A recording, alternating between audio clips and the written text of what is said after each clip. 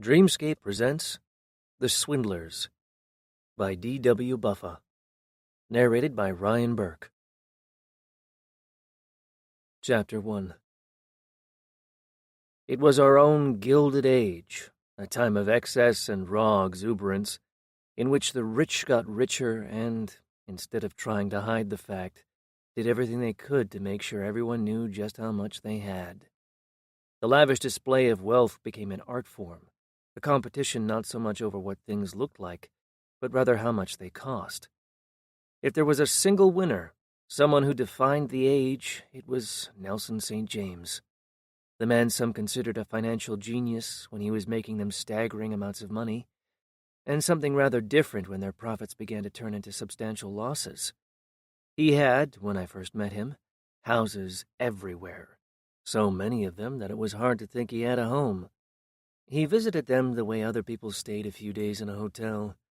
If he had a residence, a place he felt comfortable, a place he could lounge around in an old pair of sandals and a shirt bought somewhere off the rack, it was here, on his own private yacht that, as the rumor said, had cost as much as some countries spent on their navies. Blue Zephyr could sail in any ocean, go anywhere in the world, which meant that Nelson St. James never had to be in the same place twice. And, more importantly, never, even in his sleep, had to stop moving. It was that, and not any great love of the sea, that made him spend so much of his time on the water. That, and perhaps the sense that out here he was more difficult to find. I had come aboard in San Francisco, invited for a weekend cruise down the California coast. Where Blue Zephyr was going after I left in Los Angeles, I had no idea. And I am not sure anyone else knew either. The last thing anyone on the yacht was interested in was their destination. There were more than a dozen guests, and all of them, or at least those I had met so far, were there for no other reason than because they had been invited.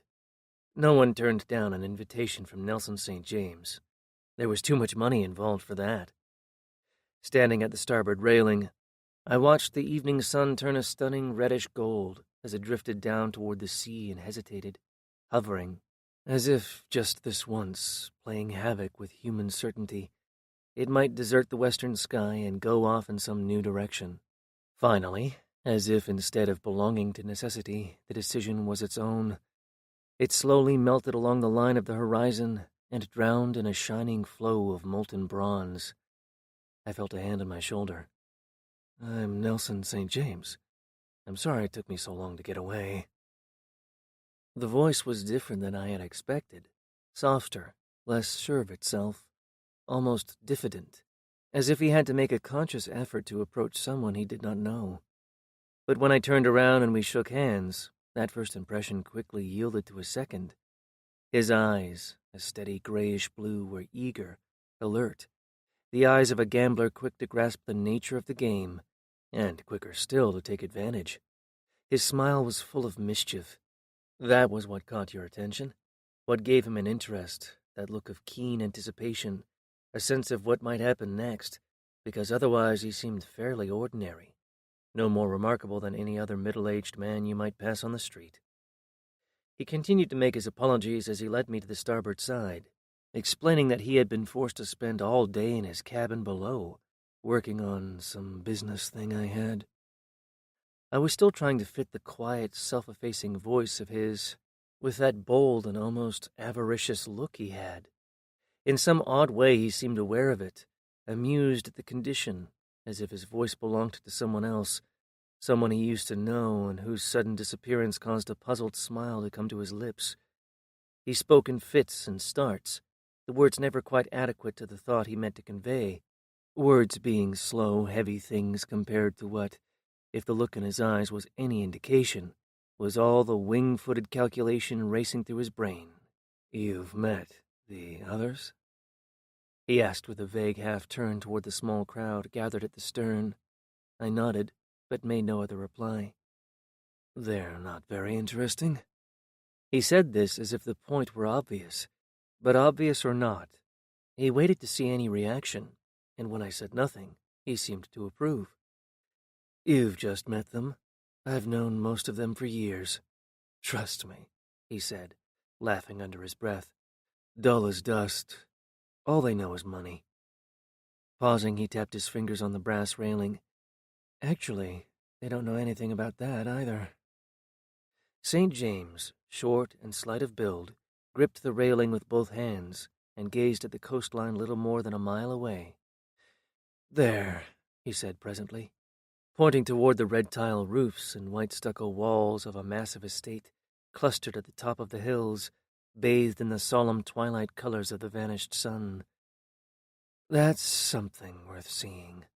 Not the way the tourists do, who buy their tickets by the busload and go gaping through it, but from out here, where it doesn't look any different than when it was first built. His eyes, filled with a strange, vicarious pleasure, moved in a steady arc until he was looking straight at me. It was as if he wanted me to guess what he was thinking, some secret he had not shared with anyone, and was not yet certain he wanted to share with me. It was one thing if I could imagine it out on my own. It was another thing if he had to tell me.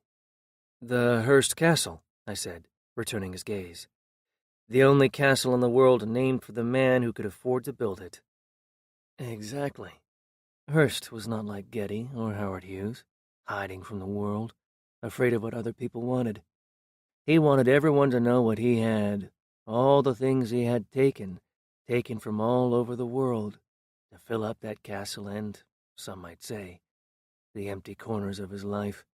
And America is the only place he could have done it, built a castle like that, dedicated to his own importance, because we don't worship royalty here. We worship money. We're a nation of thieves, Mr. Morrison. It's what we've always been. That's what makes this country great." He laughed, but he was serious. Everyone took what they could, he seemed to suggest. Some were just better at it than others. "I'm glad you came." He glanced over his shoulder at his other guests, talking loudly in the shadows at the other end.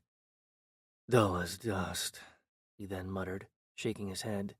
"You're the lawyer, right?" he asked with sudden interest, as if he had just remembered. "Morrison, you work with criminals. Some of them must be interesting.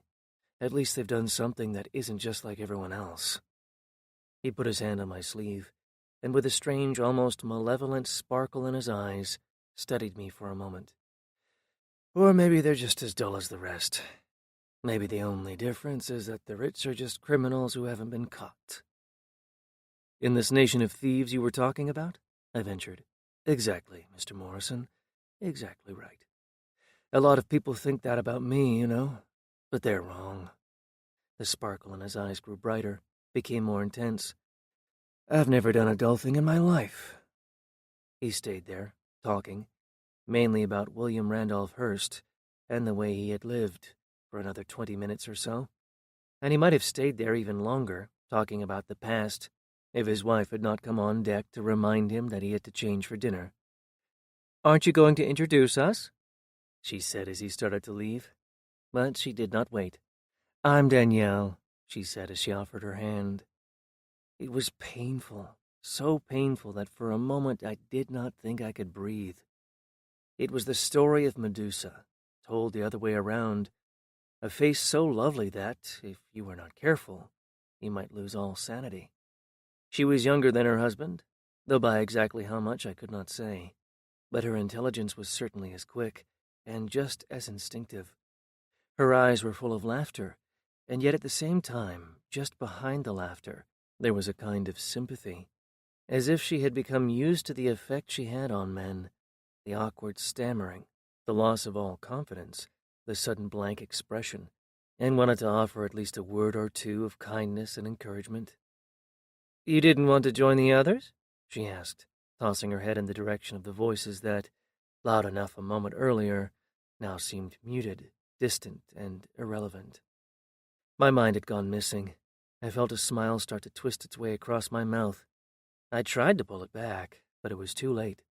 She gave me a teasing glance, the way someone does who knows more about you than you do yourself. "Is it because you're shy?" "No, I was there." I heard the words, and only then realized they had come from me. "I had a drink, but then—" I kept looking away and kept looking back, my eyes both sentry and traitor of what I felt. And then the sun was going down. I'd never been out here before, and I wanted to see it all. The way the light changed color, the way the sun... I shook my head and laughed, held what was left of my drink in both hands and studied, though it was barely visible, the planking on the deck. I laughed some more, struck by my own sudden incapacity. There was nothing to do but shrug my shoulders and admit defeat. I looked at her again, and this time did not look away. And because after a few minutes I didn't have anything else to say to them, Anthony Morrison, the famous courtroom lawyer, didn't have anything to say? Her voice was warm and breathless, every word seeming a mystery with more meaning than anything it said. But then I suppose it must be different, what you do in court, when you talk to juries and ask questions of witnesses sworn to tell the truth, and a normal conversation, like this one, in which two people who have never met before try to make themselves sound interesting by telling all the lies they can. It was stunning how easily she made you want to believe her.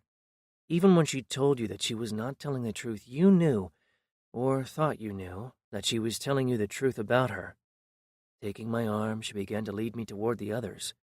The sun had vanished completely. All that was left was a few jagged streaks of deep purple in a scarlet-colored sky. Across the water on the distant shore, where Hearst had built his castle, lights began to appear. "Don't worry," whispered Danielle, her breath close against my face, her fingers pressed tighter round my arm. "I'll take good care of you." It had been difficult enough to keep my composure, difficult enough to think clearly, when she was moving among the shadows of early evening.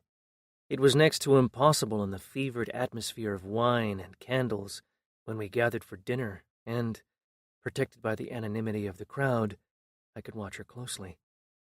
Her high cheekbones and soft, teasing mouth, her eyes that seemed to grow larger the longer they stayed fixed on you, her hair an auburn shade that rivaled dusk. But it was the small gestures, the subtle smile that added warmth to what she said, the eyebrow lifted into light or surprise at something someone else had said, that made her so fascinating to observe. She sat at the end of the long table, a table covered with crystal glasses and fine china, carrying on a conversation with one of those same men her husband had dismissed as uninteresting, drawing him out in a way that made him seem interesting at least to himself.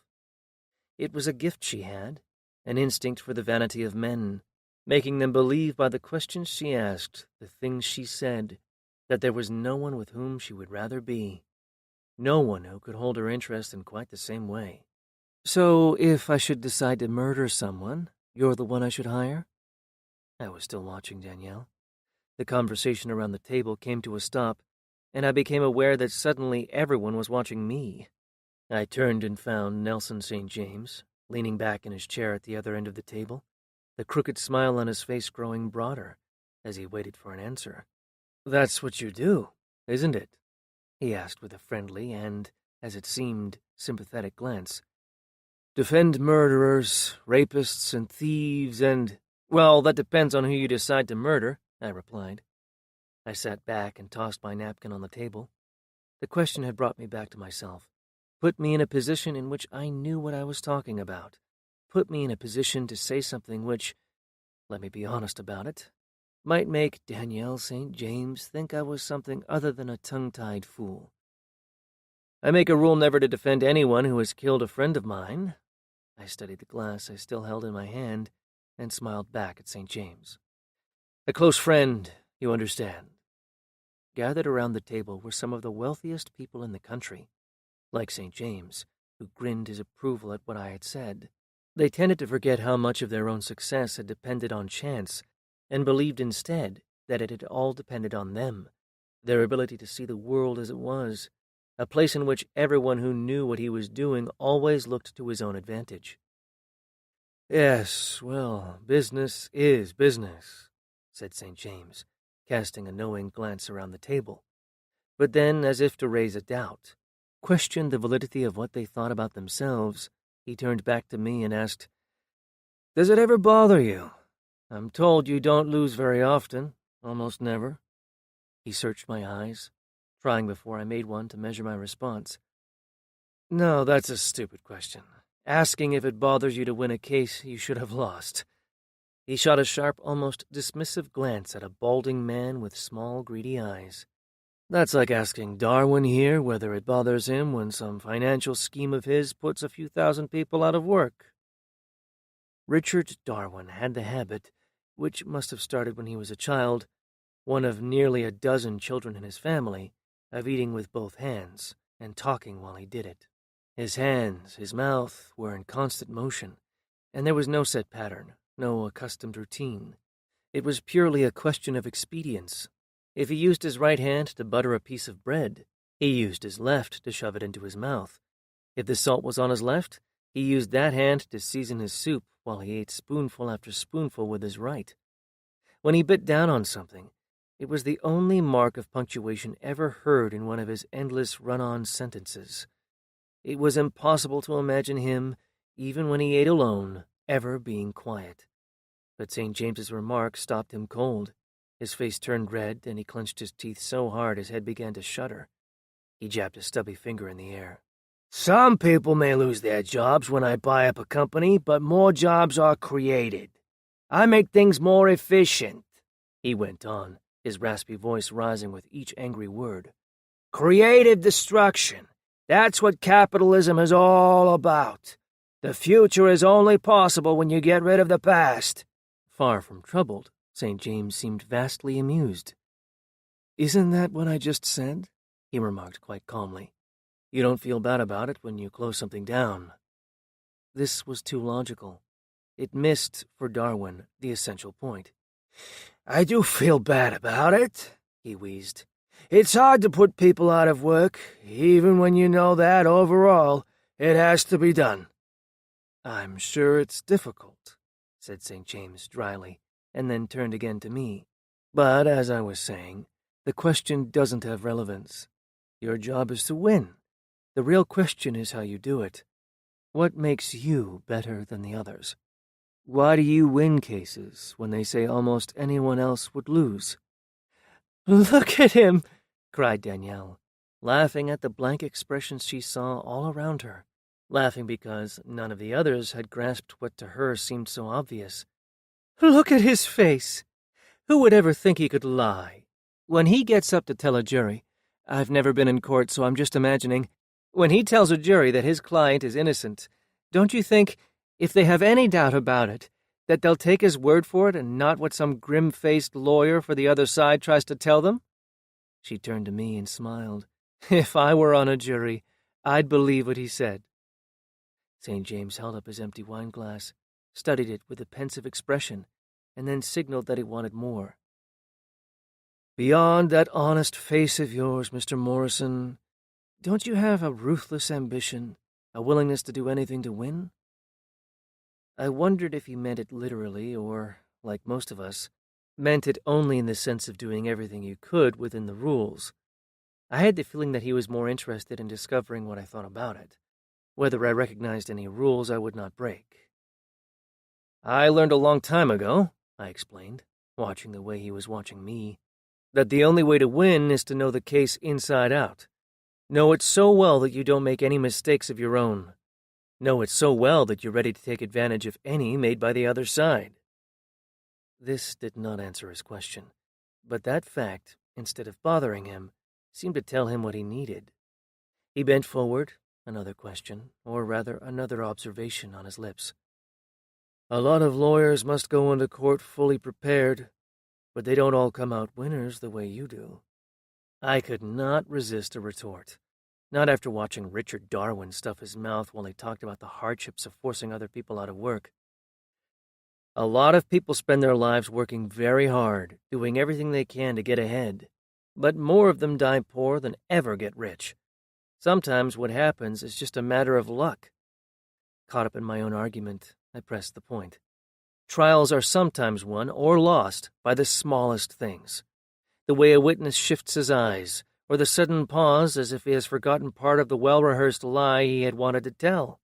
I've seen trials decided because a witness for the other side wore a dress that was too revealing.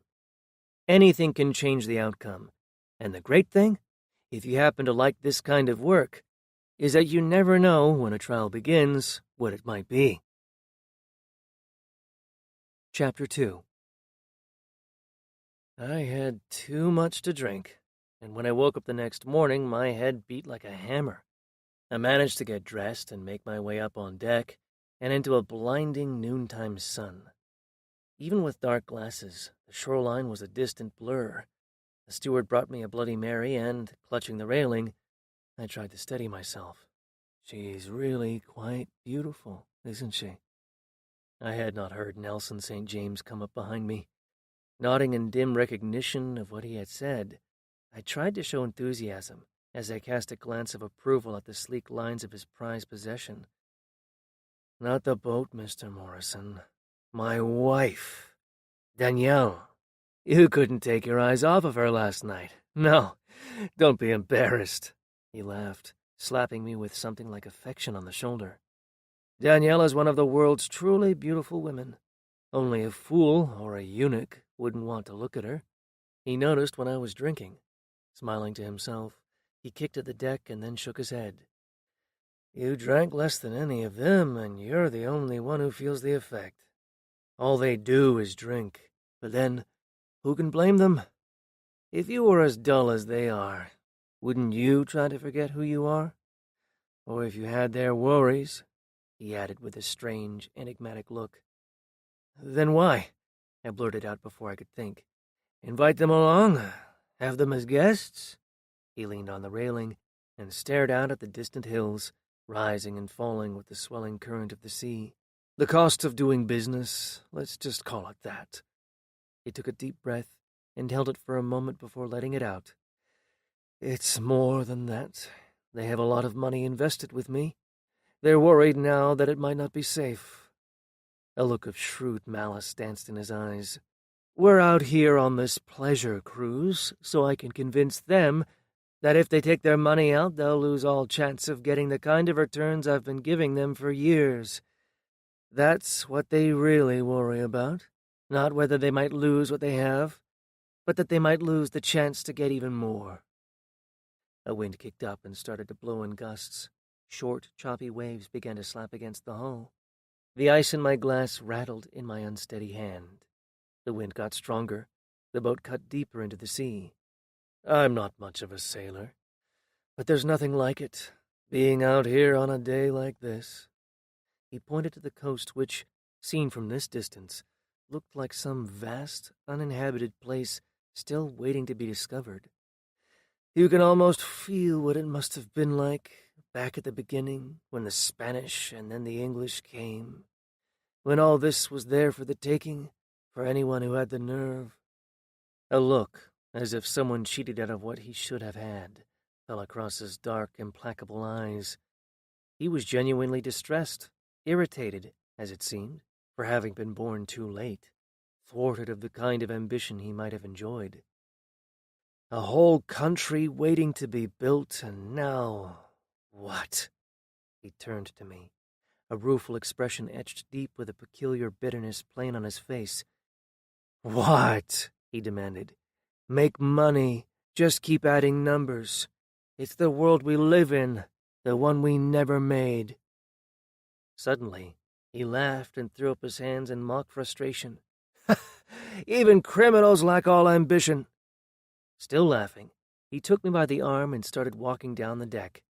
The hard, heavy wind nearly knocked me sideways, but St. James, more used to it, did not miss a step. You ever defend someone charged with embezzlement? He asked, continuing his line of thought. Wouldn't matter if they had stolen millions, would it? It would still be boring compared to a single act of piracy. He stopped and swung around until he was right in front of me, a question in his eyes. That's not crazy, you know? I can prove it. Think back over the last few years, all the rich guys, I knew a few of them, who went to jail because of the money they had taken out of the companies they ran, or the investors they defrauded.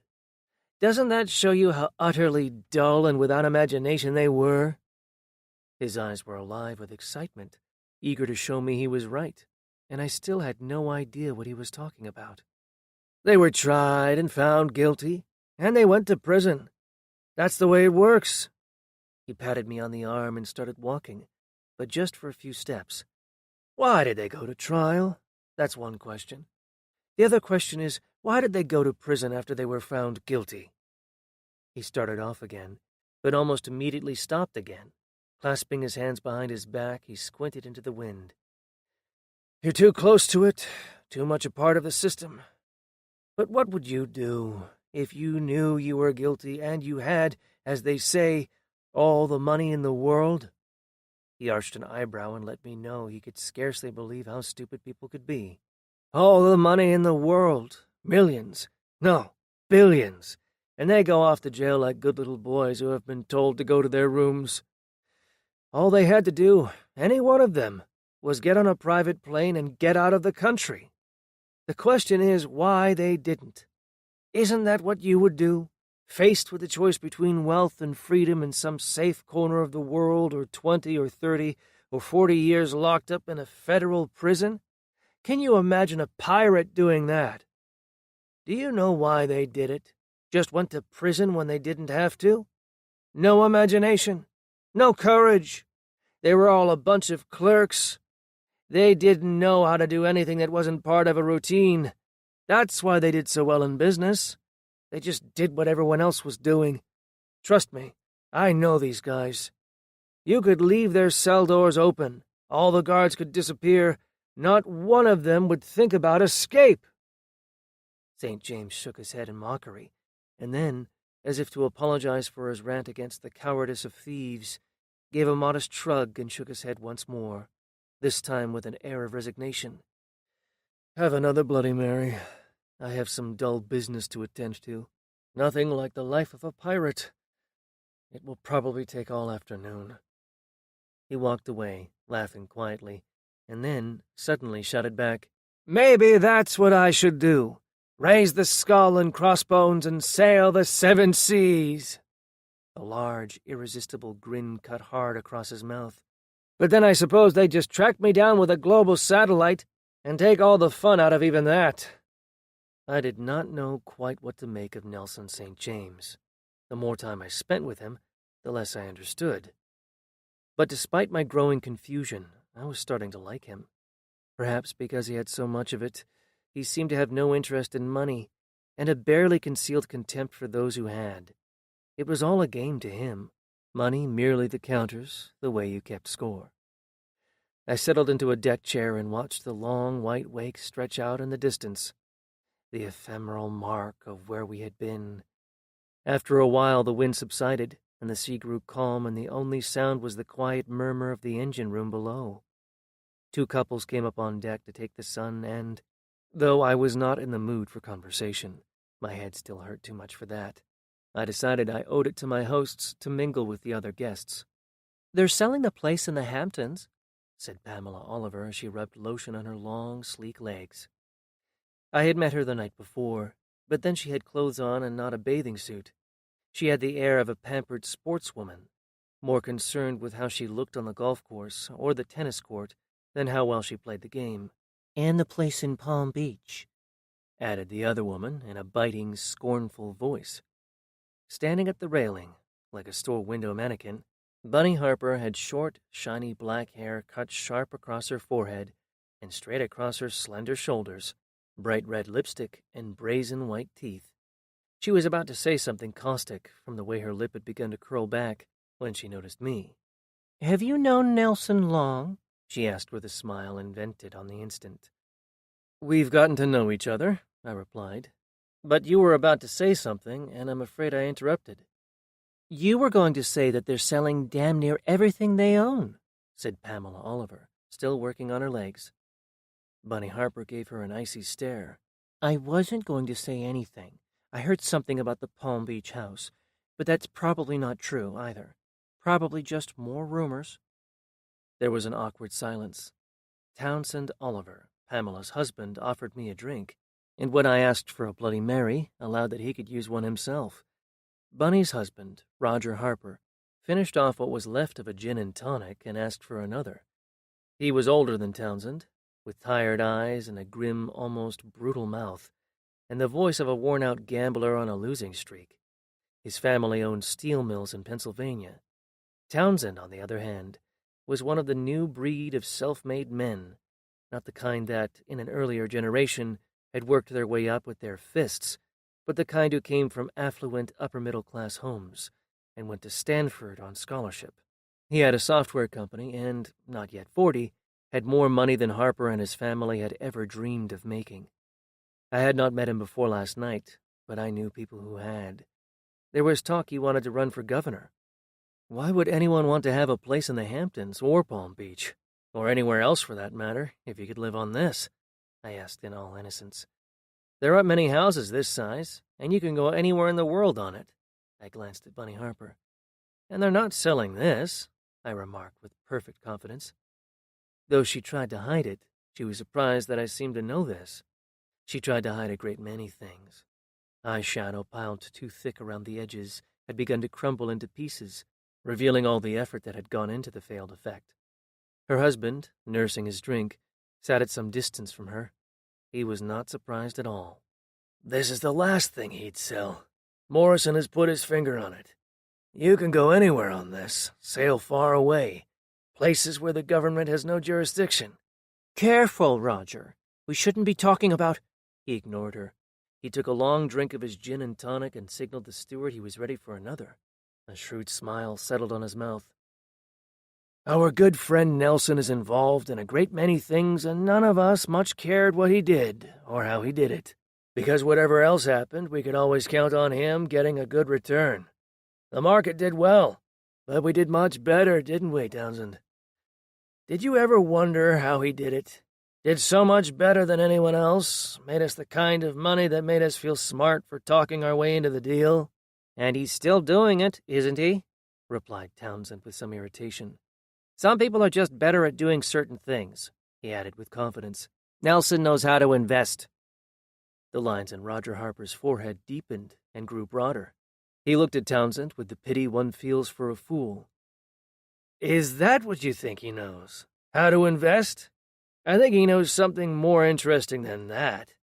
I think he knows how blind people can be, how eager they are to believe it whenever someone tells them that he knows how to make them more money than they've ever imagined. I think you've had too much to drink, said Townsend. Screw you, Townsend, said Harper with a caustic glance. What the hell do you know about anything? And screw Nelson St. James, he added when his wife started to interrupt. Screw the whole lot of them. He crouched forward, looking straight at me. There was a marvelous clarity in his eyes, the seasoned certainty of someone who does not care what anyone else thinks or says. When people find out what's been going on, when they find out what he did, how he did it, they'll be talking about it for years, wondering why no one ever caught on. Who knows? They may even start to wonder how people who always thought they were so damn smart could be so stupid. Bunny Harper was tugging on his arm. He's coming, she whispered urgently as he started to resist. Come on, everyone, shouted St. James as he stepped up on deck. Danielle wants a picture. That evening, Blue Zephyr anchored off the Channel Islands. The lights of Santa Barbara danced on the moon-covered sea, and the liquor flowed freely, and everyone acted as if they were the best of friends, all of them anxious to please. St. James glanced down the table to where I was sitting between Pamela Townsend and Richard Darwin's small, waspish wife. We were last talking about getting away with murder, interjected Darwin as he continued to eat. His eyes never left his plate. St. James looked at him as if the man were hopeless. Getting away with murder, Darwin reminded him again as he reached for another piece of bread. Yes, and for some reason it suddenly seems a much more attractive possibility, said St. James as he watched Darwin wipe the bread into some gravy before shoveling it into his mouth. The remark was lost on Darwin, but his wife understood. Getting away with murder, she said in a small, reedy voice that seemed to hiss with resentment. If you have enough money, I suppose you might think you could get away with anything. She meant to stab him in the heart, to do all the injury she could. St. James treated it as an intelligent suggestion that led to the very point he wanted to make. Money would be essential. Without it, you couldn't hire Morrison. But Darwin's wife was not going to let it stop there. She did not like being put off. She was about to make another caustic remark when Danielle got everyone's attention by challenging her husband. But if someone wanted to get away with murder, thought about it in advance, why would they need to hire Anthony? Isn't the best way to get away with murder not to get caught in the first place? Isn't the only reason to hire Anthony Morrison and his honest face because you failed, didn't plan it well enough? Darwin belched and seemed not to be aware of it. There was nothing left on his plate. Beneath their heavy lids, his sharp, rapacious eyes darted out from one side of the table to the other, searching for something he might have overlooked. Vaguely disappointed, he slid back in his chair and folded his arms. "That's worse than murder." He was looking right at me, and there was nothing friendly in the way he was doing it. I knew what he was going to say. It was written all over his face, and I had heard it often enough before. I tried not to laugh. "What's worse than murder?" "What you do, helping someone get away with it. What a lawyer does when he tricks a jury into letting some murdering bastard go free." "Is that what you think you would call it? Murdering bastard, a lawyer's tricks, if you were charged with a murder you didn't commit?" "It's really quite amazing," I said, daring him to disagree. "How many people who always thought anyone who is arrested must be guilty suddenly decide the police are idiots or worse, and the whole system stupid and corrupt when they're the ones charged with a crime?" Richard Darwin was too used to running things, too accustomed to everyone agreeing with him, to consider me anything but offensive. His face turned several shades of red, but before he could sputter an angry reply, Danielle again intervened. "What I want to know," she said, laughing as if Darwin was acting a part, pretending to an anger he did not feel, "isn't how you could defend one of those murdering bastards Richard gets so upset about. What I want to know is how you, yourself, after all, you're the only one here who really knows about this sort of thing, would go about it. What would you do to get away with murder?" "Yes, tell us," she cried. "You've worked with all these people, tried all these cases. You must have thought about it," she purred. "What would you do if you wanted to kill someone and did not want to get caught? Tell us, Anthony Morrison. Tell us how to commit the perfect murder." I felt a strange sense of triumph. I could look right at her now, return her gaze, and not lose my train of thought. 3 things. An alibi that is unbreakable, a weapon that is untraceable, and, most important of all, someone else to blame. "Someone else to blame?" asked St. James from the end of the table. "The jury has to believe that the real murderer is out there, still at large, and that if they don't vote to acquit the defendant, the real murderer, whoever he is, will get away with it." "But we're talking about the perfect murder," he reminded me. "The killer never goes to trial because he never gets caught." "It comes down to the same thing. There has to be someone else to blame. The police almost never look for a second suspect once they have the first. There's one problem, of course." I looked around the table, at Darwin, who was thinking about something else, and at the others, at Townsend Oliver, and Roger Harper and the women they had married, and at the other couples, all of them rich beyond imagining, and certain that they were worth even more. The problem I had posed was obvious, but only if you had a conscience. None of them were willing to hazard a guess. If you could get away with murder, if it was as easy as I had to suggest, an alibi, a weapon no one could find, and someone else to blame, what problem, if there was one, could rank in importance with the fact that it could be done? "Instead of committing just one murder," I explained finally, "you would be committing 2. Everyone still seemed baffled, all except Danielle. "You also kill the person who gets blamed. He gets arrested, charged with murder, and though he's completely innocent, all the evidence is against him. Everyone thinks he's one of those murdering bastards of Richard's elegant description, and he's convicted, and either spends the rest of his life in prison or is executed for his crime. But why is that a problem?" She said this in such a casual, offhand way, with such stunning indifference, that I wondered if she meant it. if for all her beauty she could be as cold, as heartless as that. She saw the doubt in my eyes almost before I knew it was there. The smile on her lips became enigmatic, mysterious, and yet somehow full of understanding, as if instead of just having met, we had known each other for years. "If the real murderer is worried about that," she explained in a quiet, thrilling voice, "all he has to do is make sure the accused has someone who can save him, someone like you, Anthony Morrison." Dinner was over, and the serious drinking began. Whether or not it was the tension brought on by the uncertainty of what was going to happen next, all those whispered rumblings about whether St. James was in trouble, and what that might mean for them, the drinking, once it started, did not stop. It went the way of most gatherings of unhappy people forcing themselves to have a good time. Cheap talk and brazen laughter, knowing looks and sidelong glances, a single meaningless word the cause of wild hysterics, a sudden dead exhaustion, a raucous shout, and then a call for another round. St. James and his wife smiled politely, laughed softly, and, as I noticed, scarcely touched their glasses. The louder the others talked, the quieter, the more withdrawn the two of them became. A little after midnight, St. James excused himself and said he had to get off to bed.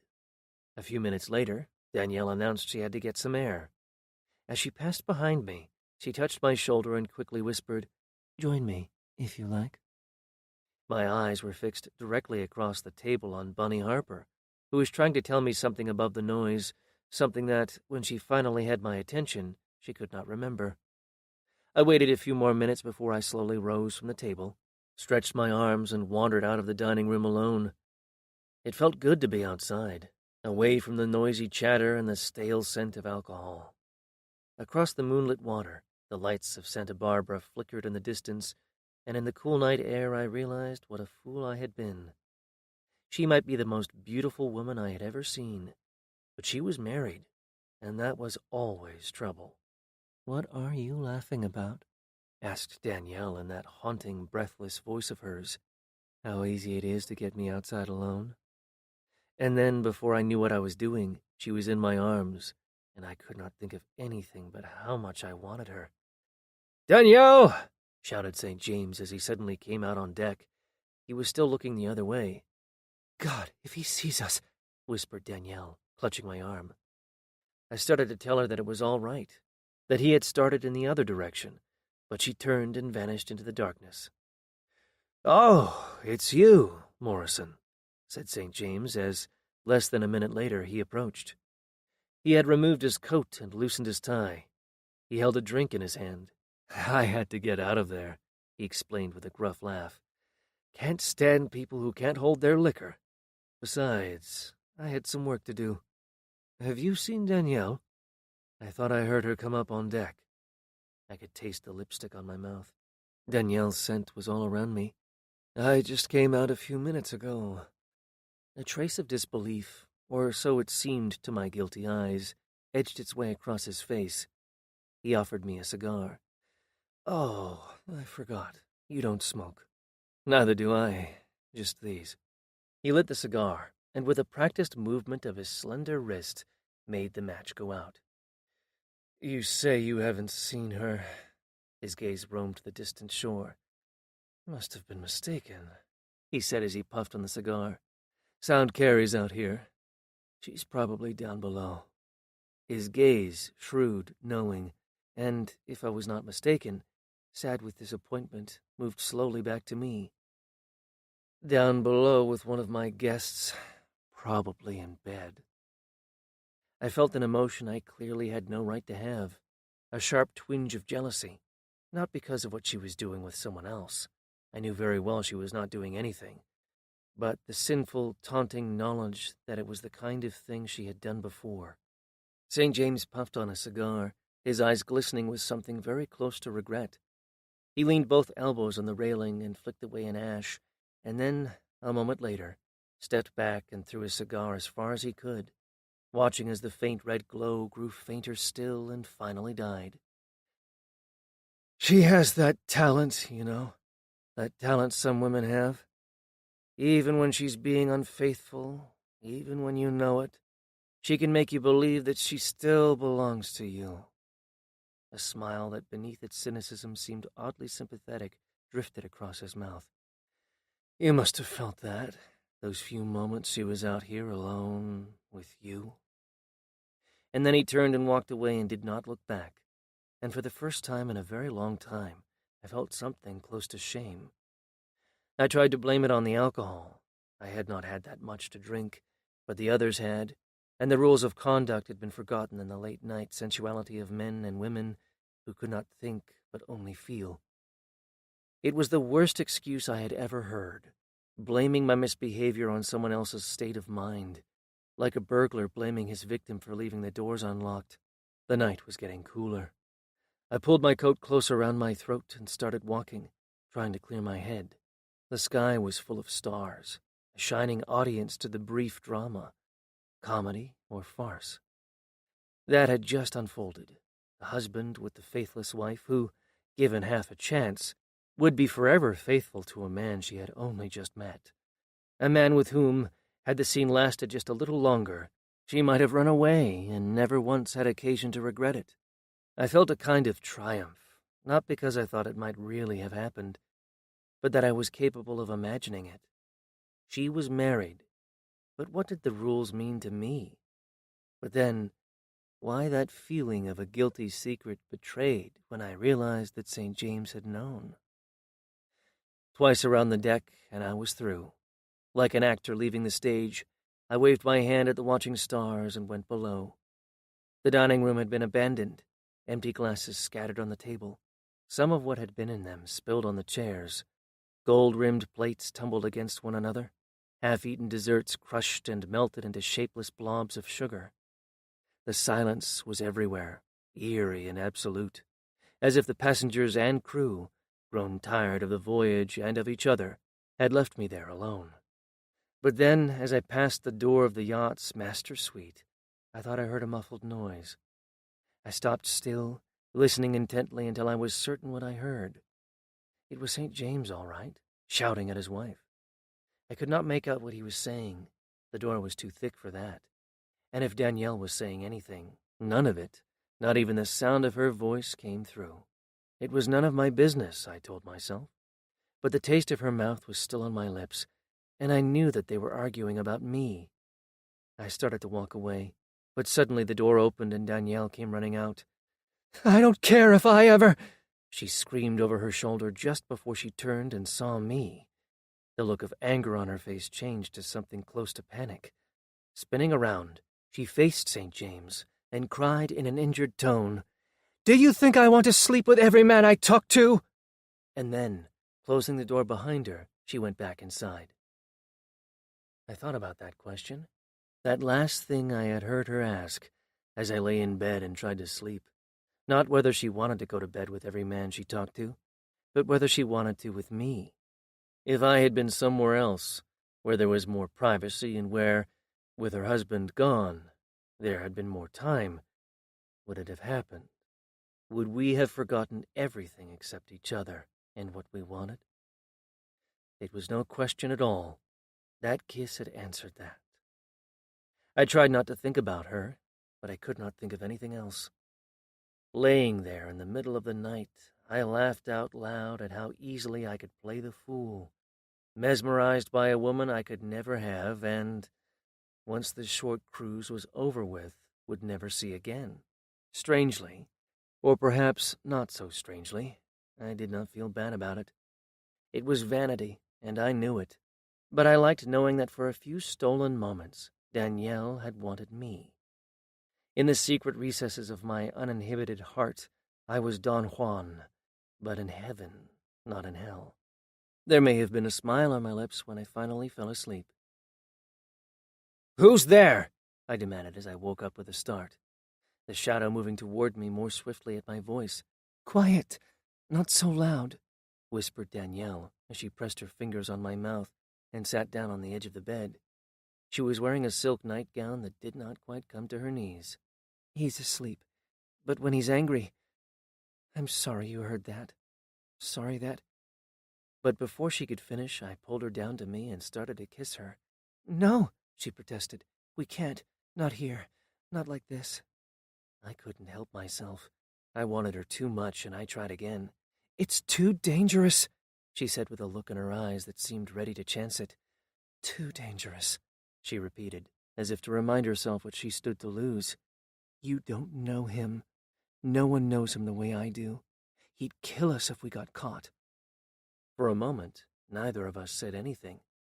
In the moonlight, filtered through the window like a silver screen, her face was as lovely as any I had ever seen. It held me captive, unable, unwilling to look away. She was almost too beautiful to want. A painting in a museum too beautiful to touch. I shouldn't have come, she said finally, gently stroking my hair. She smiled at the look of hopeful disappointment in my eyes. I had to see you again, one more time alone. The excitement, the confidence, the sense of being always at the center of things, watched by everyone whenever she entered a room, all of that was gone. In its place was something sad and wistful and far away. You don't remember me, do you? I knew it as soon as I saw you, as soon as we started talking. You didn't recognize me. You don't remember anything about me. And I was always so certain that you would. Without another word, without telling me anything of what she meant, she kissed me on the side of my face and vanished into the night. Chapter 3. It made me a little crazy, trying to remember a face that was impossible to forget. I could not have known her, despite what she said. Perhaps we had met at some gathering, a large party in San Francisco or New York, where I did not know anyone, and, to hide my awkward self-consciousness, I had had too much to drink. But she had meant more than that. More than some chance meeting that had lasted only a few brief seconds. We had known each other well enough that I would have remembered, should have remembered, things about her, not just her face. I lay there in the darkness, searching through my past, wondering why I could not find her, how she could have vanished. The next morning, when I went up on deck to join the others, I could almost hear the laughter in that silky voice of hers, telling me all about a memory I did not share. The motor launch was heading toward the shore. Sitting next to her husband, Danielle, a white scarf whipping in the breeze, was looking back over her shoulder, trying, as it seemed, to catch one last glimpse of what she had left behind. I thought she saw me, and I thought she smiled. Mr. and Mrs. St. James had to fly back to New York. I turned and found myself under the watchful gaze of Blue Zephyr's captain, who immediately offered his hand. Mustafa Anastasis, we haven't met. I'm acquainted with the other guests, but this is your first time, isn't it? There was something out of place about him, something that did not feel right. His manner was too formal, too studied, everything too perfect. His dark gray hair was cut just right, his black mustache trimmed with precision. His double-breasted blazer gleamed like a dinner jacket, and his tailored flannel slacks broke at exactly the right angle across a pair of soft Italian loafers. He spoke English with a meticulous pronunciation that a native speaker never uses. Greek, he explained in answer to the question he read in my eyes. On my father's side. My mother was from Istanbul. They usually hate each other, the Greeks and the Turks, but my parents did not care for politics, only each other. They had 9 children. His eyes, shrewd and observant, moved past me to the motor launch, barely visible in the morning haze. Are they coming back? To Blue Zephyr? His glance was full of meaning, or rather the suggestion of one, because there was something enigmatic in his look. A smile of cheerful malevolence suddenly started across his mouth, but then he shrugged his shoulders and made the vague remark, Always, but when or where? They decided to leave rather suddenly. They didn't say anything about it last night. His gaze turned inward, as if to shut out the question, or any other inquiry about what Nelson St. James might be planning to do next. Tomorrow, in Los Angeles, a plane will take you back to San Francisco. That's very kind of Mr. St. James, I replied, but it won't be necessary. With an expression as enigmatic as his, I added, I have other plans. I was telling the truth. I did have plans of my own, something I had been meaning to do for a long time. Tommy Larson was just about the only friend I had. Though we lived only an hour's plane ride apart, he never seemed to get to San Francisco, and I almost never went to L.A. We talked on the phone once in a while, usually after I had won a case, and he called to complain that, thanks to me, the streets were now less safe than they had been, and all the women were in danger. But I had not seen him in nearly a year. A lot had happened, and not all of it was good. Tommy had moved out of Los Angeles, from Pasadena, where he had lived for years, since shortly after finishing law school, to a small town an hour's drive north, not far from Santa Barbara, and a dozen miles inland. Ojai was a place to grow oranges and avocados, and a place to hear yourself think. The Thatcher School was the other side of the orchards on the east end of town, and there were other shady private schools spread along the oak-lined approach. Gurus and mystics, disciples of Eastern religions that taught the path to inner peace, had flourished here, and Aldous Huxley, back in the 1950s, had often driven up for long discussions about what it all meant. There was still some of that, though it more often took the form of classes on yoga and other stranger meditations. But now the famous people who came here were mainly interested in having a place to hide. Celebrities walked around or sat in small restaurants, dressed in shabby clothes, and for the most part no one noticed. Tommy had been famous once, but that was not the reason he had moved. I followed the long, straight, palm-lined street up into the foothills until I reached a one-story Spanish-style house that looked as if it had been here for years, since some time in the 1920s when some now-forgotten movie star had wanted a place where he could escape the prying eyes of tourists and, depending on whom he was with, a jealous husband or an overzealous cop. It was barely visible from the road, hidden behind a tangle of reddish-orange bougainvillea and clumps of cactus with exotic purple flowers. Low rock walls 3 feet thick, rocks piled by hand on top of each other. Rocks taken when the land was cleared and the house was built marked the boundary of the property, and both sides of a long, narrow drive. It was Los Angeles 100 years ago, before the movies made it famous and anyone who was anyone had to live in a mansion. Tommy was sitting on the front porch in a faded gray t-shirt and a pair of tattered khaki shorts. The straw hat on his head had seen better days, and one of his leather sandals had a broken strap. With a familiar grin, he watched while I parked the car. Then he stretched his arms and slowly rose from the stiff-backed chair. "As you can see," he announced as he ran his hand across the heavy stubble on his face, "I've gone to a lot of trouble getting ready for your visit." "What are you laughing at?" he demanded with a gruff, half-bent grin. "Hell, I even got dressed, sort of. Not like you, all pressed and buttoned up, but good enough. At least as good as I ever do anymore." He clasped my hand and with his other hand held my arm steady.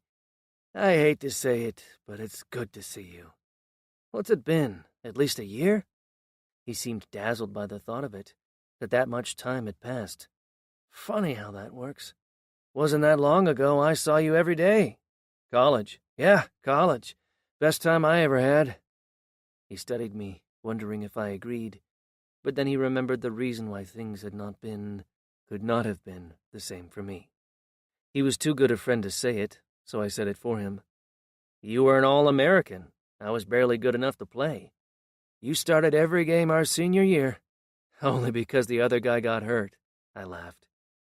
"I always thought you were better. Come on, let's go inside. It's cooler, and I'll get you a beer, and I'll tell you all the lies I've been saving up."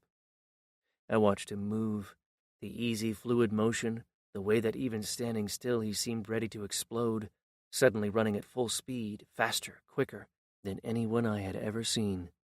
He left me in the living room and went into the kitchen and brought us back the promised beer. "We're not going to talk football and how great we were, how we were the best team Southern Cal ever had, how you won that Rose Bowl game after I ripped up my knee." He tapped his bottle against mine and took a long, slow drink. He smiled with his eyes. "No, I don't wonder what would have happened if I had not got hurt, what kind of pro career I might have had. I used to," he admitted.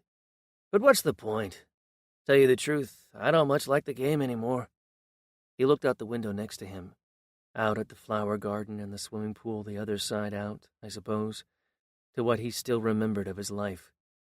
There are a lot of things I don't like much anymore. A moment later, as if he had just realized what he had said, he shook his head and laughed. It's so damn quiet here, sometimes I start talking out loud just to make sure I still have a voice. I had wondered how I was going to say what I knew I had to.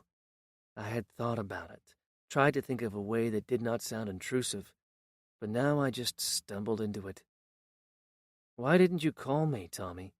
There must have been something I could have done. We've been friends for... He stopped me with a look. We're too good of friends for me to lie to you the way I did to everybody else. Divorce is a little like death, worse in some ways. Everyone wants to tell you how sorry they are. You can't exactly tell them that it's the best thing that's ever happened, can you? Tell them how thrilled, no, grateful that she finally decided to leave. You have no idea what a relief it was. He gave me a quick appraising glance. No, you know. When you heard, you weren't surprised, were you? No, I admitted. I wasn't surprised, but that didn't change the fact that I was. But he was not listening. He was still caught up in the memory of what happened and, more than that, the reasons why, if he had only known it, he made it all inevitable. She was the best-looking girl in school, and she married an All-American, the great running back, Saturday's hero. It was always going to be like that, the guy that everyone is eager to be friends with, eager to do anything they could to help us. When I got hurt, when I couldn't play anymore, when I decided I'd better follow you and go to law school and learn how to do something, it never occurred to her that any of it would change, and for a few years it didn't. I was still the player, the college football star, everyone who saw us full of smiles. And when it all went away, she went with it. Not consciously, not on purpose. She found other things, other people, more interesting. All that bright-eyed eagerness went away, all the fun disappeared. When we were first married, she would run to the door when I came home. When I joined the U.S. Attorney's Office, became a government lawyer on a government salary instead of joining some high-priced firm, she barely said hello at night. She never complained, never asked me to do anything different, but there was a look of disappointment, a sense that I had let her down, that she had made a mistake. Staring straight ahead, he tapped his fingers briefly on the arm of the overstuffed chair. It's quiet here. I already said that, didn't I? It's true, though. That's why I came here, why I bought this place. I've never been alone before.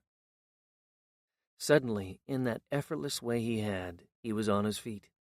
He stretched his arms and then put his hands on the small of his back, and with a thoughtful expression stared down at the faded red tile floor. You never thought you were very good, he said, raising his eyes just far enough to meet my gaze. That's why you were better than that other guy. That's why you're just about the best damn lawyer around. Things were easy for you, I reminded him. You were born with speed and quickness, and you could see how things were going to happen before they did. Things were easy for you, too. You finished near the top of your class in law school. I barely made it. And you became one of the best prosecutors the government had. Not good enough to get the guy you just went sailing with. You didn't tell me that when I told you what I was doing. You were after St. James? He made a helpless gesture, a rueful smile that suggested that he wished he had had the chance. I didn't know if you were about to represent him. Is that why he invited you? To ask you if you would? We were friends, but we were also lawyers, a prosecutor and a defense attorney, and I started to hedge my answer. He caught my hesitation. I'm not prosecuting anymore. I quit, remember? Tommy had left the U.S. Attorney's Office shortly after his divorce. He had not given any reason, only the familiar phrase that he was leaving to pursue other opportunities. He had not pursued any, so far as I could tell, unless you considered living alone somewhere outside L.A., among the many possibilities that vague phrase suggested. Quit for good, or just long enough to figure out what you want to do? With his hands shoved into his pockets, he twisted his mouth to the side and narrowed his eyes, as if the question had been written out on a piece of paper, and he was studying it for an answer. Quit the government for good? Quit being a lawyer? I don't know. Maybe. He searched my eyes as if he thought he might find the answer there. But nothing in my own experience would help him find a way out of what was clearly a dilemma. I like the courtroom. I like the action. But it isn't like football. It isn't a game. You don't just walk off the field at the end. You don't just add up another game to the number you've won or lost. He was bouncing up on the balls of his feet, his shoulders slightly lowered, his eyes focused straight ahead, but just like when he was playing, seeing everything around him. You ever lose a case where you know the guy was innocent? Ever have to watch someone go off to prison for something he didn't do and there wasn't a damn thing you could do about it? Is that what happened? I asked, intensely curious. You sent someone away for something he didn't do? Not on purpose. Not with what they call conscious knowledge. In some ways, it was worse. We were going after people we knew we could get. Drug stuff, mainly. Easy cases to win. Not the ones in charge, the ones who manufacture, the drug lords. We'd go after them when we could. But possession cases. You get some kid, he's hooked on crack, and you send him to prison for 10, 20 years. He broke the law, you convict him. You do it over and over again, and then you start to notice that it doesn't make any difference. The kid was a junkie, an addict. He needed help. But we aren't in the business of helping kids like that. So we go after people who are, some of them, the real victims, and we let a guy like St. James go around stealing billions and don't do anything about it because it's too complicated, too expensive, because it takes too much time to build a case you have any chance of winning. He burst out laughing. Christ, listen to me. Sounds like I'm one of those halftime speeches we used to have to listen to. We'd be up 30 points and the coach would be talking about how lousy we'd played. His eyes shined bright with the memory of it, and he laughed again, quietly now, at his own nostalgia. That was the problem, you see. Running up the score. You can always have a winning record. Hell, you can go undefeated, if you only schedule weak opponents. He turned deadly serious. That's what we were doing, trying only cases we knew we could win. I quit because I got tired of beating up on people who could not fight back. Kids who had never had a chance. What kind of system is it that says that if you steal a few hundred, you do 20 years, but if you steal a few billion, if you steal the whole damn country, you get to make an apology and a chance to make amends? With a wistful expression in his clear blue eyes, Tommy scratched his head. A smile that could have meant a dozen different things moved slowly across his fine, straight mouth, and then slowly faded away. But I might have gone on doing it, told myself that lie we all tell ourselves, that I was just doing my job, if I hadn't suddenly found myself divorced, and if they hadn't closed down the case I had against St. James. This, though it made more sense than what he had said about it before, raised a different and a more intriguing question. You were good enough to get him, but someone wouldn't let you. Someone in the government didn't want St. James prosecuted? You could say that, but it's nothing I could ever prove. The order came from Washington, said we had spent too much time on it, too much expense. They didn't say I couldn't prosecute, only that I didn't have any more time to build a case. That was no choice at all, and they knew it. I didn't have a case, not yet, that I could win. He got to someone, got them to back off. Not like that, not the way you imagine. It's more subtle. No one gave anyone a bribe. No one transferred a few million to some Swiss account. Some Washington lawyer, someone who represents certain interests that St. James controls, would have met with the Attorney General, a friend of his, someone he sees at social occasions, and mentioned that there were rumors of an investigation, that Mr. St. James had nothing to hide, but that this kind of publicity was harmful to the various enterprises on which a good many people depended for their livelihood. If the government had a case, Mr. St. James would welcome the chance to prove his innocence, but if not, well, perhaps the Attorney General could look into it.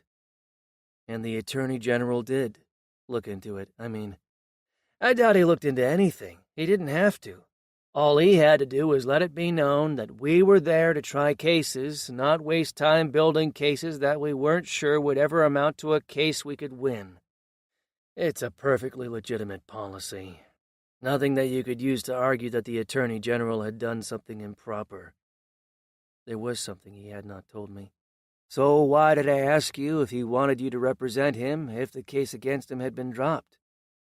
After I quit, I had a long conversation with a reporter I knew, someone who works for one of the financial papers. I told him everything I knew, everything I suspected. He started an investigation of his own, and now he has started to write about it. No one will be able to stop it now. St. James will be indicted. It's only a matter of time. He went into the kitchen and got us each another beer, and we went outside and sat at a wooden table beneath a eucalyptus tree and talked about college and how nothing had ever been quite that good again. We remembered some of the others we had played ball with, and talked about what had happened to them and the way that, for most of us, our lives were still defined by what we had been, whether we were still living in the reflected glory of the past or trying to prove to ourselves and others that we were more than a faded memory of a vanished boyhood dream. We talked for hours, and the years fell away, and the dismal minor tragedies of our lives seemed like nothing, as vague and distant from the present as when, instead of being part of us, they still waited in a future we did not yet know. It felt good, the way it always did when I was with him, talking like this, the words less important for what they said than all the other things they triggered. 3, 4 words and a dozen different visions of what we had not just seen but felt at the moment, years before, when they passed before our eyes.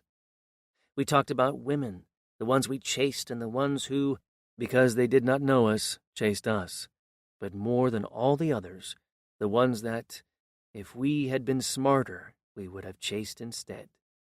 We talked and laughed, and then the light was almost gone, and the still night air turned cool. "We need to go eat," said Tommy as he stood up and headed back to the house. "I'll change. It won't take a minute." It took less than that. He put on a long-sleeve shirt, and we were ready to leave. He still had on the khaki shorts and the sandals with the broken strap. We drove into town, less than a mile away, a 4-block street that seemed deserted, and out the other end, through 2 miles of orange groves to a roadside cafe. The waitress knew Tommy by sight, and without waiting to be asked, brought him a glass of red wine. She had broad shoulders and the large hands of a woman who had always worked, and the tired, friendly eyes of a woman who never complained. When I told her I would have the same thing, she nodded her approval. We were halfway through dinner when Tommy again brought up St. James. "He's going to be indicted, and he's too smart not to know it. That's the reason you were invited, wasn't it? Because he wanted to have a chance to get to know you, to decide if everything he had heard about you was true. He would have had you checked out before he ever thought about meeting you, of course, as he's that careful. He asked you, didn't he?" "Yes, no, not exactly," I mumbled incoherently. "Yes, no, not exactly? What kind of answer is that?" laughed Tommy. "He told me that he might need a lawyer, but I'm not really sure anymore that it was his idea. I'm not sure it wasn't his wife's idea instead." I told him what had happened, how she said we had met before, and the strange reaction she had when she realized that I did not remember. But Tommy was not listening.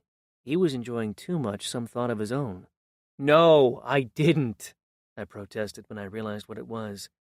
"You weren't screwing around with Nelson St. James's gorgeous wife? You're going to tell me that nothing happened?" We had known each other too long, known each other too well. His laughing eyes taunted me with what they knew. "I kissed her once. That's all," I insisted. He raised an eyebrow and nodded eagerly, waiting, certain there was more, and that I would not be able to stop myself from telling him. "I shouldn't have done it, and I knew it, and it didn't matter. As soon as it happened, I wanted to again. It was after dinner, and there had been a lot of drinking, and she asked me to meet her up on deck.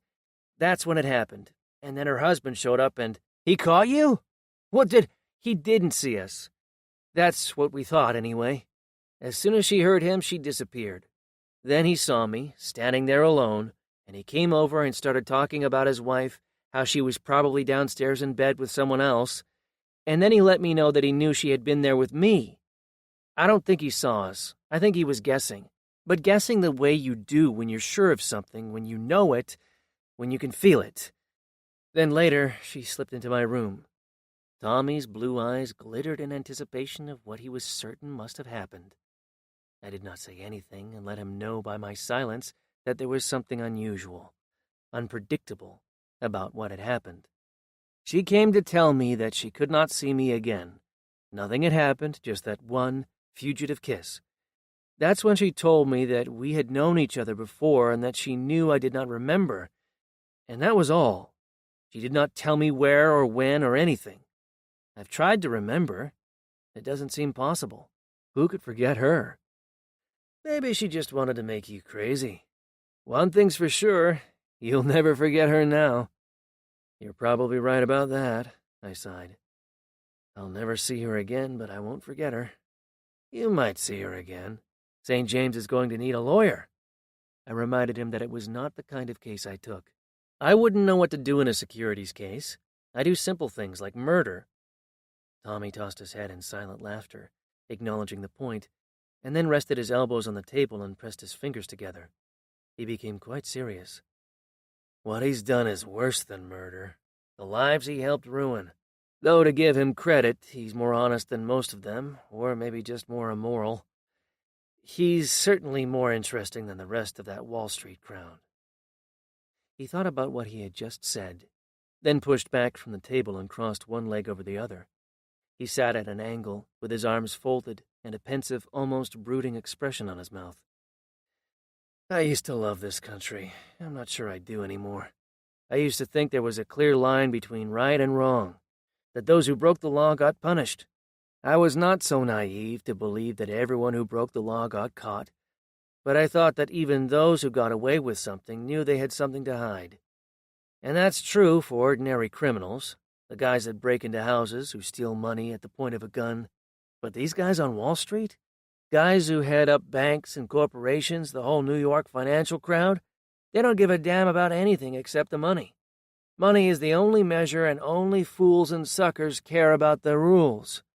They rigged the markets, made billions doing it, and thought themselves shrewd investors instead of thieves. That's what makes St. James so damn interesting.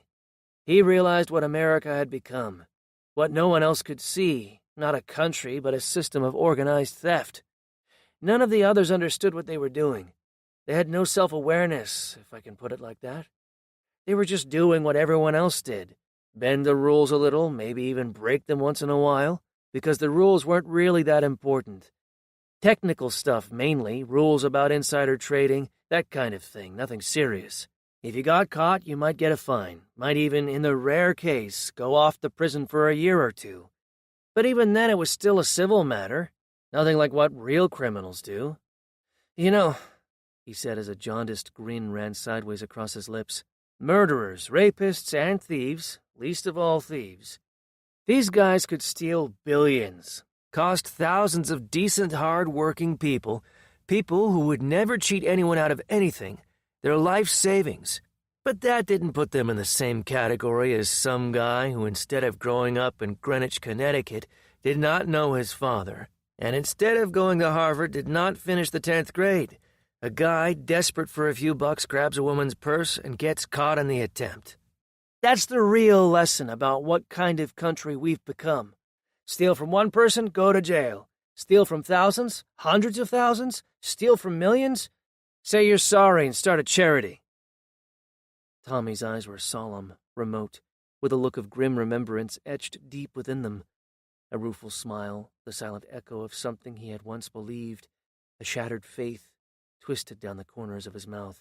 It's hypocrisy, pure and simple, he went on. The words came more slowly now.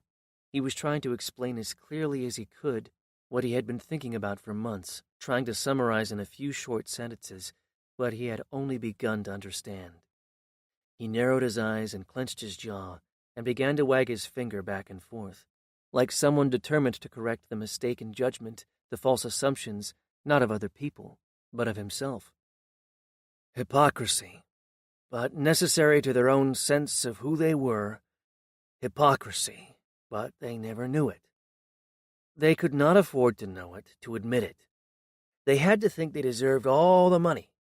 They had to believe that they were the ones who made everything work, that without them the markets could not function and the economy could not exist. They had to believe that it was only because they controlled the financial system that this was the wealthiest country in the world. They did not have the courage, the strength of will, to look things in the face and admit that they were only doing it for themselves.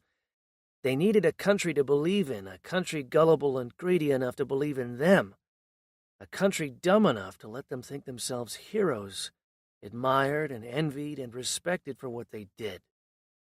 That's why St. James was so successful, more successful than any of them. He knew it was all a lie. He doesn't believe in anything. That's the key to his success. He'll take advantage of anyone and never give it a second thought. He'll do anything. And that's what makes him so dangerous and, in a certain way, admirable. I nearly fell off my chair. Admirable would have been the last thing I would have expected him to say about the man he had just described. I mean it, he assured me. St. James doesn't pretend to be anything other than what he is. He doesn't make excuses or insist that he's only doing what everyone else is doing. You'll never hear him talk about the system and how much depends on people like him. He gives none of those Chamber of Commerce speeches about the virtues of the free market. I said he doesn't believe in anything. I meant any of the things that act as a restraint on how far we're willing to go to get what we want. He believes in money, that the only thing that's important is that you have it and that you keep getting more. Those others, the ones that always talk about how much they've done for the prosperity of the country. St. James doesn't have a country. He has that ship of his.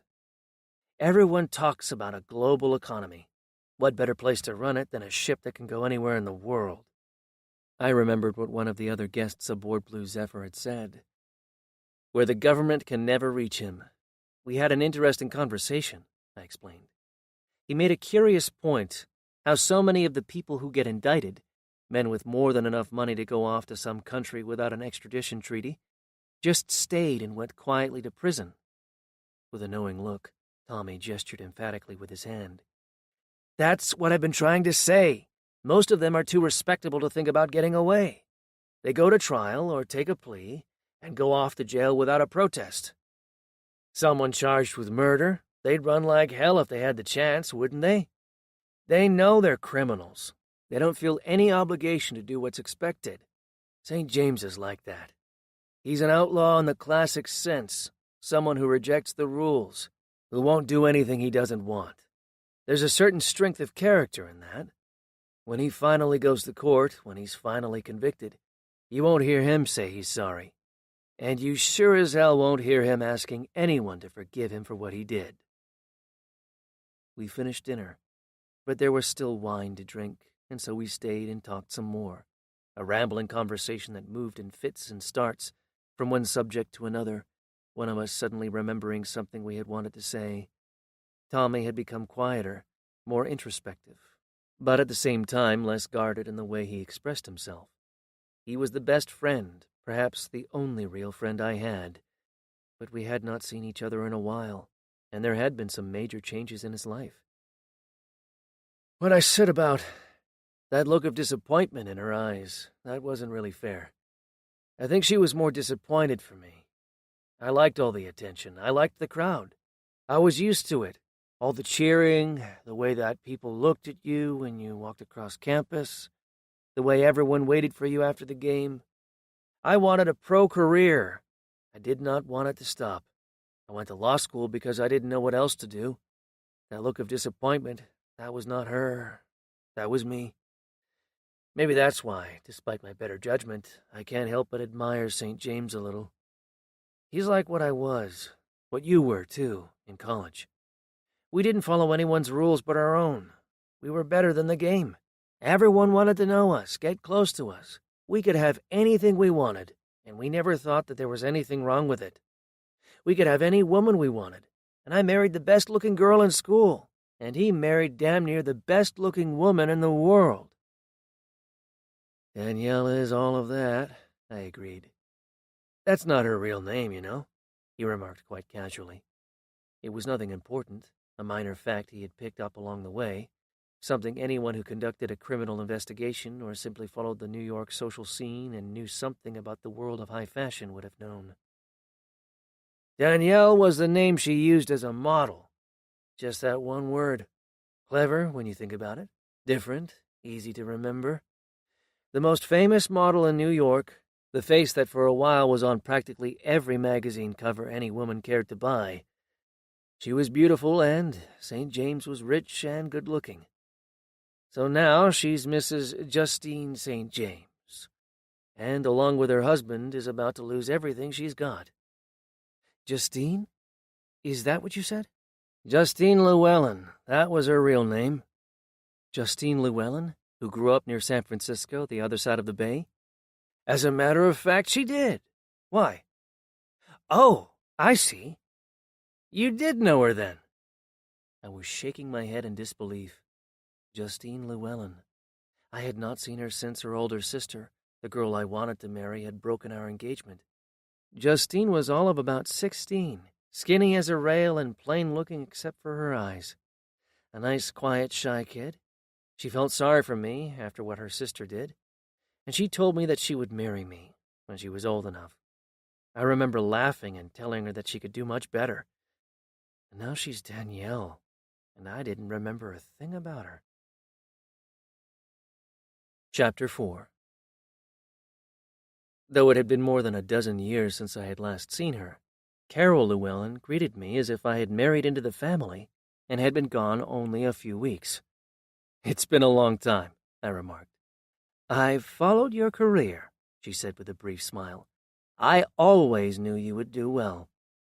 Opening the trunk of her car, she reached for the metal sign. I started to help, but she swung it free on her own, joking that it was the only exercise she got. She carried the bright red and blue open house sign to the bottom of the driveway and placed it in front of the stone pillar on the right side of the open iron gate. She stood there for a moment, her eyes full of hopeful calculation, and she looked first at the house she was trying to sell and then down the curving, narrow two-lane road. Trying to guess what effect the searing summer heat might have, she squinted up at the sky. There might not be many people out looking on a day like this. On the other hand, the ivy-colored house, set back from the road under the shade of a massive spreading oak, promised a welcome refuge from the blinding midday sun. With a quick glance that said she thought things were fine, she started up the drive, the staccato sound of her high-heeled shoes cracking the silence of the burning air. The sun was not kind to Carol Llewellyn. Her makeup was too thick, her lashes too black and too brittle. She was in that inadmissible part of middle age, when the vanity of youth has been reduced to the sad and useless lie that she was only 49. The dress she wore, though perfectly pressed, was a little frayed and a little out of fashion, and the silver-blue Mercedes she drove, though clean and polished to a shine, was almost 10 years old.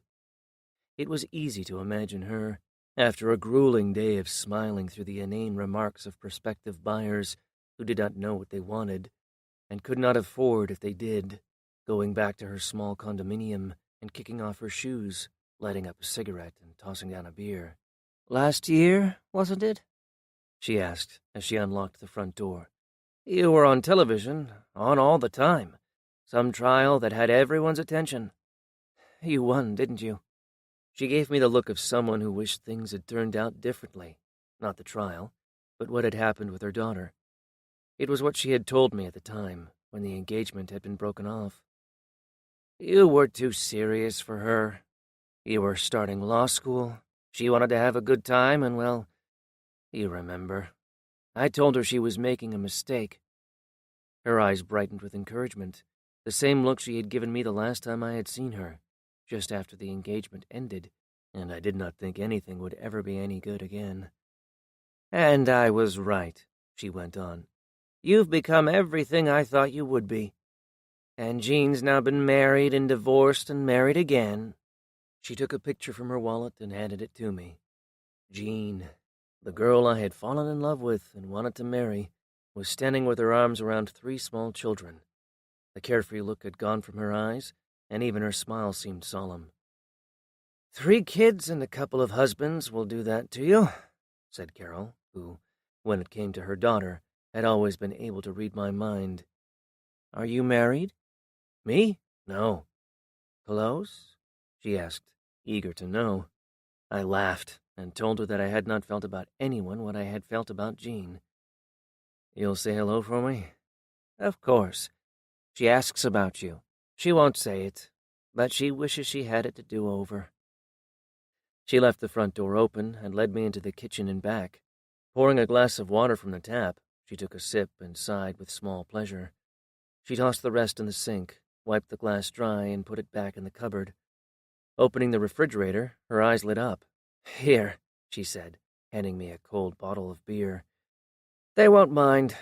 After standing outside waiting for me in that heat, you deserve it. We sat down at a table next to the window, and I took a drink, and then I took another. Carol watched me, waiting for me to tell her why I had suddenly called and asked to see her. A car stopped outside. Her eyes darted down the hallway to the front door, but the car started up again, and with a shadow of disappointment, her gaze came back to mine. I'm sorry I couldn't see you earlier, that I had to ask you to meet me here, she started to explain. It's too warm in here, isn't it? I better check the thermostat. She disappeared down the hallway, her steps a hard echo on the gleaming hardwood floor. A few moments later, she was back, nodding to herself as she made a mental note. They had set it too high. A big, expensive house, and they're trying to save a few dollars on the electric bill. Everybody's desperate now, trying to sell in a market like this, she mumbled. Suddenly, her eyes brightened, and she bent forward, wondering, from the delighted expression on her face, why she had not thought of it before. Have you ever thought about living out here? Thought about getting out of the city? This would be a wonderful place for you, perfect for someone who likes his privacy. She turned her head toward the window, making sure my eyes would follow. Look out there. A pool, a tennis court, and with that vine-covered fence you don't even know you have neighbors. I can get you a very good price, she promised confidently. After years of selling real estate, it was what Carol Llewellyn had become, her identity. Saying no was a little like telling her that you preferred someone else. Even if she had not been the mother of the only girl I had ever really been in love with, even if she had not always been so remarkably kind to me, I still would have felt an obligation to let her down gently, to make it sound as if I was not saying no at all. I like living in the city, I said, feeling foolish and defensive. But if I ever change my mind... She filed it away. Another name, different because of the minor part I had once played in her life, but another name on the list that grew longer every week. Names to remember, names to call again. I lived in San Francisco, and I liked it there.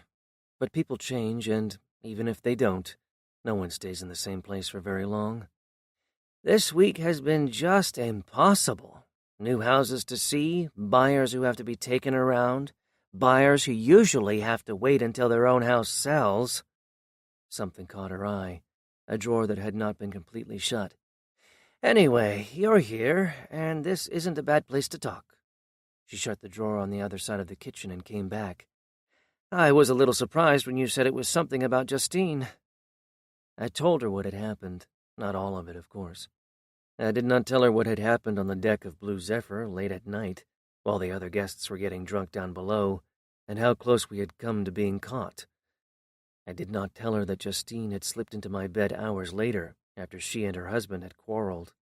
I told her only that I had not recognized Justine, that I had no idea that Danielle was the kid I used to tease when I was going out with her sister. Half-sister, said Carol Llewellyn.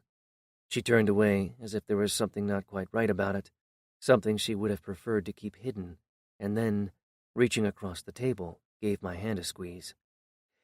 I didn't do a very good job of things. The girls had different fathers. At least I was married to the first one. Crossing her arms, she leaned back and fixed me with a warm, steady glance.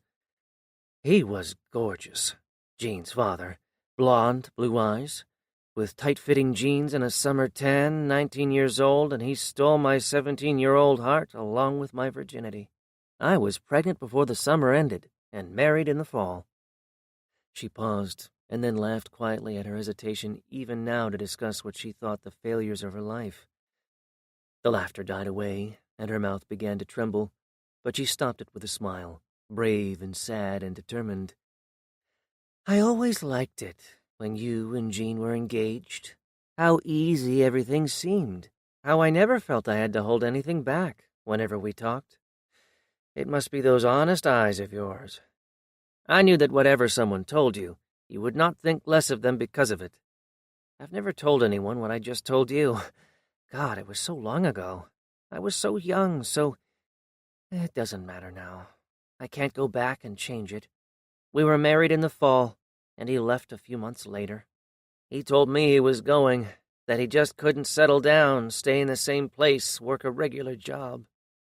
He said he knew it wasn't fair, but he couldn't help what he was, and so he left me, and I cried for weeks, praying he would come back and knowing he never would.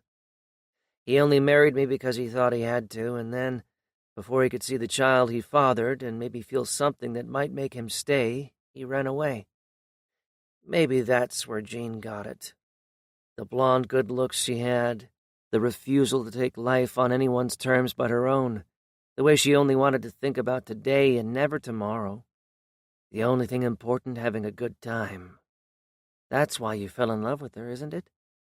You were always so serious, and she could pull you out of that, make you think about nothing but her.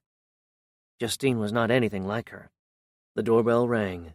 Startled that she had not heard the car, she jumped up from the chair and went to greet the young couple that had just arrived. "Take your time, look around. If you have any questions, just let me know. I'll just be in the kitchen. I'm helping someone write up an offer." When she came back to the table, I raised an eyebrow. "It wasn't exactly a lie," she whispered with a mischievous grin. "I'm still hoping you'll change your mind."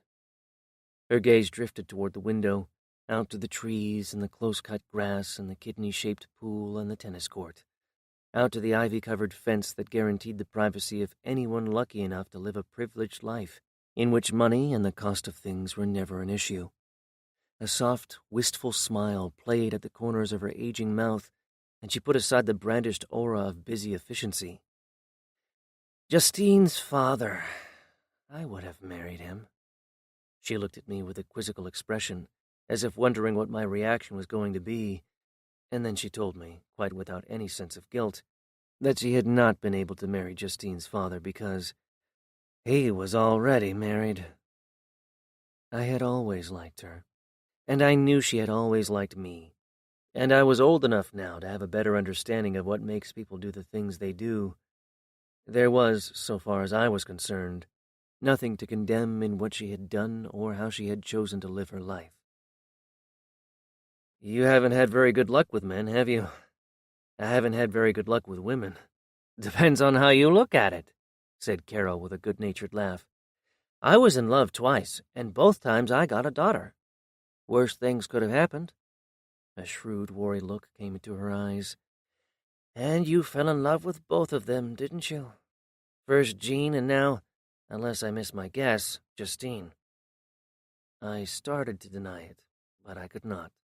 Not entirely, anyway. No, I didn't fall in love with her. I probably could have, though, if she hadn't been married, and if there had been more time, if... I threw up my hands in frustration. I did not know anything, what I felt, why I was even here, asking about a woman I was never going to see again. I was curious, that was all. Curious about how Justine had become Danielle, how the kid I had known, the girl no one noticed, had become the woman every other woman wanted to look like, and every man who saw her wanted to have. "That's the funny thing," said Carol. "She never had a date in high school. No one ever asked her out. She wasn't bad-looking. She just wasn't obviously pretty." "Obviously pretty?" "I could see it. What she was going to look like. It was all there. The perfect structure of her face, the large green-blue eyes, the soft luster of her hair. But she was skinny and, worse yet, much too serious for her age. I don't really remember a single time she laughed." Reminded of something, she shook her head. "She laughed at her sister.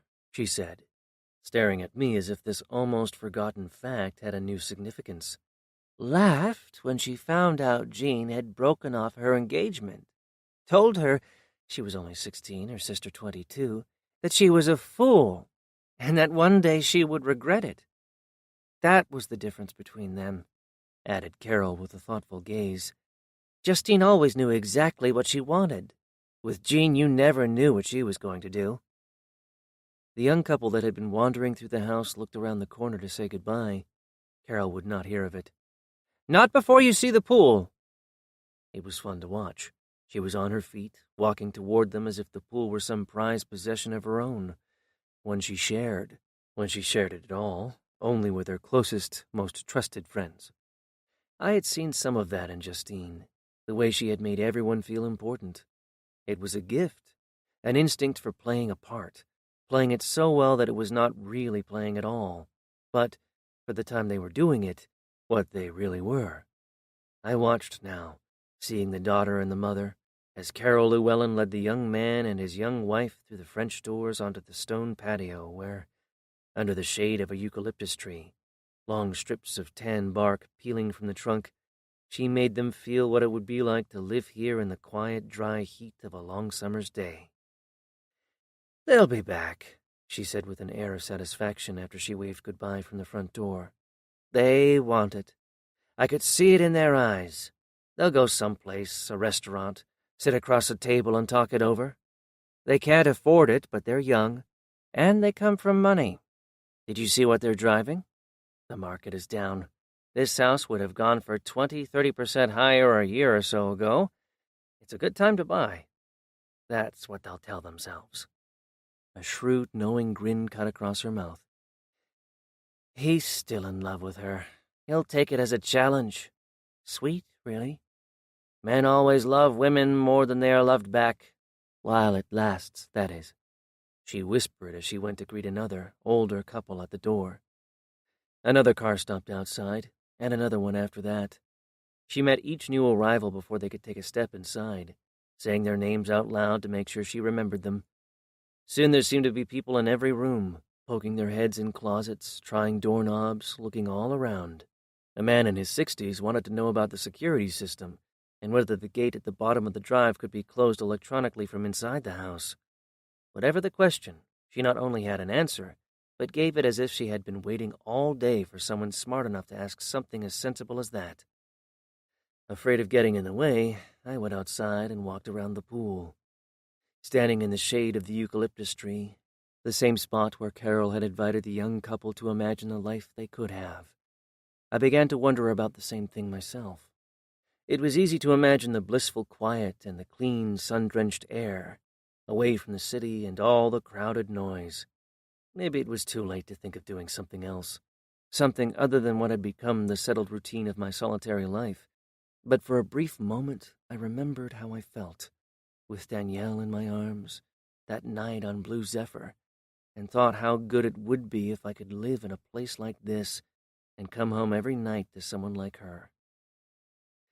It's like a zoo in there, said Carol Llewellyn, smiling at my distraction. The owner will be happy. She looked back across the pool to the rambling stucco house and the muted conversations going on inside. I didn't mean to abandon you. She peered down at the lawn, cut as close as a putting green. What's he like, the man she's married to, Nelson St. James?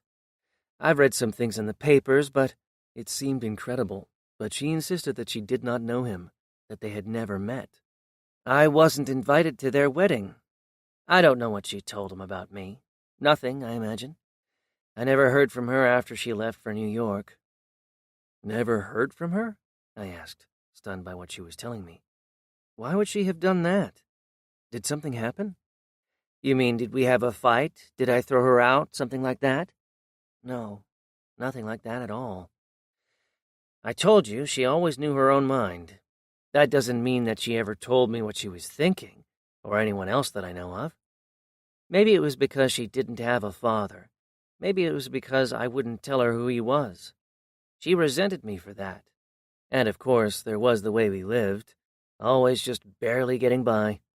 She was smart, a straight-A student. Everything came easy to her. She could have gone anywhere to school, Stanford, Cal, one of those schools back east, but she was not interested.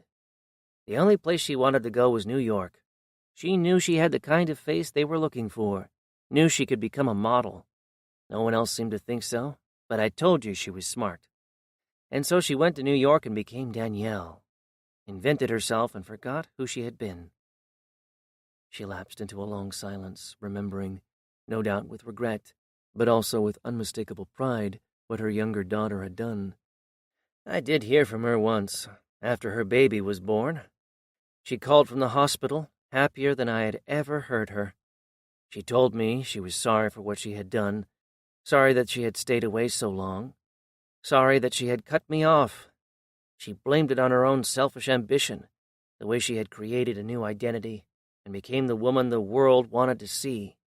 She said that until she had a child of her own, she hadn't known what it was like to have someone that you loved no matter what, someone you would do anything to protect. She was crying at the end. The first time I had heard her cry since she was a little girl. She promised that things would be different, that she wanted me back in her life. A small choking sound rose from Carol's throat. She did not need to say that despite Justine's promise, she had not heard from her again. Why? Do you know? I asked with all the sympathy I felt.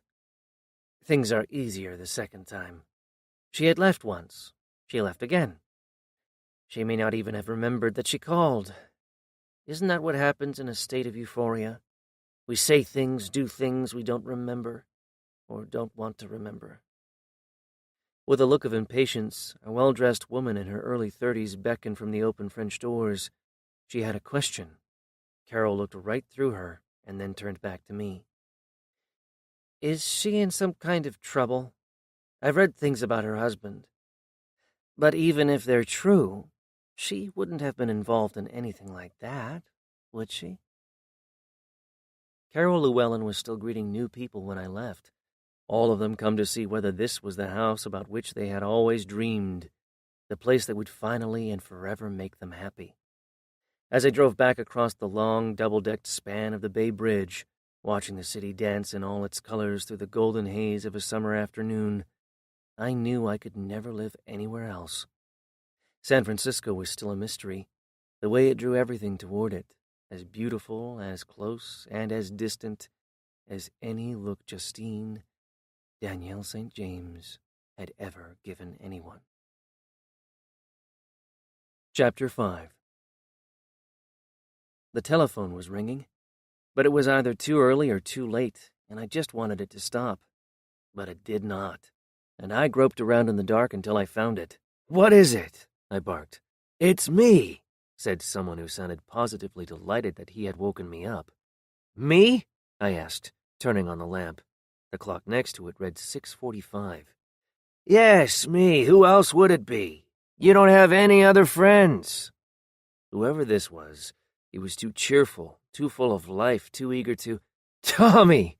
I laughed, suddenly wide awake. "What are you doing? What's going on?" I swung my legs out of bed and sat up. "Have you seen the papers?" "I'm in the middle of a trial. I don't read anything," I started to explain. "You mean this morning? You just woke me up. Why, something happened?" "St. James, I told you it would happen. He's been indicted." Holding the phone, I walked into the kitchen and started the coffee, listening while Tommy took me through the details of the various charges that had been brought. The far-flung financial empire that Nelson St. James had built and controlled was, according to the grand jury, nothing more than a criminal conspiracy that had corrupted not only individuals, but entire governments. "He's going to call you. He's going to ask you to handle it. Don't do it. Don't get involved. He's hurt too many people." "He won't ask me, and I could not do it if he did. It's what I told you before. I wouldn't know what I was doing. And even if I did..." I started to tell him about Justine's mother and what she had told me, but I realized that she had not really said anything that had any bearing on whether Justine's husband was someone I would have wanted to defend. It was just a feeling, a sense that St. James and his wife were two selfish people who cared about nothing but themselves. He won't ask me, Tommy, and I won't do it if he does." Tommy seemed almost relieved to hear it. Not, I knew, for the reason he gave me, that I was the only lawyer who might be able to get him off, but because he did not want to see my reputation tarnished by a too close connection with a man Tommy had come to despise. Even though I was in trial, I began to read the papers, following this story with the rest of the country, if with a peculiar interest all my own. I could not get out of my head what Danielle's mother had said, that whatever the son-in-law she had never met might have done, her daughter could not be involved. Behind the apparent assurance with which she had said it, there had been the bare glimmer of a doubt, the hint of a possibility that, given everything else she had done, how easily she had turned her back on the past, she might after all be capable of even something like this. But there was no mention of Danielle in any of the printed stories, nothing beyond a passing mention that Nelson St. James had, after a messy divorce, married the famous fashion model 4 years ago. The stories were all about him, and at first they followed the usual predictable pattern. He did what every rich man does when he gets caught, claimed that he was innocent, and promised in a public statement that when he had a chance to tell his story in a court of law, everyone would know that the only conspiracy involved was the one of which he had been made the innocent victim. Then the pattern changed. There were no more statements. He simply disappeared. It was astonishing how swiftly the rumors spread and how quickly they changed. Nelson St. James became the most famous fugitive in the world. Blue Zephyr, a phantom ship that could be in 2 places at once.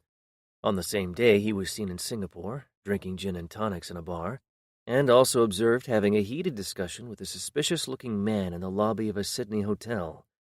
He was seen in Paris. He was seen in Rome. Blue Zephyr was somewhere in the middle of the Atlantic. Blue Zephyr was anchored somewhere deep in Egypt, far up the Nile. For weeks there was a flurry of speculation, and then gradually, with every rumor spent and not one thing proven true, other, different stories crowded St. James and his pirate ship out of the papers and off the screen. Months went by, and then, after those who still remembered he had finally given up and declared with utter certainty that St. James was living somewhere in South America, where search was meaningless and extradition did not exist, Blue Zephyr, as new and shiny as the day she was christened, sailed beneath the Golden Gate and into the San Francisco Bay. But Nelson St. James was not on her. St. James was dead. He had been murdered, shot to death, his body lost at sea. That was the headline in the morning papers, but it was the picture beneath it that drew my attention and held it there, a photograph of Danielle, Justine, when I had known her, when she was the young girl no one noticed twice, the girl who, in her adolescent imagination, had thought she was in love with the still young man nearly twice her age, who had been engaged to her older sister. The picture in the paper, the picture in my head, 2 pictures that looked nothing alike, and yet, remembering the wistful disappointment in her eyes when she told me that I had forgotten her, 2 pictures that merged as one, the face of the girl and the woman she had become. What I could not put together, what seemed impossible, was what the papers said had happened, that Danielle St. James had killed her husband and had now been charged with murder. "Are you going to do it?" I did not need to look up from my corner table in the courthouse cafeteria. Philip Conrad had been a court reporter for almost 20 years when I first started practicing law, and in a strange way we had become friends. Strange because we never saw each other outside of court. I knew him the way we all know people with whom we spent part of our time at work. If I had been asked where he lived or what he did on weekends, all I could have said was that he lived somewhere in the city, and that he probably spent most of Saturday and Sunday typing up the trial transcript some lawyer needed for an appeal. There were things I knew about him, however, that others did not. He had taken an interest in me from the first trial I had in which he was the reporter, and he used to tell me, a young lawyer who could not find his way to the clerk's office without help, stories about the legendary lawyers he had known years earlier.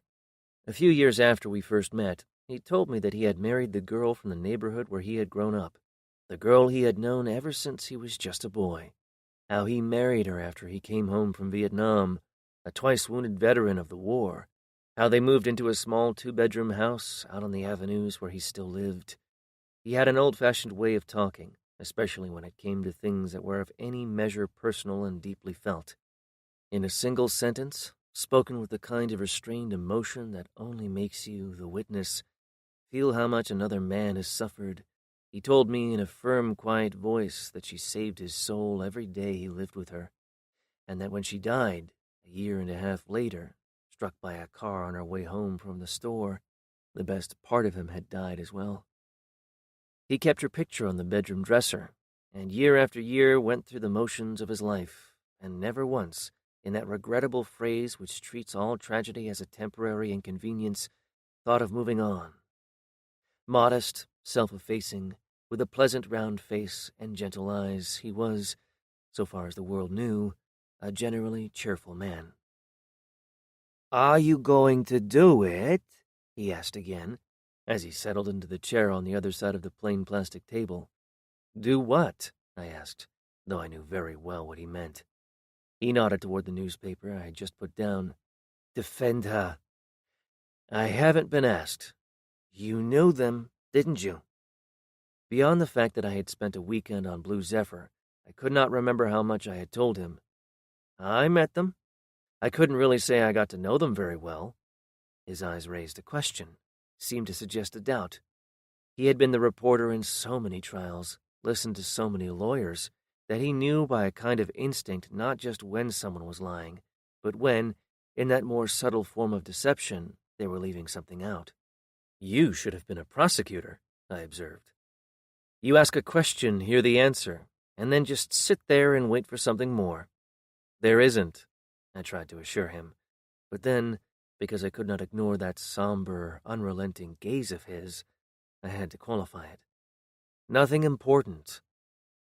A prosecutor, any cross-examining attorney, would have smiled at this admission, but Philip Conrad, with his mute insistence, did not care about making a point. He only wanted to hear the truth. The only change in his expression was a slight movement in his thinning eyebrows as he discovered a deeper meaning in what I had said. "A woman that beautiful. There's always something more." "I suspect you're right about that," was my vague response. "Are you going to do it? Defend her? You haven't been asked, I know, but you've met her. She's met you. And even if you hadn't met, who else would she ask? Everyone who gets in trouble wants you for their lawyer." There was something he was not saying, something he was holding back. "You don't think I should, do you?" He hesitated, as if he were not quite sure what he thought. "It might be one you can't win. A jury won't like her. Married to a man with that much money, a woman who looks like that, a jury won't trust her. Would you?" Conrad did not wait for an answer, I suppose because he thought the question answered itself. He was right, of course, if you had to make a judgment based on who she married and how she looked. It was in its own way one of the greatest ironies, that everyone thought they knew all about her when they knew those two things. All that money and that stunningly beautiful face, and that a dozen years earlier no one could have imagined that anyone with money would ever have wanted to marry her.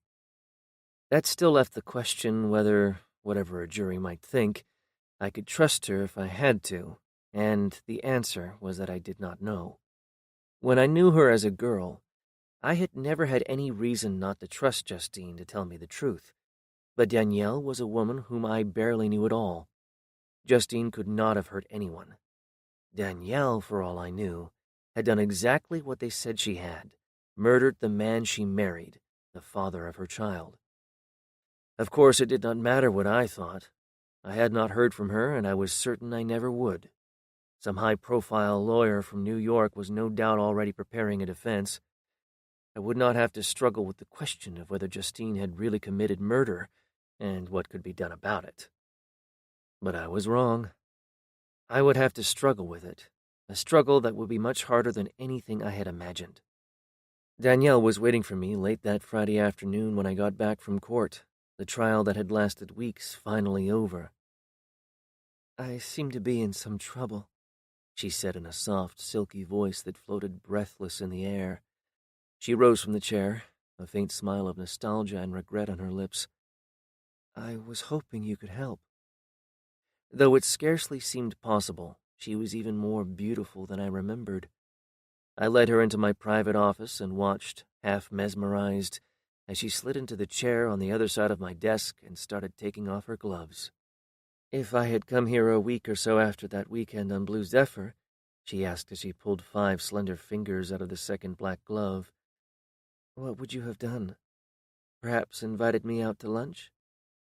I felt too stupid, too confused to talk. She seemed to enjoy how easily she had reduced me to utter incoherence. But there was more to it than the knowledge of the effect she had. For a brief moment, behind the laughter in her eyes, I thought I glimpsed the secret triumph of revenge.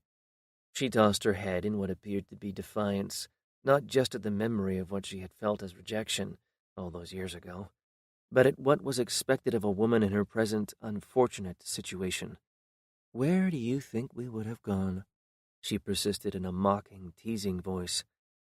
"One of those busy places near the ferry building with a view, or a restaurant in some small hotel, where we might have left before we ordered anything and taken a room?" I was not sure what to say or even what to think. All I knew for certain, and if I had had any doubt about it before, I was sure about it now, was that I could not help her, and she needed to find another lawyer. But then, before I could tell her, she shrugged her shoulders and with the quick, furtive glance of someone who knows you share her secret, gave a rueful laugh. "This is like one of those old movies, isn't it?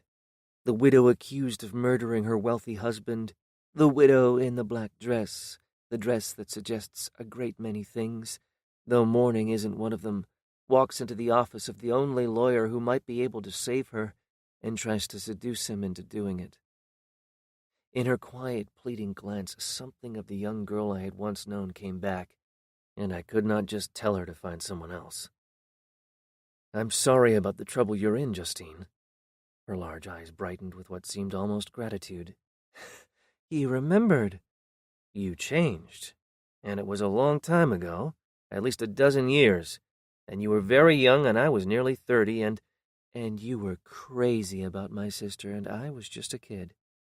And what I said to you when you broke up, about marrying you, that must have seemed like some adolescent fantasy."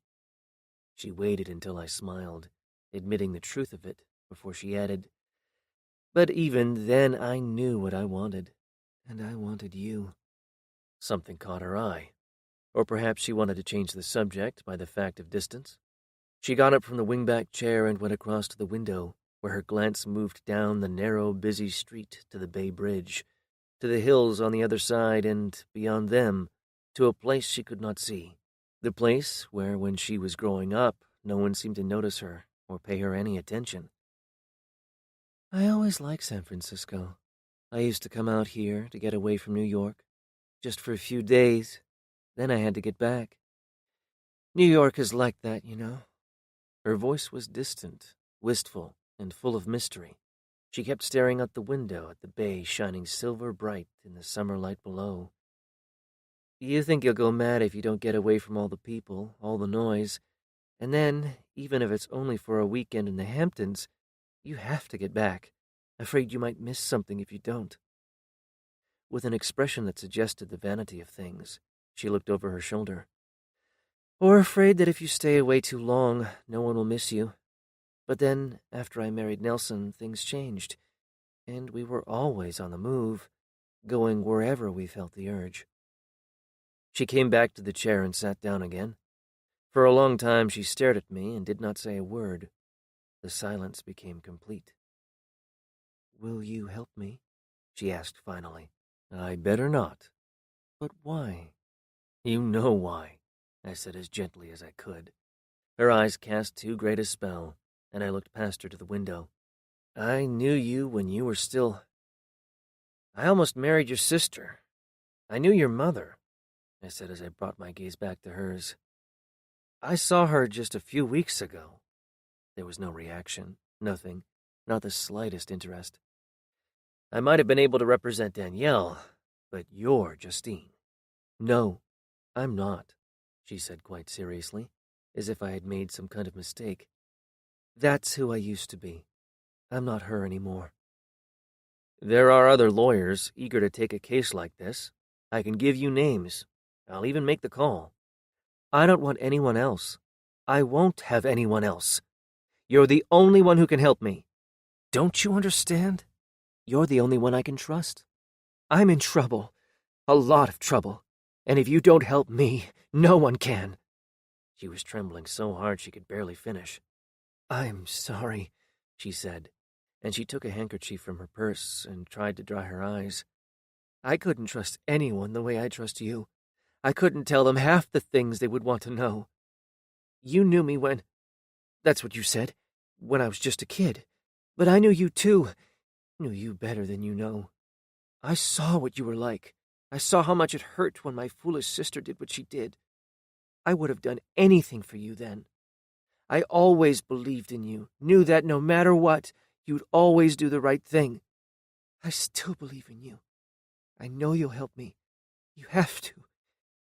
It's the only chance I have." The decision, like all the decisions that change our lives forever, had already been made. Made somewhere deep inside where a voice insisted that only a coward refused to challenge, even when the danger was almost certain self-destruction. "If I'm going to help you," I told her after a long pause, "there can't be any secrets. I have to know everything. You can't hold anything back." She promised to tell me everything, swore she would be the best, most cooperative client I had ever had, and I believed her. Not just because I had known her long before she became the famous face so many people thought they knew, but because she knew I meant it when I told her that the first time she lied to me would be the last, that even if we were in the middle of the trial, she would never see me again. When she asked me what I wanted to know, I started at the beginning, or what I thought was the beginning. I asked her why she had married him. I did not doubt it was all about the money, but I wondered if there had been something more, if not love, then at least a feeling. Though the question could not have been simpler, it seemed to catch her off guard. Apparently, she had thought I was going to ask about the murder, of what had been called murder, her husband's death. She had an answer for that. There would have been little else she would have thought about, coming to ask a lawyer to take her case, but she had not thought about this. "Why did you marry him?" I asked again. I'll tell you everything, though I wonder what you'll think of me when you know. But I want you to know one thing first. Marrying Nelson St. James was the worst mistake I ever made. I wish I'd never met him. I wish—" Shaking her head in despair, she bit her lip and looked away. "Take your time," I told her, watching the way she seemed to recoil from even the bare mention of her dead husband's name. "Start at the beginning. Tell me how you first met him." Her head snapped up. She glared with what seemed anger, but, as soon became clear, it was directed not at me, but at the memory of what had happened, of what, as it turned out, she had done to make it happen. The look of anger quickly became one of derision. "It was in an office rather like this," she said, with an expansive gesture with her hand.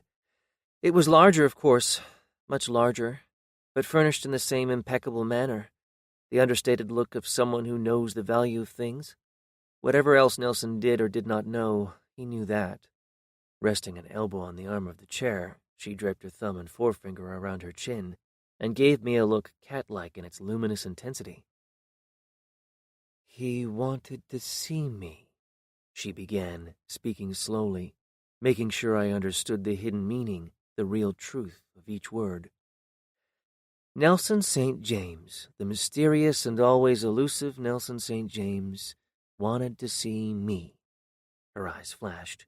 Her chin came up a defiant half-inch.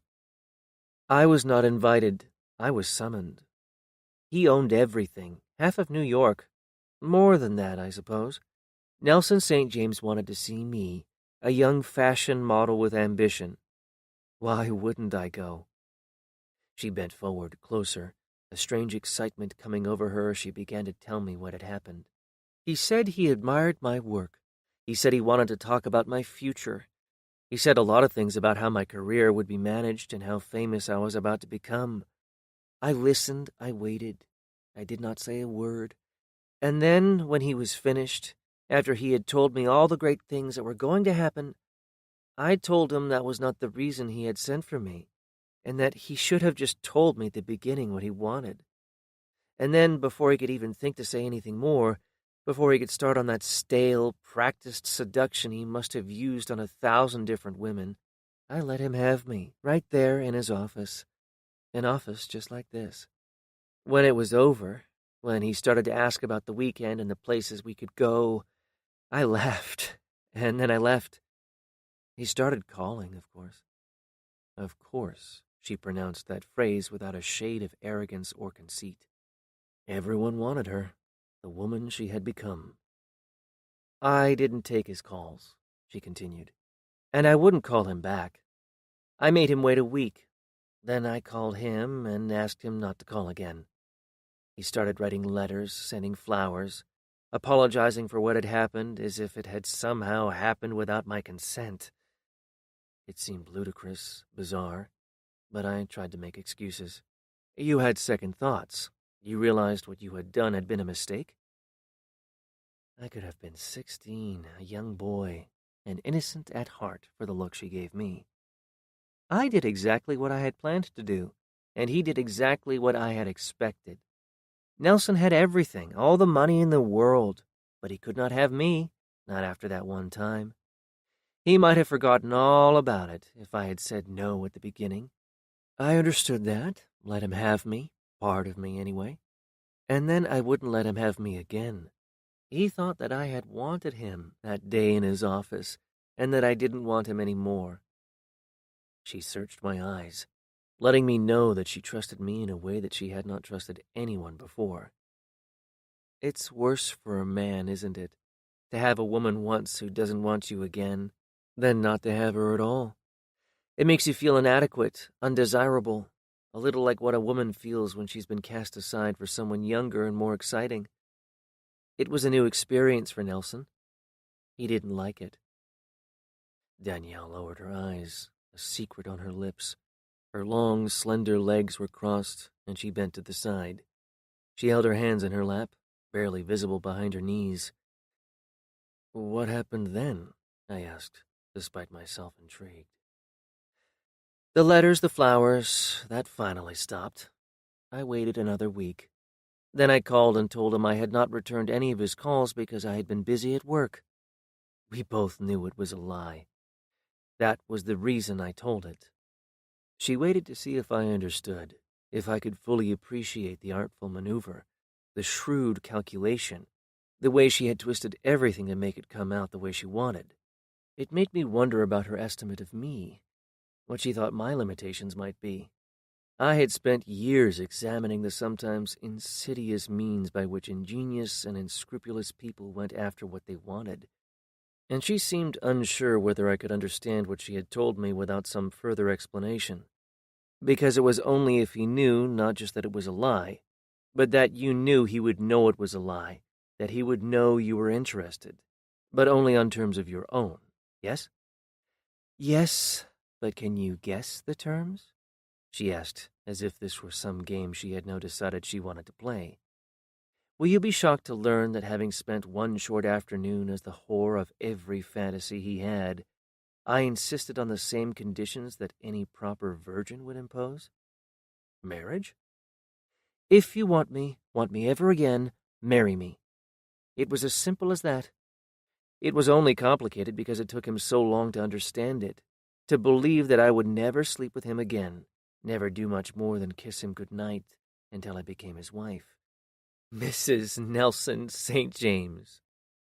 Justine, Danielle, laughed at her own temerity, and then, commenting on her own performance, threw me a glance that suggested that it had not been any great achievement. Nelson did what everyone does when there is something they don't have and think they need. He fell in love with me. Marriage became his idea. The thought of it made him happier than he had ever been. The night he asked me, he looked 10 years younger. He took me to his favorite restaurant in Manhattan and gave me a diamond ring bigger, brighter than anything I had ever seen. The whole evening was perfect. I said no. You said no? I didn't want to get married. But you just said that he couldn't have me again unless we were married. He made the same mistake you did. He assumed I wanted to marry him. She rose from the chair and stood next to the window, thinking back to what she had done and whether she was really prepared to keep her promise and, without holding anything back, tell me everything.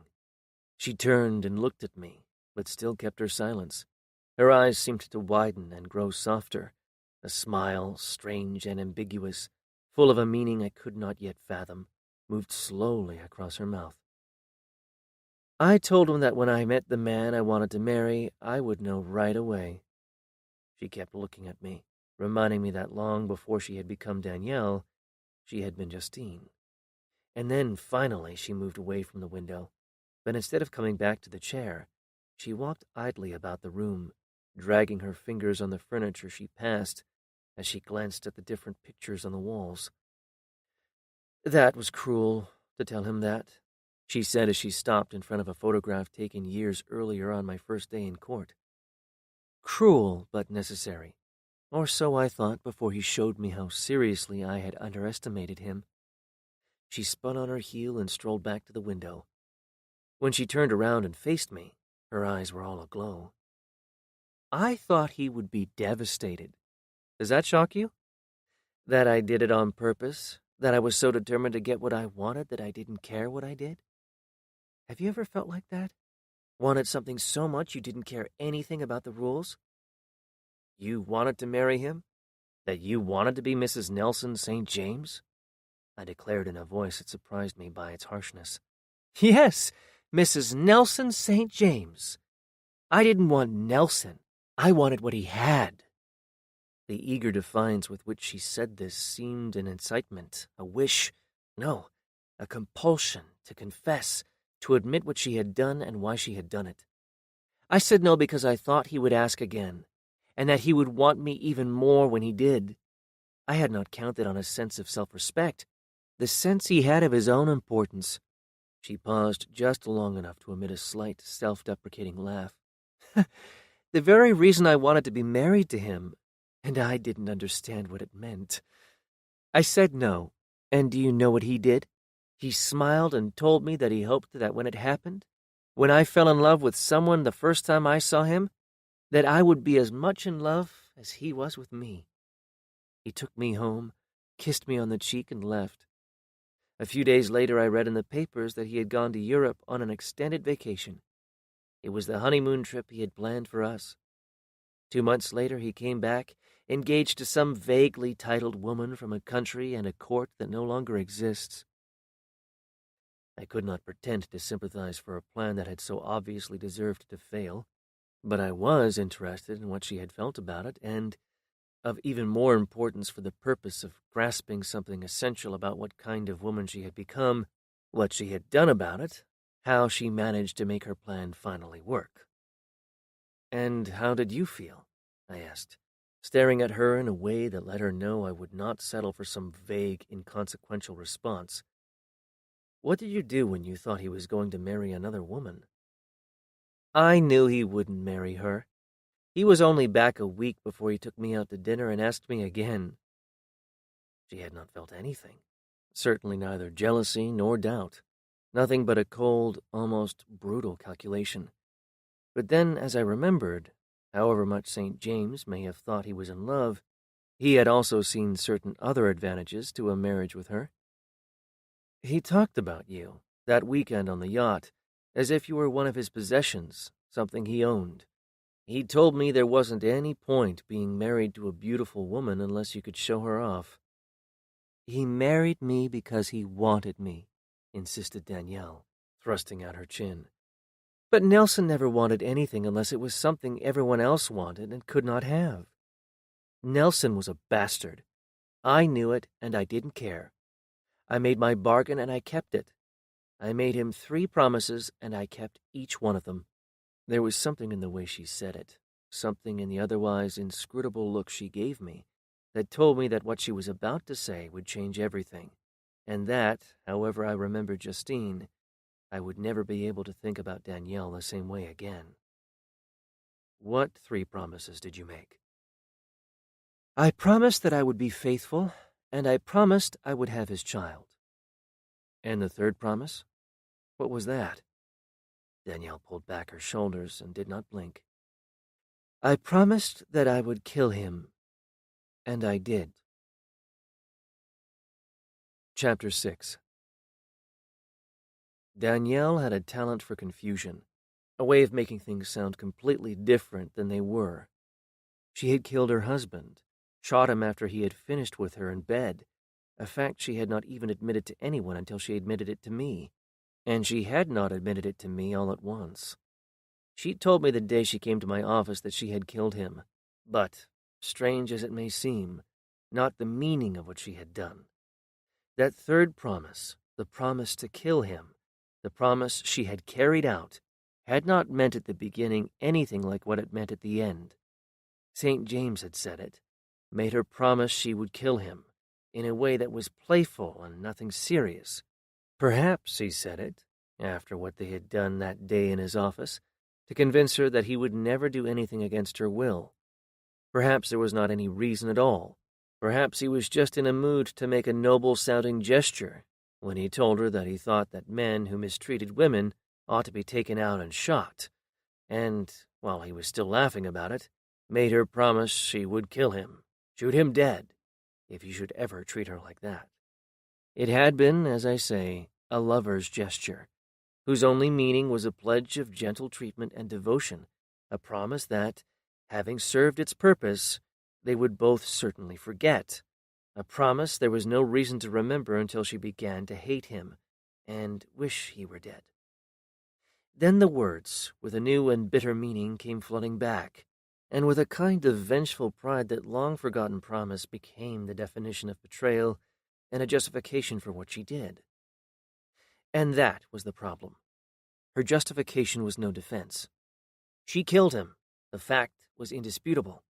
And however she might insist that she had good reason to have done what she did, it was, by any definition, still murder.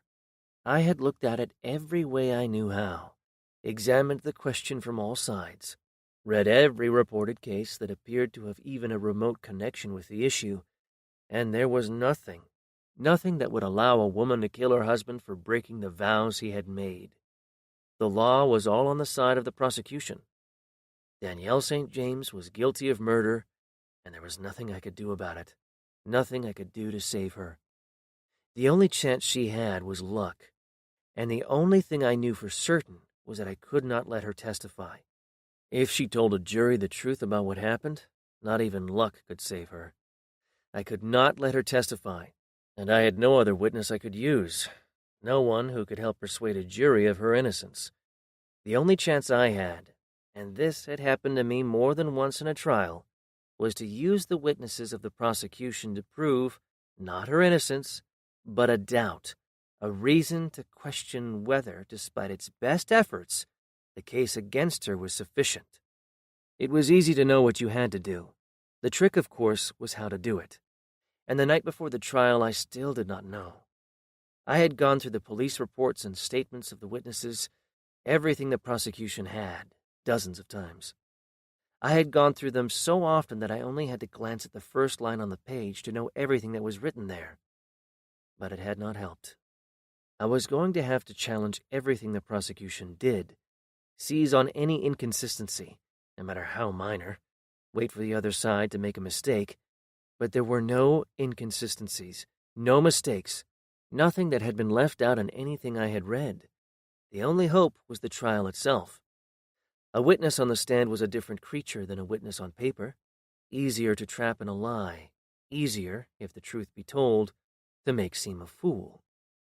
I lay on the sofa in the living room of my Nob Hill apartment, staring at the ceiling, driving myself a little crazy each time I tried to think of some flaw in the prosecution's case against Danielle St. James. I hated nights like this, the night before a trial, when, no matter how hard I tried, I could not think of anything except the trial and all the unexpected things that were almost sure to happen. It was never easy, the night before a trial, but this night was the worst one of all, because I already knew I had made a mistake, and it was too late to do anything about it. I had known almost from the beginning that I should never have taken the case, that I should have done what I had meant to do and told Danielle to find another lawyer. The words of Philip Conrad, the court reporter, kept echoing in my overcluttered mind that a jury would not like her, that they would not trust a woman who was so beautiful and rich. I suddenly remembered that I had wanted to remind Danielle to wear to court in the morning something simple and understated, and wondered if I had. Then, in my confusion, I remembered that though it was nearly 11, I had not eaten anything. At least that was something I could do something about. I got up and was headed for the kitchen when the telephone rang. It was the doorman, calling to tell me that Mrs. St. James was there to see me. "I thought you might have some last-minute things you wanted to talk about," said Danielle. Her voice had none of the anxiety, none of the trepidation expected from someone about to go on trial for murder. She walked through the marble entryway and into the wood-paneled living room as if, despite the late hour, this was nothing more than a social visit. Hesitating, not quite sure where to sit, she settled on a pale blue easy-chair across from the sofa where I had spent half the evening and next to the fireplace I had never used. She seemed in no particular hurry, glancing around, making herself familiar with the room. Pushing her legs farther out in front of her, she sank lower in the cushioned chair. The gray silk dress, made by some designer especially for her, inched above her knees. The easy certainty, the sense, not exactly of entitlement, but of utter confidence that she could do whatever she chose to do. The way that with a single lifted eyebrow, the bare beginning of a smile, she thought she could command my attention. The very things that made her so damnably attractive were now, with the trial just hours away, the source of as much irritation as I had ever felt.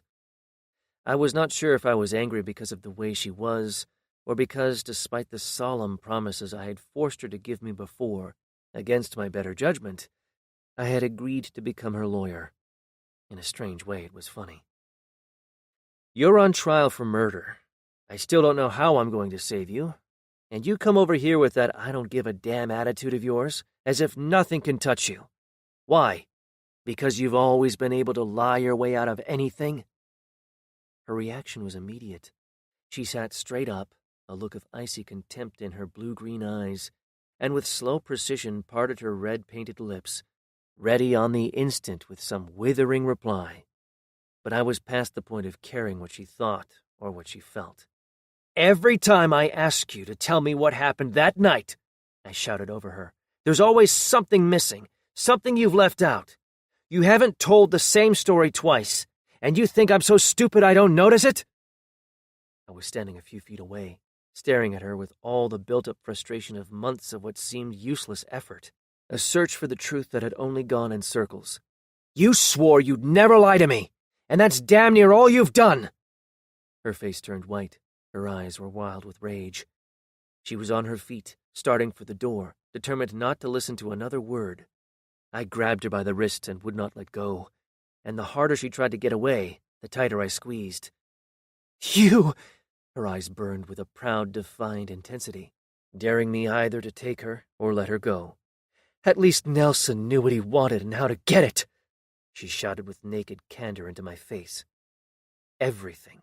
All my hard-earned resolution, all my honest, well-meant intention to treat Danielle St. James like any other client and think only about the case, went the way of all illusions. I wanted her, and nothing else now mattered. I kissed her, but she twisted away, a look of triumph in her eyes. She had won, taught me that whatever else I thought I wanted her. And then she kissed me back, and my hand was off her wrist, moving down around her waist, while her long arms curled around my neck and her lithe body pressed against my own. We stumbled blindly toward the bedroom, tearing at each other's clothes. We were wrapped around each other, just about to start, but I had to see her. I had to see how she looked. I raised my head, and in the moonlight, streaming through the window, that gorgeous face of hers, bright and shining, was staring past me, her mind on something else. Swearing under my breath, I rolled away. Danielle's face was a study in confusion. "I thought you wanted me." "You didn't want me back." "I thought you wanted to make love." "I would have been having sex alone," I said with a cold stare. "This was a mistake." I got out of bed and started putting on my clothes, disgusted with everything, and especially myself. Propped up on one elbow, Danielle seemed puzzled by how abruptly I had changed my mind. It was a rare, and for all I knew, unique experience, one she did not know quite how to handle, a seduction that had failed in the last moments. "Why did you come here tonight?" I asked while I buttoned my shirt. "Did you think you had to sleep with me to make sure I'd do everything I could to win? I've won cases for a lot of people charged with murder, and, believe it or not, I didn't sleep with any of them."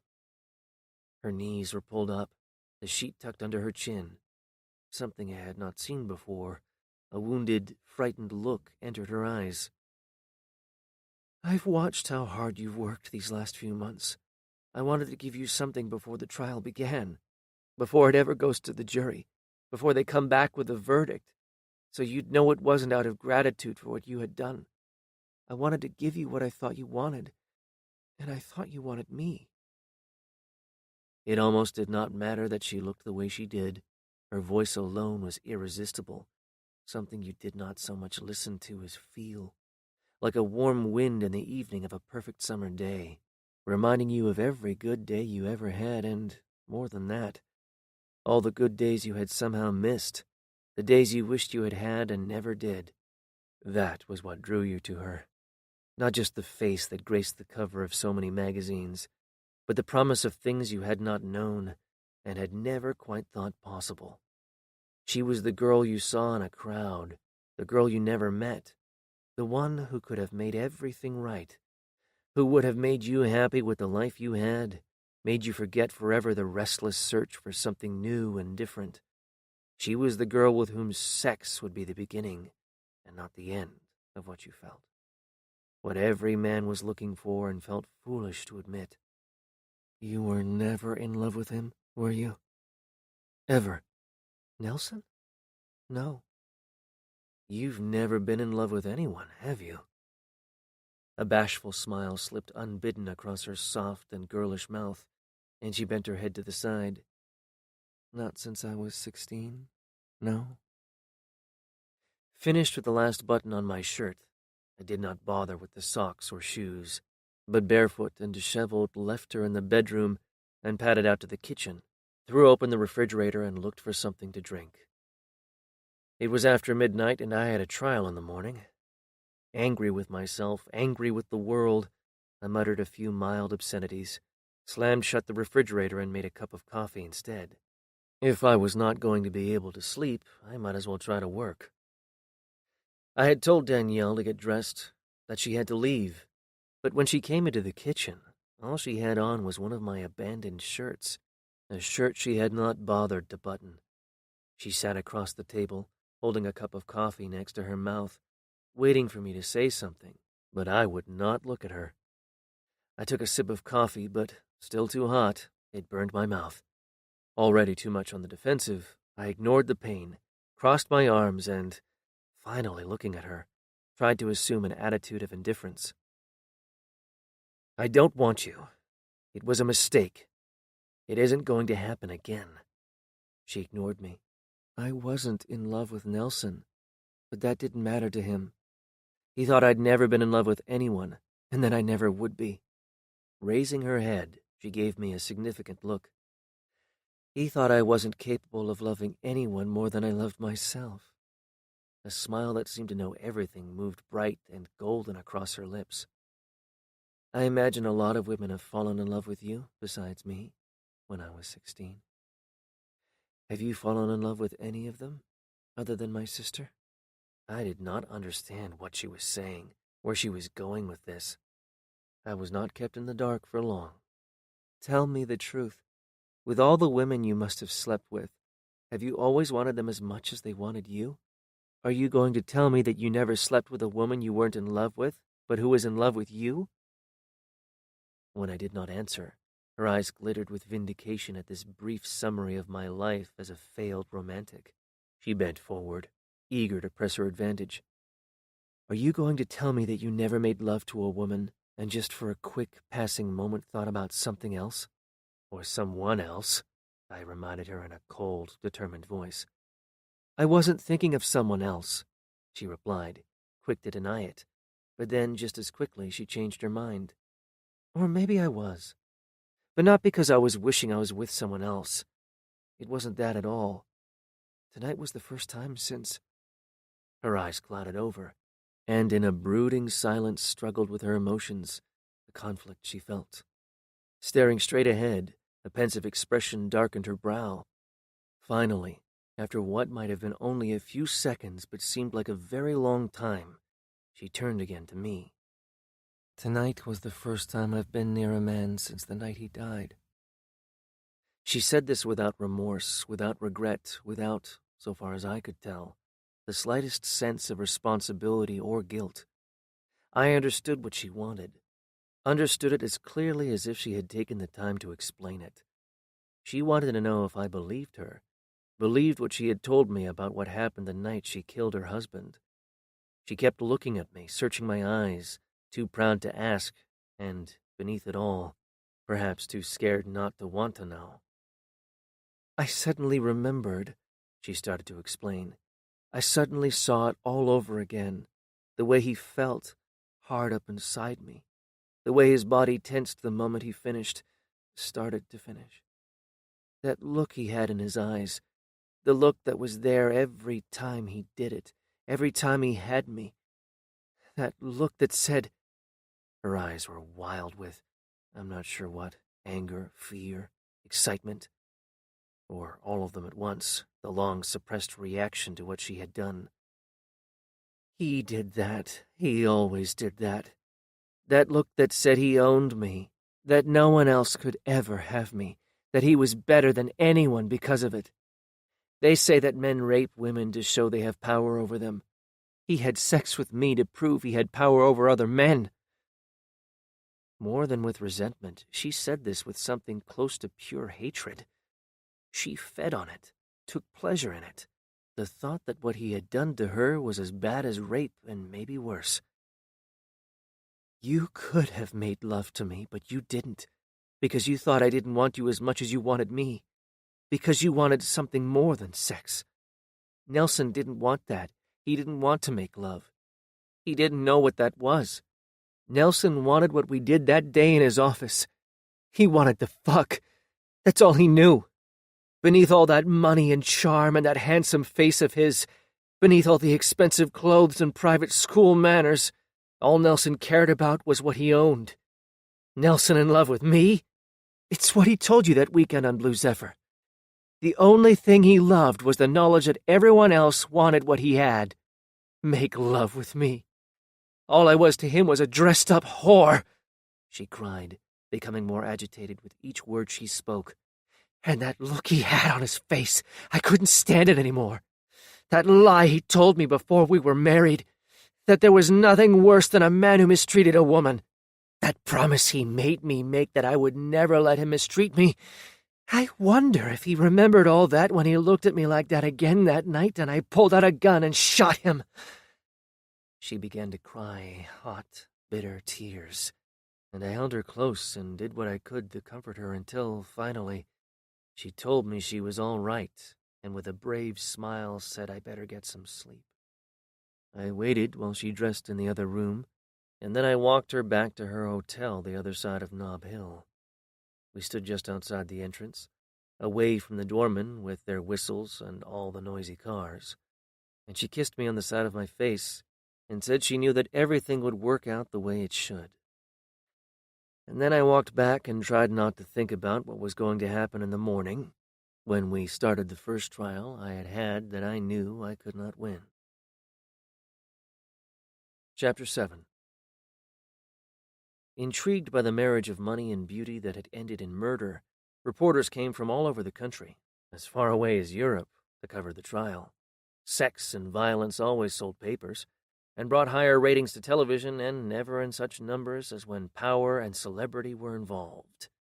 In the tabloid mentality of the age, it was a simple question of a woman's greed.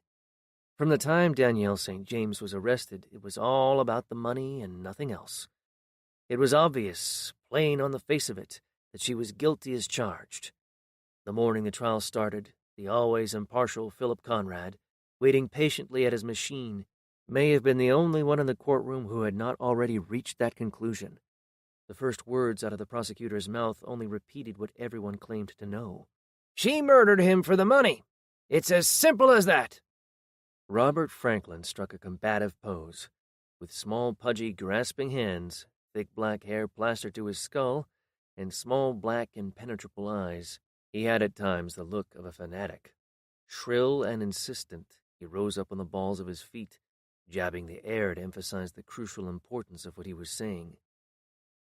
"This was not one of those so-called crimes of passion, an act of violence when an argument got out of hand. This was cold-blooded murder carried out for gain. Nelson St. James was one of the wealthiest men in America. With his death, his widow inherits everything he had." Franklin turned slowly toward the table where Danielle was sitting next to me. Pausing for dramatic effect, he raised his arm and pointed. "She murdered him in cold blood, and then tried to blame it on someone else." Robert Franklin had the habit of precision, an addiction to taking each thing step by step. This gave his argument a relentless, logical quality, but it also narrowed his focus to what was right in front of him. He was about my age, perhaps a few years older, and like most lawyers of our generation, much of what he knew of courtroom dialogue had come from movies he had seen, and much of what he knew of courtroom theatrics from all the television he had watched. Though a seasoned prosecutor, the murder trial of Danielle St. James was the most important case of his career, a chance to make a name for himself. Anything would be possible after this: a seat on the bench, elective office, things he had dreamed about since law school, if only he did everything right. He must have rehearsed his opening statement for days or even weeks, gone over it so many times he could give it backwards in his sleep. He was flawless, every word, every gesture, exactly the way he had planned it, and then, 5 minutes into it, he suddenly stopped. The next word, the next phrase, which from the look on his face was going to be the most devastating thing he had said so far, had somehow, unaccountably vanished from his mind. And what came after that, he did not know. The silence became uncomfortable, and then embarrassing. Philip Conrad looked up from his machine, then tried to blame it on someone else, I said in the bored voice of a director forced to remind an actor of his lines. Robert Franklin blinked and, in his dazed condition, not certain where the voice had come from, looked around.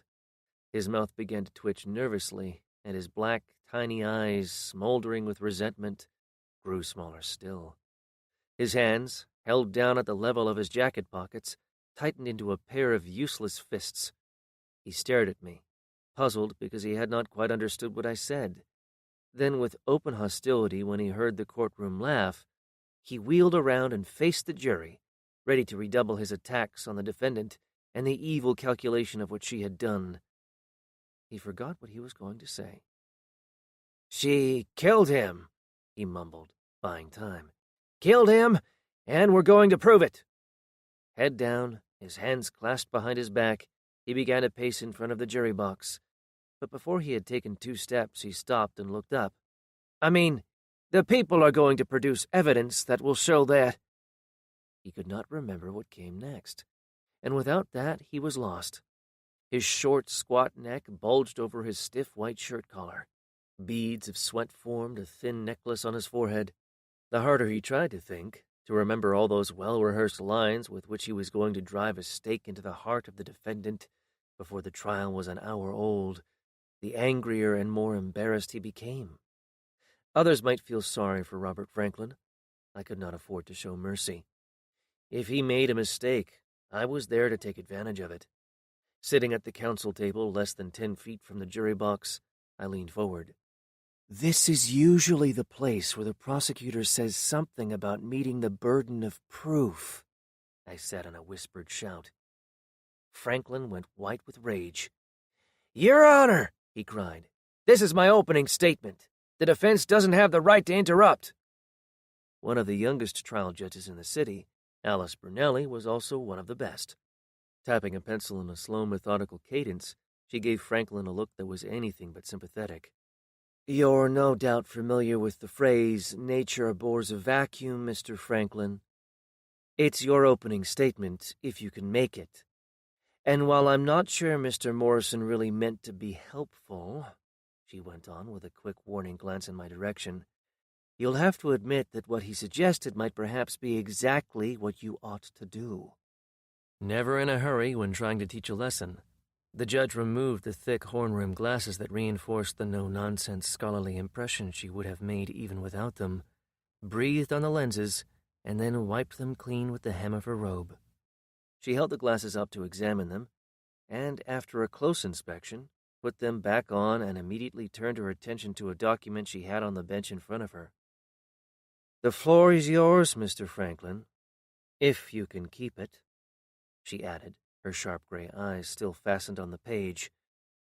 Franklin had suffered what was tantamount to stage fright, the temporary inability to remember what he was supposed to say, but he was not an empty-headed fool who could only recite lines someone else had written. He had written them himself, written them in longhand on the pages of a long, yellow legal pad left on the counsel table with his other things. With a new air of self-confidence, he looked them over as if he were only now about to begin. Keeping to the facts, the concise litany of what the prosecution intended to prove, Franklin was capable, efficient, and completely persuasive. The jury of 7 men and 5 women, the majority of them middle-aged or even older, followed with steady, believing eyes the simple, straightforward narrative of what had happened. He was not up on the balls of his feet any longer. His arms were not flying in the air. He had given up those theatrics. He stood flat-footed, a step or two from the railing of the jury box, his hands plunged deep down in his pockets, speaking in a normal conversational tone and, though it must have cost him an effort, sounding almost pleasant.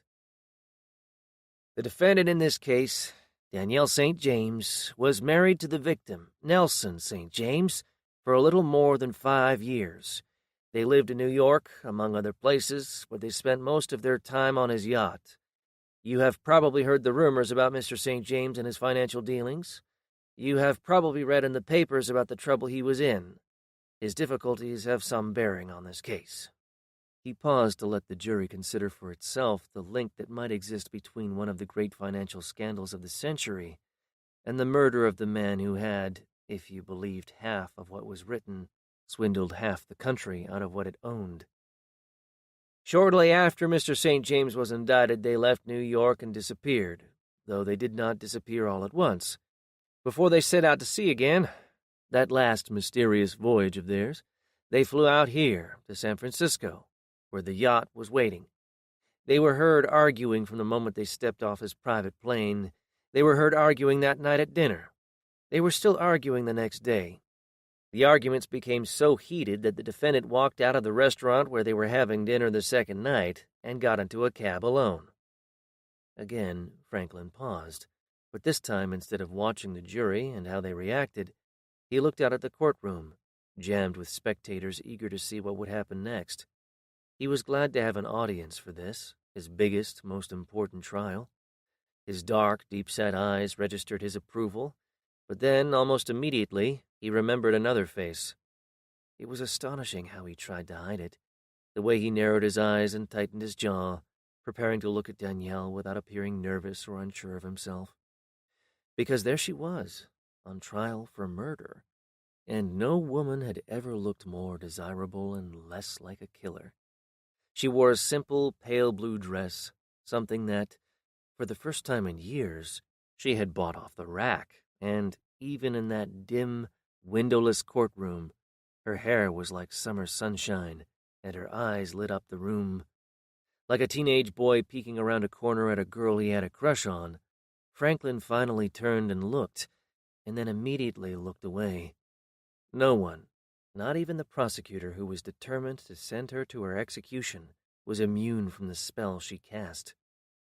It was there in his voice, the telltale catch in his throat, as he faced the jury and tried to pretend the face of the defendant was no different than that of any other women he had ever prosecuted for a crime.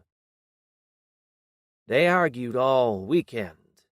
At one point, the hotel had to send someone up to their suite to ask them to stop. They checked out of the hotel early Sunday morning and left San Francisco on their yacht, and, as was widely reported at the time, disappeared. We now know that they were sailing around the South Pacific, stopping at different places but without any apparent destination.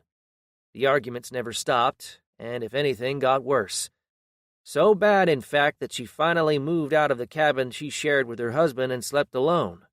And then, a short time later, she killed him.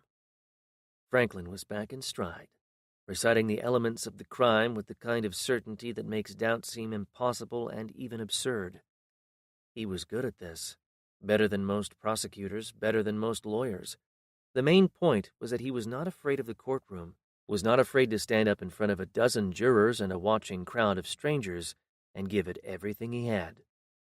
He made mistakes, forgot a few of the things he wanted to say, but that was not going to stop him. He had the great advantage of believing that everything he said was the truth. This is not a complicated case, once you get beyond the celebrity of the people involved. It is as cut and dried as any murder case can be. If the way she did it does not seem particularly inventive, murder, despite what you see on television, is seldom well planned. They had an argument, a fight. They had been going at it for days. She had a gun, and she used it.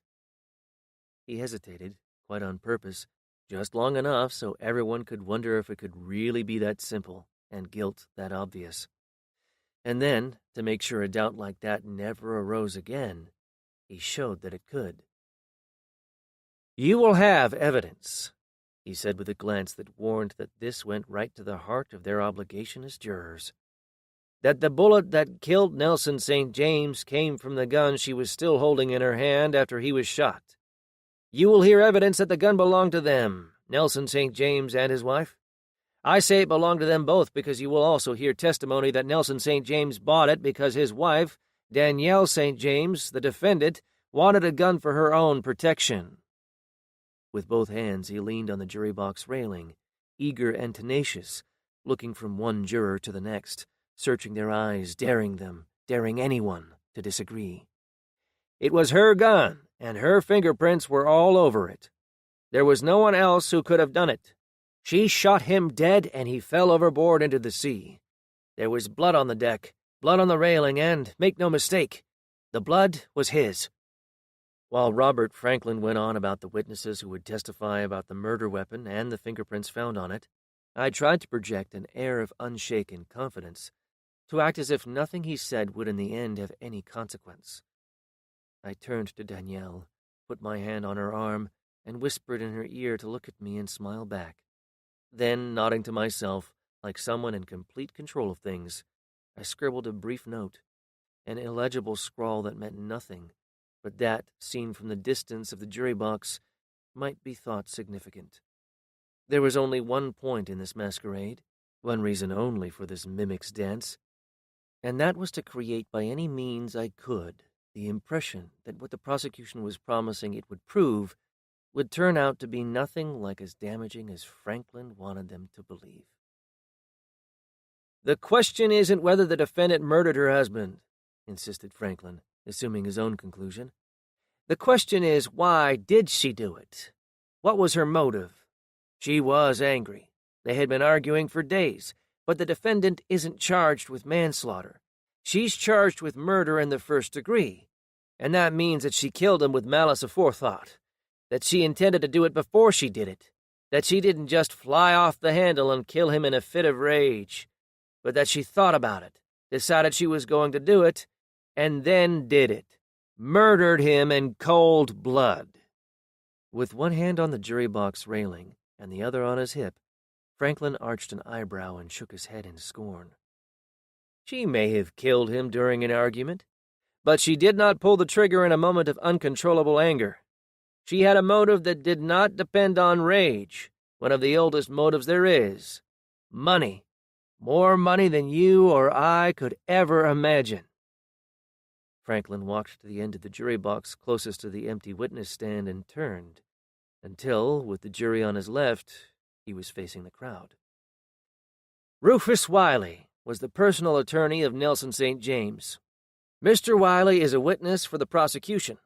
He will testify that the defendant signed a prenuptial agreement under which she could have been left, in the event of a divorce, what most of us would consider a very wealthy woman, with a house in the Hamptons and $1 million a year. A thin, malevolent smile edged its way across Franklin's narrow, pinched mouth. He stood there for a moment, and then another, saying nothing, letting everyone consider for themselves the meaning of the phrase, what most of us would consider, and the implication that what most of us might think did not even begin to measure the extent of certain other people's greed. "A house in the Hamptons and $1 million a year," repeated Franklin, his voice venomous and sarcastic. What was that, compared to the hundreds of millions, the billions, that would be left to her if she was married to him when he died? But there was a problem. Nelson St. James wanted a divorce. He had told his attorney, Rufus Wiley, to draw up the papers. That is what they were arguing about, the victim and the defendant.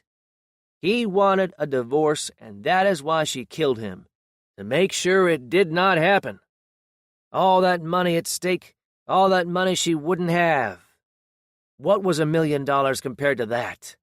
He asked, slamming his hand on the jury box railing as he lunged forward. $1 million! That's probably less than she spends a year on clothes.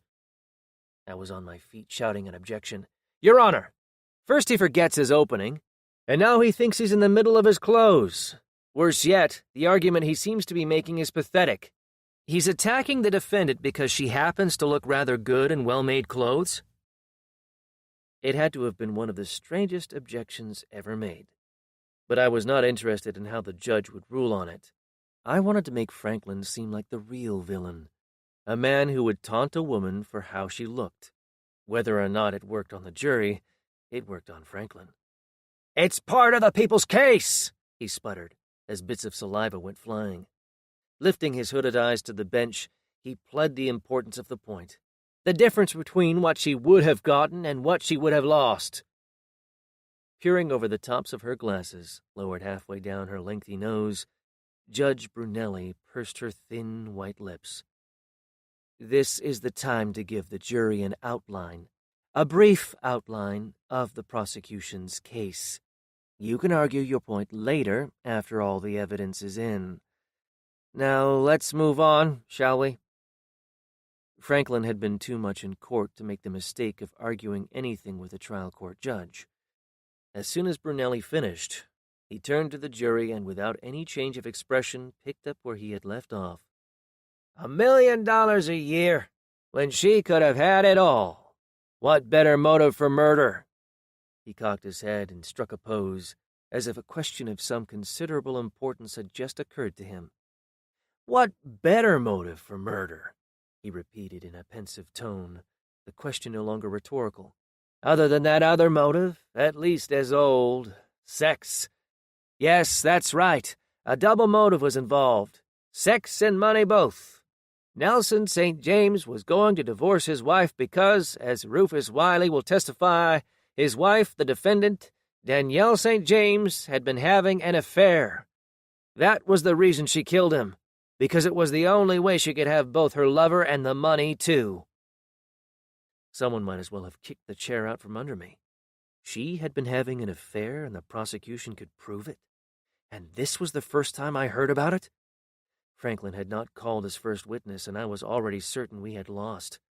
I wanted to turn to Danielle and tell her what I thought, dare her to try to explain why she had never told me. And I might have done it, too, if Franklin had not chosen that moment to end his opening statement. I watched as he sank into his chair at the other counsel table, farthest from the jury box, a brazen look of self-satisfaction on his face. Judge Brunelli checked the clock and then peered down at me. Mr. Morrison, do you wish to make an opening statement at this time? It was the routine, formal request, the moment when the defense attorney gets to his feet, reminds the jury that they have not yet heard any of the witnesses whose testimony the prosecution had just described, and with all the false honesty he can invent, tells them that when they do, they will discover that rather than proving guilt beyond a reasonable doubt, the evidence will prove instead the necessity of an acquittal. You did not have to believe it when you said it, but it was always good to have at least the hope. I got to my feet, but instead of starting toward the jury box, I looked at the judge. With the court's permission, the defense would like to reserve its opening statement to the close of the prosecution's case. Permission granted. Brunelli penciled a note, reminding herself of the agreement, and then, folding her arms, sat back and glanced toward the other counsel table. The prosecution will please call its first witness. Franklin did not hear her. A smile, cold and vengeful, was playing at the corners of his mouth as he stared down at the floor, lost in the recollection of his own achievement, an opening statement that, if it had not gone perfectly, had gone well enough. Alice Brunelli had no patience for those who made her wait. "Mr. Franklin," she said sharply, "please call your first witness." Shocked out of his daydream, Franklin looked at the judge with a stunned, bewildered expression. "My first witness?" He seemed surprised to see me sitting at the counsel table instead of on my feet, heading toward the jury box. The color rose above his stiff shirt collar and spread like fire along his cheek. He realized what Brunelli had asked, what he had not heard, and that was only the beginning of his embarrassment. Springing forward, he tore at a thick binder and started thumbing through the pages, searching for the list of witnesses that would remind him of the name he wanted to call first. Alice Brunelli watched these clumsy antics with an icy stare. She had a way of looking at you that reminded you of the least favorite teacher you had ever had, the one who could make you feel invisible, as if, of all the pupils she had ever taught, you were the one great failure of her long and otherwise distinguished career. "Never mind, Mr. Franklin," she said with weary impatience. "We'll start again in the morning." But she could not leave it there. She shot him a last, withering glance. "Perhaps by then you'll have some idea how you want to try this case." He stood there, straight as a board, like a soldier facing discipline, holding his breath, forcing himself to keep his silence, while she gathered up her books and papers and, rising from the bench, walked briskly out of the courtroom and into her chambers. When the door swung shut behind her, when she was finally gone, his shoulders slumped forward and he could breathe. He began to collect his things, but then, with his hand on his tan briefcase, he turned his head slightly to the side, just far enough so I could see the anger in his eyes. Chapter 8. Robert Franklin had only himself to blame, and I was, in any event, scarcely in a mood to sympathize. I had my own reasons to be angry, and they were far more substantial than hurt feelings caused by a judge whose only concern was that you do your job properly. Franklin's problem was his own vanity. My problem was my client. Muttering to myself, I tossed my suit coat on the chair behind my desk and stood at the window, peering into the dark, gray dreariness of the late November day. Thanksgiving was a week away, and the Christmas decorations were already up, the merchants doing everything they could to create the mood, continue the illusion that you could still buy happiness, if only you could afford it. "You did not tell me," I said in a grim, determined voice that echoed quietly in the silence of the room. "It isn't true." I kept looking out the window, watching the people on the street, wondering what it would have been like to be married with children, someone with a regular job, and not to have to spend every day sorting through all the lies I was told. That was the second promise, wasn't it? Or was it the first? "Give him a child and have a child," she said, insisting on a distinction I did not understand. "Not give him one. Michael is more my child than he ever was his." "And stay faithful," I reminded her. I turned just far enough to see her. "That's the promise we need to talk about." Danielle raised her chin, the way she did whenever she was challenged, in her mind unfairly. With calculated belligerence, I stared back. "It isn't true," she insisted, now adopting a tone of indifference, as if it did not matter if it were true or not. It was astonishing how distant, how utterly detached she could become, when there was something she would have preferred to ignore. All those months getting ready for trial, all those times I asked you if there was anything at all, you hadn't told me, and I have to hear it first in the prosecution's opening statement, that your husband was about to start divorce proceedings and that you were going to lose all that money. She would not respond a third time to what she considered the same accusation. With the limitless arrogance of a woman who has better things to do, she sat there, silent and beautiful, staring past me. "Does this bore you?" I asked with a cynical indifference that quickly yielded to disgust. I picked up my jacket and settled into the comfortable security of my chair. "Is there some place you would rather be? It must be difficult, having to go through all this, when you could be back in New York, going to parties with all your wealthy, famous friends. It must be inconvenient being charged with murder, having to sit around all day in the drab surroundings of a courtroom with nothing to talk about, except the evidence that may very well cost you your life, forced to listen to someone like Robert Franklin compelled to—" "Franklin is an ass!" she cried. All the indifference, all the belligerence, now concentrated in her eyes. She bolted forward. "Who is going to believe anything he says after what you did to him?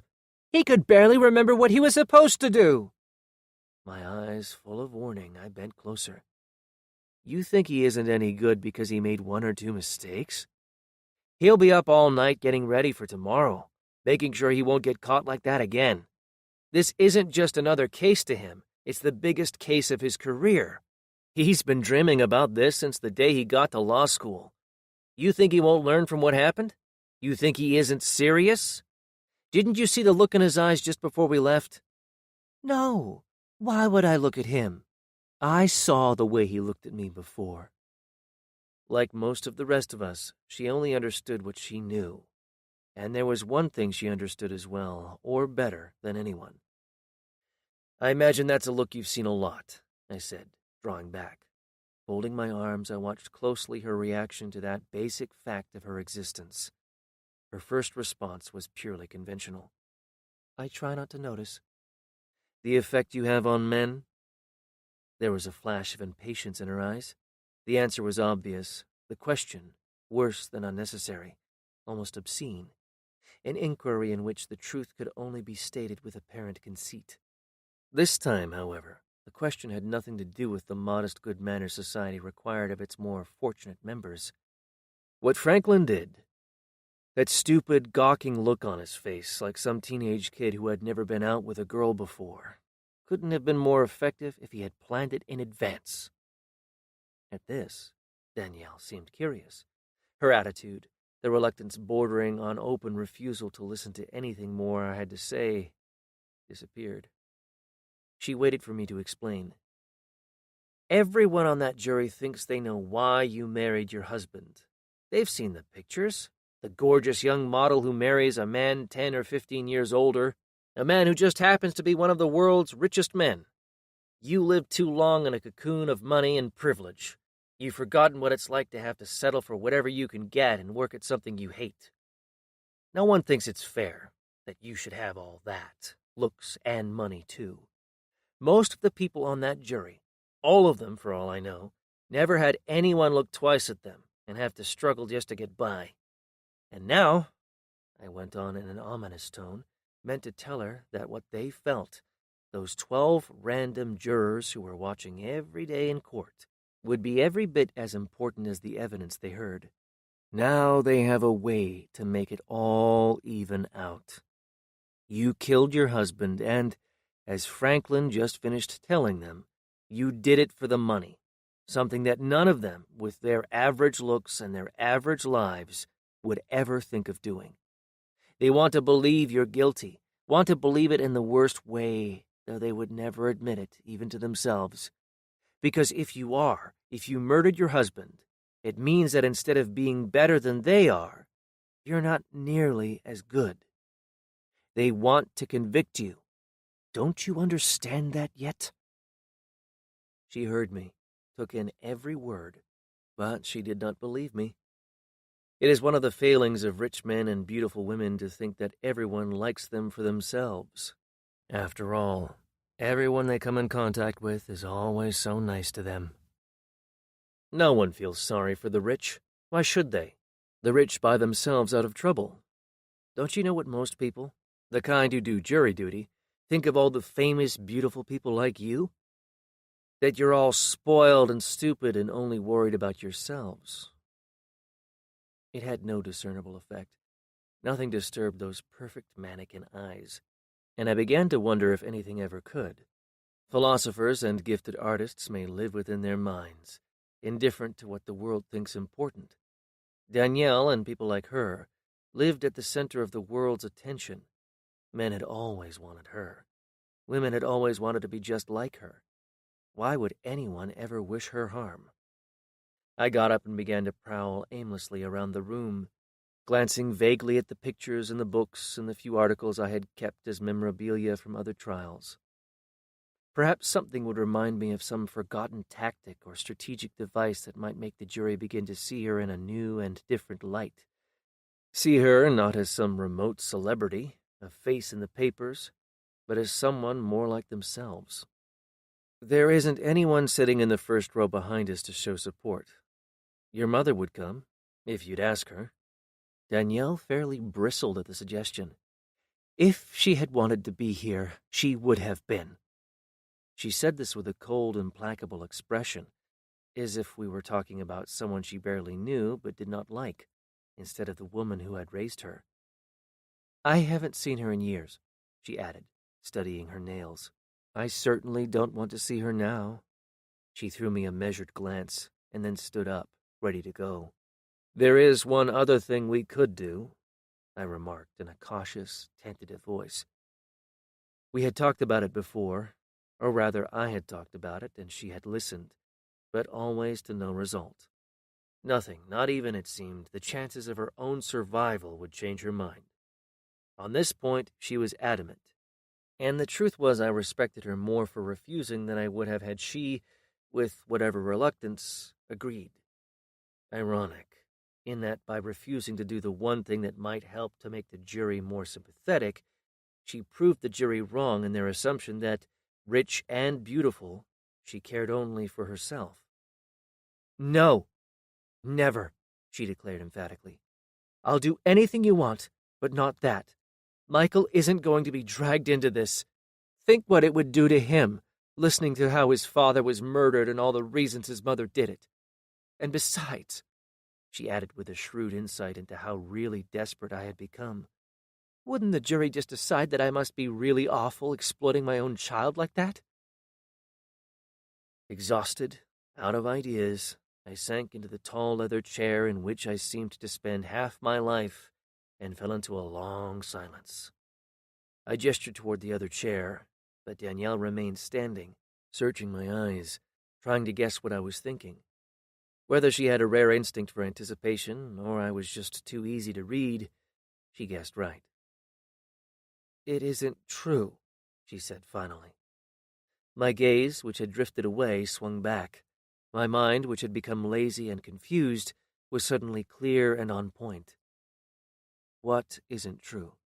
That you were having an affair? Or that Nelson was going to divorce you because of it?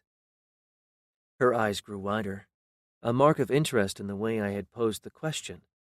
But if there was any emotion behind them, fear that she might have been caught in a lie, anger that she had been accused of something she had not done, I could not find it.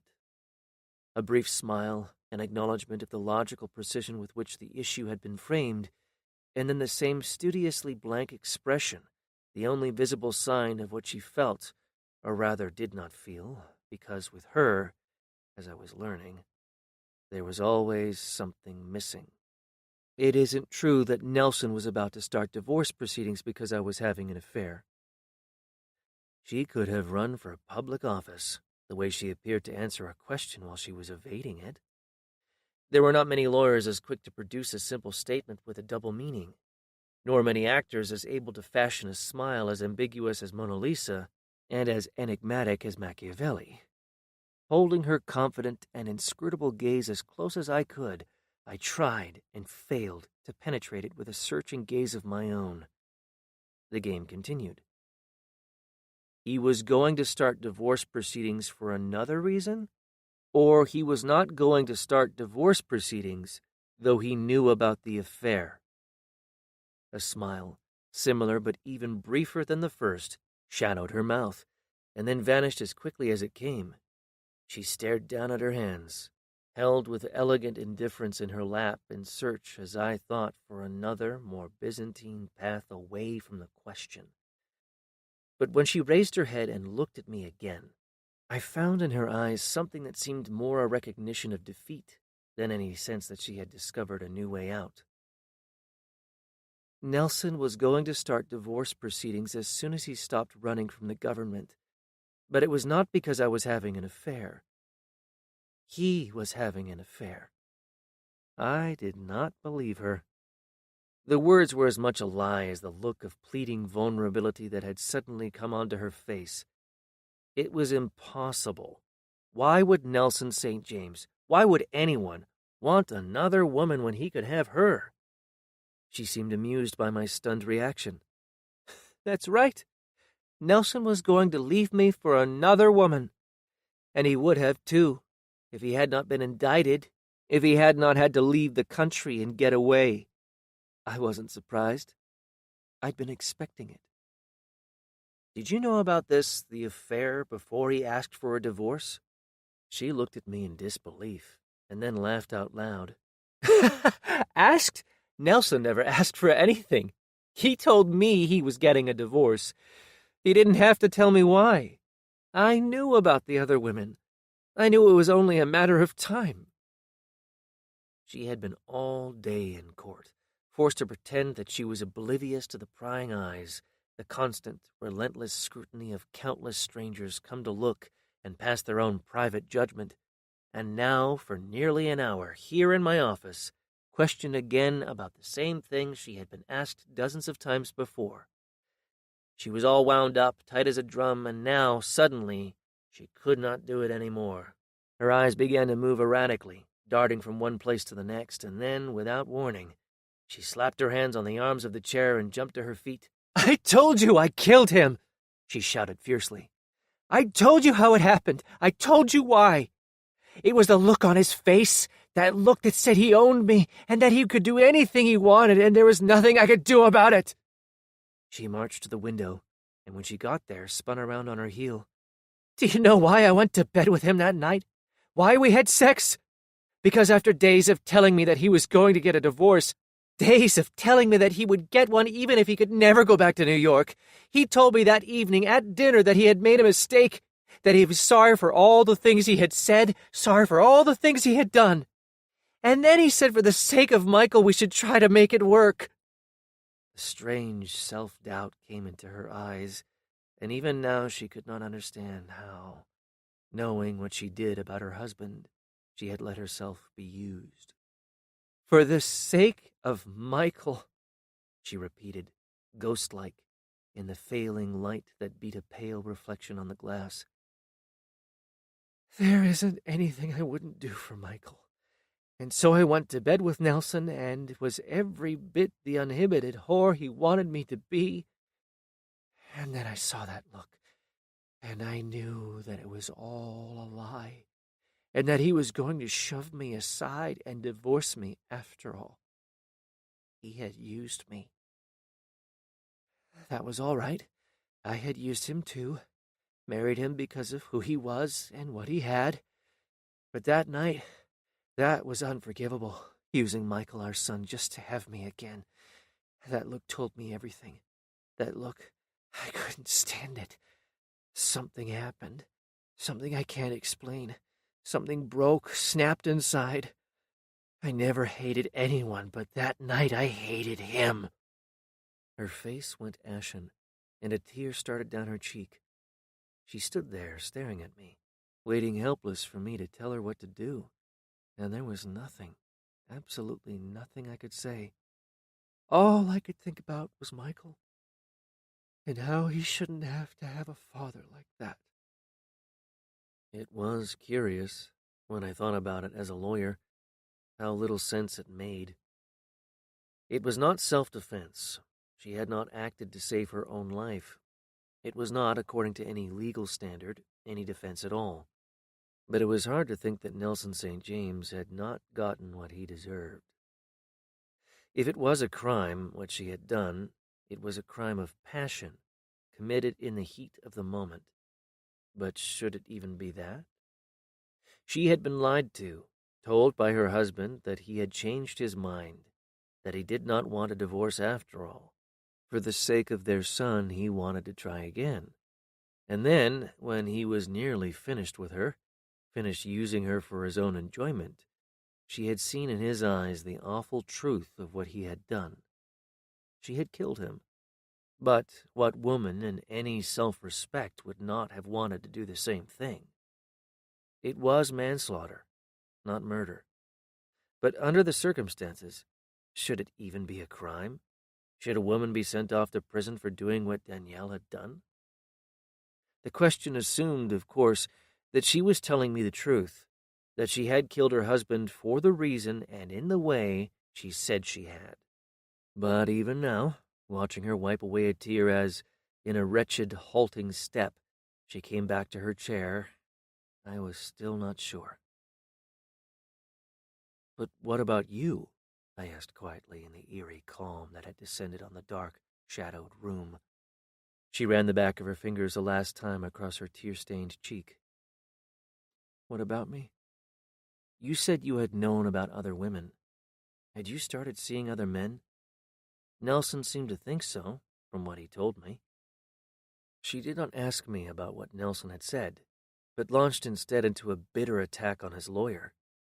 Did I do what Rufus Wiley is going to say I did? That evil little bastard with his greedy eyes. He should know all about that prenuptial agreement. He's the one who insisted we have one. Nelson did not care. He was embarrassed. He didn't like the way it made him look, like he wasn't sure of what he was doing, or that he wasn't sure about me.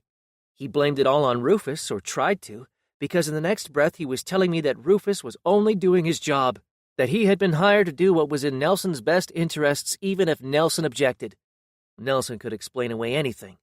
That was part of his charm, the way he made whatever he wanted sound like something you thought he should have. The tears were gone, her eyes were dry, and there was nothing missing in their former clarity and force. She might have killed her husband, and given all the consequences she had already had to endure, she might have felt some regret about that. But there was certainly no remorse. She talked about him and his lawyer as if they were a pair of ruthless conspirators whose only aim in life had been to take advantage of her. Rufus knew how to look after Nelson's interests all right, because he knew how quickly, once Nelson had what he wanted, Nelson could change his mind. The prenuptial agreement might have been Rufus Wiley's idea, but he knew that Nelson would eventually thank him for it. She shook her head, but not in anger, or even disappointment. There was more to the story, a final chapter that would nullify what the two of them, Nelson St. James and his lawyer, had tried to do.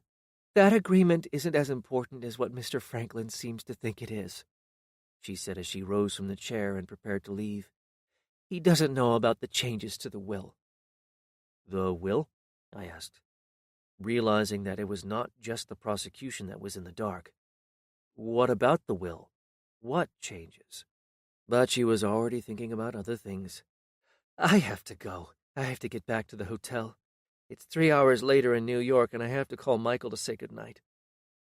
It was only after she left that I remembered that she had not answered my other question, the one about other men.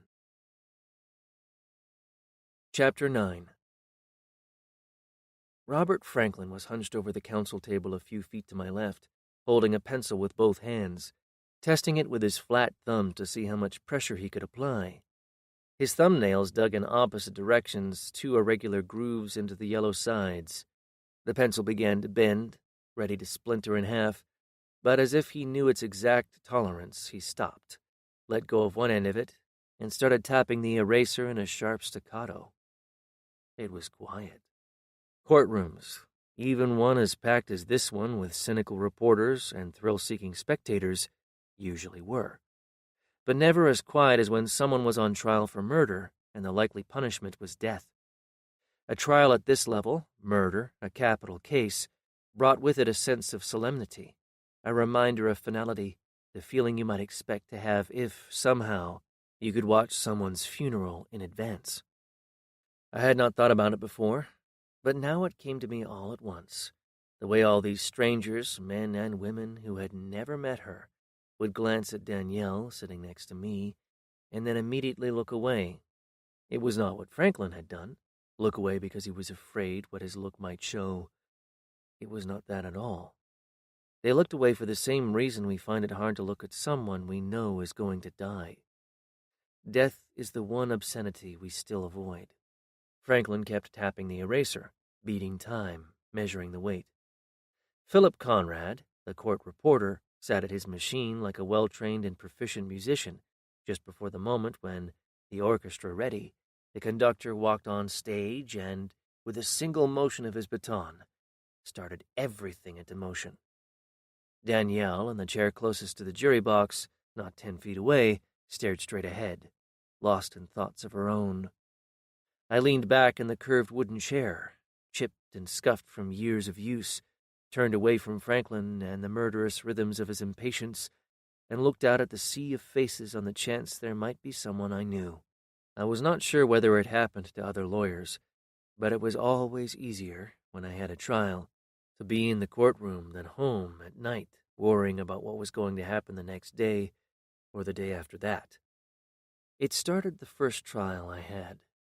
I had not been able to sleep, my mind full of 1,000 different possibilities, questions I could ask, answers that might be given, nothing ordered, nothing in its proper sequence, just the jumbled noise of my own helpless incoherence. In the morning, when it was time to go, it got even worse. I had to force myself to get dressed, force myself to leave the safety of home. When I climbed the courthouse steps, I learned what it felt like to attend your own execution. And then I opened the door to the courtroom and entered a different world. All the thinking stopped. Everything slowed down. Everything was easy. I knew what I was doing and, though it may sound strange and even demented, watched myself do it. I did not know what I was going to say before I said it. Everything happened on the instant, and there were no second chances. I was like an actor in a play, and though all of the lines were different, scarcely ever room for repetition, they came, the way I'm told they come to someone on stage, as if of their own volition. I could not get enough of it. The only thing I did not like was the fact that at the end of every day we had to quit. Franklin stopped tapping the eraser end of the pencil. Holding it between his hands, his fingers pointing forward, he twisted it back and forth, the way campers without matches use the friction from a twig to start a fire. Suddenly, the door at the side flew open, and the wraith-like figure of Alice Brunelli blew into court. Other judges might take their time, look around the courtroom, nod at the clerk or the bailiff or some other familiar face, climbed a few short steps onto the bench with slow, deliberate effort, and then settle into the heavy leather chair like someone getting ready to watch a movie. Alice Brunelli came in like a whirling dervish, a tornado, a harsh, bitter wind. The court clerk, out of habit, placed her hand on the stack of papers on her desk when Brunelli passed to keep them being blown onto the floor, and then touched the back of her head to make sure her carefully combed hair was still in place. Alice Longworth Brunelli did not hold her head high. That was not the kind of pride she had. She held it in the way of a prize fighter who cannot wait to get in the ring. She bounded up the 3 steps to the bench and almost before she hit the chair flashed a quick, razor-thin smile and welcomed the jury back to court. Then she glanced at me, but only for a moment, and only to let me know she knew I still existed, and turned immediately to Franklin at the other table. "You may call your first witness." Franklin shot straight to his feet. The much-abused pencil flew out of his hands, struck the table, ricocheted onto a floor bent and misshapen under the weight of 1,000 useless arguments, and then rolled under his abandoned chair. Franklin did not notice. With his shoulders thrown back, he stood there, his gaze squarely focused. "The people call." He hesitated, and everyone remembered what had happened yesterday when, asked to do the same thing, call the first witness in the trial, he had drawn a blank and made to seem a fool. He stared down at the case file and the needed witness list, open to the table in front of him. The people call.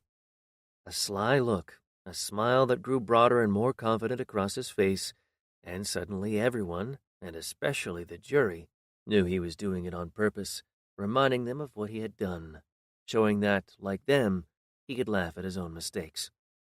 There were not many lawyers who could have pulled it off, made a temporary weakness into a permanent strength, taken a minor error and turned it into a major advantage. The people call Mustafa Nastasis, he announced in a clear, powerful voice. The captain of the Blue Zephyr, the captain who, when I first met him, the morning I watched Danielle leave with her husband, had struck me as somehow out of place. What was he going to testify? Instead of moving close to the witness, from where he could ask questions in a conversational tone, Franklin stood in front of the counsel table, nearly 20 feet away. He had a good voice, moderately deep and unusually vibrant, and, more importantly, a voice that carried into every corner of the room, a voice that held your attention from the sheer sound of it, and he knew it. You could tell from his eyes the look of pleasure each time he spoke. Too much pleasure, as it seemed to me. Mr. Nastasis, you're employed as the captain of the yacht owned by Nelson St. James, is that correct? I was on my feet before the witness could answer. I wonder if Mr. Franklin would mind repeating the question, Your Honor? I could not understand what he said. Franklin clenched his teeth. In a louder and slightly rigid voice, he asked again, Mr. Nastasis, you work as the captain of the St. James yacht, correct? I bounced back up. Objection! Leading! Alice Brunelli did not look up from what she was reading. Sustained. Franklin was fuming. He knew what it meant to lead a witness, but what difference did it make with a question as routine and commonplace as this? Rolling his eyes to show the jury that the defense lawyer's objection was not only time-consuming but stupid, he asked the same question the proper textbook way. How are you employed, Mr. Nastasis? Mustafa Nastasis sat on the witness stand, calm and alert, his manicured hands folded in his lap. A shrewd smile stole across his mustached lip as he watched the brief exchange between the lawyers. His dark hooded eyes widened with a kind of grudging admiration at the way the judge, a woman, took control. He waited, in no hurry, after Franklin asked the question, glancing past him to see if I was going to again object. I am the captain of the yacht, the Blue Zephyr, owned by Mr. St. James before his death, he replied finally in a smooth, even-cadenced voice. I remembered his voice, the way he pronounced each word with grammar book precision, and I remembered what he had told me, that strange, enigmatic remark that wherever else they might go, Nelson St. James and his wife always came back to Blue Zephyr. Now St. James was dead, but Nastasis, still vague and unfathomable, did not give the impression that he was burdened with any great grief over the loss. Would you tell us what happened that night, what you saw when you were on deck, the night that Mr. St. James— Objection! Franklin wheeled around. Objection? Yes, that's what I said, I replied, returning his look of incredulity with a brief smile of massive indifference. Alice Brunelli removed her glasses and bent forward, a slightly puzzled expression on her rather long, angular face. Objection, Mr. Morrison? I raised an eyebrow, as if the point were obvious. He asked the witness how he was employed. Yes, and? He asked him how he was employed at the present time. He did not ask him how he was employed then. It may be interesting to know that Mr. Nastasis is today the captain of the St. James yacht. It tells us nothing how he was employed the night in question, and how he happened to be out on deck. Alice Brunelli did not change expression. Her eyes moved to Franklin. First one interruption, then another. He could barely contain himself. It's implicit, he insisted with ill-concealed contempt. What's implicit? I questioned with all the innocence I could pretend. That he was employed the same way he is now, that he is working there, that he went out on deck, that— All that because he works there now? That was months ago. With a sidelong glance at the witness, I continued. Maybe Mr. Nastasis was on board as a guest. Maybe he liked it so much he decided he wanted to be there all the time and hired on. Maybe a lot of things, I said, looking Franklin right in the eye.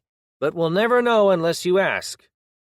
Franklin was about to shout that this was mindless, a complete waste of time, but he saw from the stern expression in Brunelli's watching eyes that when it came to the rules of evidence, it was not going to be a question of convenience. He threw up his hands in frustration. Okay, I'll ask.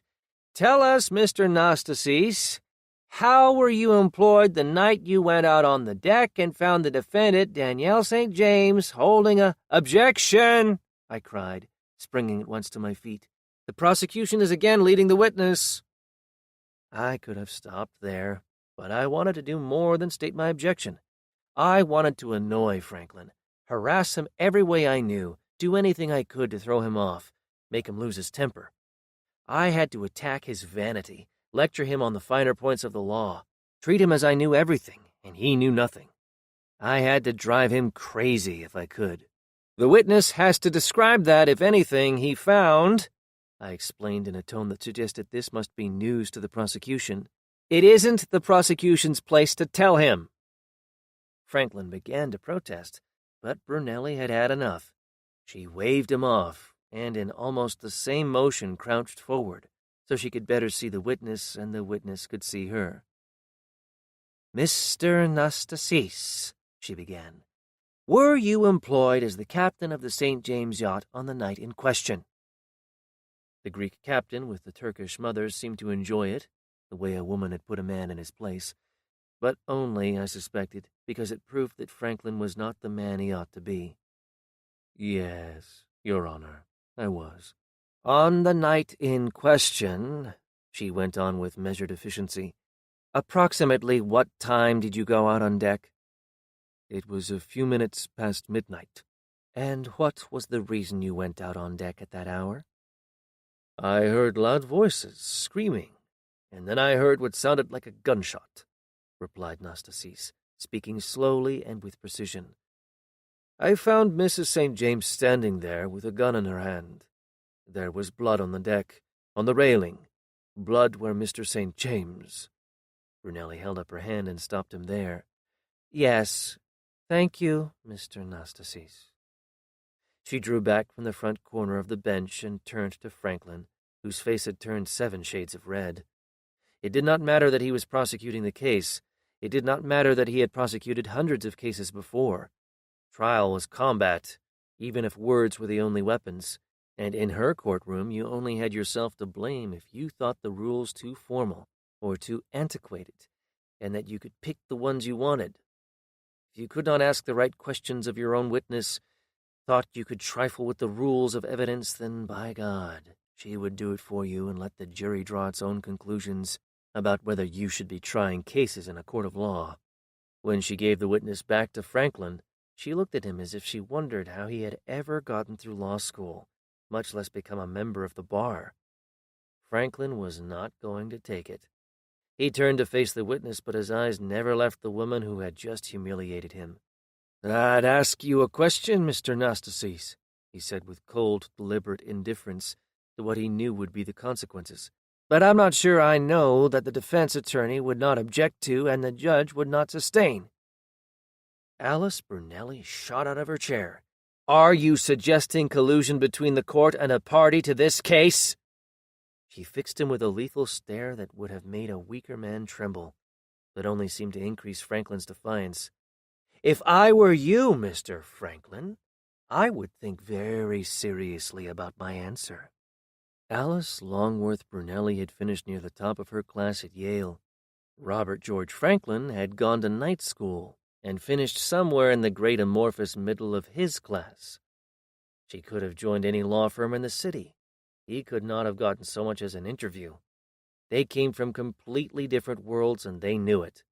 Without meaning to, she looked down on him, a night school lawyer who, from her perspective, cared only about winning and nothing about the law, while he, on the other hand, resented the way she and all the other Ivy League lawyers thought what was taught at Yale or Harvard was more important than what he had learned on the streets.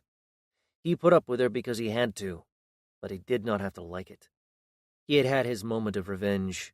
He knew what he had to do next. I apologize, Your Honor, he said in a voice that fairly bragged an absence of conviction. I can assure you that it wasn't. With a brusque motion of her hand, so quick it might have caught a fly, she cut him off. Take the witness, Mr. Franklin. Let's move on. We haven't got all day. But before he could ask a question, she cut him off again. Mr. Morrison, she rasped impatiently, I trust that you're not going to raise objections just for the sake of objecting. No, Your Honor, I replied. I'll only object to questions that are objectionable. She raised an eyebrow and lifted her chin, the preface to a warning.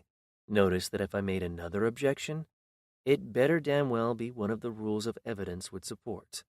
Mr. Franklin, please continue. Franklin had a whole set of questions. Not one of them, he was certain, leading or otherwise objectionable. Mr. Nastasis, would you please describe to the jury what you did when you saw the defendant standing there with the gun in her hand after she had shot and killed her husband? I was on my feet shouting another objection. Some of the jurors smiled to themselves. All of them leaned forward, anxious to see what would happen now. The question assumes facts not in evidence, I explained, shrugging my shoulders to show that I could not be blamed for the mistakes of the other side. No evidence has yet been introduced that Nelson St. James had been shot, much less that he was dead. Franklin nearly laughed. He had me now. He was certain of it. The witness just testified under Your Honor's thorough examination that, I believe the exact phrase was, there was blood on the deck, on the railing, blood where Mr. St. James. He's testified, in other words, that the victim was shot, and that may have been what he thought, I interjected. That may have been his impression, but the fact has not yet been proven. The prosecution cannot ask a question that assumes, and by that assumption suggests to the jury that it has. Brunelli did not need to think about it. Sustained. Rephrase the question, Mr. Franklin. And so it went on, hour after hour. Testimony that should have taken 20 minutes lasting 3 or 4 times that long. I used everything I knew about the law of evidence, and when there was not a rule I could use, made one up. I would not give an inch, and neither would he. There were no more cries of outrage, no more scornful looks. He asked a question, I objected. He waited for the ruling and, if he had to, asked the question a different way again. He never made the same mistake twice, and like a sullen but determined student, he filed away each lesson for his own later use. By the end of it, his direct examination of the prosecution's first witness, he had so far regained his confidence that he was close to the jury box, talking to Mustafa Nastasis as if they were 2 old friends, almost smiling whenever, though my frequent interruptions, I tried to join the conversation. Then, when he was finally finished, it was my turn. Nastasis had been kept on the stand for hours, forced to wait while the lawyers argued among themselves. But he had not seemed to mind. Perhaps it was the novelty of the situation, his first time inside an American courtroom, or perhaps, like the other spectators who sat, transfixed by the proceedings, he was intrigued by what had happened, the violent death of Nelson St. James, and the question whether Danielle St. James was going to get away with it. As I rose to begin cross-examination, he regarded me with more respect, and considerably more interest than he had that morning we first met on the deck of Blue Zephyr. I took a position at the end of the jury box, where, along with the double line of jurors' faces, I could look straight at him. You testified you went out on deck because you heard loud voices, screaming. Where exactly were you when you heard those voices? In your cabin? Yes, he replied, a polite smile on his lips. But you weren't asleep, were you? No. The voices weren't so loud, what you called screaming, that they woke you up? No, Mr. Morrison. As I say, I was not asleep. I looked down at the floor, smiling to myself, as if what I was driving at was so obvious I should not have to ask, and only after a long silence raised my eyes. What was the screaming about? I asked patiently. What were they saying? I really don't know. I couldn't hear the words. You couldn't hear the words, I see. You heard loud voices, screaming. Which is it, Mr. Nastasis? Loud voices or screaming? He did not grasp the distinction. With a puzzled expression, he shrugged. It's not a difficult question, Mr. Nastasis. People sometimes speak in loud voices to make themselves heard. Sometimes they do it to make a point. In either case, they have control of themselves. When they're screaming, on the other hand, they don't. So, again, Mr. Nastasis, which is it? Screaming, wasn't it? The cabins on the yacht are nearly soundproof, aren't they? Now we understood. Yes, screaming, shouting if you prefer. They were angry, I have no doubt. Angry, out of control, irrational. Are those the words you would use to describe what you heard? Nastasis agreed immediately. I nodded emphatically and turned to the jury. Angry, irrational, not the voice of someone about to execute a calculated plan of... Objection! Thundered Franklin as he bolted from his chair. I threw up both hands. That's right. I shouldn't have, I admitted before Judge Brunelli could rule. I turned back to the witness. You said you heard screaming, and then heard a shot, what you thought was a gunshot. How much time passed between the moment the screaming stopped and when you heard the shot? Seconds? Minutes? How long? Pinching his lips together, Nastasis stared into the middle distance, trying to remember. As the silence lengthened, I began methodically to tap 2 fingers on the jury box railing. Finally, Nastasis gave up. I don't know. Not as long as it seemed. My mouth dropped open. Not as long as... Yes, I see. The screaming stopped, then there was nothing, not a sound, and then you heard it. Is that what you mean? Exactly, just as you described, with only one addition. The silence, which may have lasted only seconds, seemed so much longer because it served to underscore the violent noise both before and after it. He paused to consider what he had said. Satisfied that it was just the way he had said it was, he nodded once more.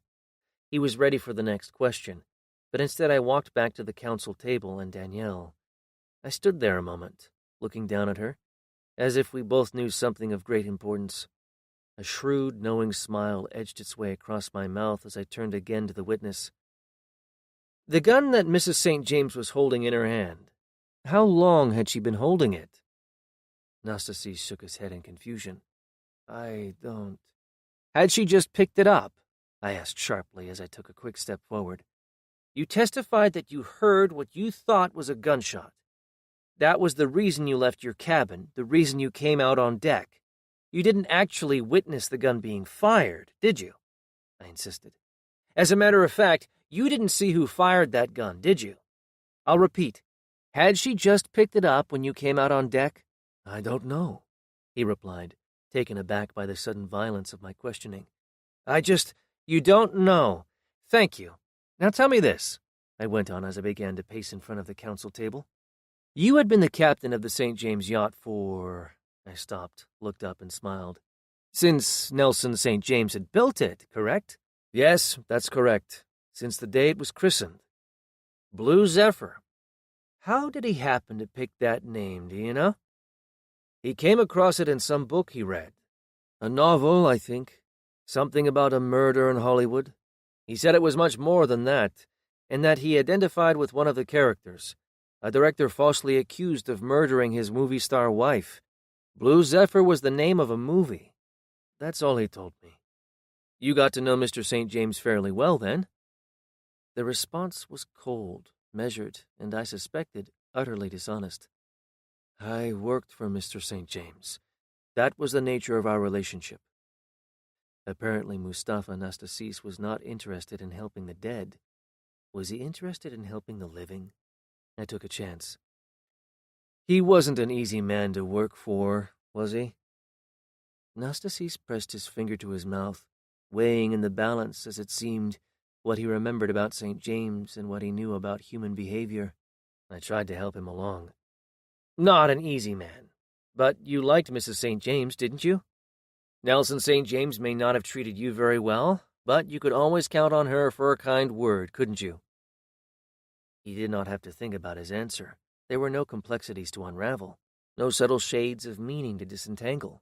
His response was immediate and, so far as anyone could tell, utterly sincere. Yes, Mrs. St. James was always pleasant, not just with me, but with all the members of the crew. She always asked questions about my family, where I came from, that sort of thing. They were wealthy people, but you wouldn't have known it from the way she treated us. My suspicion had been correct. I was certain of it now. Mustafa Anastasis might have been called by the prosecution, but he was my witness. You saw them earlier that evening while they were having dinner, didn't you? I looked in on them to see if there was anything they needed. I smiled, not to put Anastasis on his ease, but to give the jury every reason to think that all I wanted was the truth. And when you saw them having dinner together, just a few short hours before he was shot to death, did Mrs. St. James look like a woman planning to murder her husband? Franklin had to object. I wanted him to object. That was the reason I asked the question in the way I did. He was on his feet, starting a long oration on why the question could not be asked, but Brunelli did not need to take lessons on the law of evidence. "Sustained," she ruled with clinical indifference before Franklin could say another word. "Now. Do it now," I told Anastasis with my eyes. "Say it now." Whether he caught my meaning or did it on his own, he did it. "No, she didn't look like a woman planning to murder her husband," he answered with a blameless gaze. "Sustained means that you're not supposed to answer the question," explained Brunelli with a stern glance. "The jury will disregard both the question and the answer." When she studied me, a silent warning that she would only be pushed so far. It may have been nothing more than my imagination, which in this instant might be just another name for vanity.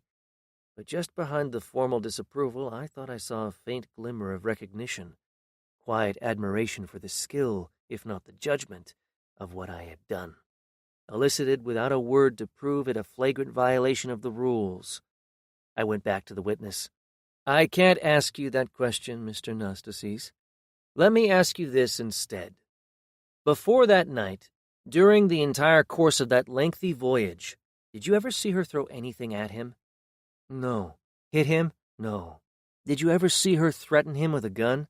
"No," he said, his dark, impenetrable eyes wide and intense. "Just a few more questions. After you heard the shot, after you rushed outside and saw blood on the deck and on the railing, when you saw the defendant, Danielle St. James, standing there with the gun in her hand, you thought she had killed her husband, didn't you?"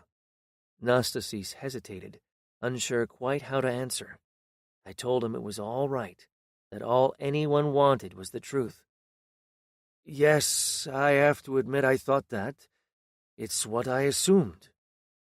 "But if, as I asked you earlier, she had only just picked up the gun, in a state of shock picked it up from where it had fallen, then you would have thought something else, wouldn't you?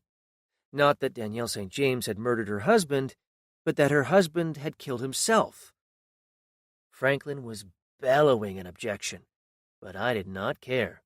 I sat down at the table more than satisfied with what I had done. Chapter 10. Judge Brunelli cautioned the jurors not to discuss the case and not to read about it in the papers or watch any of the reported accounts of the trial on television. Aware, as always, that people had their eyes on us, I gathered up the notes and papers scattered on the table and exchanged a few brief words with Danielle. Although nothing had happened between us after that night when I had pulled back at the last moment from making what would have been a serious mistake, I had made a point of treating her with a new formality. We did not talk about what might have happened, or whether something might happen later. We talked only about the trial. The situation was forced and artificial, pretending she was just another client instead of a woman with whom, if I were honest with myself, I was probably already in love. But there was nothing else I could do. She was a criminal defendant, and I was her lawyer, and I had to concentrate on that. It was a strange pantomime I went through, keeping a respectable distance as I got ready to leave the courtroom, barely touching her on her arm, the way I would have done with any other woman on trial for her life, telling her, in case anyone was close enough to overhear, that I would see her in the morning and that she should try to get some rest. Then I left her in the hands of a bodyguard, waiting just behind the railing to take her to a waiting car. Eager to get a closer look at the famous and now notorious Danielle St. James, the surging crowd followed her outside. I was glad to be left alone, able to walk down the deserted corridor and into an empty men's room without worrying who was going to assault me next with a question they had to ask or an observation they felt compelled to share. It was embarrassing when you thought about it. This need for attention, this desire for the acknowledgement of other people, and, when we have it, the tired hypocrisy of wishing it would all go away. It was like the difference between how we look and how we feel, what we show the world and what we know inside. Like the face I know I saw in the mirror, which looked better, less exhausted than I felt. Seeing it, I felt much better than I had before. Throwing some cold water on my face, I reached for a paper towel. Then I heard it, an awful, retching noise from one of the stalls at the far end of the narrow, white-tile room. As quickly as I could, I dried my hands and face and turned to go, but just then the stall door flew open and Robert Franklin, his face white as a sheet, staggered toward the sink. He had not heard anyone come in, and the shock of seeing me was so intense, so profound that he seemed to lose his senses. He opened his mouth, struggling to find an explanation, an excuse for the condition in which I had found him, but 3 words into it he began to stutter and could not stop. That was when I first began to understand something of the effort with which Robert Franklin had made himself into a lawyer. He had a speech impediment, a stutter as awful as any I had ever heard, and yet somehow overcome it. That was the reason he started out at such a distance from the witness and the jury. Not because he loved the sound of his own voice, not because of vanity, but because he had, with a stringent discipline I could not even imagine, he had trained himself to speak the words he wanted without falling into a bottomless well of hellish repetition. "Are you all right?" I asked, stung by a guilty conscience. "Is there anything I can do?" Franklin took a deep breath and then, to my surprise, laughed in a quiet, self-deprecating way and patted me gently on the arm. His eyes, so often filled with what seemed dark malevolence, were almost friendly. "I could tell you it was something I ate, but the truth is that I always get too tense at a trial. I wish I could be more like you. You always look like you're having the time of your life in there. I envy that." I tried to remind myself as I walked out of the courthouse that no one took prisoners in a trial, that it was all about winning. But I began to regret a little the way I had pushed things, objecting to nearly every question, doing what I could to make Franklin look mean-tempered and insensitive. He had not just worked his way through night school. He had overcome a handicap, forced himself through God knows what difficult and painful exercises to become a lawyer. And not just any kind of lawyer, but a courtroom lawyer, a prosecuting attorney who had to speak clearly, who had to make sense, who could not afford to get all tangled in knots. We were both in it to win, but I started asking myself whether I was going too far, throwing sand in the eyes of the jury, turning the serious business of a murder case into a carnival game in which, if I could get away with it, the prosecutor instead of the defendant was put on trial. I tried to sort it all out. If you looked only at the facts and ignored what people feel, the way the mind can snap with sufficient provocation, there was no question but that Danielle was guilty. She had not been in any physical danger when she killed her husband. She could have walked away. There had not been any necessity for violence. But if you had any regard for a woman's self-respect, her right to be treated as a person with feelings of her own, and not just the muffled object of her husband's temporary lust, then what she had done was defensible at least in a moral sense. Or was I only trying to make myself feel better, invent an excuse for the lawyer's tricks I was playing in court? Danielle had killed her husband because she did not like his look, because she could not stand it anymore. If she had felt humiliated, why not humiliate him in return instead of killing him? She did not have to let him have his divorce. She could have taken him to court and, precisely because he was rich and famous, and not just that, notorious with who knew how many secrets to hide, made his life a living hell. But it was an impulse. There had not been time to think. It happened before she knew it. That is what she told me. But then she had told me a lot of things that did not always fit together. I was almost at the end of the corridor. The glass doors at the entrance were just ahead. It was after 5, and except for the uniformed guard at his desk, the only other person around was someone standing off to the side, leaning against the wall reading a newspaper. "So, are you screwing her yet?" he said as I passed by him. I spun around, ready to dare him to repeat it, and then I started to laugh. It was Tommy Lane, looking at me with a cocky grin, daring me to deny it. "No, What are you doing here?" I asked as we gave one another a hug. I forgot all about the trial, forgot about everything, except how glad I was to see him. "When did you get here? Just now? Are you kidding? I've been here all day, watching you work." I could not believe that he had come all the way up from Southern California and had not called me first. He explained that he had come to see the game. "What game?" "USC, Southern Cal. Who else? They're playing Berkeley on Saturday." "You didn't know?" he remarked, shaking his head as we headed out the door and down the courthouse steps to the street. He moved with that same smooth, suppressed power, his head up, his eyes darting all around, the graceful remnant of the great athlete he once had been.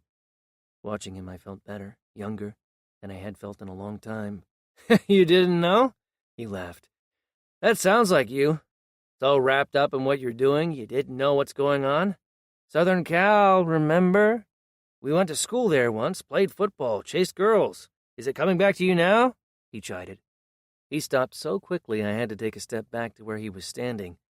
The sidewalk was crowded, the street full of noise, and while the sky was dark, the lights from all the busy stores and the passing cars made it almost seem like day. "You were great in there. Did I tell you that? Best I've ever seen. That other guy, Franklin, he's not bad, but Christ, no match for you. You're good. Not bad at all. Almost made me think she might not have done it. Almost," he added significantly, before he turned on his heel and started down the street again. "Where are we going?" he asked a moment later. "Let's have dinner somewhere. You have time, don't you? I mean, even during a trial you remember sometimes to eat, don't you? Ever occur to you I might have a date?" "Great, I'd love to meet her," he said without breaking stride. "You have a date night of a trial. What a laugh. Unless—" He grabbed my arm and made me face him, eager to make me try to lie about it. "With her?" "If I'm screwing her, don't you think the least I can do is buy her dinner once in a while?" "You're not screwing her." He searched my eyes just to be sure. "I'd be screwing her," he added with the proud exaggeration of remembered triumphs. "But you? No, you're too caught up in the trial. It's just like before, all you could think about was the game. We'd run into the stadium, the crowd going nuts, and I'd check out all the cheerleaders, but you wouldn't even notice." He started laughing, and without any idea why he was doing it, I started laughing too, knowing that, whatever it was, as soon as he told me, I would be laughing even harder. "That last year, the last game, regular game before the Rose Bowl game, we were playing UCLA, and let's face it, they always had the best-looking cheerleaders. I took the second-half kickoff back for a touchdown. All the blocking was set up down the left side, and I started that way, but then went the other way instead. Everyone thought it was a brilliant decision, something I saw on the coverage. What a joke! There was this great-looking blonde, a cheerleader, one of theirs, standing on the sideline on about the 30. I wanted to run right by her, and I did. And when I got there, knew I was going all the way. I yelled at her, told her to give me her number after the game." "Did she? Did she what? Leave you her number?" Tommy threw me a blank look of incomprehension, as if it were the dumbest question he had ever heard. And then first his shoulders and then his chest began to rumble. "Of course! Why do you think I ran all that way? So she could say no? You're lucky your dick didn't fall off with all the girls you had." He did not miss a beat. He almost never did. "It did, but that's all right. It grew back twice as big. Where the hell are we going for dinner? I'm getting tired of walking." Before I could answer, he thought of something else. Another way to taunt me about the different ways we had led our lives, and, doing it, remind me how much we had in common. Listen, it wasn't my fault, all those women. Look at it this way. They all wanted to sleep with me, but they all wanted to marry you. I gave him a look that questioned both his veracity and his sense of proportion. That's supposed to make me feel better?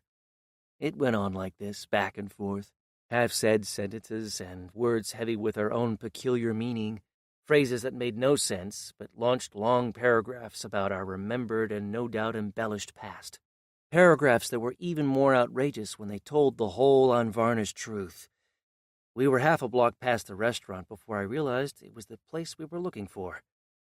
It was a small Italian restaurant, started by an old Sicilian, while he was still young and staffed by two aging waiters who, because of some ancient quarrel, the cause of which they had both forgotten, would only speak when necessary, and only through a third party.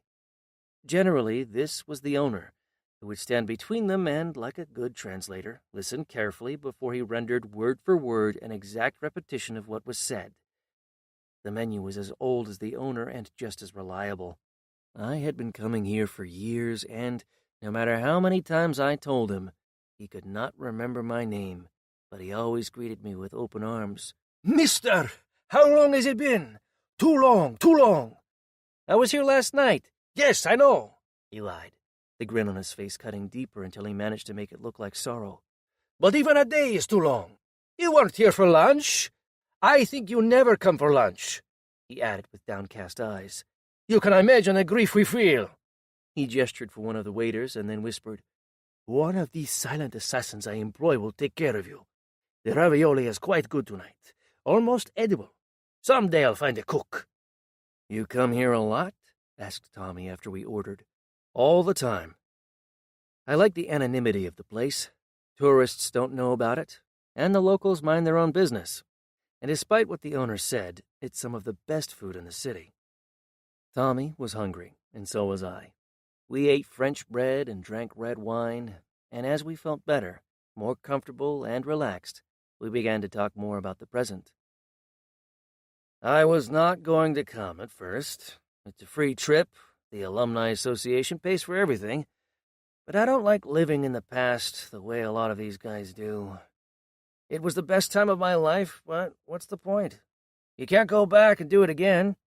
I wasn't going to come, but then you had this trial, and we had talked about St. James before, and so I said I would, but only if I could come up a day or so early, instead of flying up with everyone else Friday afternoon." He wrinkled his nose in disgust. "You know what those things are like. Camp out at the hotel night before a game, everybody gets drunk and tells a lot of lies, and then, because we used to be great, we stand out there on the sidelines and some idiot television reporter comes up and asks you what you're doing now that your great career is over. Last time that happened, I looked into the camera and said I was an attorney with the government, and we were looking into corruption in the television industry. They didn't ask me anything after that. So, as I say, it was a free trip, and I figured at that price you were worth it." He took another piece of bread and finished off his glass.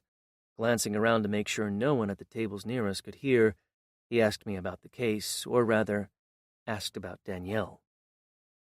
"She's really Jean's sister? I met her a couple of times," he added, when I seemed surprised that he remembered. "I liked her. She was great-looking, in a different kind of way. I liked her a lot. Maybe too outgoing for you, too interested in what was going on. Was that it? She was a little like my wife that way, wasn't she? They both liked having a good time, being around other people." I did not say anything. I did not need to. We both knew he was right. With a marvelous talent for summation, he cut right to the heart of the matter. "But this one, the sister, she's the kind that makes you think she only wants to be around you.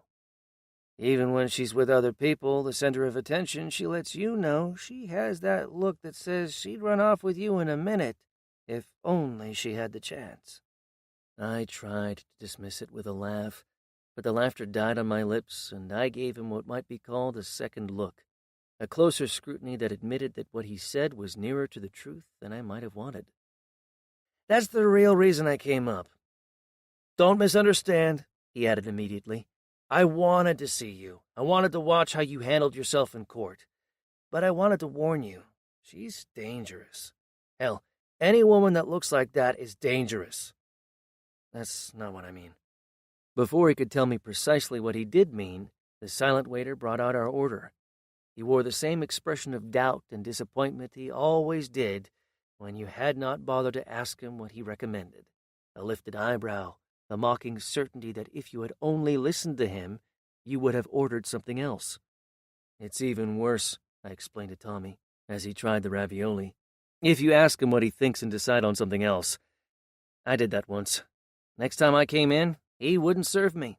He stood off in the corner like I wasn't there, wouldn't move. And you like this place?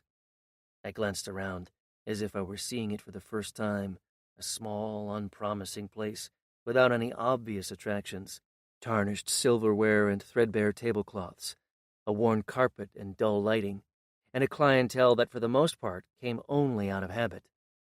Like it? I'm used to it. I come here, I don't have to think. It's like court. Everything works once you learn the rules. And you're right about the food, said Tommy with enthusiasm, as he lapped up another helping. After a while, I confessed, you don't even notice that until you're somewhere else. Then you realize that it's better here. Tommy put down his fork and with a faded linen napkin wiped his mouth. That's all you do, isn't it? Practice law, try cases, and eat dinner here. Did you ever think you might want to have a life? I have a life, I protested mildly, and a little defensively. I like what I do. What about women? After Jean, that was years ago. You ever think about... You're divorced, do you? Marriage? Again? Hell, I don't know. Depends. Never know, I might. But you, he cried, ready to taunt me with what he knew about me. You won't, not unless... No, that won't happen. But someone like her, someone that perfect, what are you talking about?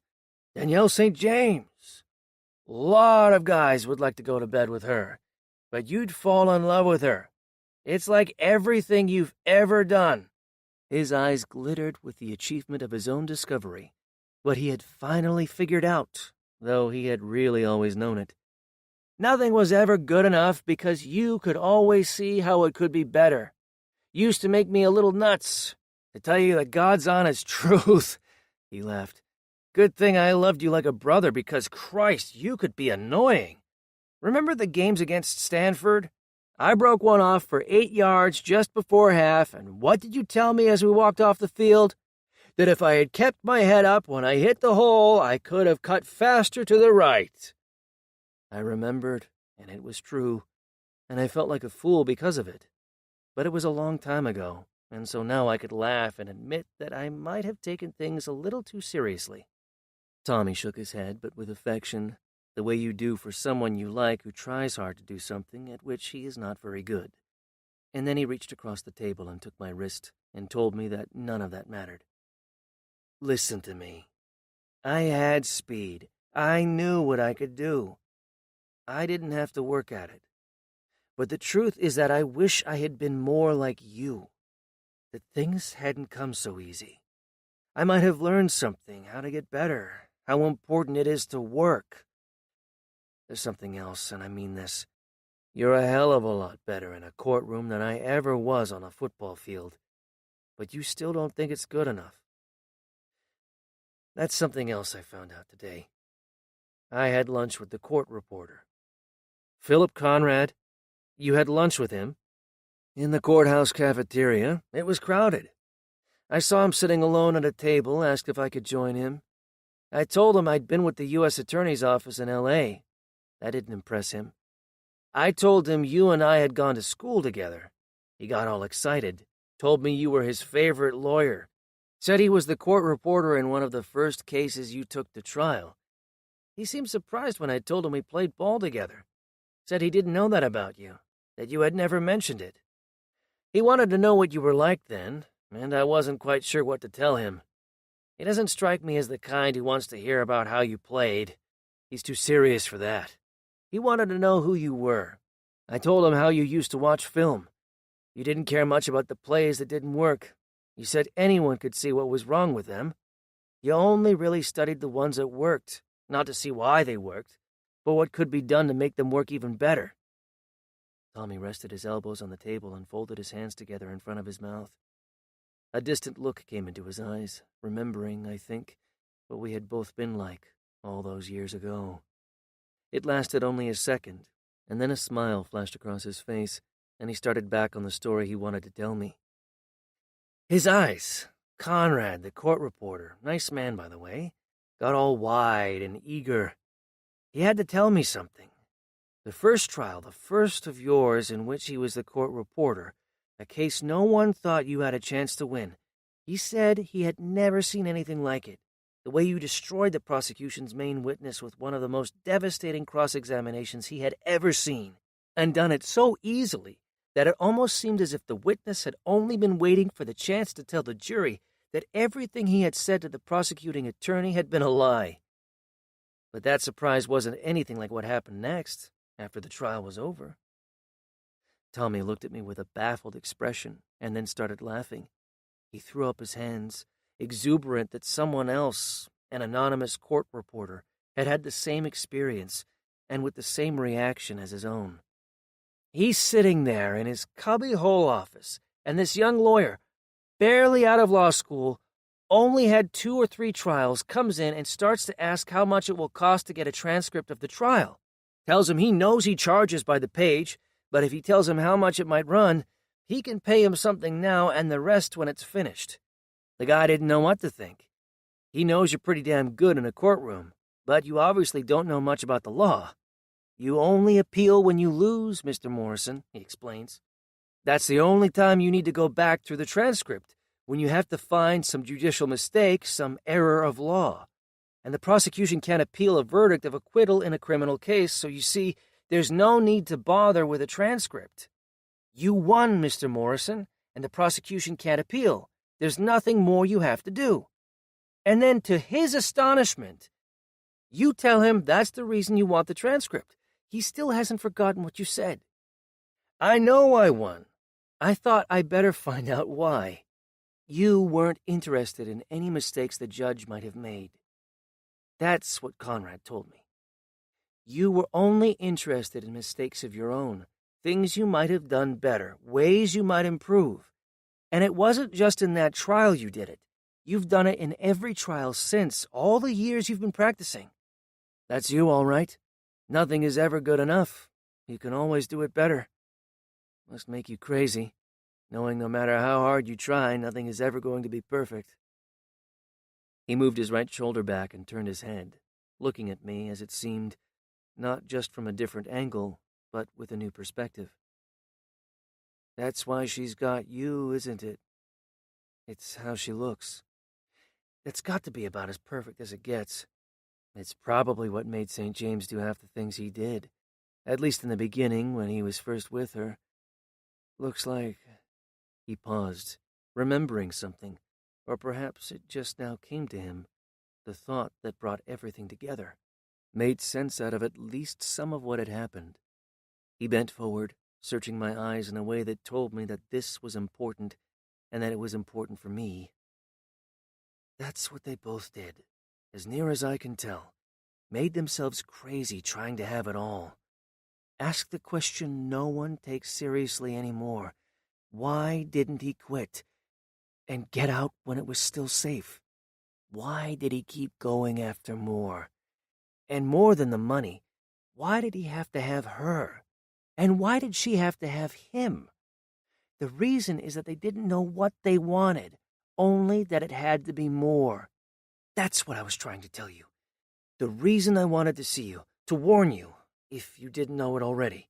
She may have been the kid sister of the girl you wanted to marry, but she isn't a kid anymore, and whatever she was like then... I stopped him with a look that said there was nothing he could tell me about Danielle I had not already thought about. I'm her lawyer. She's on trial for murdering her husband. What is it you think I don't know?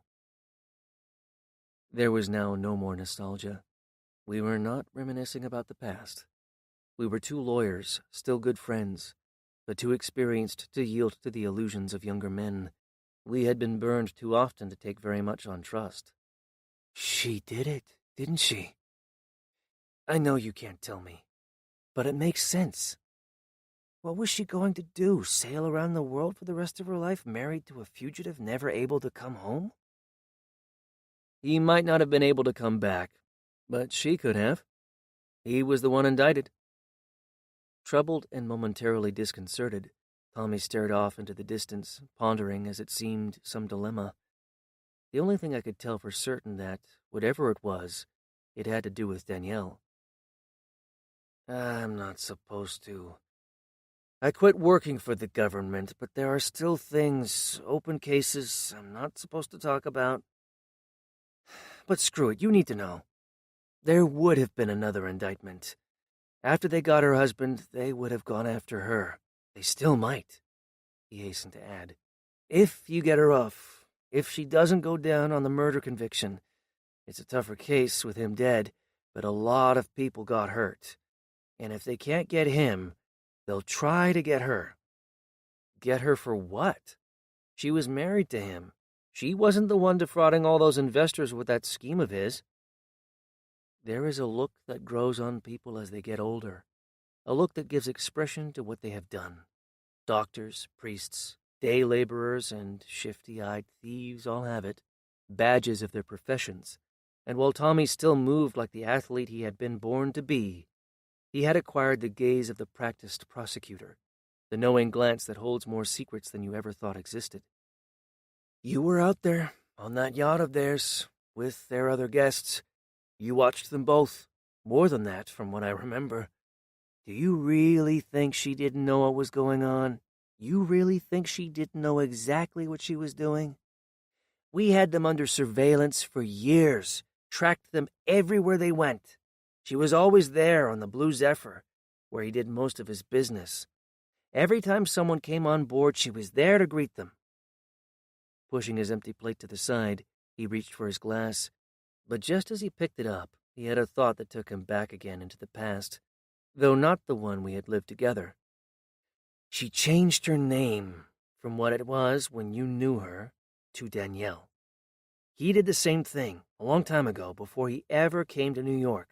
He grew up in a small town in Michigan, Petoskey, a little north of Traverse City. His father had a gas station. His mother ran off with someone else. Ray Williams, that was his name. About as plain as you can get. Dropped out of high school in the 10th grade, lied about his age, and joined the Army. Then he sold insurance for a while, made enough money to buy a few old houses, turned them for a profit, and then he had a kind of genius for this. Started doing the same thing with bigger properties, office buildings, then companies, and then Nelson St. James became as rich as hell, and no one asked questions about how he got it. Only how he could help them get rich as well. They both invented themselves. That's what they had in common. Funny when you think about it. No one ever looked at either one of them when they were kids just growing up. I suppose that's part of what drove them, the need to do something that would get them noticed. I wondered, from the way he looked at me, the things he had said about how nothing had ever been good enough, that I was always trying to get better, if he thought the same thing had driven me.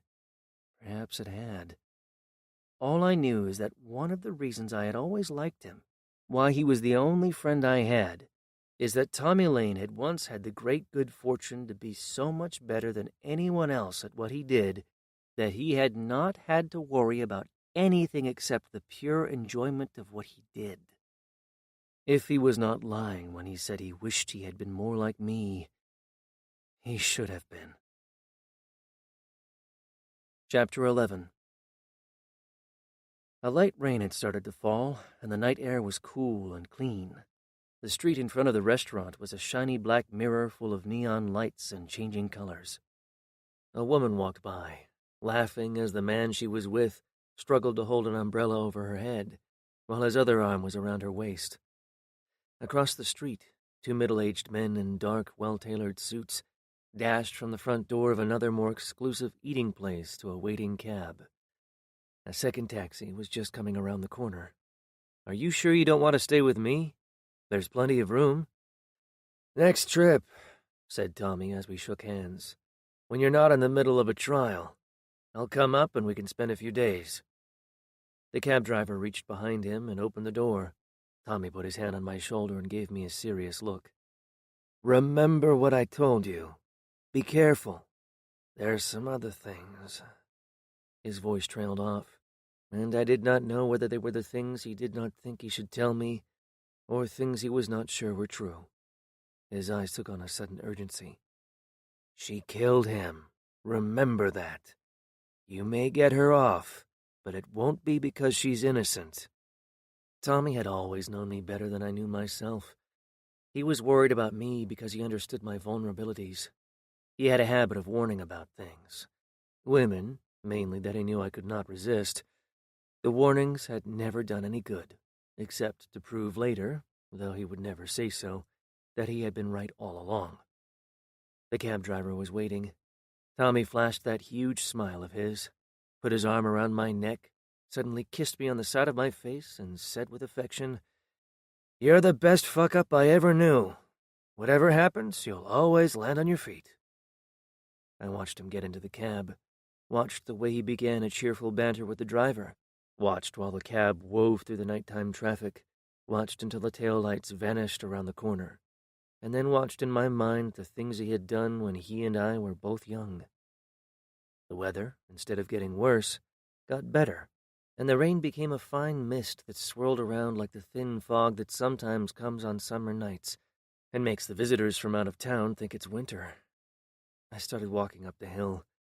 The steep ascent on sidewalks grooved like washboards to keep from slipping backward those brave or foolish enough to try it. At the top, 2 blocks ahead of me, across the street from the Fairmont, the other famous old hotel, the Mark Hopkins, was lit up like Christmas, with limousines and taxicabs and shiny dark sedans and sleek foreign sports cars, all moving in slow procession through the open portals to the front entrance, where a liveried footman helped each entitled passenger on either their arrival or their departure.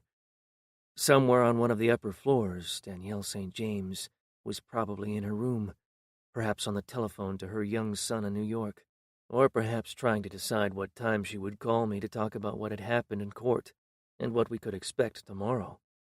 The only nights she did not call were the ones she decided she had to talk to me in person. It had become a bizarre routine, on the nights she did it, to come in disguise. At first I thought she was doing it out of an abundance of caution, the fear of the rumors that might start if she were seen coming to my apartment too often late at night. But gradually I began to realize that it was not concern for her reputation. It certainly was not any concern for mine. She liked the game, the known risk, the chance that she might get caught. Her only pride the nights she did it, how many people she might fool. It might not require much effort. What she did was never elaborate. A wig, a different dress, a change of makeup, and, of course, a change of mood. And with it, the look she wore. It seemed to give her a strange pleasure to dress as another woman and live, if only for a brief time, another woman's life. Once in a while, when she had nothing else to do, she would drop by the hotel bar dressed as someone else and let someone buy her a drink. She spent an hour with a man who said he lived less than 2 blocks from where Danielle St. James lived in New York. He insisted she was innocent. She told him that he obviously knew nothing about women. I had to explain to him that with a woman like Danielle St. James, you could never be sure of anything. She told me this as if all she knew about Danielle was what she read in the papers. She never wore the same disguise twice. She came as every kind of woman and had every kind of voice. There were so many of them, and all of them, usually, only late at night, that the doorman, though he never said a word about it, must have thought I had part interest in a brothel, and that one of the benefits of ownership was an endless sample of what they sold. It was crazy and strangely seductive, the way she took on a slightly different character with each change in her appearance. There was no end to the illusion. She was every color of the rainbow, and it was hard not to be mesmerized by every one of them. She was always different, and always the same. Or was she? Because there were times when I would start to wonder whether the reason she was never the same thing twice, the reason she liked to pretend to be other people, was because there was nothing underneath, nothing that could stand to go unchanged. If she was a woman who lived on the surface, perhaps the surface was all there was. Perhaps her only being, what held her together, what made her who she was what had made her become Danielle and leave Justine behind. The eager willingness to become whatever she thought others wanted her to be. None of that mattered, of course, when I was sitting next to her in the courtroom or talking to her late at night about the case. It was only in her absence, only when I could not see her, that my mind was ever clear enough to become metaphysical. I tried to work when I got home, prepare for the next witness the prosecution was going to call, consider the kind of questions, the cross-examination I would have to conduct. But I kept thinking back to Tommy and what he had said at dinner about Danielle and how dangerous he thought she was. I knew he was right, that Danielle had murdered her husband, but that did not mean that I thought she was some cold, calculating killer, a born criminal who would keep doing the same thing over and over again until she was caught and put away. It was a crime of passion, something that would not have happened except for a set of circumstances that, in the nature of things, could never be repeated. Danielle was guilty, but not dangerous, and guilty only because the law does not deal in exceptions. Or so I told myself as I glanced at the clock and wondered when she might call. An hour later she did, and I tried not to show my disappointment when it became clear that tonight, at least, she was staying where she was. It was just as well, I told myself the next morning as I settled into my usual place at the counsel table and glanced quickly over the notes I had made. In the concentrated intensity of a trial, the only important thing, the only thing I had time to think about, was the next witness and the next question I had to ask. Danielle, on the other hand, seemed to remember only what she wanted to, and only when she pleased. She took the chair next to mine, and in a voice just loud enough to be heard by the jurors, as they found their places in the box, said good morning and called me Mr. Morrison.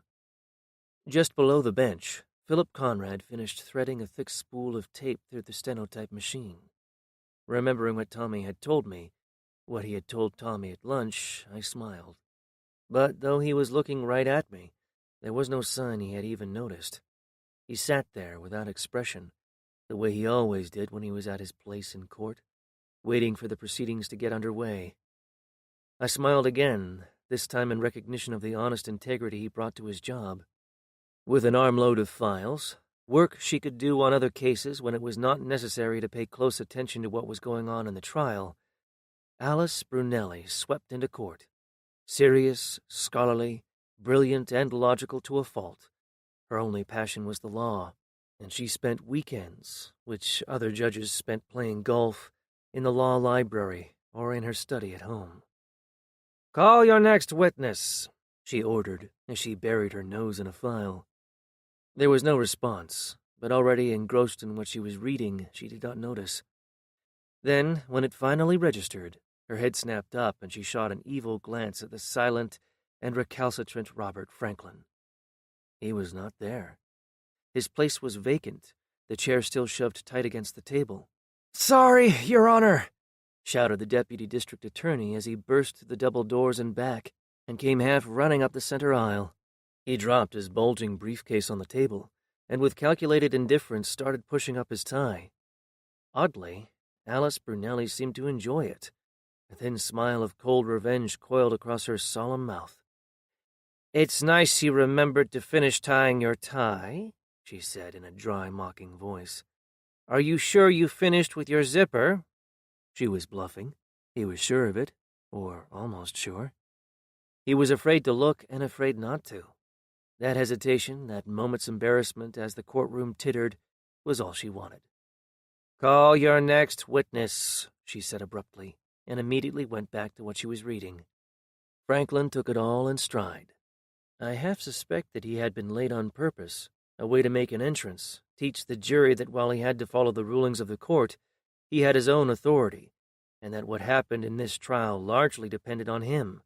He called his next witness with an air of anticipation, the suggestion that we were about to get to something of more than ordinary importance. Franklin was good. and he kept getting better. Lewis Britton was the police detective who had been summoned to the Blue Zephyr when she first returned to San Francisco. He had the look of a veteran cop, someone who has seen too much of human violence and degradation to be much surprised at anything. The fact of murder did not concern him. His only interest was in the details. Shaped by what he did, his mind was rational and methodical. Murder, like any other problem, something to be broken into its elements, analyzed and solved. He had not the time and, after everything he had seen, perhaps no longer the capacity for moral judgment. Even when called upon to describe the gruesome slaughter of another human being, an innocent victim of some utterly depraved killer, it was rare that any expression could be seen on his face, or any, even the slightest, emotion in his eyes. He answered Franklin's questions about what he had found at the crime scene, the St. James yacht, with what appeared to be almost bored indifference. "There wasn't much to see," said Britton with a shrug of his round, sloping shoulders. He threw his hand to the side in a careless gesture of unimportance. "The captain, Nastasis, had roped off that section of the deck, but it was 3 days before they got back to San Francisco, and between the salt spray and the rain there had been a fair amount of deterioration." Franklin's eyes twitched with nervous intensity. "Yes, I understand. But there was still blood there. Blood you could—" "Yes," said Britton. A trained and experienced witness, he turned immediately to the jury. "Blood on the railing, on the deck, more than enough to make a conclusive identification." "Conclusive identification?" "DNA. There is no question that Nelson St. James was the victim, that he was shot and no one else. And did you also recover the murder weapon, the—" "They haven't proved there was a murder," I objected as I bolted from my chair. "All they have shown is that there was some dried blood on the deck, and that it appears the blood belonged to Nelson St. James." "Appears?" shouted Franklin, determined to be heard. "It's his blood, his DNA. Gentlemen, that's enough," cried Alice Brunelli. Leaning across the bench, she lashed us with her eyes. "Enough!" she repeated even louder when I tried to continue with my objection. It was an instinct, the larcenous habit of what through years of practice I had learned to do, simple in the execution, effective sometimes in the result. I raised an eyebrow, just that, nothing more, as if, instead of chastened, I was actually amused by her sudden show of temper. It gave the appearance, created the illusion that, whatever strained relationship the judge might have with the prosecutor, she and I were friends. Even Alice Brunelli, as tough-minded a judge as there was caught off guard, and for a moment did not seem quite certain what to do. She tried to recover, but the flashing anger in her eyes had gone too far away. "Enough," she said quietly, and sank back in her chair. Franklin moved immediately to get the jury's attention back on the prosecution's witness. "And did you also recover a weapon?" "Yes, a handgun," replied Britton with that same bland expression. "The one Captain Nastasis had taken from the defendant, Danielle St. James." Franklin asked the clerk to give the witness the prosecution's next exhibit, a clear plastic bag with a revolver inside it. "Is this the gun you recovered?" Britton examined the identification bag. "Yes, this is my mark. That's the gun Captain Nastasis gave me, the gun—" "Yes, the gun he saw in the defendant's hand. We had his testimony that he caught her with the gun in her hand before she had time to throw it overboard." I shot to my feet, genuinely angry. "That wasn't what the witness testified." The objection was sustained, but it scarcely mattered. Franklin had made his point, and there was nothing I could do about it. No one was going to remember in all the testimony that would be given that it was not a witness but the prosecutor who had said that if Nastasis had not stopped her, Danielle would have thrown the murder weapon into the sea. "Could you tell if the gun had been used?" asked Franklin. "One bullet had been fired." That was Franklin's last question of the witness, and I challenged the answer as soon as I was on my feet. "You have no idea whether what you just said is true or not, do you?" This at least produced a change of expression. Puzzled, he squinted, leaned on his elbow, and shook his head. "What?" "You said that one bullet had been fired from the revolver." "Yes, and—" How do you know that, Detective? You weren't there. There were 5 bullets left in the chamber. The gun holds 6. I see. 5 bullets left in a gun that holds 6. Therefore, 1 bullet must have been fired. I said this as if it was a simple question of arithmetic, and I was only trying to clarify the point before I moved on to more important matters. He waited for me to ask the next question. I waited for him to explain. He was confused. I was patient. The silence took on a meaning of its own, though no one could guess what that might be. There were 5 bullets left. That's what you said. What makes you think that one was missing? He began to swing his foot back and forth, studying it with the weary contempt of a police detective who has spent a career, a lifetime, listening to made-up alibis and stupid excuses, and none of them as bad as the questions he sometimes got asked in court. A tired smile cut across his hard, cynical mouth as he lifted his eyes and sighed. It holds 6 bullets. There were 5 left. You can probably do the math. I could, if I knew what number to start with, but it wasn't clear from your testimony whether that number is really 6, as you keep insisting, or only 5, which is also possible. Britton almost fell out of the witness chair. Only 5, he blustered. Why would... For all you know, Detective, whoever loaded the gun might not have loaded it all the way.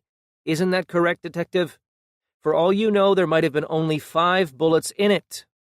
He began to scratch at his arm. The irritation he felt became physical. Why would anyone do that? It doesn't matter why anyone would do that, Detective. The point is that you assumed, you don't really know, that the gun was fully loaded. He scratched harder, deeper. He bit his lip to keep from lashing out. The captain... Members of the crew, they all heard the shot. The captain, Nastasis, he found her with the gun in her hand.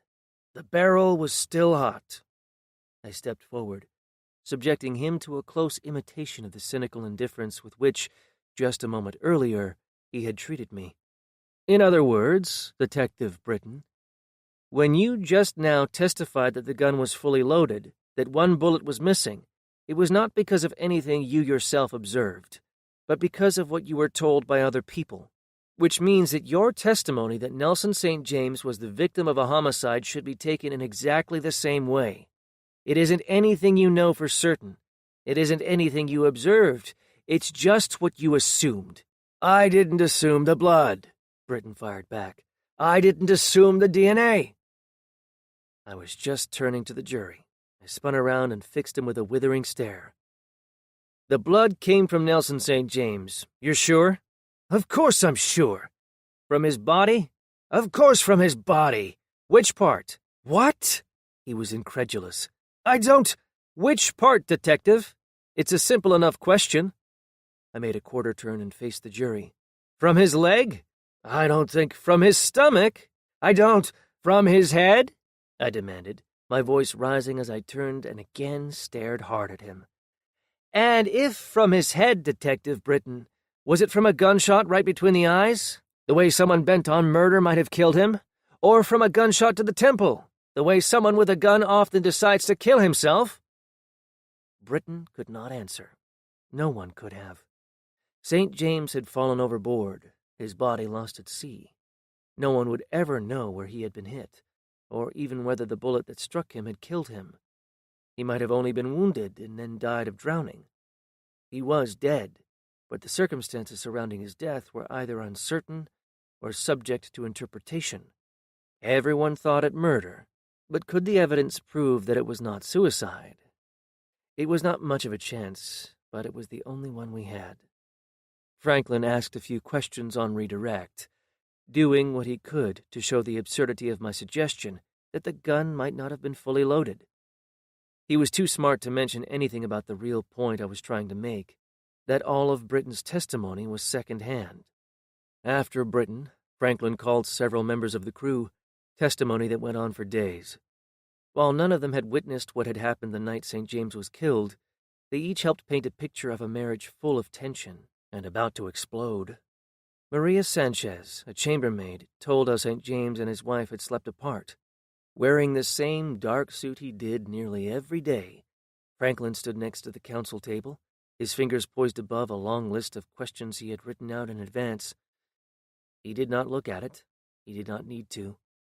With indefatigable self-discipline, he had committed to memory everything he wanted to ask. He did not once glance down, but he seemed to feel better, more confident, knowing that the list was there.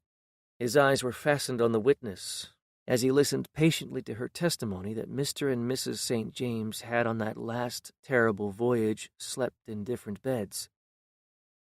"Was that their usual practice?" he asked in a well-modulated voice full of encouragement. "No, never. Not before that voyage." Franklin's finger, like a paid assistant, moving with what seemed its own independent volition, went to the next question on the page, but Franklin did not see. "And do you remember exactly when this started?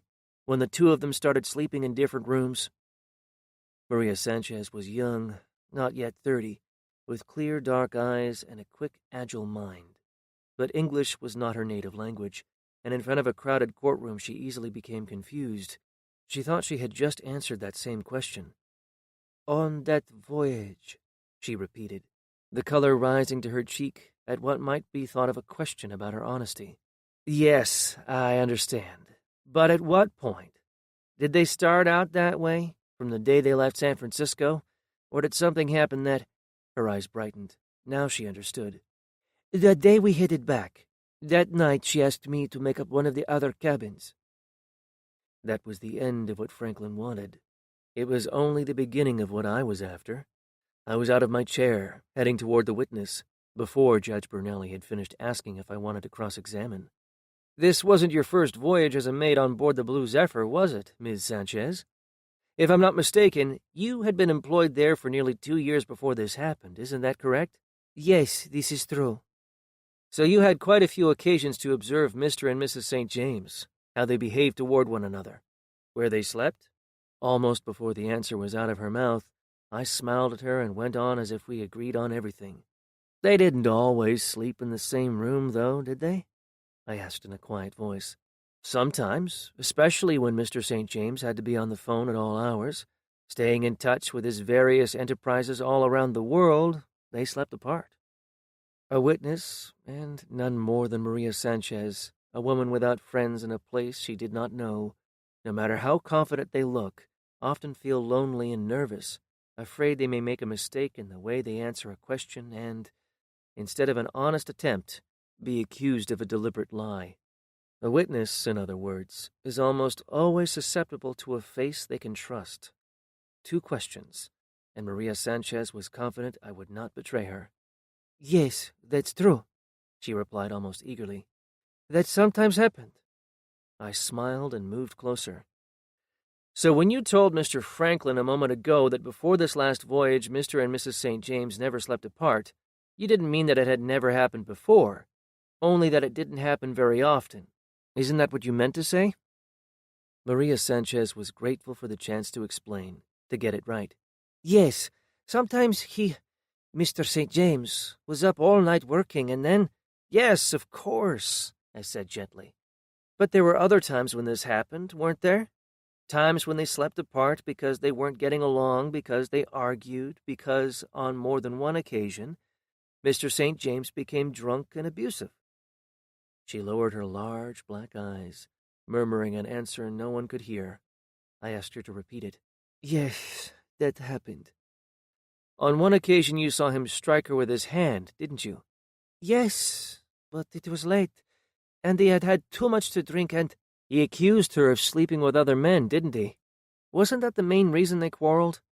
Weren't those the times when they usually slept in different rooms, after one of those drunken rages, when he went after her, sometimes with his fists, because he thought she had shown too much interest in someone else?"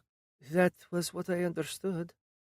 I took 2 steps toward the jury box, glanced at those 12 pair of attentive eyes, and then turned back to Maria Sanchez. "You changed the beds every day, didn't you? Put on fresh sheets?" "Yes, always." "And you had done that, changed the sheets in both their rooms the morning of the day Mr. St. James died?" "Yes, of course." "And what about the next morning, the morning after Mr. St. James died? Did you do it then as well?" "Yes, No, Ms. Sanchez, you did not. Not both of them. Only the bed where Mr. St. James slept. Isn't that correct? Because no one had slept in Mrs. St. James's bed, had they? Yes, that's right, she replied, angry with herself for having forgotten. Mrs. St. James did not go to bed that night. After what happened, only Mr. St. James's bed had been used. Yes, used. Not just slept in. Used. 2 people had used that bed, hadn't they, Ms. Sanchez? My hand on the jury box railing, I held her with my eyes. Isn't that what you found when you went in the next morning to clean up his cabin? Blankets off the bed, pillows all askew, and the sheets not just crumpled but stained with the telltale signs of sex? Isn't that what you found, Ms. Sanchez? Proof, irrefutable proof, that sometime before midnight when that single shot was fired, Danielle St. James was in the cabin she shared with her husband having sex with a man the prosecution claims she was just about to murder. The courtroom was pandemonium. Franklin was on his feet screaming an objection no one could hear. Alice Brunelli beat her gavel to no effect at all. And me? I smiled at Maria Sanchez and went back to my chair at the counsel table and sat down next to Danielle. When I left the courthouse late that afternoon, I felt for the first time that there might really be a chance, that despite the prosecution's best effort, they might not be able to make their case. There had been a gunshot, and St. James was dead, and Danielle was seen holding the gun, but no one had actually seen her shoot him. Franklin would argue murder as the only possible explanation, but without an eyewitness to prove it, and without a body to show precisely how and where St. James had been shot, the case was circumstantial and, far more importantly, allowed a different explanation, a different narrative of what had happened. That at least is what I told myself in the euphoria of the moment, after a cross-examination that had gone better than I could have expected. I walked for blocks, thinking back over it, how easily the questions had come, how perfectly the answers had fallen into place. Filled with energy, my blood still hot, manic with the thought of what I could do tomorrow and all the other days the trial lasted, I became the willing prisoner of my own delusions. I must have looked like a strange, demented creature, glowing with the memory of what I had done, talking to myself like an actor playing both parts of a dialogue, my hands shoved deep in my pockets as I stumbled quick-footed down the straight, wide street, blind to everything except the jumbled images running through my fevered brain. I was intoxicated with my own performance, giddy with my own achievement, and suddenly embarrassed because of it. I knew better than to think like this. I had been through too many trials to get excited over anything, much less what I had accomplished with a single witness before the trial was over. It was, I realized, as my heart stopped racing, and I became aware of what a fool I must look, the false confidence of a first hope, the empty, ungrounded belief that because things no longer looked quite so desperate, success was just around the corner. But it was a belief Danielle fully shared. She came to see me that night, not late, the way she usually did, but early in the evening, and, perhaps to raise the stakes a little, run the hazard of a greater risk, came without disguise.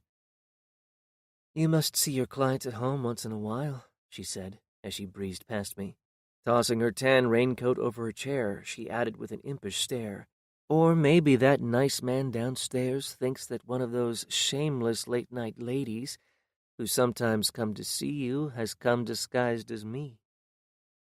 She was on trial for her life, but you would have thought she had come from a movie. "You think he doesn't know that all of them are you?" "He may suspect," said Danielle, as she glanced around the room. She seemed to take her bearings by the proportions of things. It may have come from her years as a model, or it might be an instinct, something she was born with. But one look and she knew exactly where she needed to be, where she would be seen to the greatest advantage. "He may suspect," she repeated, careless with the truth of it. "But he can't be sure, and besides, he'd never say anything. The risk of being seen by someone on the street, that's how rumors start, when you're seen by someone you don't know." She sat at the far end of the sofa, her arms stretched along the top of it. I made us both a drink and sat in the overstuffed chair next to the fireplace, just the other side of the glass coffee table. The tension of the trial had vanished, and she looked as confident and relaxed, as much at ease as she had that day I first saw her on the deck of the Blue Zephyr. She seemed almost happy. "You were wonderful today," she said with eager eyes. "I couldn't wait to tell you. That's the reason I didn't call, why I came straight over. How great I thought you were. We don't have anything to worry about now, do we? You know you're going to win." I took an almost boyish pleasure in her smile. She had that effect on me, bringing back a native shyness that I thought long since conquered, forcing me to laugh a little at my own embarrassment, and when she heard it, the smile on her lovely, vulnerable mouth grew brighter, and she laughed a little as well. I tried to bring us back to the only thing that mattered, the trial, and what was going to happen next. Rolling the ice around in my drink, I became serious. "It didn't go too badly today, but all I know for certain is that we haven't lost yet, and we still have a chance." But her bright eyes kept their glitter, and her smile stayed all-knowing. It made me more determined. I sat on the edge of the chair and did not smile back. "This isn't some game where all that matters is how well you played. You're on trial for murder. I don't have to tell you what's at stake." The smile still lingered, but grew faint. "I know what will happen, what could happen, if we lose. But I know what I saw, what you did in court, what you did with those witnesses. And I know what the jury thinks. They like you. They want to believe what you tell them." "I was lucky," I said. I stood up and began to walk around. "It wasn't luck," she insisted, following me with her eyes. "You were brilliant. No one is as good as you. I always knew that about you. I was sure of it that weekend." I was not thinking about what had happened that weekend on the Blue Zephyr. That weekend we sailed down the California coast. I was thinking about the trial and what we had to do. "It's the best chance we've got," I explained, pacing back and forth. "We have to raise questions about everything the prosecution is trying to tell the jury. They say you must have killed him because you had the gun in your hand, but they can't prove you didn't pick it up. They can't prove, not beyond a reasonable doubt, that he didn't kill himself. They said that you had stopped sleeping together, and now the jury knows that wasn't true." "But we both know it wasn't suicide," she reminded me. "We both know I killed him." I stopped moving and looked straight at her. There was a hard truth involved, and she needed to understand it. "You've never told anyone that but me, and you're not going to. The important thing is that they can't prove it, at least not beyond a reasonable doubt." Intensely curious, she searched my eyes. "Rufus Wiley testifies tomorrow. He'll make it sound like I had every motive to want Nelson dead. The only one who really knows what happened is you, and you're not going to testify." She wanted to be sure that she understood, but she was afraid to ask, afraid that she might seem to be questioning my knowledge and my judgment. "It's all right," I told her. "Whatever it is, go ahead and ask."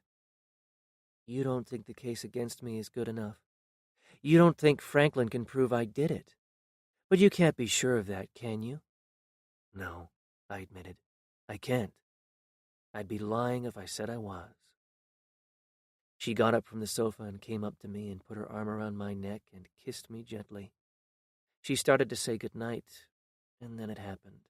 And even if I had wanted to, I could not have stopped myself. It was too late. It had always been too late, no matter how many lies I told myself. Too late from the day I first saw her standing on the deck of the Blue Zephyr, as it rode high in the water that sun-drenched afternoon off the coast of California. We stumbled into the bedroom, and this time we did not stop.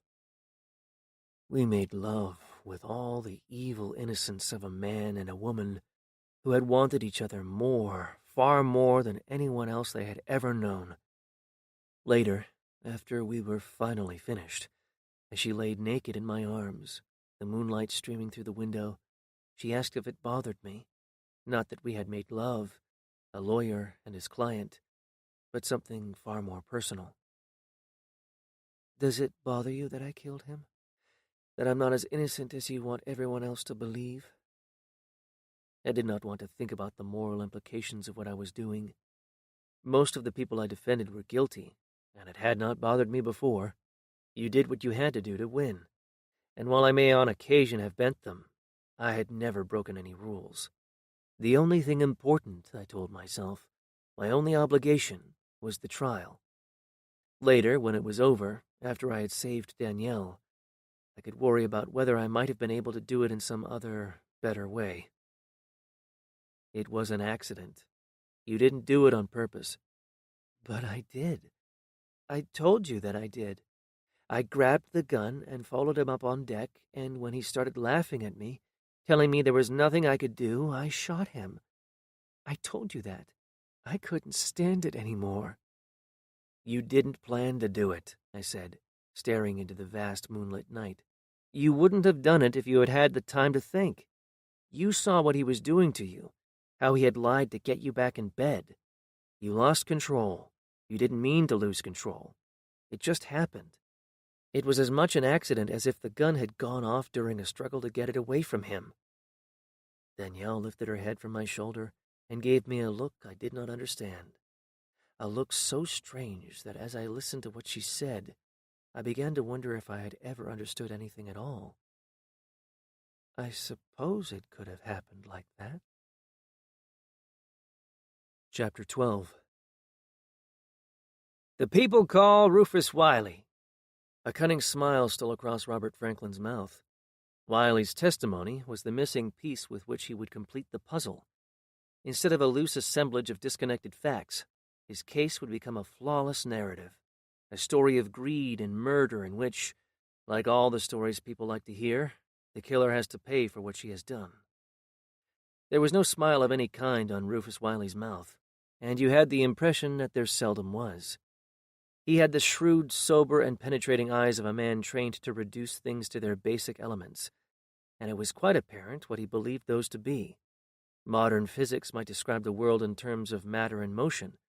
Rufus Wiley, more familiar with human behavior, thought in terms of money and circulation. He glanced at the jury as if he were making a quick calculation of their average net worth.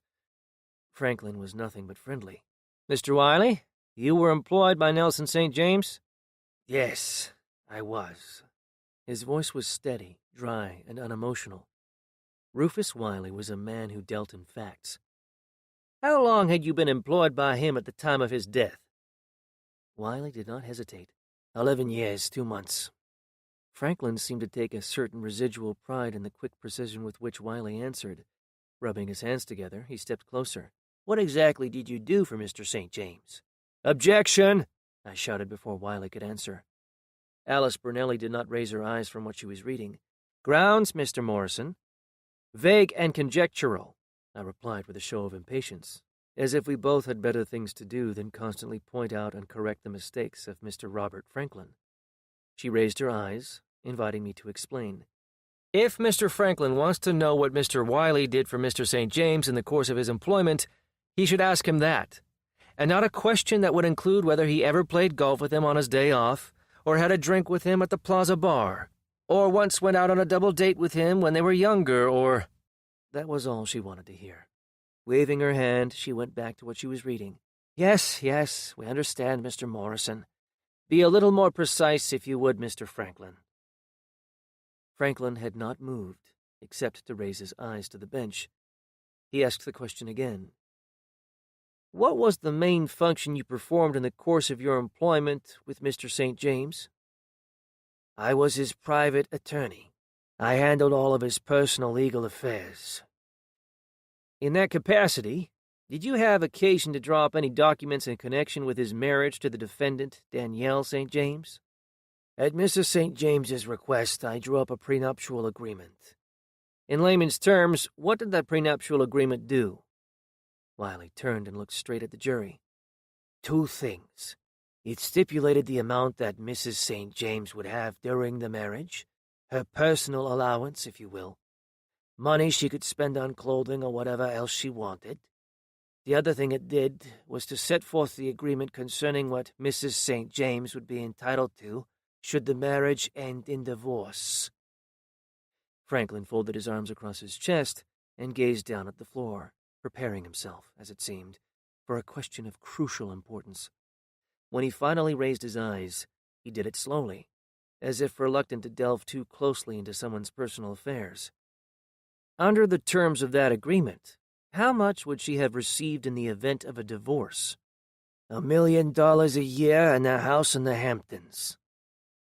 A house in the Hamptons, said Franklin, pensively stroking his chin. And approximately how much would that be in today's market? In today's market, 10, maybe 12 million. Franklin's eyes opened wide with astonishment. 10, maybe 12 million? Plus another million a year? She wasn't exactly going to be thrown out on the street then, was she? I was out of my chair, objecting with all the self-righteous fury I could muster at the caustic tone and the gratuitous remark, and in the process, doing the same thing myself. That's what happens when a prosecutor cares more about a conviction than he does about the facts. With a baleful glance that managed to take in both of us at once, Alice Brunelli issued a warning. No more! Do you understand? Now, Mr. Franklin, ask your questions and be done with it unless you want the court to ask them for you. And as for you, Mr. Morrison, the court is fairly confident it can rule on an objection without the benefit of a commentary on what you think the prosecution's state of mind. Franklin immediately picked up where he had left off. So is it fair to say, Mr. Wiley, that at least by most standards she would have been left a very wealthy woman had there been a divorce? Yes, by most standards, I'm sure that's true, said Rufus Wiley in a tone that left little doubt that those were not the same standards by which he measured things. Restless and preoccupied, Franklin paced back and forth, rubbing his chin. His downward gaze became more intense, a studied look of thoughtful confusion. Back and forth, moving faster and faster, and then, suddenly, he stopped, and, his eyes, now steady and unflinching, turned to the witness. Do you have any reason to believe that at the time of his death, Mr. St. James was planning to end his marriage to the defendant, Danielle St. James? Yes, Nelson. Mr. St. James had asked me to draw up divorce papers. He asked you to do this before he left on his trip out here? Yes. He said his wife had been cheating on him, seeing other men, and that he wouldn't put up with it, and that he wanted a divorce. For the first time, Rufus Wiley looked at Danielle, a brief, sidelong glance in which, while the condescension was obvious, there was something else, something just below the surface, something I could not quite grasp, but something sinister. I was certain of that. It was almost as if he was glad she was on trial for murder. She had been seeing other men, and he wanted a divorce. That's what he told you before he left New York. But still, he went with her. He didn't go alone, when they came out here and then sailed away. Wiley became cautious, circumspect. There were things he could not talk about. Things happened in a hurry. As you know, Mr. St. James had some legal problems. He was indicted. Yes, we know that. And we know, everyone knows, that he apparently sailed off on his yacht to escape having to face trial. That isn't relevant now. The question is, if he wanted to divorce his wife, why did he take her with him? Why didn't he just leave her behind? All I know is what he told me. He said he had told her he was going to divorce her, and that she had not taken it well at all. He agreed to see if they could talk it through. He didn't think it would make any difference, but he thought if he did what she asked, things might go easier later. Meaning? He wasn't going to change his mind about the divorce, said Wiley, making a dismissive gesture with his hand.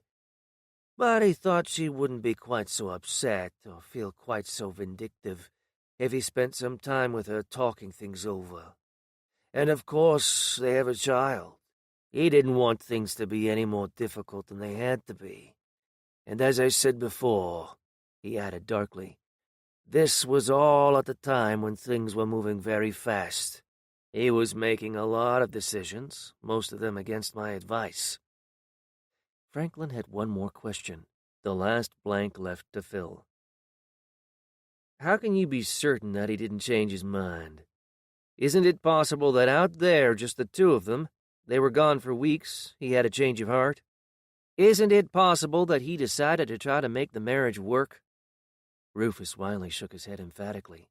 "No. He called me from the yacht, from the Blue Zephyr, and he told me that he had made a mistake, that he wanted to come back and clear his name, and that he wanted the divorce more than ever." "When was this? When did Nelson St. James make that call?"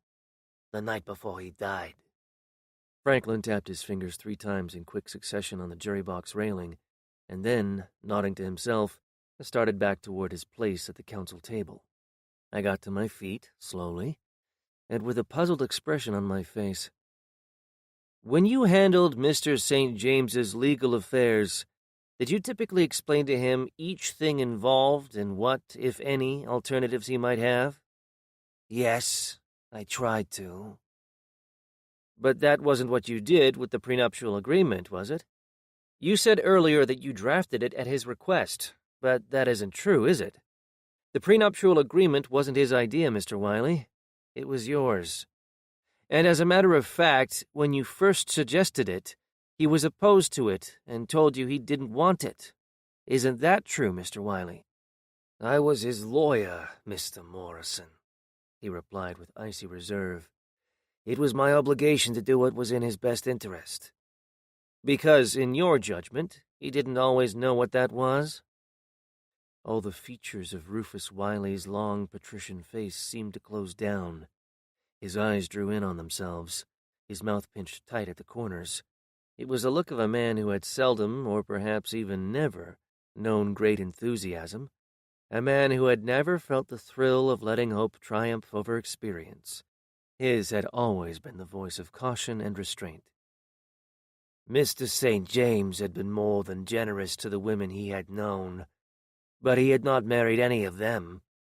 I wasn't sure why he wanted to marry Danielle. Perhaps it was some kind of challenge he had set himself. It was not as if he had fallen in love with her," he said dismissively. "Why do you say that?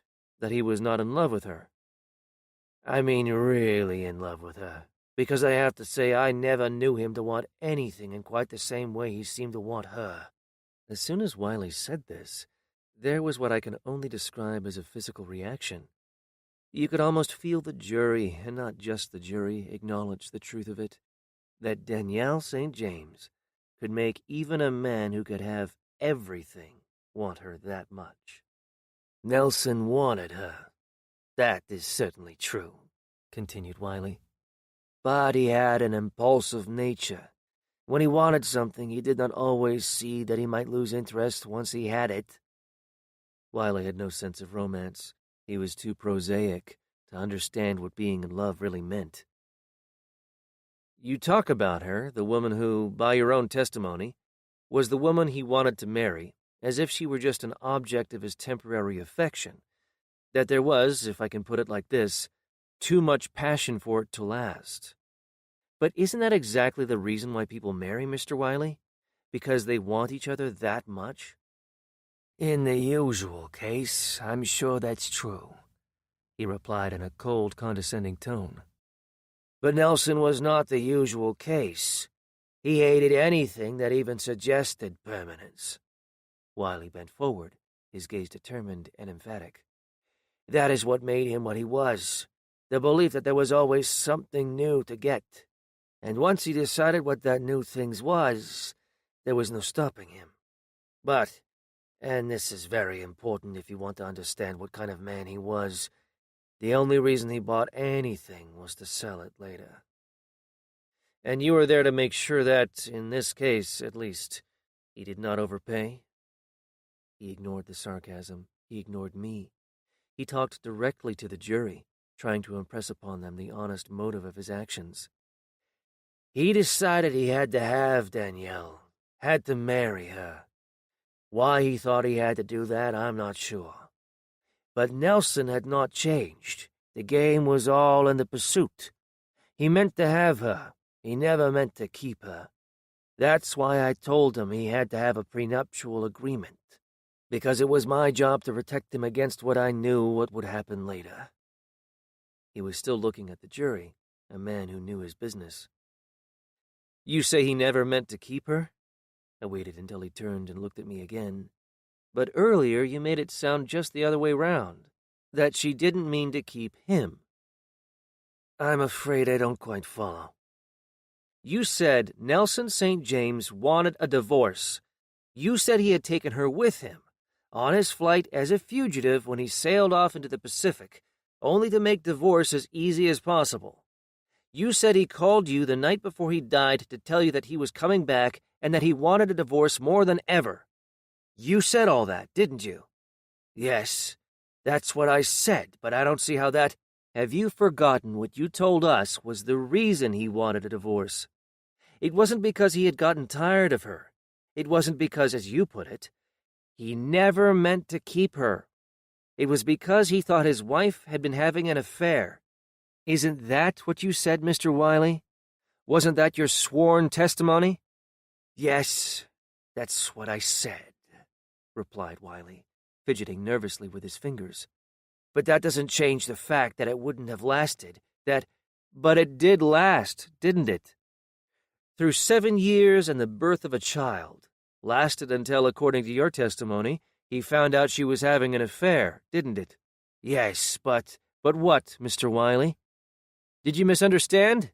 Are you now going to tell us that he wanted a divorce, not because his wife was having an affair, but because he was having one? No, that's not... It's not true that Nelson St. James was having an affair? Not true that during the course of their marriage he had numerous relationships with other women? I tried to stay out of his personal affairs. You tried to stay? You're the one who insisted on a prenuptial agreement. You're the one who not 2 minutes ago claimed that he... What was the phrase you used? Never meant to keep her. I ask you directly, Mr. Wiley. Is it not true that Nelson St. James slept with other women during his marriage to the defendant Danielle St. James? Wiley sat with his elbows on the arms of the witness chair, and hands, fingers interlaced, dangling in his lap. He was used to giving instructions. He did not much care for answering someone else's questions. Yes, he admitted. Do you think he did it because he thought each one might be the last? The question confused him. I tried to explain. Nelson St. James was a comparatively young man, in his early 40s, and so far as we know was in good health. But he worried about his own mortality, didn't he? Yes, he did, and to a surprising degree. There was apparently some history in his family. His father, he did not talk about him. I only learned this secondhand, died of a heart attack before he was 50. Each time he was with a new woman was proof of his continued virility. Proof that he still had more time. Do you think that possible? Wiley turned up his palms. I really would not know how to answer that. You just testified that what kept him going, what we needed to understand if we were going to understand what kind of man Nelson St. James really was the belief that there was always something new to get. That included, did it not, a new woman to take to bed? Well, He was obsessed with his own mortality, wasn't he? Obsessed with the very real possibility, given his family history, that he might die at an early age. Perhaps, but didn't this fear of an early death bring with it a fear of not leaving anything behind? You said he wanted to marry Danielle because he wanted her, and that you knew that eventually he would get tired of her and want a divorce. But there was another reason Nelson St. James wanted to get married, wasn't there? Nelson St. James wanted a child. Yes, I suppose he did. You suppose he did? You know he did. He made a will when he got married, didn't he? Or rather, he changed the will he had. Yes, he did. And you drafted it, didn't you? Yes, as I say, I was his lawyer. Yes, we know. There were a number of charitable bequests in that will, were there not? Quite a number, yes. And those amounted to approximately how much? Roughly 200 million. And the rest of it, which must run into the hundreds of millions, if not more, who would have inherited that? His wife, Danielle St. James. I stood next to the jury box, holding him tight in my gaze. With his death, then, Mrs. St. James would have become one of the wealthiest women in the world. I say would have because Mr. St. James changed that will, didn't he? Yes, And he did that at about the same time he told you to prepare divorce papers, didn't he? Just days before he left New York? Yes, that's right. He changed his will. I stared hard at him, letting him and the jury know that this was crucial, indispensable to an understanding of what had happened. And how much does Mrs. St. James stand to inherit now, Mr. Wiley, after the changes made to the will? Nothing. He was going to divorce her. He was going to give her what he was required to give her under the prenuptial agreement. Yes, we understand. But she doesn't even get that now, does she, Mr. Wiley? The jurors looked at one another, wondering how this was possible. And why is that, Mr. Wiley? Tell the jury why the woman who supposedly murdered her husband for his money doesn't benefit at all from his death. Rufus Wiley swallowed hard. He died before he could get a divorce. And because of that, she doesn't get anything, does she? She doesn't get the house in the Hamptons. She doesn't get $1 million a year. Shaking my head in derision, I shot a glance at Robert Franklin, but he had his face buried in a file, desperate to find something, anything, he could use to repair the damage. I wheeled around and challenged Wiley. You never told anyone about this, did you? The fact that Nelson St. James changed his will, the fact that Danielle St. James was going to be left with nothing, the fact that if she was after his money, the last thing in the world she would have wanted was for her husband to die.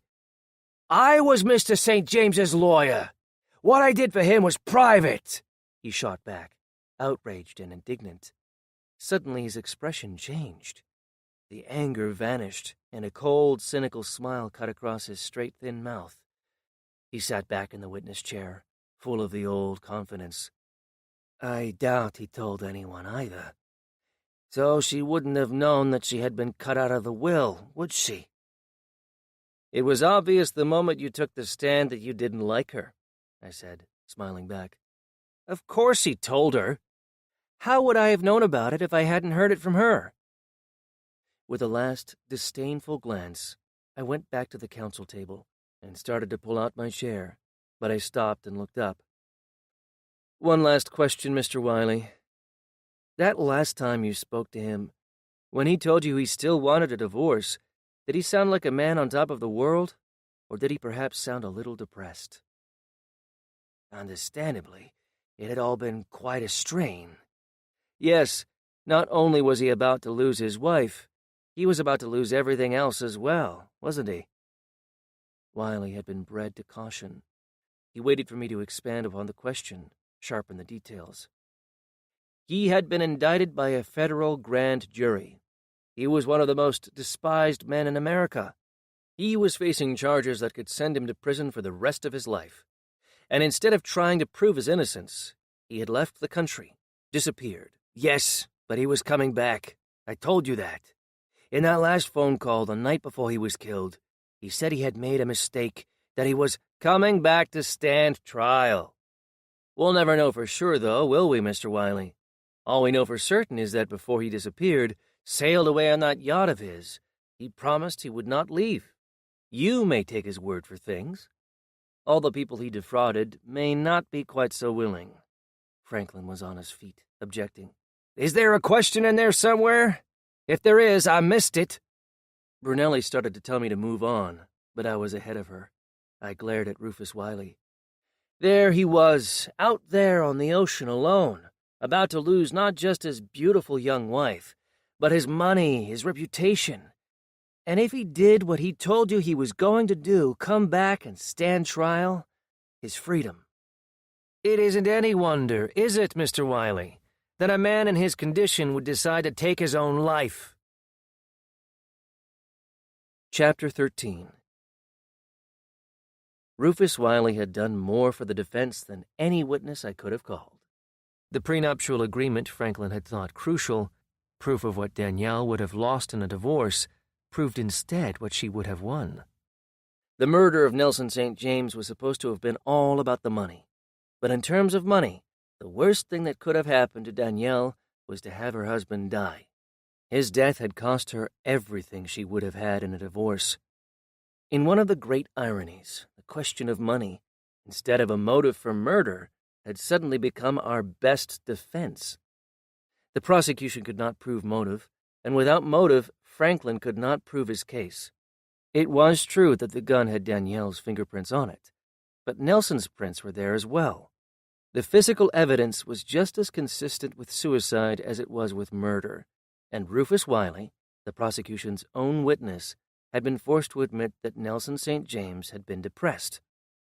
We were almost home.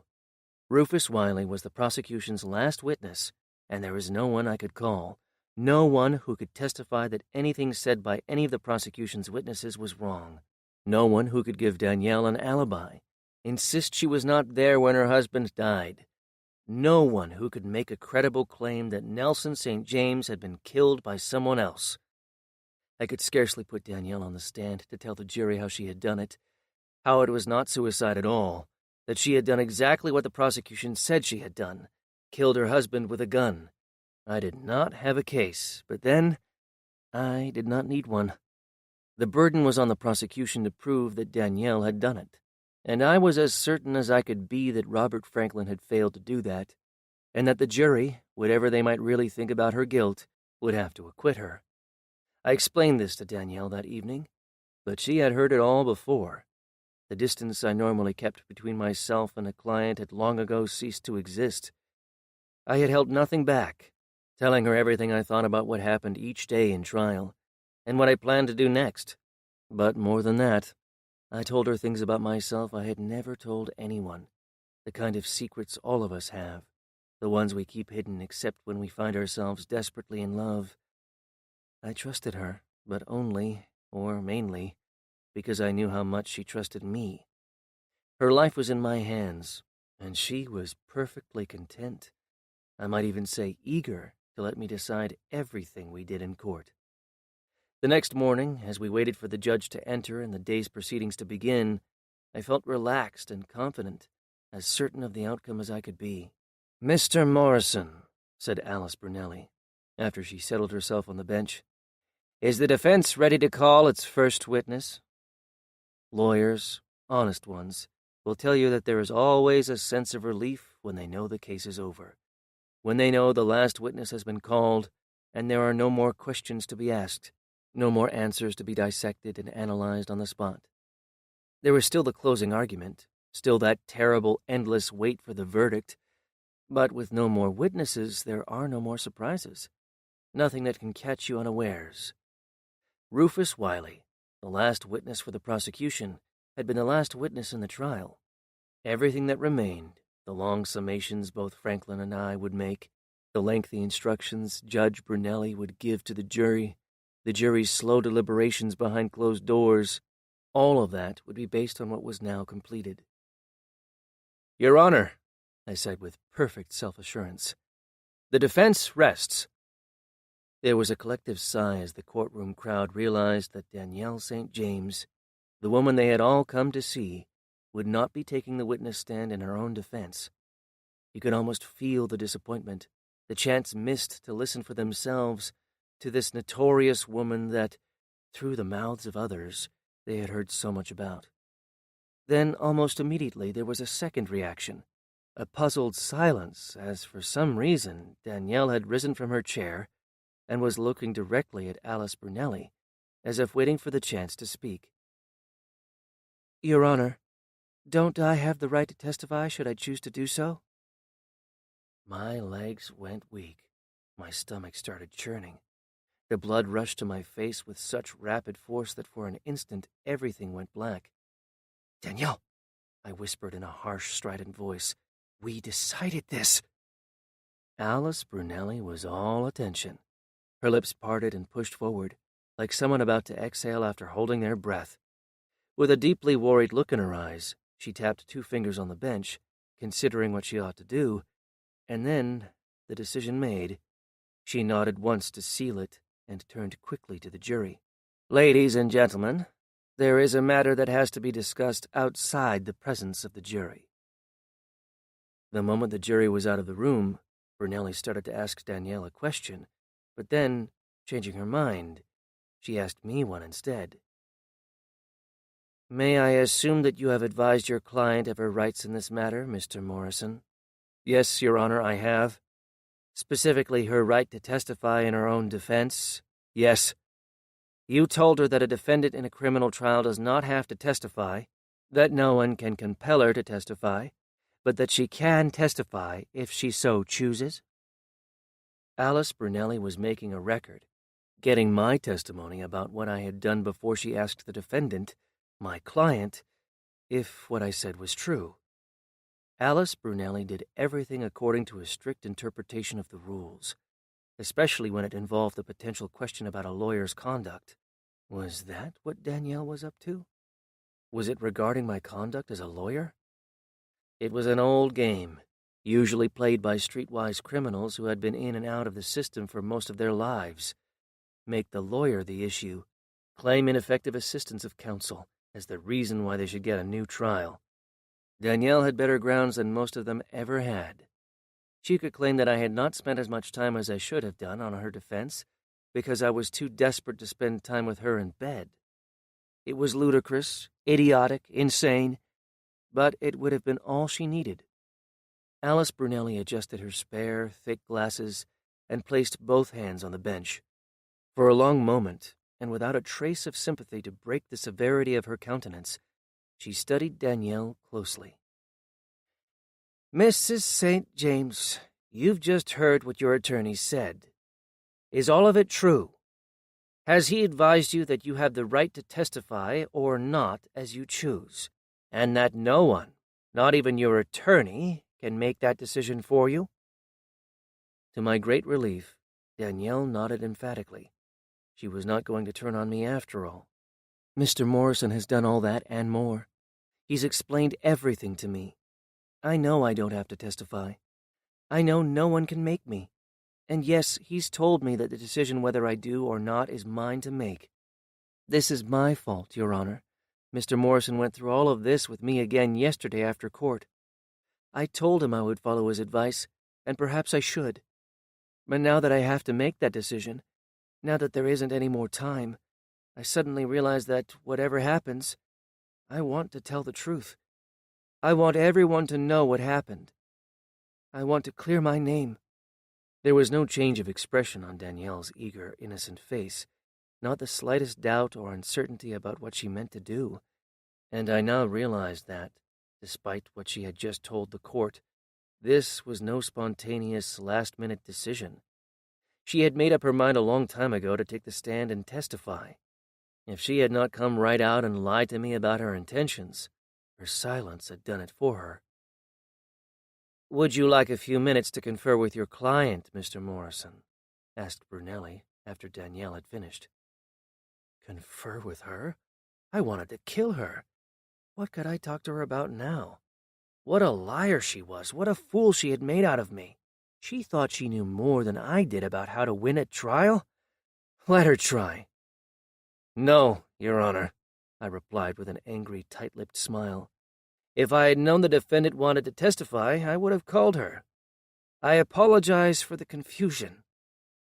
Brunelli motioned toward the bailiff and ordered him to bring back the jury. We had a minute, maybe two, before the jury was back in the box, and I had to call the first and last witness for the defense. I moved my chair closer to Danielle. I've spent the whole trial trying to make them think he might have killed himself, and now you're going to get up here and tell them that you pulled the trigger instead? If you take the stand, I warned her, there's nothing I can do to save you. It's not too late. All I have to do is stand up and say you've decided not to do it after all. For God's sake, Danielle, think what you're doing. Your child doesn't have a father. Don't you want him to at least have a mother? She was nodding her head, following every word. The nodding stopped. Her eyes became hard, cold, and determined. "Trust me," she said in a voice that, even after everything she had done, astonished me for the almost callous certainty it carried. "I know what I'm doing." There was no choice. I had to call her. For the first time in my career, someone else had taken charge of the defense. Every eye was on her as she stood and without hesitation swore to tell the truth. If there was a trace of nervousness in her voice, no one heard it. The silence in the courtroom as she settled onto the witness chair echoed back on itself, the way it does late at night, when the very stillness seems to speak a language all its own. Everything was up to her now. I began as if this were just another routine examination, no different than what I would do with a witness in any other trial. "Would you please state your full name and spell your last for the record?" I should have asked her to state her real name, the one given her at birth, instead of the made-up lie with which she had become famous, rich, and, I was now convinced, truly lethal. "Danielle St. James," she replied in that thrilling, breathless voice which, as I had learned, she could turn off and on at will. She turned to the court reporter and slowly spelled her last name. Philip Conrad did not bother to look, but methodically went about his business. One question, the one that always gets asked first, and I did not know what to ask next. I had no idea what she was going to say. All I could do was invite her to tell her own story in her own words and, while I listened along with everyone else, try to pretend that it was the same story she had told me from the beginning. That was my intention. But then something happened. Whether it was the lawyer in me, the pride I had in what I did, or simply wounded vanity, I asked the question I would have asked if I had even once thought she might be innocent. "Mrs. St. James, did you or did you not murder your husband, Nelson St. James?" "No, I didn't kill Nelson. He killed himself. But it's my fault. He wouldn't have done it if it hadn't been for me."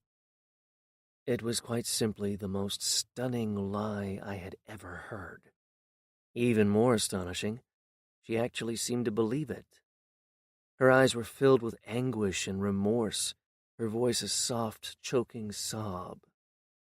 I was so lost in amazement I could not quite hide my own incredulity. "It's your testimony, given here under oath, that you did not murder Nelson St. James, that you didn't shoot him with a gun? It's your testimony that your husband killed himself?" "Yes," she cried with desperation, looking every bit a woman on the verge of collapse. "But he wouldn't have done it if I hadn't said what I did." "Said what you did?" I asked with a blank stare.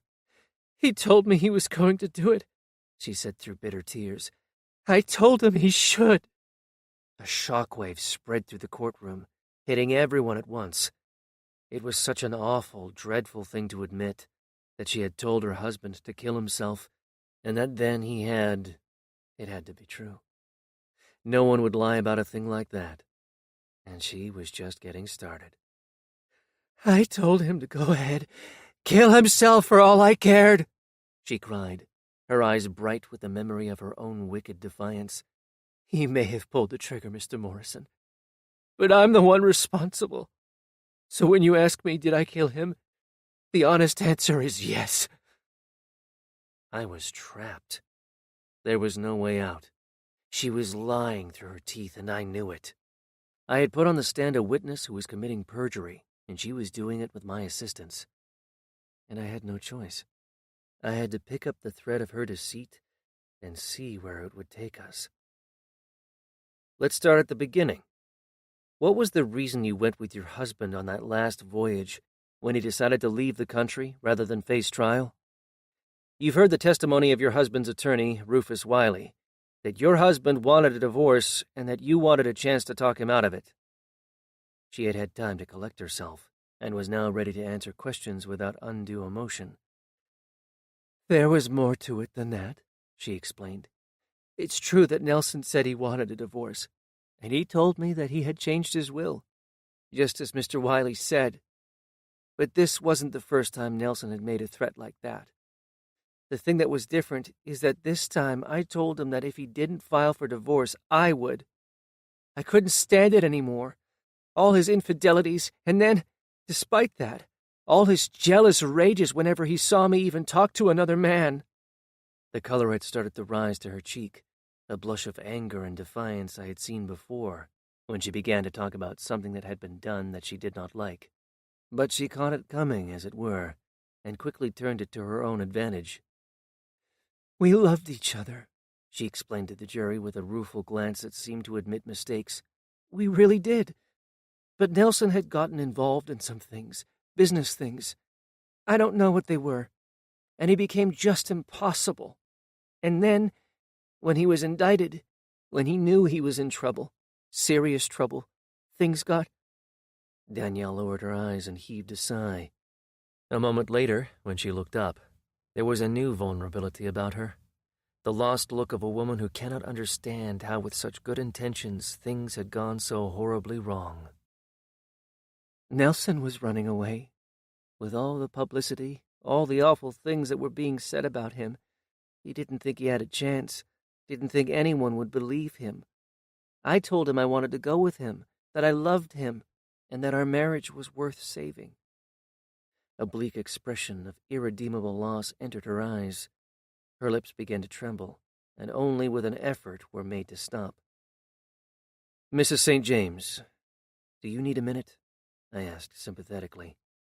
And the sympathy was real, because no matter how convinced I became of her duplicity, parts of her story, the record of what at different times she must have felt, seemed all too true. "Thank you," she said with a brave smile. "I'll be all right." She sat up straight and turned again to the jury. "It would have been better if I had let him go by himself. All we did was fight. And we didn't just fight in private. We had to do it everywhere. That's why I walked out on him that night in the restaurant. When Nelson lost his temper, there was no end to the abuse. Nothing he wouldn't say. He could be so charming, so considerate, and then something would set him off, and there was no stopping it." "Rufus Wiley testified that your husband wanted a divorce because he discovered you were having an affair. Were you having an affair, Mrs. St. James? And did your husband find out about it?" I was standing not 10 feet from her, searching her eyes, wondering if she had lied when she told me she had not had an affair, and if she had, whether she was going to lie about it now. Her eyes, as I should have known, never gave her away. Her gaze remained inscrutable. The only change in her expression, an almost imperceptible upward tilt to her chin, a reminder that the question itself was an intrusion, a violation of what she had a right to keep private. Instead of turning back to the jury before she answered, she kept looking at me, measuring, as it seemed, what my reaction was going to be. "Yes, Mr. Morrison. I had been having an affair, and my husband found out about it." I had not known her then. She had lived on the other side of the country, married to another man, and I still felt a pang of jealousy. Stranger than that, she knew it. That much she let her eyes reveal.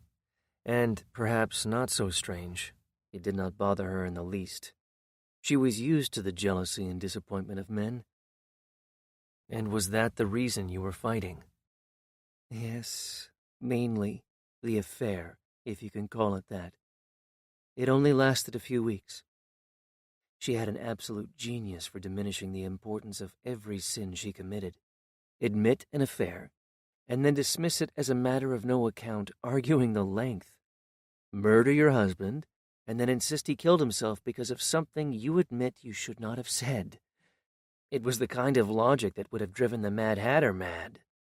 Now she looked at the jury, and especially the women who were on it, and appealed to what they could all understand. "It's no excuse.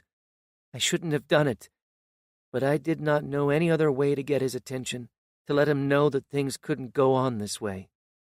I could not keep track of all the different women he had been with, but he refused to think that was any excuse for what I had done. It didn't matter what he did, so long as he was discreet. It mattered what I did because I was his wife and the mother of his child. I told him he was a hypocrite and a fool, and that he was crazy if he thought I was going to stay married to him if he kept doing the things he did." She fell into a long, thoughtful silence, and the courtroom became deathly quiet, so quiet that a muffled cough seemed a jarring noise. I wondered what she was going to say next. "It got so bad," said Danielle finally. "We said so many hateful things. We couldn't be in the same room without this constant, savage screaming. Nelson told me that I still belonged to him, that I couldn't leave him. Then, to show me that he meant it, he took me, made me do what he wanted. He thought that settled it, that because he had me, I was still his. But I wasn't still his. I wasn't going to live like that, be his dressed-up whore. I got dressed, told him I was leaving him, that I didn't care where it was. The next place we landed, I was getting off the Blue Zephyr and I was never coming back. And then I told him something else, something cruel and hateful and unforgivable. I was so angry I could not help myself. I told him I was in love with someone else, the man with whom I had been having the affair. It was a lie, but I wanted to hurt him as much as he had hurt me. I told him that the whole time he had me in bed, I was pretending he was that other man, the one I was in love with, and I told him that it didn't matter anyway. His life was finished. He was going to prison and he was never going to get out. He was out of his mind with anger and rage. He told me I couldn't leave him. He begged me to stay. He took the pistol we carried for protection and started waving it in the air. He said he didn't give a damn what happened. He didn't care about me. He didn't care about anything anymore. That he might as well be dead. And do you know what I said to him? The words that keep echoing in my mind. The words I would give anything to take back. I told him to go ahead and do it. That no one would miss him when he was gone. Her eyes were wild with the terror she still felt, the awful thing that haunted her and would never let her go. I tried to stop him.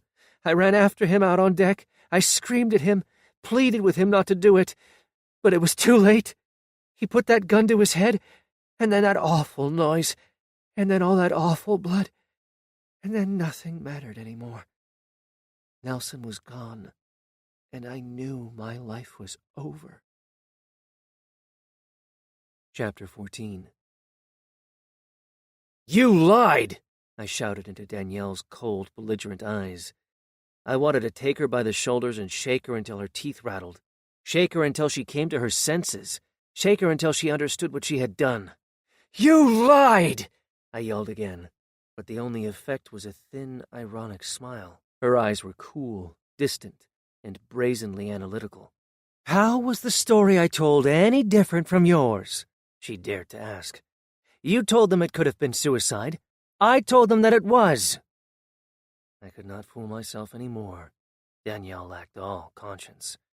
Tell the truth or do not tell the truth. The only question was which would help her most.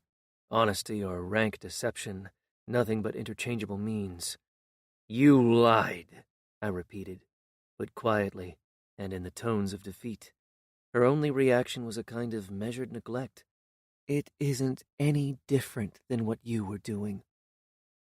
Watching out the window at the people on the street below, hurrying home under a sea of umbrellas raised against the cold December rain, wishing I were one of them, I did not bother to look at her, sitting in front of my desk the other side of the room, elegant and undisturbed in the pale shadows of the evening light. Instead, I listened like a detached observer, a courtroom spectator, to the useless monologue of my own defense. I was talking about what the evidence proved or failed to prove. I told the jury that on the evidence they had in front of them, there was as much proof that your husband killed himself as there was that you had murdered him. Slowly, and as it were reluctantly, I turned my head just far enough to see her, the look of self-satisfaction, the utter indifference to what she had done, the absence of even the slightest remorse for the deception, the lies she had told me, the blatant refusal to think she owed me anything, even honesty, for what I had done for her, was like being kicked in the face. I struck back. "Listen, lady, I knew you were a liar, but I didn't think you were a fool, because only a fool would think that what I was doing was the same thing as swearing under oath that he had killed himself, and that you tried to stop him when he did it. Jesus Christ, do you have any idea what you've done?" I demanded, as I stalked back to my desk. "I helped you win your case. I helped make sure I won't go to prison for something you said wasn't murder." I threw up my hand and bolted forward, glaring hard at her. "You lied under oath. That's called perjury. And worse yet, you got me to help you do it." "So what?" she shouted, glaring back with contempt. I told you everything. You knew what happened. I told you why I killed him, how he drove me to do it. But that wasn't something you wanted the jury to know about, was it? What was the last thing you got Rufus Wiley to admit? How depressed poor Nelson was the night he called him? I remember what you said, what you made damn sure the jury heard, that it wouldn't be very surprising if someone about to lose his young and beautiful wife, someone facing a life in prison, might decide he didn't want to live. Yes, damn you, I lied. But just because you went 3 years to law school to learn how to lie within the rules doesn't mean you have the right to lecture me on what I should or shouldn't have done to save myself. It was a schoolgirl's logic, the argument to cover every sin, that nothing was very bad if the difference between good and evil was only a matter of degree. It was the argument that nothing had ever settled except the very thing she said I did not have, the power to tell her what she could or could not do. I slammed my open palm so hard down on the desk that it made her blink. "Get out!" I screamed at the top of my lungs. I sprang out of my chair and pointed toward the door. "I don't ever want to see you again. I don't want to talk to you. I don't want to have anything to do with you. I swear to God, if you're not out of here in 2 seconds, the only closing argument I'll make tomorrow is to tell everyone the truth of what you did." She slammed the door behind her, and suddenly I was all alone, faced with the strange and discouraging task of continuing a conspiracy to cheat. There was no other word for it. Cheat, lie, stand in front of those 12 anonymous faces, a so-called jury of her peers, and tell them that the prosecution had failed to make its case. Stand there with all the false sincerity I could command, and tell them that when they considered all the evidence, including the lying testimony of the only witness for the defense, they had no alternative, no other reasonable choice but to return a verdict of not guilty. The only saving grace was that I did not have to tell them that they had to call her innocent. The evidence, thank God for that. I reminded myself that that was what I was supposed to sum up. Not what I believed, not what I knew to be true, only the evidence that had been heard in court. I did not have to say anything about what I had been told in the privacy of my office or in the intimacy of my bed. The evidence kept me sane.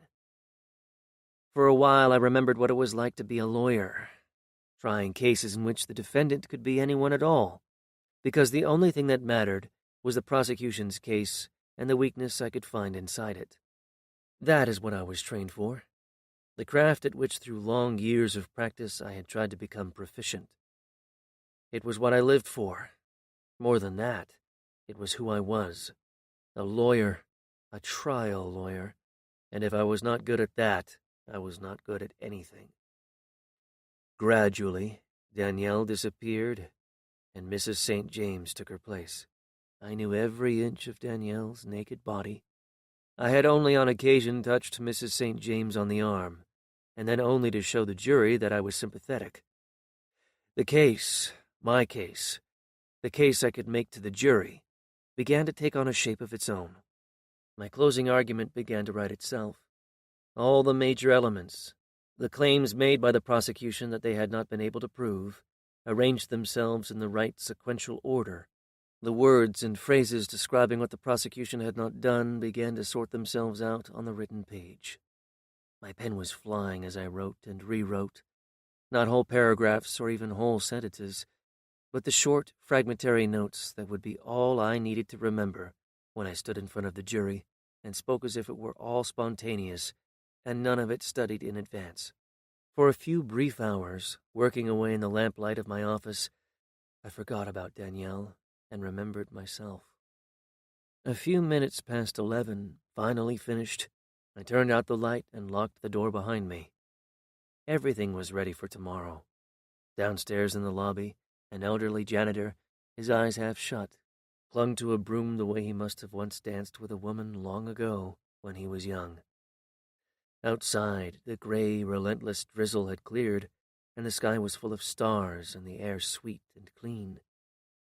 There were still people on the streets, moving slower than they did in the early morning or the late afternoon, coming in and out of restaurants, falling in and out of bars. They were all strangers, and yet I seemed to know them all. In San Francisco, the night was always full of nostalgia. I took a deep breath and looked all around. I felt better than I had in days. Tomorrow, and the trial was over.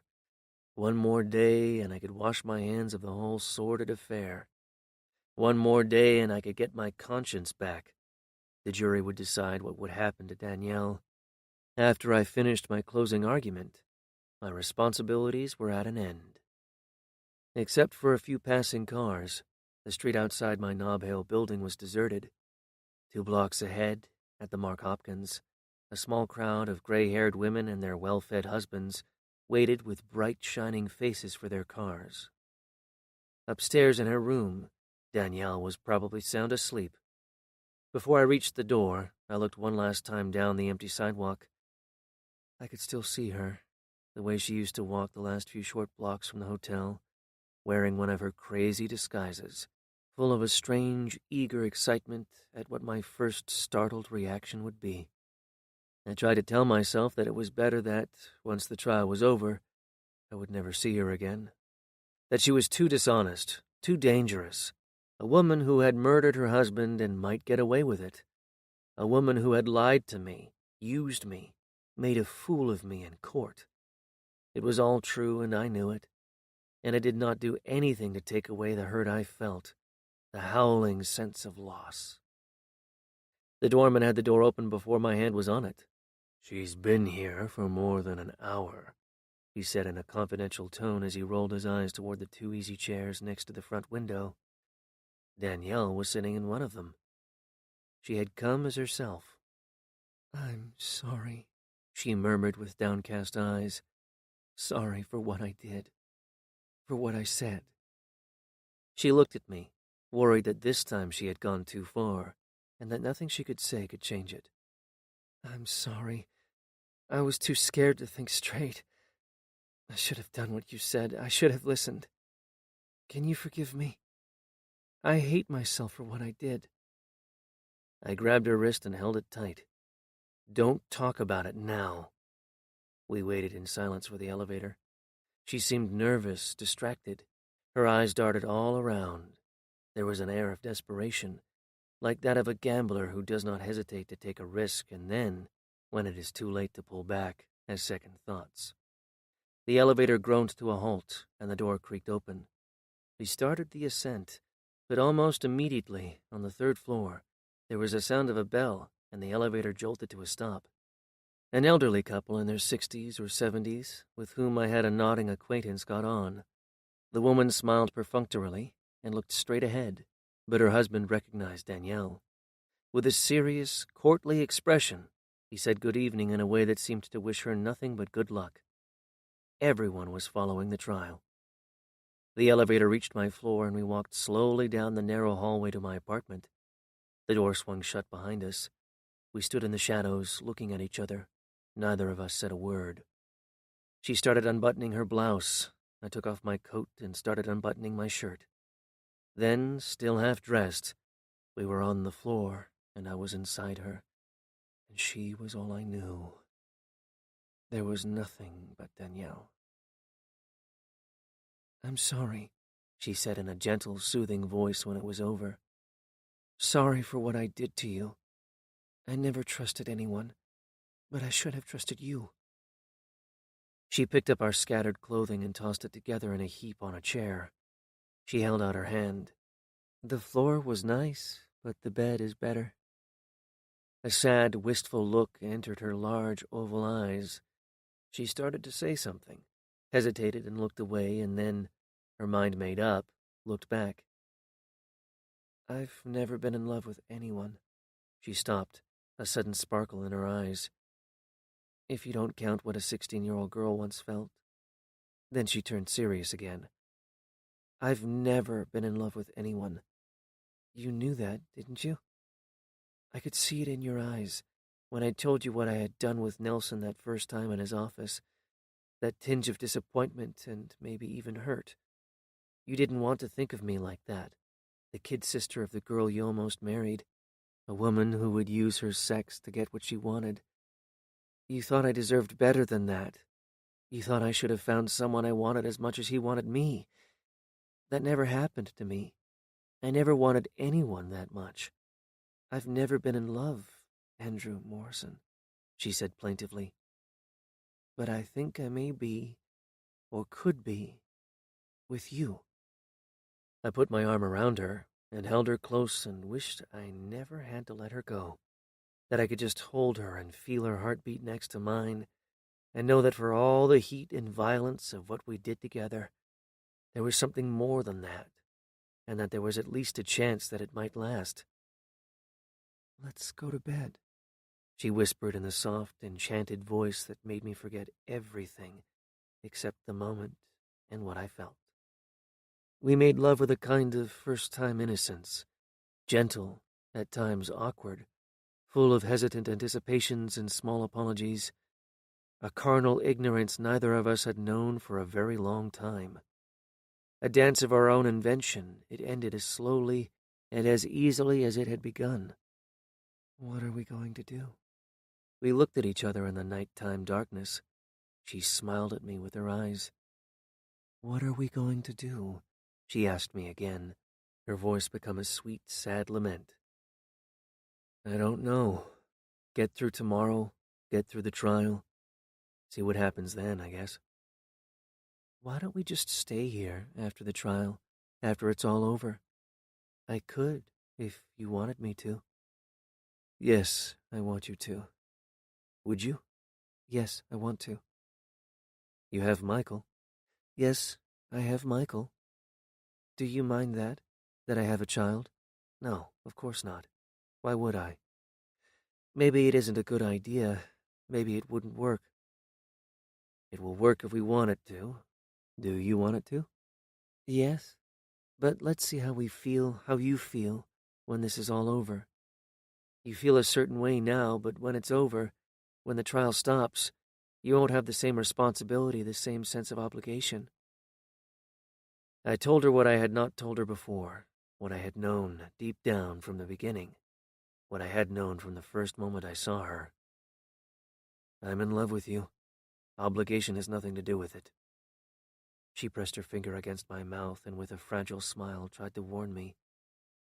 I'm not what you think I am. I'm not what I used to be. I wish I were. I wish I were still 16. I wish I could give you all you want, all you need, but I can't. So don't be in love with me, not like that. Not so much that you can't forget all about me when you find out how wrong I am for you. It may have been the only completely honest thing she ever said to me, but it was too late. I was in love with her.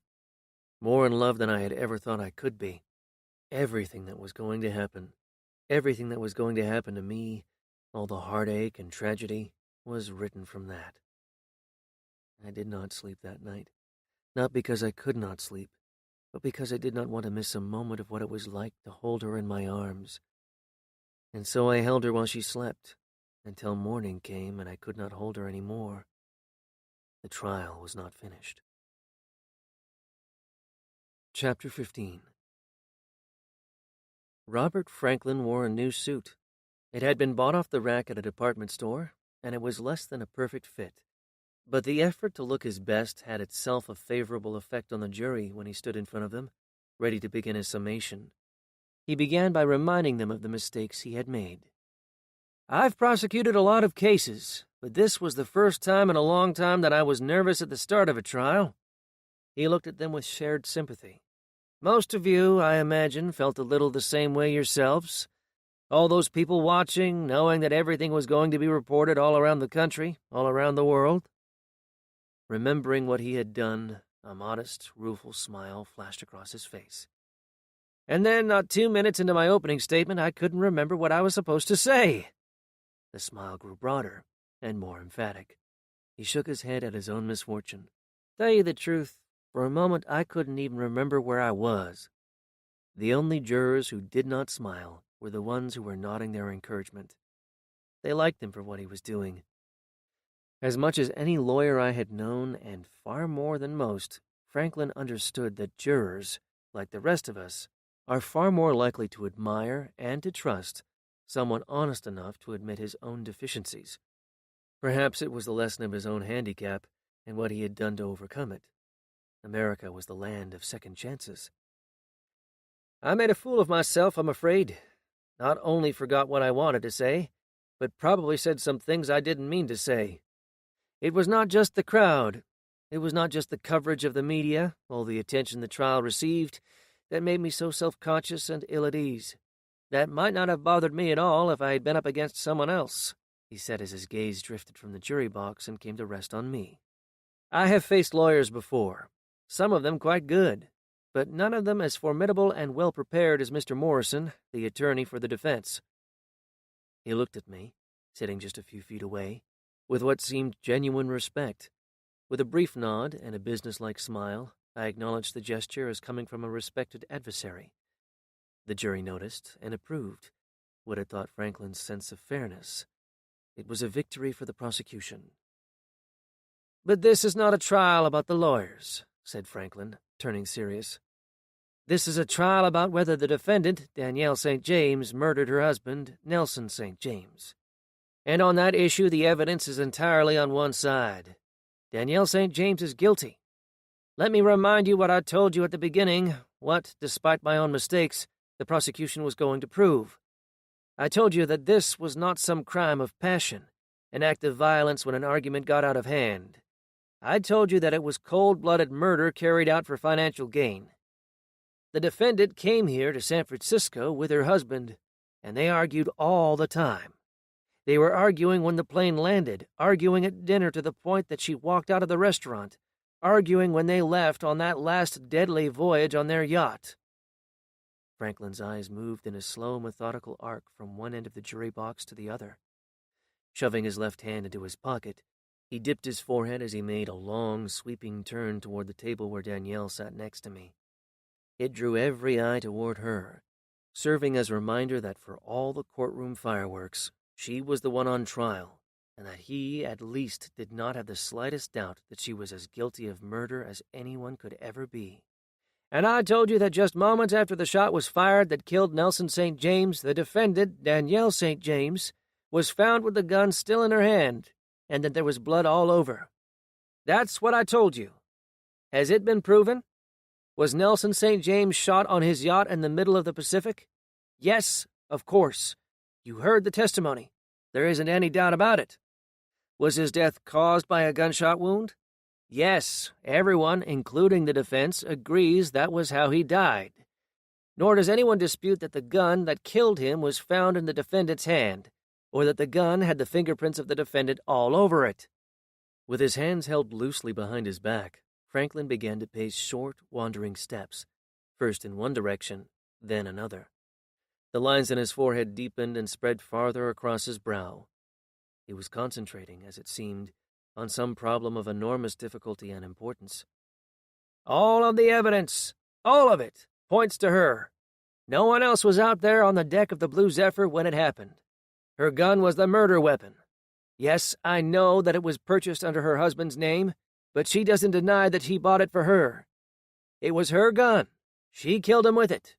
And before she could get rid of it, toss it overboard into the sea, she was caught with it, still holding it in her hand.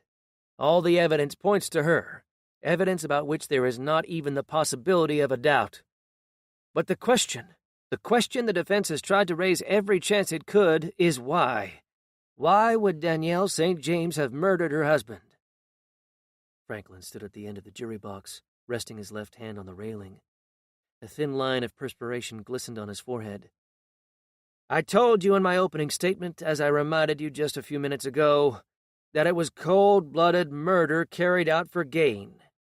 Perhaps I should have said cold-blooded murder carried out because of money. The defense has tried to argue that Danielle St. James had every reason to want her husband alive. He was going to get a divorce, but so what if he did? She would get the house in the Hamptons and $1 million a year. Now, because he's dead, she doesn't even get that. The death of Nelson St. James, in other words, costs her everything. But that leaves out all the anger, all the rage, the humiliation. She must have felt at being forced to submit to a prenuptial agreement that, no matter how large it may seem to you and me, was nothing compared to what she should have gotten in a divorce had that agreement never been signed. She murdered him, ladies and gentlemen, shot him to death, not because of the money she was going to get, but because of the money she was going to lose." Folding his arms across his chest, Franklin stepped back from the jury box and cast a baleful glance at Danielle. "The evidence against her is overwhelming. What is her defense?" he asked, turning back to the jury as if they already knew the answer.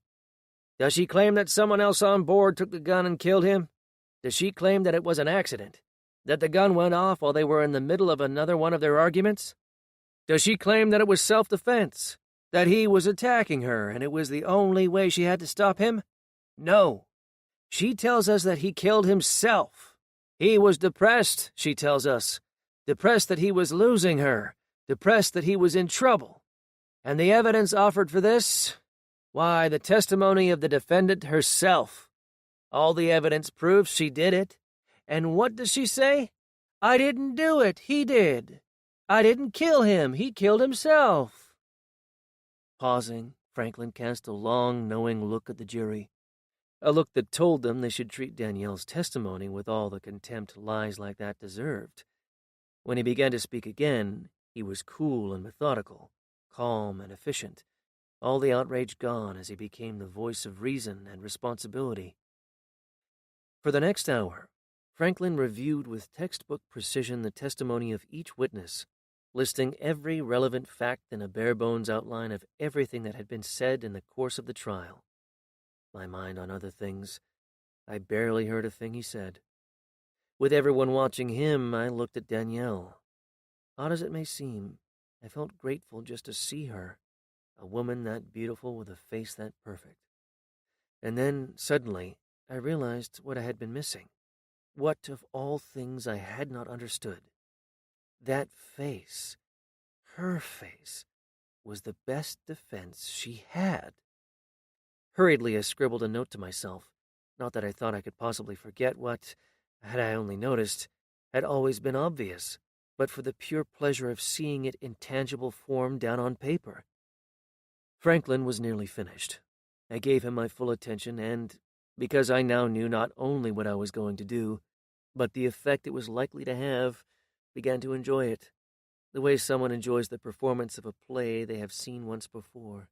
"All the evidence points to the defendant, Danielle St. James, and what does she tell us?"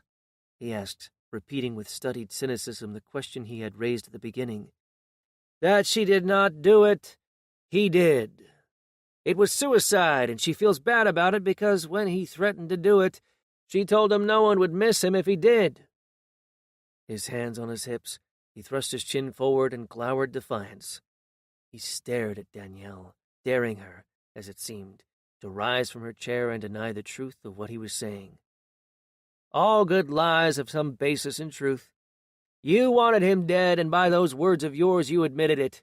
But kill him himself?" he asked, incredulous, as he wheeled around to the waiting eyes of the jury. "Why? Because he was about to lose his young and beautiful wife, as Mr. Morrison would have us believe? But wasn't it the defense that kept insisting that Nelson St. James was habitually unfaithful? All those other women, and Nelson St. James kills himself because he is about to lose his wife? If this weren't a case of murder, we'd all be laughing. But forget all that. Forget that Nelson St. James was one of the wealthiest men in the world, and, whatever you or I may think of how he lived, could do pretty much as he pleased. Forget that he was in trouble with the law. Nelson St. James had a son, his only child, the child he wanted, the child he had married his wife to have. The defense wants us to believe that he killed himself because he was depressed? He had everything to live for, and the only reason he isn't home with his son somewhere is because his wife could not stand the thought that she was about to be cast aside, replaced by someone else, cheated out of the fortune that in her mind should have been hers. Danielle St. James is guilty of murder, ladies and gentlemen of the jury, and guilty is the only verdict you can give." Robert Franklin sank into his chair, exhausted, having gone to the limit of what he could do. He sat there, staring straight ahead, physically spent, but with a sense of his own achievement. Danielle St. James was guilty, and he had proven it. The voice of Alice Brunelli broke a silence so profound that had you been sitting there, you would have sworn you could hear your own heartbeat. Mr. Morrison, are you ready to make your closing argument? Instead of rising from my chair, instead of moving quickly and with a sense of purpose to the jury box, I crossed one leg over the other, threw my arm over the back of the chair, and stayed where I was. Nothing that was said here, none of the testimony that the prosecution has spoken at such length about, is nearly as important as something Mr. Franklin did not mention at all. You never heard it from any witness, you never heard it from anyone, but it was always there, right in front of your eyes, the single undeniable fact that explains everything and changes everything. The prosecution wants you to think that it was murder, but cannot prove it was murder at all. Slowly, almost casually, I got to my feet and with my hand on the corner of the table shook my head as if I had only now come to understand something that, though they did not yet know it, they knew as well. They were waiting for me, all 12 of them, when I raised my eyes, waiting for me to tell them what it was, quite without their knowing they had always understood. I pointed to Danielle. Look at her. Have you ever seen anyone who looked like that, looked that beautiful? And yet no one has even mentioned it. Not one of the witnesses called by the prosecution. I stepped closer to the jury box. What did they talk about instead? Money. That's all you heard about. How she married her husband for his money. How she murdered him because she wasn't going to get all the money she thought she deserved. I looked at Danielle as if I were seeing her for the first time, and in a way, that was true. I had been so enamored of the way she looked, she had had such an astonishing effect on the way I felt, that I had lost the distance necessary to understand what it meant, not for me, but for everyone else, all the other people who, drawn by the way she looked, had feelings of their own.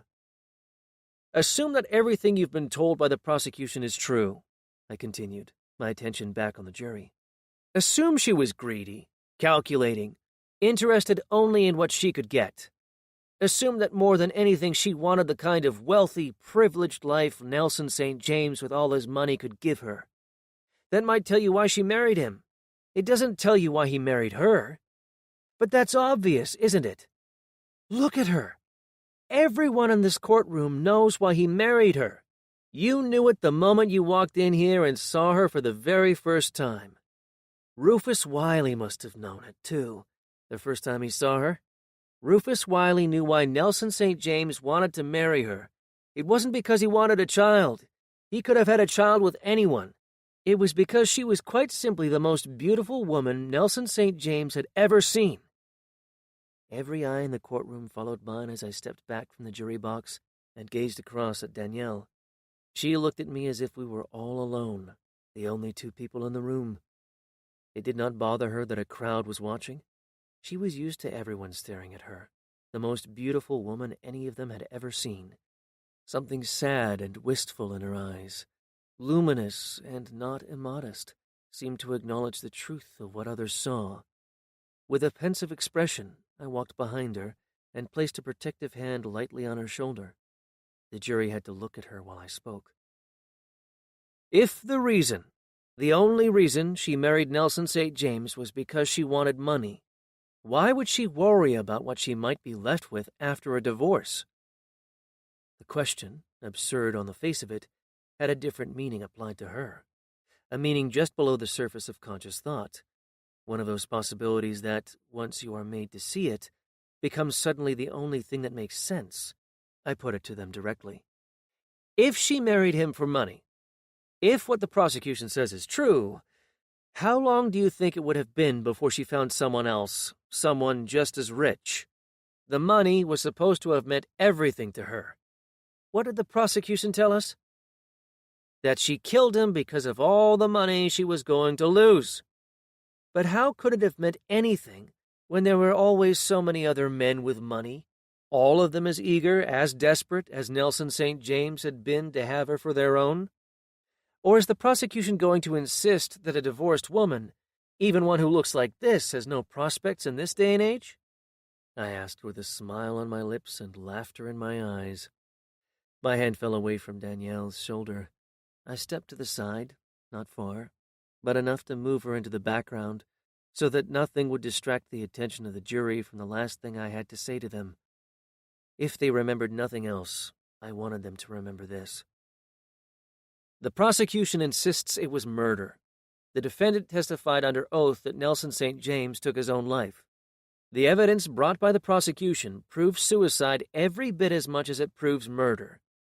And that means that the prosecution has not proved murder at all. Danielle St. James told you what happened, and not one witness called by the prosecution can prove that she was lying.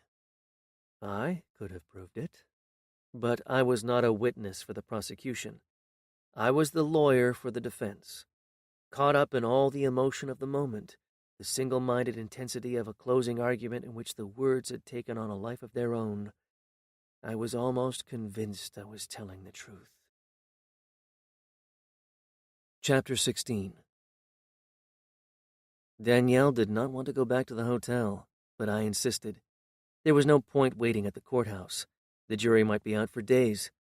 She would be comfortable in her suite at the Mark Hopkins, and, more importantly, no one could bother her there. I promised I would call her the moment I heard anything. I went back to my office and tried to pretend that this was just another trial, and that while I waited for the verdict, I could start working on the next case, and the one after that. Alice Brunelli had finished giving the jury their instructions and sent them off to begin deliberations a few minutes before 3 in the afternoon. There was nothing more to be done, and I had another trial scheduled to start next week. I grabbed a cup of coffee and opened the voluminous file that had been gathering dust for weeks. 3 pages into it, and the words became a blur.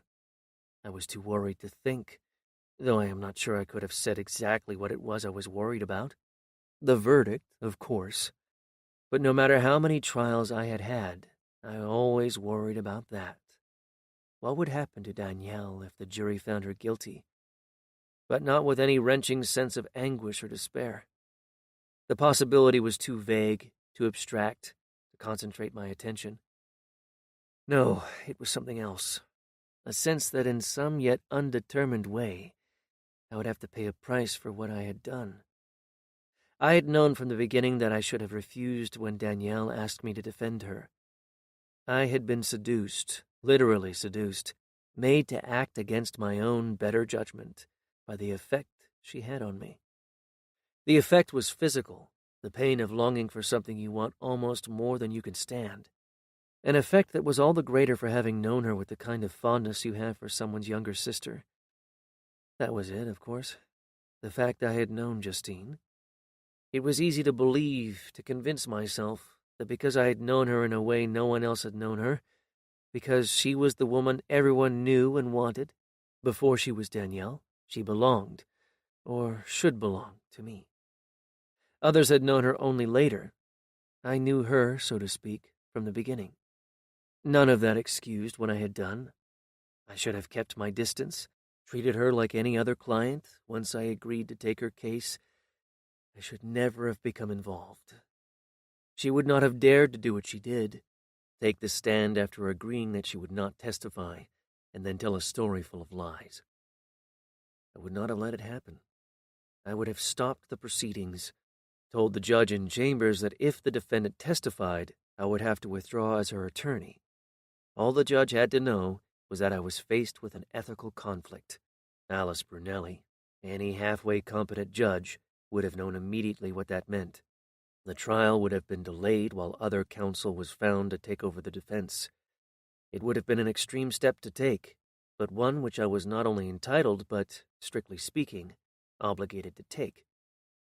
There are a lot of things a lawyer is supposed to do, but few are as serious as calling a witness you know is going to perjure herself. The trial was over, and there was nothing I could do. I could not even confess. The prohibition against revealing the communications of a client was absolute, binding even after death. No one would ever know what she had done, or how I had helped her.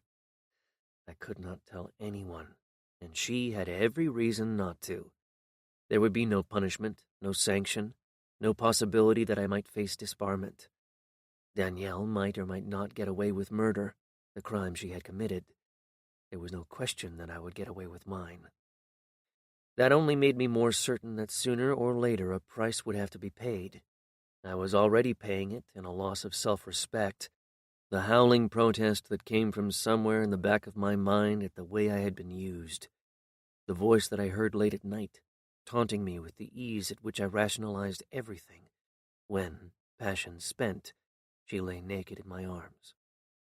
She had murdered her husband, but that was almost more forgivable than the blind-eyed eagerness with which I had become her after-the-fact accomplice, breaking all the rules so that she could, without penalty, break them too.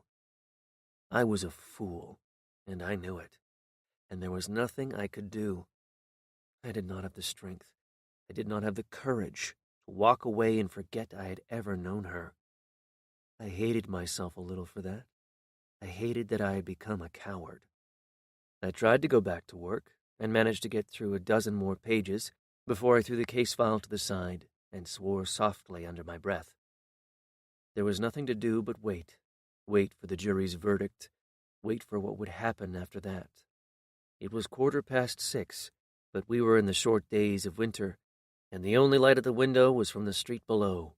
Switching off the lamp, I stared into the shadows, watching as they danced on the ceiling and down the walls, graceful and insubstantial, a reminder, as if one were needed, of what Danielle and her beauty were all about. The telephone rang, breaking the silence with its lonely, insistent call. I knew before I answered who it was. "You didn't think they would be out this long, did you?" asked Danielle. She tried to sound cheerful, confident, full of hope, but the strain was evident, and I knew that, like everyone else who had ever been in her position, she was anxious, scared, dying by inches inside. I tried to sound professional and matter-of-fact, not overly concerned by what was going on. I never know how long a jury is going to be out. It's impossible to predict. She wanted more than that. She wanted certainty. "You didn't think it would take any time at all," she insisted in a soft, breathless voice. There was a tapping noise, a pencil or perhaps a fingernail, beating time, a nervous habit she did not know she had. "Maybe it was just me," she said, confused by things she could not control. "Maybe I just thought that after what you said, after the way they seemed to hang on every word, that it wouldn't take them any time at all." I started to fall back on my old, settled routine, explaining that in a murder trial, a jury might be out for days or even weeks. But we had talked about all this before. She was not calling because she wanted me to tell her about it again. She was calling because she did not want to be alone. But I could not think of anything to say, words of encouragement, which would not sound hollow and contrived. And so I sat there in silence, helpless and defeated, listening to the constant nervous drumbeat coming from the other end. "When did you decide to do that? What you said to the jury about what I would have done after a divorce?" she asked, eager to escape her own thoughts. "Do you really think that's what I would have done? If Nelson had gotten a divorce, married someone else, someone with money?" "Don't," I said quietly, as I leaned on my elbow and stared into the darkness, my eyes heavy with fatigue. "There's no point to it." "Marry another wealthy man? That's what you said. That every wealthy man would want me and I could pick and choose among them. Like some whore, you should have said." There was a frantic quality to her belligerence, the sudden onset of something close to panic. The tapping noise got louder and more insistent. "She's a whore, and a whore can always get money from another man, you should have said. Marry another wealthy man. I may never marry anyone. I may be going to prison. I may not live." Fatigue gave way to depression. The room began to turn, the shadows moving quicker on the wall, moving faster in a spiral, a black whirlpool pulling everything down behind it. I slammed my hand hard on the top of the desk, shining with my own reflection. "You're not going to prison," I shouted, as much to keep me from falling into the abyss as to give her comfort.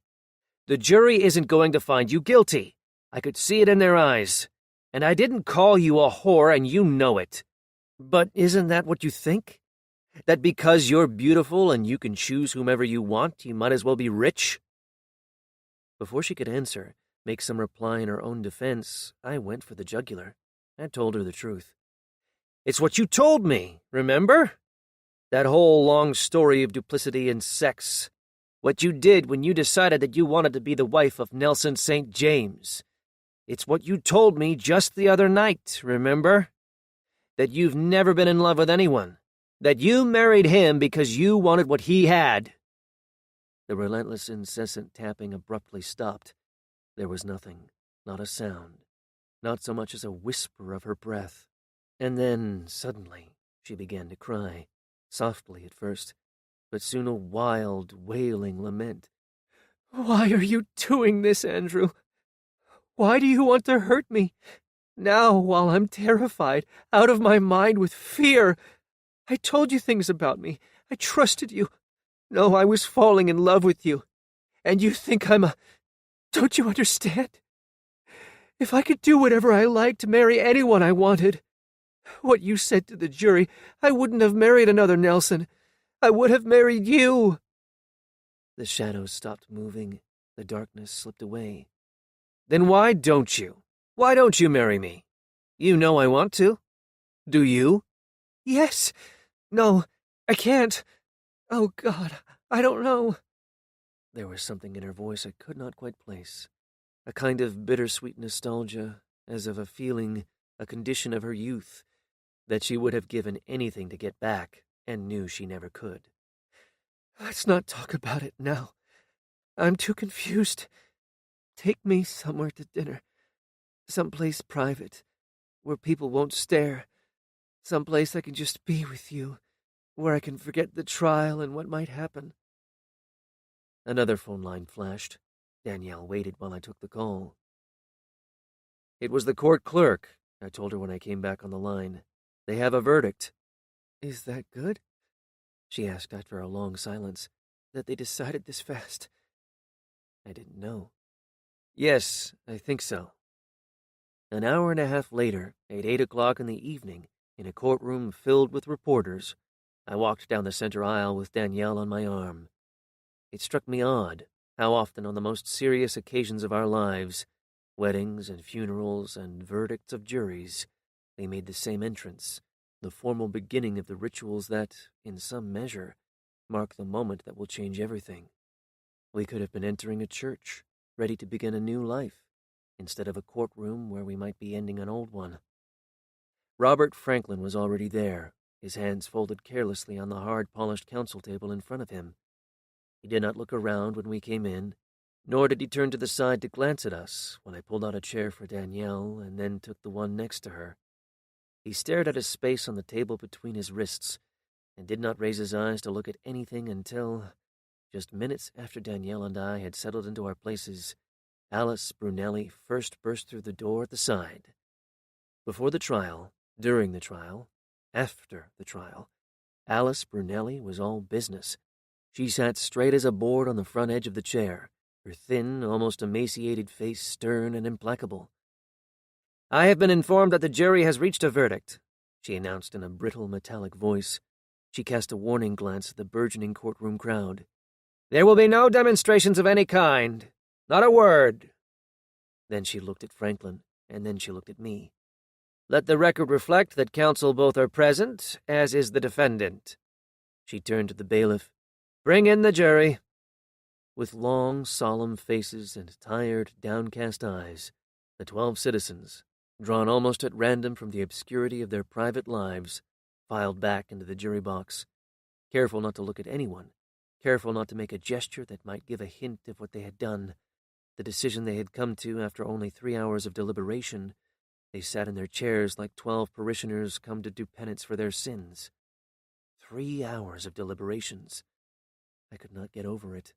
Weeks of testimony and only 3 hours. A murder case, a woman on trial for her life, and that was all the time they had spent. 3 hours. What did it mean? Had I missed something? Was it really all that one-sided? Was it that simple in a case like this, to reach a verdict, whatever that verdict might be. "Has the jury reached a verdict?" asked Judge Brunelli with a tight smile of purely formal politeness. Her lashes beat like butterfly wings. The second juror from the left on the bottom row, the youngest member of the jury, not more than 30, with a crooked nose and eyes set too close together, stood up. I was surprised and alarmed. There were other jurors, better educated and more articulate, that should have been chosen foreman instead. He seemed weak, indecisive, during voir dire, someone more likely to go along with what others might think, rather than have, much less express, any strong opinion of his own. When he spoke now, however, he did not seem to have any reluctance to be out in front. No matter how many questions you asked during jury selection, he never really knew what you were getting. It was all guesswork in the end. "We have, Your Honor." Danielle's fingers closed tight around my hand. "Would you please hand the verdict form to the clerk?" Alice Brunelli examined the verdict form with no more change of expression than if she were reading the weather report. Through the clerk, she gave it back to the foreman. The silence in the courtroom was massive and intense. The footsteps of the clerk as she walked the short distance from the bench to the jury box echoed with a harsh staccato. The verdict form, that single piece of white paper, seemed to make a violent cracking sound as the foreman unfolded it. And then, when he began to read, it seemed to take forever. Each word a gate that had to be opened and then closed before the next gate, the next word, came into view and could be approached. A lifetime could have been lived between the beginning and the end of that single interminable sentence. "We, the jury, in the above entitled case, on the sole count of the indictment, murder in the first degree, find the defendant Danielle St. James." He stopped, did not say another word, folded up the verdict form as if, knowing the secret, he had decided not to share it. He looked around the crowded courtroom, everyone waiting. The moment belonged to him, and he was not going to lose it. Slowly, and with astonishing presence, he turned and looked straight at Danielle. "Not guilty." The courtroom, despite the judge's warning, erupted into a bedlam of confusion and noise. Danielle threw her arms around my neck, thanking me through her tears. "They did it because of you," she murmured, digging hard with her fingers. "They believed you, believed what you said, believed that you believed me."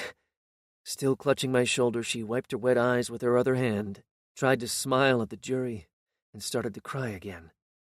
Alice Brunelli thanked the jury for their service, and with one quick stroke of her gavel brought the trial to a final end. Robert Franklin started to leave, but then remembered that there was one more thing he had to do. He came over, looked me straight in the eyes, and offered his congratulations. He did not once look at Danielle. "Horrible man," said Danielle under her breath, after Franklin disappeared into the crowd. "Actually, one of the best I know," I remarked, remembering what I had learned about what, against all odds, he had done. But Danielle was not interested in anything but her own feelings of relief, and who could blame her? It was over, and she was free. And if the meaning of that was not what it once might have been, years earlier, before she had met Nelson St. James, it was still far more than she could have hoped for the night she killed him. Because whatever we might tell each other, however we might excuse it, the truth was that, with my help, she had just gotten away with murder, and we both knew it. "I owe you everything," she whispered frantically. "My life, my—" There were too many people pressing close, eager to get one last look, too many reporters trying to ask one last question. Maybe that was the reason it happened, the sudden panic in her eyes, the sudden urgent need to get away. All those people pulling, pushing, grabbing at whatever they could get their hands on, all of them trying to get at her. "Get me out of here!" she cried. "I can't breathe!" Wrapping my arm close around her shoulder, I bowled my way through a frenzied gauntlet of flying arms and grasping hands. It was bedlam, pure and simple. The noise was deafening, overwhelming. An elbow hard and sharp struck me in the eye. A knee jabbed my thigh and nearly crippled my leg. "Out of my way!" I shouted, scowling fiercely at the contorted faces pressing all around me. "Get out!" Other faces, other bodies jumped in front. I shoved through them, and we kept moving, fighting our way, stumbling out of the courtroom into the harsh lights of a dozen glaring cameras and a dozen waiting microphones. The crowd behind us, the mob that had been clawing at the chance to get closer, to touch Danielle, suddenly lost interest in her, and lost itself instead. Every sweating, red-faced one of them, in the thought that they might get on television. They would not have stopped moving so quickly had they run straight into a brick wall. Now we all had different parts to play. The crowd could not stop us, but those cameras could. "The trial is over," I announced with the fastidious air of someone about to say something quite profound. Danielle let go of my arm and, perfectly calm, stood next to me. "The jury has returned its verdict. Danielle St. James is not guilty. All she wants now is to be left alone." This said nothing at all, but it seemed to be enough. The news people had the shot they wanted, the one that would be shown on the late-night news and seen in all the morning papers. Danielle St. James, minutes after her acquittal on a charge of murder, looking somehow even more beautiful than she had before. "Danielle!" shouted some reporter I could not see. "Isn't there something you want to say?" Danielle looked at me as if to see if it was all right, and then took a half-step forward. The silence was sudden and complete. "This has been a tragedy from start to finish. My husband killed himself and, as I said at the trial, I will always blame myself. Now I want to go home to New York and take care of my child." She stepped back, a signal that there was nothing more she wished to say, but all it did was make each of the other reporters more determined to get in a question of their own. The place was half mad with noise. I tried to stop it. "There is nothing more to be said. The jury reached the only verdict it could have reached. Mrs. St. James is going home." With my arm around her shoulder, we started walking, moving quickly, trying to reach the door before the reporters and the cameras could catch up. The lights from the traffic in the street outside made a crazy, changing crisscross pattern on the white marble walls. "The jury may not have found her guilty, but everyone else thinks she did it." I stopped in my tracks and spun around, searching the pack of reporters clinging to our heels. "Who said that?" "I did," shouted a woman with lacquered hair and vapid eyes. "You'd substitute your judgment for the judgment of the jury?" I yelled back, angry and looking for a fight. Danielle tugged at my sleeve, reminding me that the car was just outside and that we were almost there. "They may not have been able to prove it," said the reporter, staring at Danielle with a thin, caustic grin. "Your lawyer may have convinced the jury that there was a reasonable doubt. But do you really think anyone is going to believe that Nelson St. James committed suicide?" Danielle pulled on my arm, determined to get me out of the door, but I would not move. I glared at the reporter, defying her smug belligerence. "What an ugly thing to say, but then, that's what you get paid for, isn't it? To say really stupid things. It's nice you found something you're so good at." Then we were out the door and across the sidewalk to the waiting car. Her eyes closed tight, and her small fists pressed hard on her knees. Danielle doubled over and began to sob. My hand went to her shoulder. She threw herself against me, and her tears fell hot and wet against the side of my face, and for a few moments I held her close and let her cry. "It's never going to be over, is it?" she asked plaintively when the crying stopped. "That's what they'll say about me. But everyone will think that I murdered him and that I got away with it." There was not much I could say to give her comfort against what, despite the verdict, we both knew to be the truth.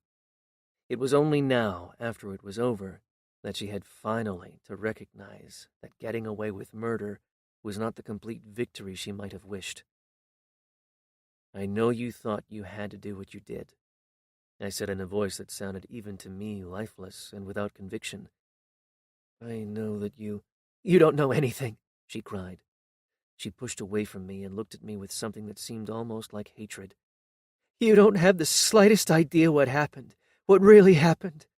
No one does. No one ever will."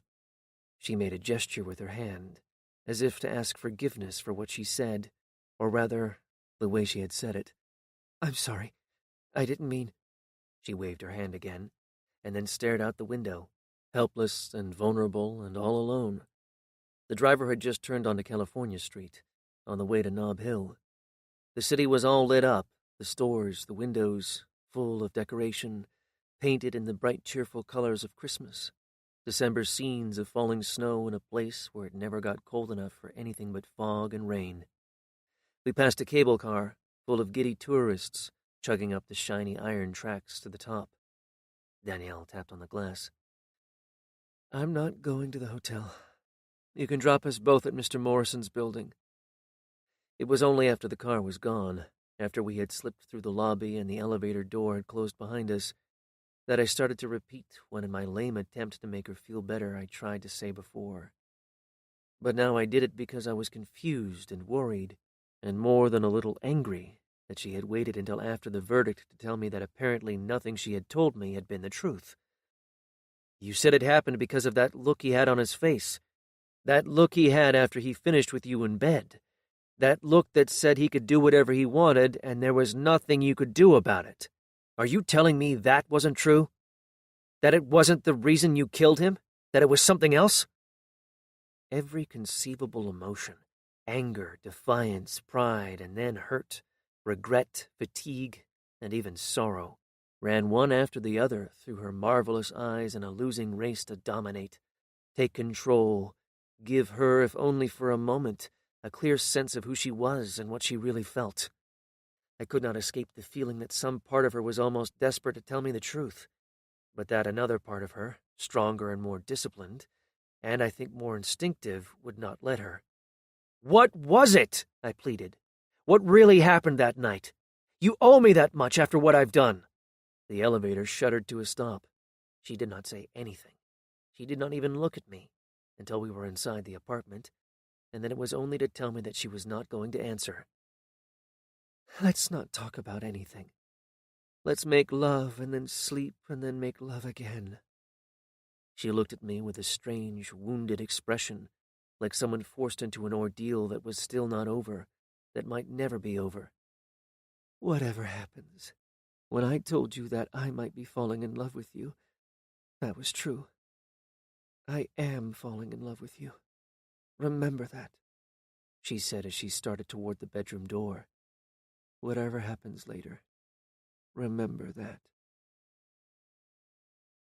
Chapter 17.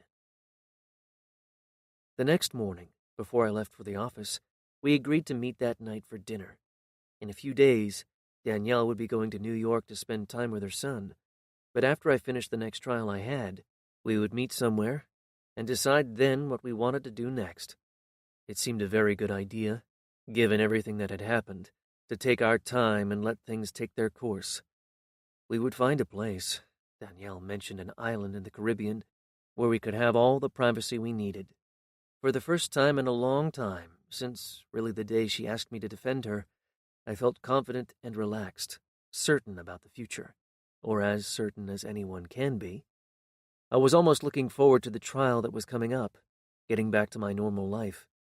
An hour after I started, I had finished going through the case file, the same one that just a few days earlier I had not been able to read even 2 pages without losing concentration. Everything fell into place. I began to make a list of witnesses, prosecution witnesses, with a short summary of what they could be expected to say, and what I thought would be the weak points of their testimony, by which I could discredit them. My mind was clear. I could see in advance everything that was going to happen, every question I was going to ask, and every answer I could turn to advantage. I worked without any awareness of time, lost in what I was doing, the next trial, the only trial that mattered. I did not hear the buzzer on the phone, and did not know my secretary had something to tell me until her hand was on my shoulder. "There's someone here to see you." Tall, taciturn, with a strict devotion to work, Stella Summerfield knew my habits better than I knew them myself. When I was getting ready for a trial, there were no phone calls, no appointments, nothing that would interrupt what I was doing. Telling me that someone was here to see me made no sense at all. "I told him you were busy and that he needed to make an appointment," she explained when my only response was a blank, incredulous stare. "He says it's about the St. James trial." The blank expression on my face turned to one of puzzled annoyance. That was the last reason I would see anyone, and she knew it. "He was a witness for the prosecution," she said with her usual calm efficiency. He says he has something to tell you he thinks you should know. Did he tell you his name? I asked, vaguely interested. Rufus Wiley. Rufus Wiley! I exclaimed, astonished as much that he was here in San Francisco as that he had something to say to me. Yes. All right. Send him in. There was none of the smug complacency, the irritating condescension, which had so much marked Wiley's demeanor when I had first watched him take the witness stand in court. He moved with a cautious, almost hesitant step as he came toward my desk and took the wingback chair in front. I did not get up, did not reach out my hand, as perhaps I should have done. I was too surprised that he was here, too intrigued by why he might have come to see me this soon after the trial, to remember courtesy, and besides, I did not like him. Whatever the reason he was here, it was not likely to be pleasant. You said you wanted to see me, I said, watching him, as it were, from a distance. Something about the trial? Wiley bent his head to the side. There was a pensive and oddly troubled expression on his round, smooth face. Yes, about the trial. That business about Nelson killing himself. He tilted his head farther to the side. A nervous smile started onto his mouth and then as quickly disappeared. You didn't know she was going to say that, did you? Until she said it on the witness stand. It was none of his business, but that was not what got my attention. You were there, in the courtroom, watching the trial? He seemed to study me for a moment, searching my eyes to see if I meant it. He smiled, not like before, narrow and cramped, but broadly and with what, if I understood it right, seemed like relief, though at what or for what reason I could not have guessed. Suddenly he glanced around my office and made a sweeping gesture with his hand. It's like this room.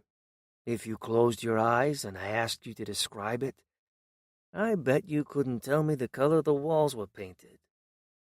That thought seemed to lead to another, an escalating sense of analysis. You wouldn't notice if you came in one morning and all the paintings had been removed, all the furniture taken away, and all the books stolen, so long as you had that desk and chair, a place you could work. That's why you're so good at what you do, Mr. Morrison. Perfect concentration, or as close to perfect as I have ever seen. I admire you for that. It's a gift I wish I had. Yes, I was there, watching the trial. Seldom missed a day of it after I was finished as a witness. But you didn't see a thing, did you? Didn't even notice me there in the crowd. As I say, I'm not surprised. But why did you? I asked, deeply curious. Because of you, Mr. Morrison. You see, I was certain she was going to be convicted, but then, well, I saw what you could do, and I wasn't so sure anymore. He was older than I, 20 years or more, a lawyer all his life, and a man not given to praise. One leg crossed over the other, his hands held together in his lap, he spoke with the tempered judgment of a senior partner drawing on a vast accumulated experience. That question you asked right at the end, whether Nelson, the last time I talked to him, had not seemed depressed, that was brilliant. A stroke of genius, really. Everyone said you were good, but I had no idea you were as good as that. One question, and you had everything you needed. Or rather, all she needed. He laughed, as at some private joke, a low, muffled laugh, followed immediately by a rueful smile. He seemed certain I would understand. That must have been when she first thought of it, when you suggested it as a possibility. The story she could tell, the one that gave her the best chance to save herself. You didn't know, did you? You didn't know, and then you had no choice when she took the stand and started telling that made-up story of hers. I could not see the point to this. Why was he here? It had been obvious from the moment he had taken the stand as a witness for the prosecution that he disliked Danielle. I did not need to listen to him to tell me that again. You wanted her to be convicted, didn't you? Was that the reason you stayed around? To see the look on her face when the jury found her guilty? He ignored me, dismissed my remark as somehow irrelevant to the reason he was there. He was so intent on what he had come to say, I am not even sure he had heard me. That was a brilliant performance, he went on. Not just yesterday, though that closing argument of yours was as good as anything I've seen, but all the way through. I thought you might win, after what you did with me on cross-examination, but until she took the stand and told that lie of hers, I have to confess I wasn't quite sure how you were going to pull it off. Even with what she said on the stand, if you hadn't been her lawyer, if she'd had anyone else. Wiley fell into a long, brooding silence. Streaming through the curtained window on the other side of the room, the morning light made the slightest movement of his eyes seem furtive and full of secrets, as if he knew more than he wanted to, more even than he should. You made quite a point of the legal difficulties Nelson was in, he said presently. That being indicted must have weighed heavily on his mind, added to the depression he must have felt over the failure of his marriage. Did you really believe that she knew nothing about the kind of business Nelson was in?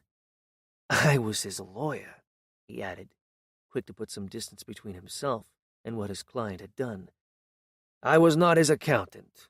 I didn't know what he was doing with all his different financial schemes and transactions.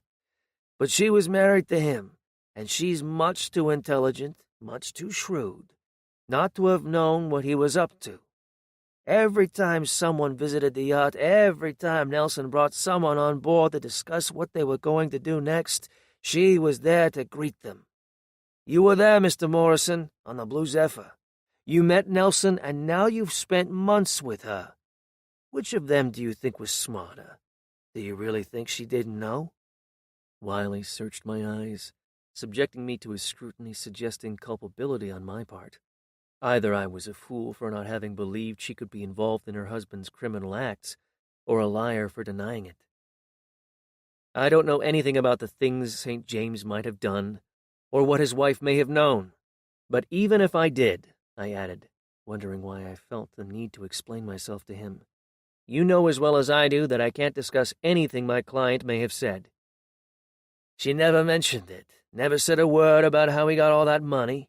Nothing about how he stole it, he persisted, ignoring what I had just told him. Never told you how the money was the real reason she killed him? Never said anything about how killing Nelson was the only chance she had to keep it all for herself? This was crazy. None of it made sense. Wiley had been at the trial. He could not have forgotten. The chance to keep it all for herself? She doesn't get anything. He changed his will. You did. You made the changes. There was no divorce, so she wouldn't even get what she would have had under the prenuptial agreement you insisted she sign. If money was what she wanted, the last thing was to have him dead. Yes, I remember what you told the jury. But you left something out. The will. Almost everything now goes to their son. But he's just a boy and his mother will be the trustee. Yes, that's correct. The woman you convinced the jury would get less from her husband's death than she would have gotten in a divorce ends up in control of everything. Why do you think she was going back to New York? Because now that she's been acquitted of Nelson's murder, there are certain papers I have to draw up, transferring ownership from his name to hers. She's going back to New York to see her son. She probably doesn't even know she's going to be trustee for the money he inherits. Rufus Wiley rose from the chair. He looked at me, pitying the deception of which he seemed certain I had been the victim. Is that what she told you? That she was going to New York to be with her son? He's been in a private boarding school in Switzerland for the last 2 years. And as for not knowing she would become the trustee, with full power to do with the money what she likes, she called my office first thing this morning and made the appointment to sign the papers. It's really quite ironic. If Nelson had lived, it would not have mattered if he had stayed out there on the Blue Zephyr, a fugitive from the law, or come back and been convicted at trial. The government would have taken everything, all the houses, all the money, even the yacht. There wouldn't have been anything left for Danielle. Not the house in the Hamptons, not the millions of dollars a year, nothing.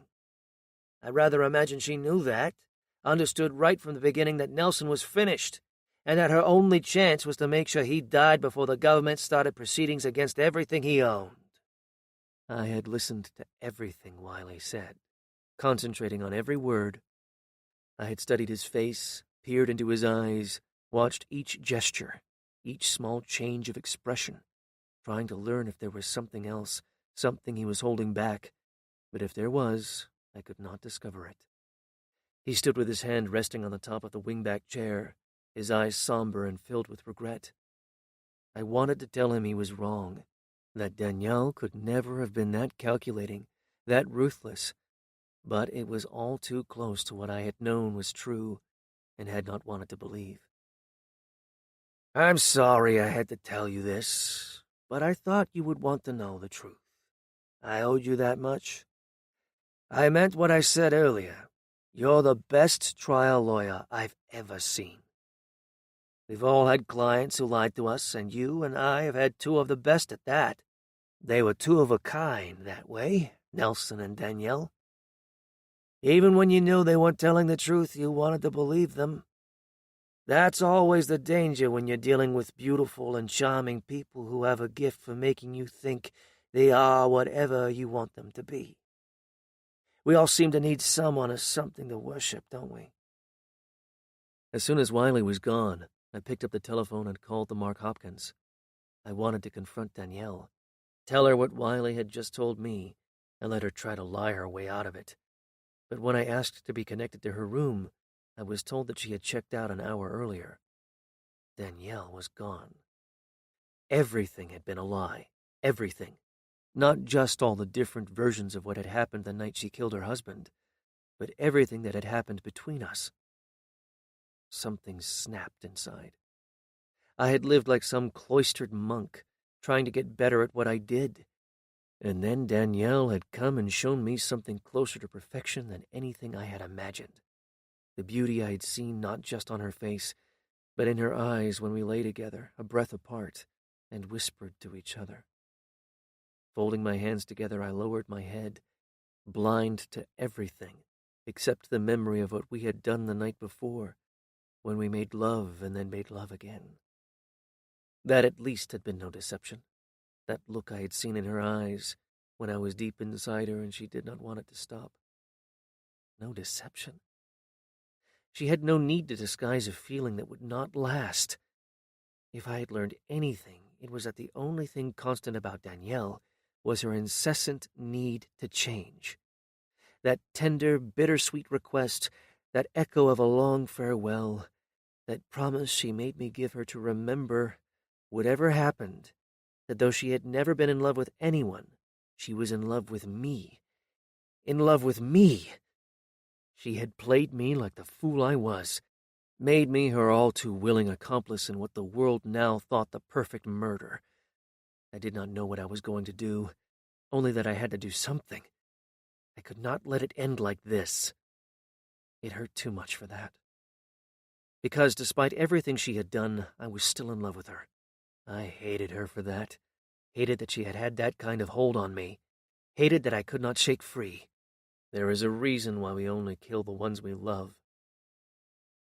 For the next few weeks, I went through all the hollow motions of my life. With a kind of manic energy, I prepared for the next trial and, according to Philip Conrad, who was again the court reporter, seemed to take an even greater pleasure in the give and take of the courtroom. I ignored everything but what I was doing. Tommy Lane called several times, but even though the messages he left said it was important, I told myself I would do it later and did not call him back. I had gone into hiding, from the world and from myself. The immediate moment occupied all my attention, and neither the past nor the future was allowed to intrude. I suppose that is what they mean when they say that work is the best therapy.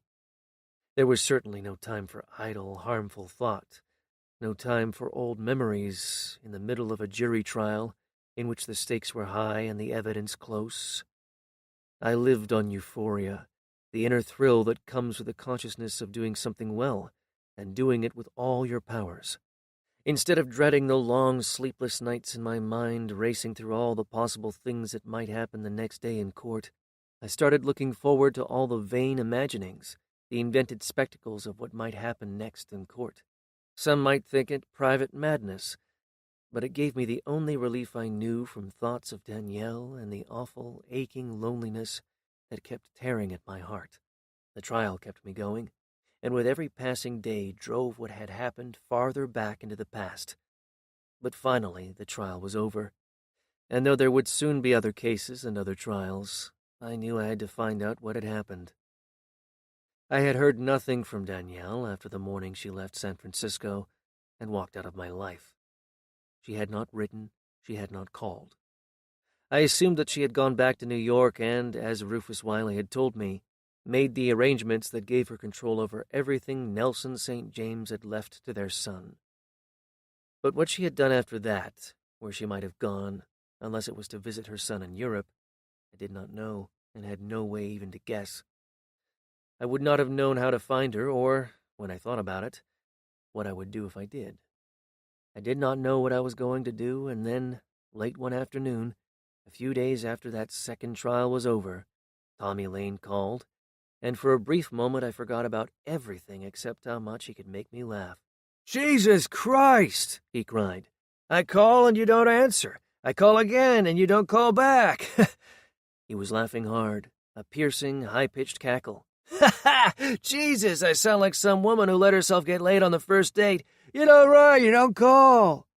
He mimicked in a sing-song voice, the start of a manic dialogue in which he played not only both parts but the audience as well. "I would have called, but I never got your number or your name. Oh, Christ, listen to me. I'm down here all alone, and as soon as I have someone to talk to, I can't remember why I called. How are you? Everything okay? I tried to reach you as soon as I heard the verdict. Tried to reach you before that, as soon as I found out." The boyish enthusiasm had left his voice. Whatever he had to tell me, it was serious, and even disturbing. "What is it? What did you find out?" "What she's been up to, your client, Danielle St. James. I started asking around, some of the people I got to know when I was investigating her husband. She's been seeing someone. It's not clear when it started, but at least 6 months before she killed St. James. Yeah, I know," he added quickly. "You got her off. I'm glad you won, but only because it's you. Because she did it. Murdered him out there on that yacht of his, and we both know it. I don't know why she did it. This guy she's seeing isn't exactly poor." "Who is he?" I asked, as a cold shiver ran up my spine. "An Italian, a Greek, I'm not sure. I don't even know his name. One of those shadowy types, lives in different places, supposed to come from some old family, lots of money, almost never seen in public. People here with money want everyone to know it. Over there, they don't want anyone to even know who they are. He has a yacht, like St. James, but he doesn't go very far with it, just around the Mediterranean. That's where they are now." "Where?" I asked. "Where exactly?" Chapter 18. I watched out the window as the black Mercedes raced through the dark shadows of a tunnel, and then followed the highway that ran close to the sea. Mount Pellegrino, rising straight up like Gibraltar, loomed in the distance, guarding the coastline and the narrow, fertile valley that twisted inland from the shore. I had not been able to sleep at all on the long plane ride from San Francisco to Paris, and then from Paris to here. Perhaps that was the reason why my mind began to wander back to things I had learned in college, and, or so I had thought, forgotten about as soon as I left. I began to imagine what Sicily must have looked like. A three-sided island a mile from Italy and in the middle of the sea, to the long line of invaders who had come to conquer and, having conquered, stayed. It had been the constant, unchanging motive for all the violence and all the wars, the forced impositions, the revolutions, the new religions, all the changes brought first by the Greeks and then the Romans, then the Arabs and the Normans, the haunting sheer beauty of the place. Like the face of a gorgeous woman, the face of a Helen, or the face of a Danielle. It had driven men out of their senses and made them crazy with ambition. The driver gestured toward a small concrete monument on the side of the road. "This is where Falcone was killed, where the Mafia blew up his car. That's when everything started to change. After they killed the judge, that's when everyone had had enough." A cap pulled low over his eyes, The driver glanced in the rearview mirror. "Falcone," he repeated with respect. "He had no fear. They killed him. But you know what? They couldn't kill his example." We drove in silence for a few minutes before he again glanced in the mirror. "You're American, yes? Have you been here before?" "No, my first trip." "Business or vacation?" "Neither one, really. I'm just here," I said, staring out the window, wondering now why I had come. We reached the outskirts of Palermo, and the driver turned off the highway and started down a city street jammed with cars. Honking the horn, swearing under his breath, he inched along until, 20 minutes and a few miles later, we reached the open gates of the hotel. "The bust we've got," said the driver with pride. "You heard about it in America? Someone recommended it?" he asked, as he pulled to a stop at the bottom of the front steps. I paid him and took my bag. "There's a marina just round the other side, isn't there?" I asked him. "Some people I know keep a boat there." The Hotel Villa Egea had the look of a Moorish castle, with sand-colored walls and a flat, crenellated roof. It had been built, as I later learned, as a seaside villa for the only daughter of an Italian nobleman, a private sanatorium in which, it was hoped, the ocean air and quiet surroundings would remedy the chronic ill health, which all the science of some of Europe's most famous physicians had been unable to cure. Whether her health improved or she died an early death from an undiagnosed disease remained hidden behind a veil of obscurity, subject, like much of Sicilian history, to interpretation and doubt. Sometime near the end of the 19th century, the villa was turned into a hotel and quickly became a favorite gathering place for European royalty. A century later, their photographs, as large as life-size paintings, decorated at discrete intervals the long and elegant corridors that ran the length and breadth of the hotel.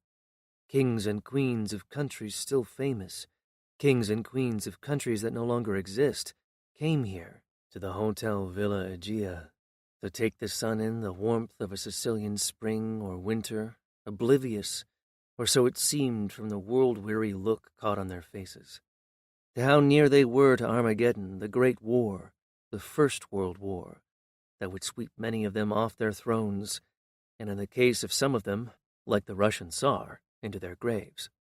It seemed to me, as I glanced at their photographs on the way to my fourth-floor room, that even though they could not know that war was coming, they had a sense that they were all living in a vanishing age, that the world was changing, and there was nothing they could do about it, that no one could. The forces at work, the machinery of modern life, had gotten too big, too powerful for that. Or perhaps I was only seeing in their faces what I myself had started to feel, that I was caught in a downward spiral, playing a part written by someone else that I did not yet quite understand. His back bent with age, the porter opened the curtains and pushed the blue wooden shutters back inside the window casement. "One of our finest rooms," he said, gesturing toward the palm-lined gardens below and the marina just beyond. A yacht the size of the Blue Zephyr, and close enough to be its twin, but painted black instead of white, lay anchored a couple 100 meters outside the breakwater of the small harbor. There was nothing else even half its length. "The Midnight Sun," explained the porter. "The owner keeps a suite here." I gave him a tip, the same as I would have given in an American hotel. It was larger than the Sicilian custom, and his aging eyes lit up with friendly gratitude. "Keeps a suite here? You mean all the time, whether he is here or not?" "Yes, of course, all the time. Signor Orsini is—" "Orsini? That's the name of the owner?" I gazed out the window at the midnight sun, shining long and sleek and black as night. Several people, members of the crew probably, were moving about on deck. I glanced over my shoulder. "There's a woman with him, a young woman, quite beautiful." A look of quiet admiration and subdued enthusiasm for a woman impossible not to notice flickered at the wrinkled corners of the old man's sad and gentle mouth. "Signor Orsini is seldom without her." The porter finished showing me the room, and then, alone, I tossed my jacket over a chair and kicked off my shoes. Leaning against the deep stucco casement, I adjusted the focus on the small pair of binoculars I had brought with me. until I could see quite clearly anyone who ventured out on the deck of the yacht. From time to time I put the glasses down and peered into the courtyard below. The tables had begun to fill up with men and women who had decided to have a drink outdoors and enjoy the weather. In the soft echo of Italian voices, I felt a comfortable stranger, come to a place I did not know, surrounded by a language I did not speak, but still somehow drawn to it, as if the scented Sicilian air itself carried the timeless promise of betrayal and revenge. I kept looking through the glasses, but I did not see Danielle. If she was on board, she was staying below. I did catch a brief glimpse of her new lover, the private and reclusive Signor Orsini, as he passed along the starboard side. Shirtless, wearing only sandals and tan shorts, he had jet-black hair and a black mustache. He was about my age, or perhaps a few years older, as near as I could tell. His skin was burned the deep, rich color of mahogany, and he carried himself in the way of someone who lived his life, at least his daytime life, outdoors. Had he just come from Danielle?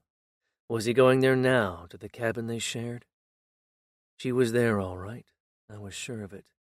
The midnight sun was now the only home she had. The apartment in New York, the house in the Hamptons, all the places they had, all the places Nelson St. James had owned, had been sold.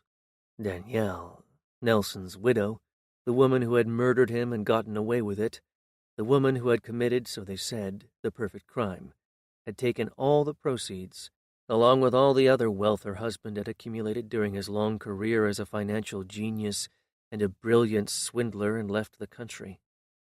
According to the rumors circulating among some of her former friends in New York, she had gone to Europe to be closer to her son, gone to Europe to get away from the prying eyes of the paparazzi and the lying tongues of tabloid journalists who refused to believe that her husband's death had been a suicide. Gone to Europe, according to another rumor circulating just below the surface of the first, to be with the man she really loved, a European of mysterious origin, who could offer her protection and seclusion from the rabid scandal-mongers who would not leave her in peace. No one knew exactly where she was, or precisely whom she was with, only that she was gone and would almost certainly never be back. Gone, and for that reason, sure to be forgotten. A name no one would remember once her face was no longer seen on television. Forgotten by everyone but me. I lay on the bed, staring up at the ceiling while I waited for the time to pass. More tired than I thought, I closed my eyes, remembering, or trying to remember, why I had come. To see her one last time, to tell her that I knew what she had done, to see what she would say, whether she would try to explain it all away, invent another set of lies, or for once tell the truth, and with that, let me make a final break, walk away with no more doubts about whether there might have been something I could have done, something that would have made her stay. It was hopeless, pathetic, a search for reasons where none existed. Had it been anyone else instead of me, I would have called it madness, and been absolutely certain that with that there was an end to explanation, because that fact alone explained everything. I would have been wrong, of course. Madness is just the beginning of what there is to know. I woke with a start in almost perfect darkness. I jumped off the bed and went to the window. The midnight sun was still there, a dark silhouette against the eastern sky, broken by the running lights along the level of the deck. I checked my watch. It was nearly 9 o'clock. If Danielle or Orsini were not to have dinner on the yacht, they might be in the dining room downstairs. Showered and shaved, wearing a dark suit and tie, I rode the elevator to the ground floor. The head waiter, in white tie and tails, welcomed me with easy formality. The dining room, which doubled as the ballroom, was bathed in the brilliant golden light of crystal chandeliers. On a hardwood floor, polished to a gleaming iridescence, several couples moved to the slow rhythms of a small orchestra. A second waiter, on orders from the first, showed me to a table next to the windows that looked onto the palm-lined courtyard and, beyond it, the moonlit sea. I ordered a glass of wine, and then, moving methodically from one table to the next, I began to look around the crowded, palatial room. I did not see Danielle. The music stopped and the floor cleared, and suddenly I found her, Danielle, sitting with a half-dozen other people. She did not see me coming until I was standing right in front of her. And even then she did not seem to know me. I could not believe it. Of all the things I had expected, imagined might happen, the possibility that she would not recognize me had never entered my mind. But there it was, a blank look of incomprehension as she stared at a perfect stranger who for some reason seemed to know her. Then, suddenly, she knew. She jumped to her feet, her eyes wide with wonder and something close to fear. "What is it, Gabriella?" asked someone at her table. Gabriella? I looked to see who said it, and realized that the man I had seen earlier on the deck of the Midnight Sun, the man called Orsini, was not there. Danielle quickly recovered her composure. The color came back to her face and the quiet confidence to her eyes, though the smile that ran across her mouth still seemed brittle and forced. "This is an old friend of mine," she said, as her gaze remained fixed on me. "Someone I haven't seen in a very long time." She did not tell the fashionable people with whom she was having dinner my name, much less stay to introduce us. Instead, she came around the table and took me by the hand, as if the reason I had come over was to ask her to dance. There was music and muffled noise all around us. My heart was pounding. Blood rushed through my veins. The very nearness of her as she followed my lead, the sweet scent of her as I held her again in my arms, brought everything back. The deception, the betrayal. But more than anything, how much I still wanted her. How much I missed what I had in my ignorance once thought I had. Gabriella? Someone called you Gabriella. She did not reply. We kept dancing, swaying to the soft sound of the music, moving with the easy carelessness of lovers who can remember only each other. Holding her close, I forgot why I was there. I knew by heart everything I had wanted to say. I had rehearsed over and over again in my mind. How often had I seen it? The shattered ruins of that perfect mannequin face, when I told her what I thought of her cunning treachery and criminal duplicity. Finally, I started to speak, to tell her, but my throat went dry, and before I could start again on my long-practiced invective, she whispered that she knew what I was thinking, and that she did not blame me. "But it wasn't a lie," she insisted. "When I told you I loved you, that was always the truth." My resolve began to weaken. All my clarity of purpose disappeared. I could not trust her, but I could not hate her. And revenge, if I could have had it, seemed suddenly stale and stupid and enormously cruel. I began to notice things, small things I had not noticed at first. Her hair was a different color, or rather a different, lighter shade, cut much closer than it had been before. There was something else, something that at first I could not quite grasp, something that worked even more of a change. Then it hit me. "Your eyes! They're not the same color." In the middle of the dance floor, less than a foot apart, I watched in amazement as she tossed her head back and laughed. "I was Justine when you first met me, and then I was Danielle, and now—" The color had changed, but her eyes were still capable of that strange combination of open defiance and wistful regret, as if she were proud of what she had done but wishing she could have done— what? Perhaps she did not know, except that once she had made a change, she could not go back. "And now," I said, ready to finish for her, "now you're Gabriella?" She raised her chin in an attitude of formality. Her eyes became distant and remote, banishing, as it seemed forever, anything that had happened between us. Whether she had really loved me, whether that had been true, it had become, like everything else, part of a replaceable past. "Yes, Gabriella Orsini."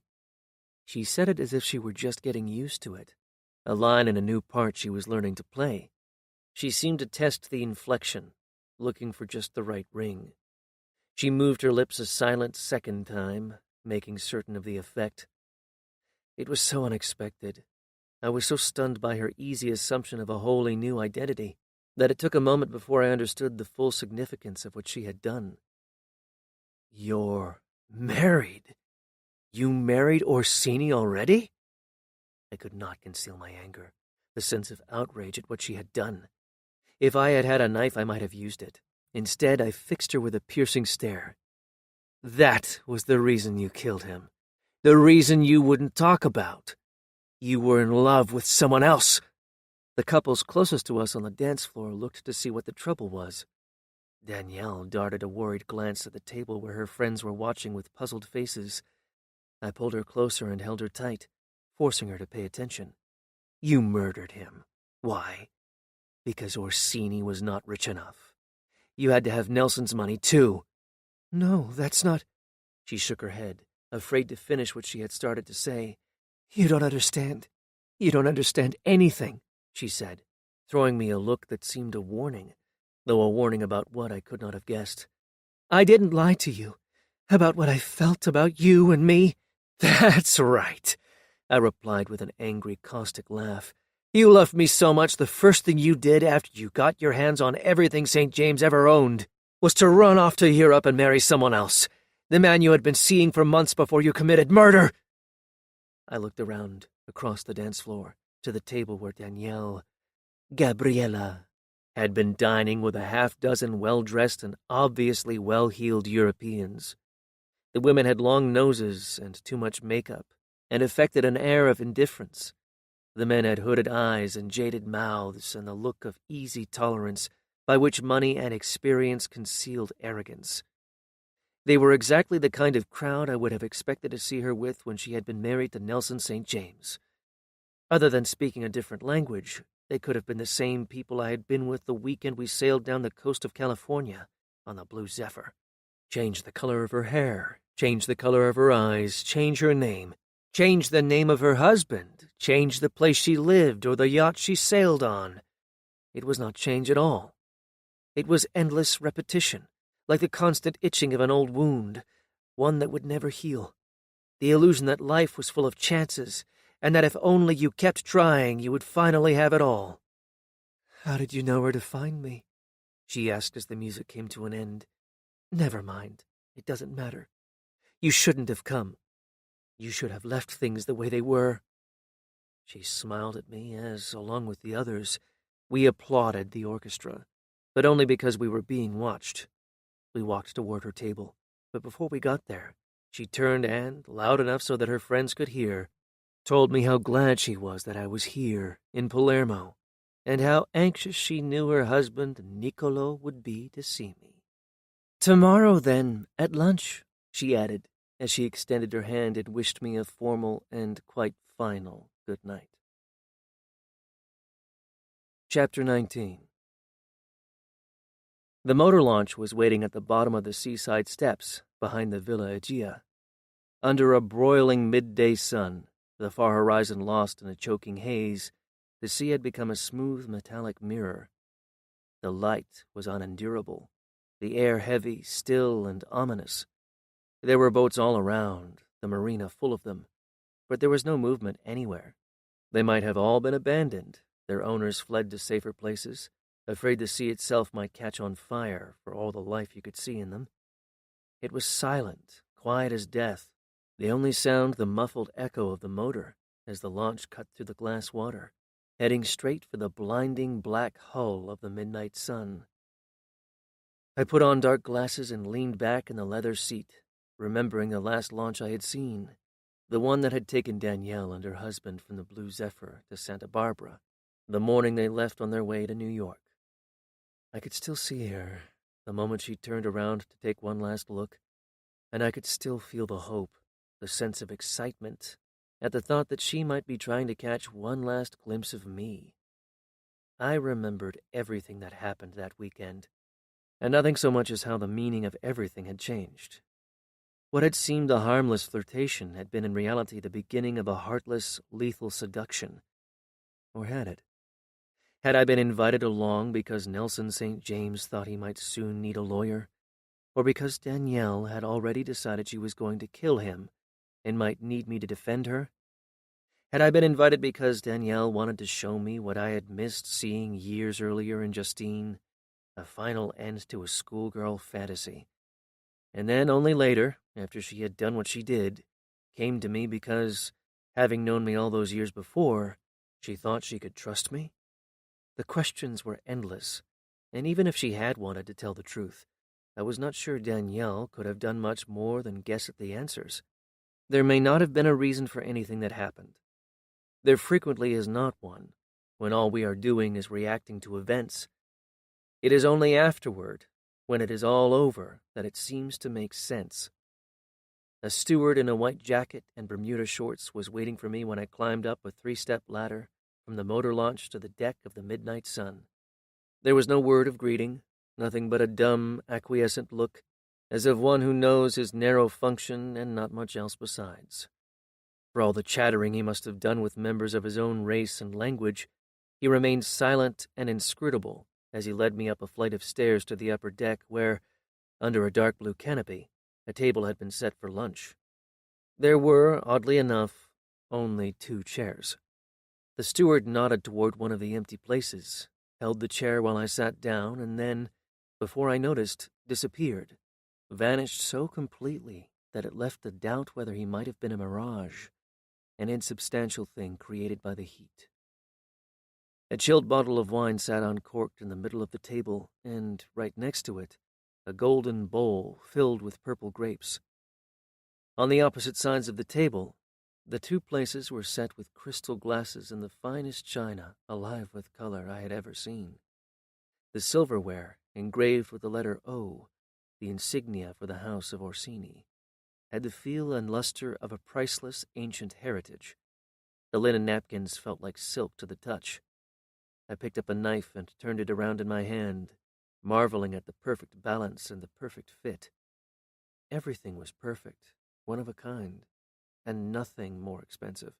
"I'm glad you were able to join us," said a voice from just behind me. Taken by surprise, I jumped to my feet and turned to meet Danielle's new husband, Niccolo Orsini.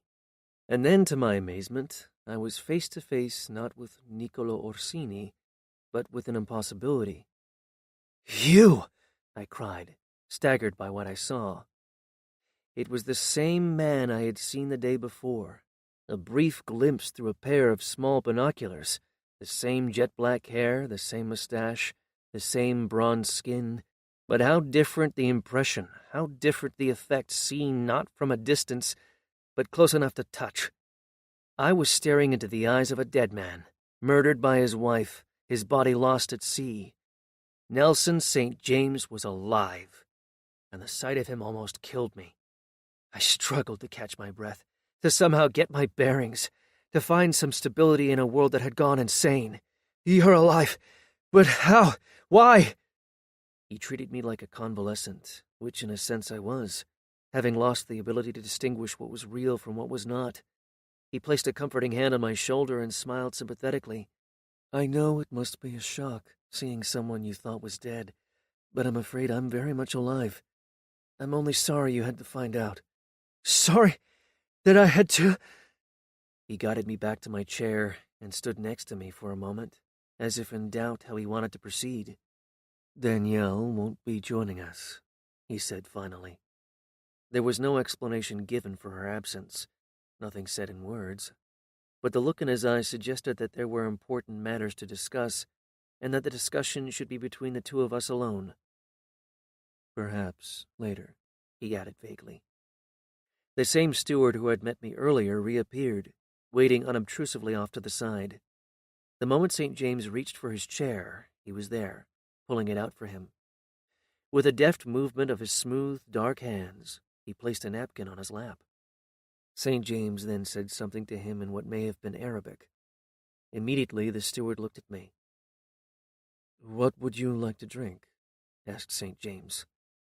"I'm having iced tea, but there's wine on the table and anything else you might like. I'm sure we have it on board." I heard the question, but I could not think of an answer. I don't mean that I could not decide. I could not get beyond the words to what they meant. I knew what he said. I knew what he asked, but I had the uncanny sense that I was observing something that was happening to someone else. I did not say anything. I did not know how. Nelson St. James seemed to understand. He dismissed the steward with a few more words in that exotic language that was almost as unintelligible to me as English had suddenly become. I thought we might talk for a while before lunch. Unless you're hungry, of course, in which case we can. His voice trailed off, and he glanced down at his manicured hands clasped together in his lap. Dressed all in white, his pants, his jacket, even his shirt and shoes, his face looked even darker than it had before, and his eyes were more alive than I remembered them. Though he did not make a sound, he seemed to be laughing at some colossal private joke. "Tell me," he said, slowly lifting his eyes, "how exactly is it that you come to be here?" But almost before it was out of his mouth, he dismissed the question with an abrupt and emphatic movement of his head. He bent forward, his hands on the table. "You didn't know I was alive, did you?" "Oh, I could tell from your reaction. You came looking for Danielle." "Yes, of course. That makes sense. Or did you have a suspicion, a doubt, that the story she told you wasn't quite true? Something she may have let slip late one night while the two of you were in bed?" I began to recover my senses. The world began to take on a definable shape. St. James was only guessing about what had happened. "Is that what she told you?" I replied, pretending indifference as I sipped on the iced tea. "That we slept together?" I wondered if he would press the point, admit his ignorance, and ask directly. He said nothing, and we sat there, in the breathless silence of the summer heat, trying to read what was going on in each other's minds. "You must be angry, Morrison, given the way you were treated. But then it wouldn't have made any sense to tell you the truth, would it? And really, when you think about it, what do you have to be angry about, except perhaps a little injured pride?" "Injured pride!" I exclaimed bitterly.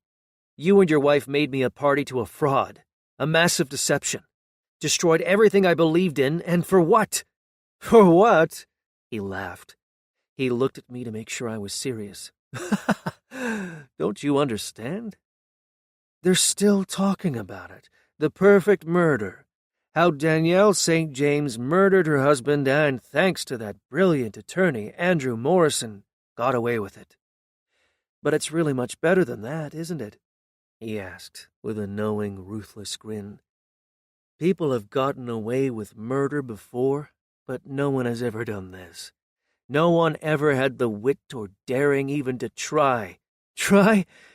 None in their right mind would even think of it. That's why it worked, because it's the last thing anyone would ever suspect. Think of it, Morrison. You can't help but admire the sheer audacity of it." He was full of excitement, thrilled by his own achievement.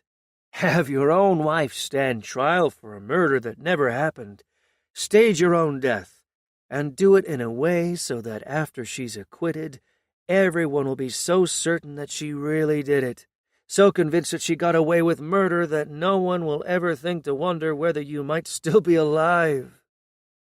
Pushing back from the table, St. James folded his arms across his chest and stared down at the deck. He swung his foot back and forth over and over again until, gradually, the triumph in his eyes began to give way to a different judgment. When he finally looked at me, he seemed almost apologetic. "No one was hurt. No one was killed. You defended a woman charged with a crime she didn't commit, and you won. Are you going to quarrel with the result?" He lifted an eyebrow in tribute to what he wanted me to admit had been a perfect scheme. No one killed, no one punished, and the whole world fooled into thinking he was dead. "And instead of going to prison or spending your life a fugitive, you get to keep all the money you ever stole," I spat out in contempt. "Sent to prison, made a fugitive for doing nothing but what everyone does every day," he said with scorn for what he had, unfairly as he thought, been done to him. "They call it a Ponzi scheme. But what is that except what everyone on Wall Street, everyone in business, does? Paying what you owe to some with money you got from others? You don't believe me? What do you think would happen if everyone owed money by a bank and asked for it back? The bank doesn't have that much money. Most of it has been loaned out. That's what no one seems to understand. In business, you either grow or die. As long as I kept making profits, as long as I brought in more business, more clients, as long as they stayed happy with the money I made them, no one complained. I took off my dark glasses so I could look St. James straight in the eye. I wanted to preserve at least that much of my self-respect. I was used, and I don't like it. I don't like it one bit. With a knowing shrug, St. James threw up his hands. Everyone gets used, Andrew. It's the way of the world. Furrowing his brow, he bent his shoulders and searched my eyes, looking for something he was convinced I could not quite hide.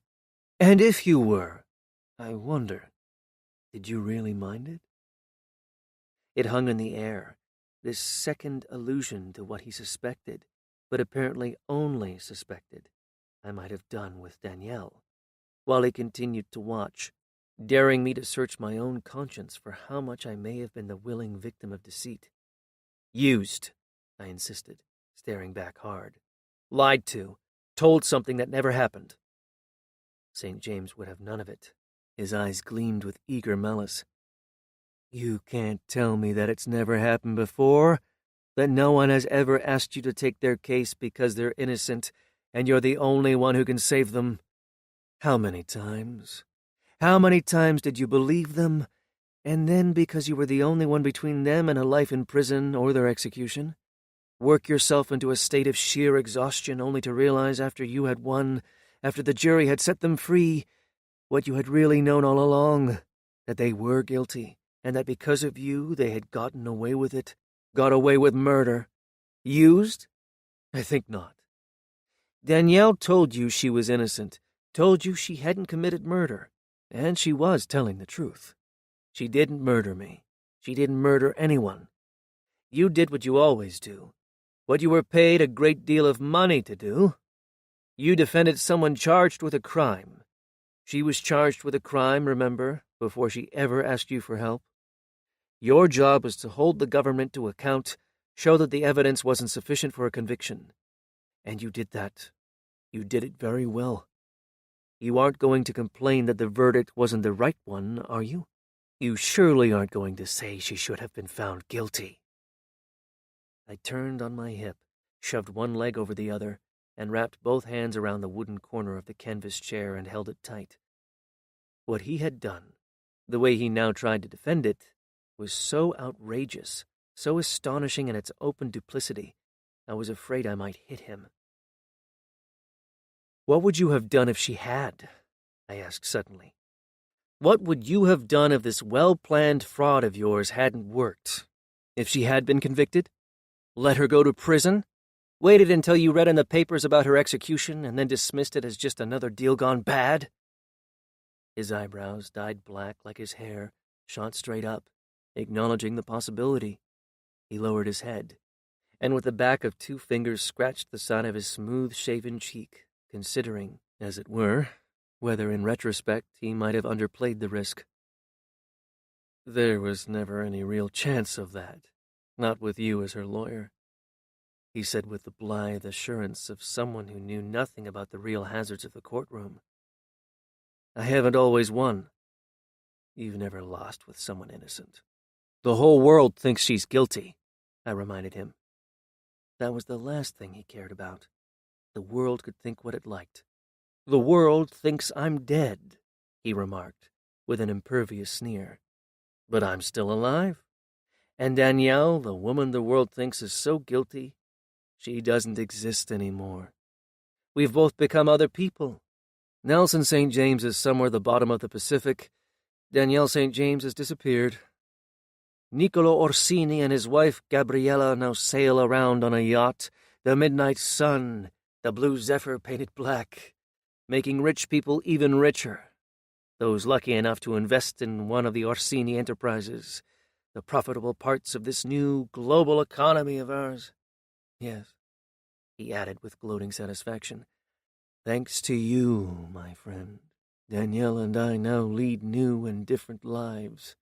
Lead different lives? You're living the same life all over again, the same game with different players. I meant to offend him, call him the hypocrite he was, but he took it, if not as a compliment, then as a reasonable description of the only reality he knew.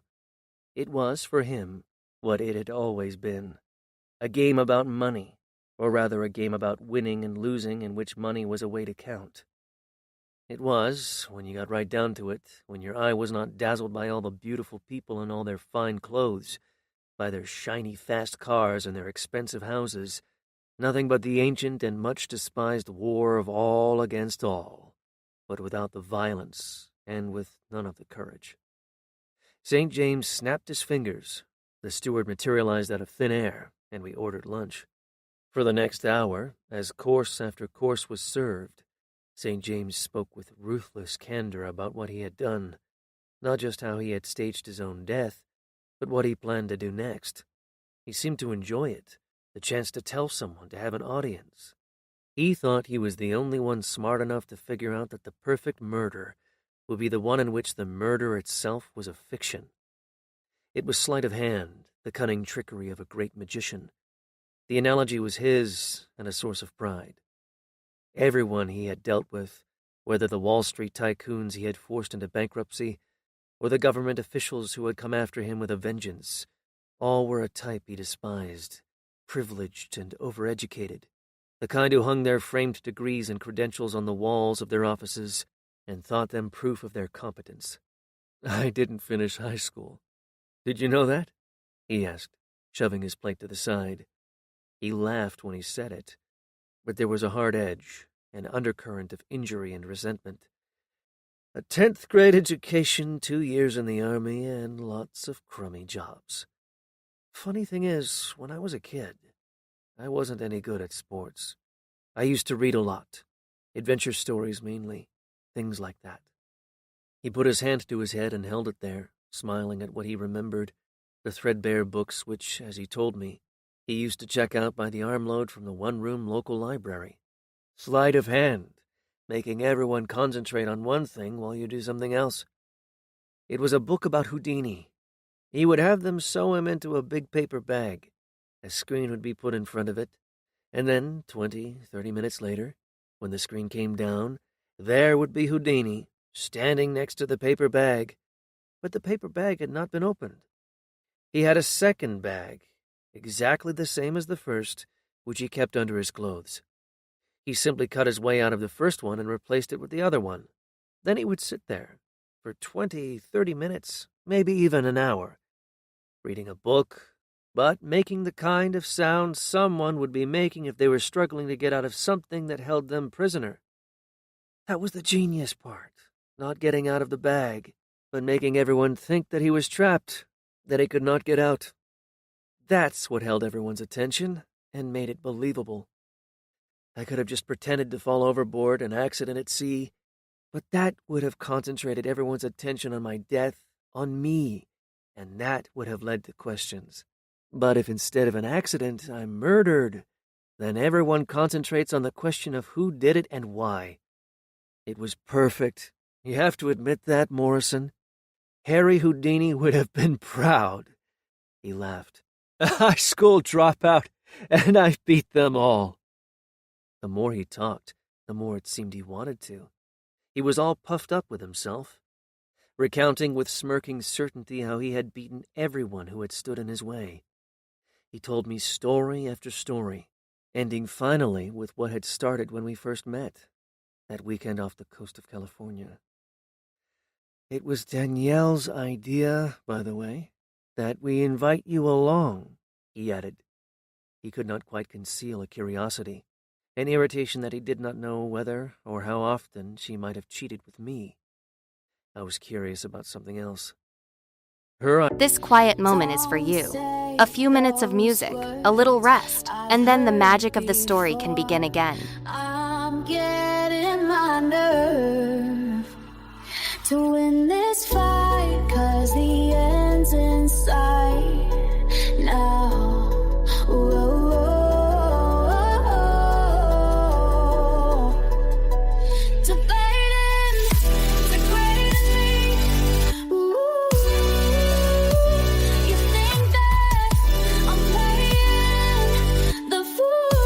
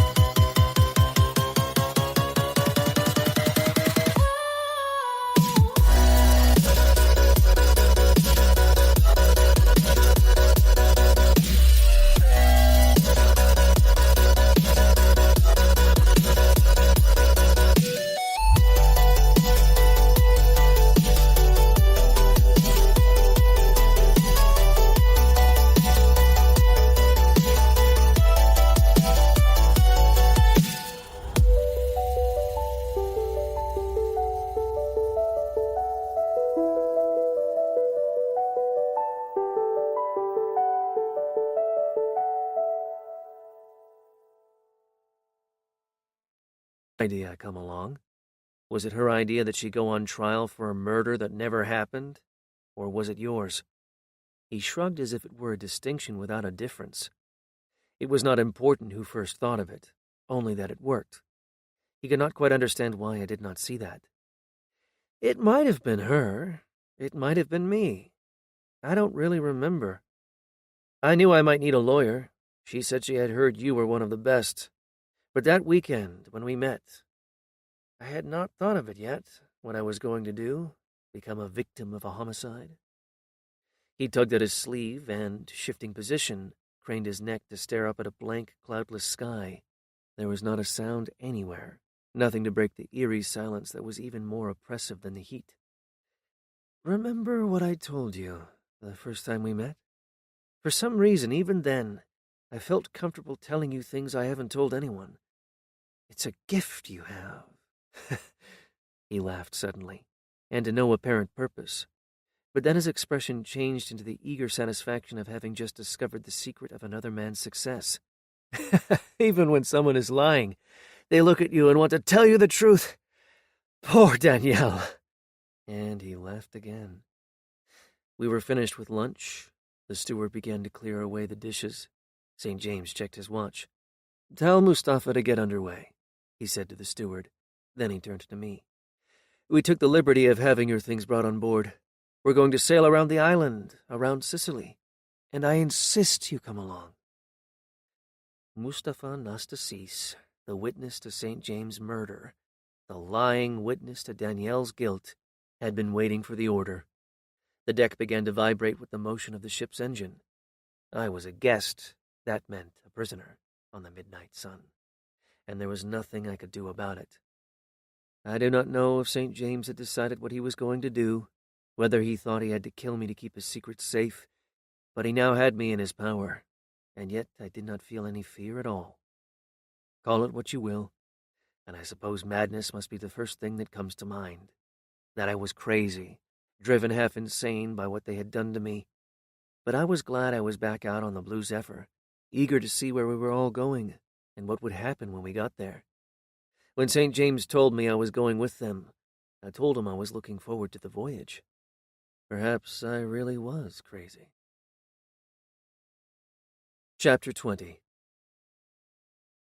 As the midnight sun raced along the northern shore of Sicily, I leaned against the starboard railing, remembering from my long-vanished youth Homer's description of the wine-tinted sea. Somewhere ahead, in the crowding darkness, lay the Straits of Messina, and, as I had once read, the unenviable choice of the swirling pool of Charybdis and the jagged rocks of Scylla, a choice that, as I thought of it, seemed not that much worse than the one I knew I would eventually have to make. There were three of us tangled together in this web of deceit, this murder that never happened, and a trial that had from start to finish been a fraud. I had a feeling bordering on certainty that sometime soon there would only be two of us left. Perhaps it was that sense of danger that made me start to sense things before they happened. I knew, for example, without turning around, that Danielle was coming, that in another moment she would be here, leaning against the railing next to me. Our shoulders touched. Her arm pressed against mine. I stared out at the sea, growing darker in the last light of dusk, waiting for her to speak. But she said nothing, and the only sound I heard was the slight breeze that brushed past my ear. It was your idea, wasn't it? I asked quietly, and without a hint of anger.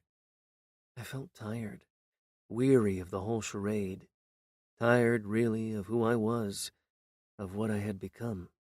Husband murdered, wife accused, and all the evidence. If you have a lawyer smart enough or dumb enough to see it, that there's as much proof that her husband shot himself as that she killed him. Finally, I turned my head just far enough to see her.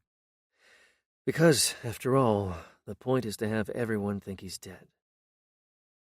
She started to deny it, but I would not listen. I changed positions, moved my back against the railing, so I could catch each new expression, each new reaction in her eyes. You played your part too well not to have written it yourself. You made him think it was his idea, but it was really yours. You're good at that, making people think they're only doing what they must have thought of first. You've convinced him that he's Harry Houdini, making fools of everyone. You had me convinced that I had to let you lie under oath because it was the only way to save the woman who wanted to spend the rest of her life with me. She looked at me with what, if I had not known her, or if I had known her some other way, I would have taken as injured innocence. The innocence I knew did not exist, but the sense of injury, of something lost, somehow seemed real. I didn't have to sleep with you to get you to take the case, she reminded me in a low, mournful voice. Had I injured her pride? My injury went much deeper than that. You had to almost sleep with me that weekend on the yacht to make me think that you were scared of him, afraid of things he might do, to make me believe later on that if you killed him, you had a reason for what you did. I was scared of him, she insisted. I'm still scared of him, more than ever. A bitter smile whipped across my mouth. I stood straight up. Scared of him, but willing to risk your own life to keep him out of prison. She took hold of my arm.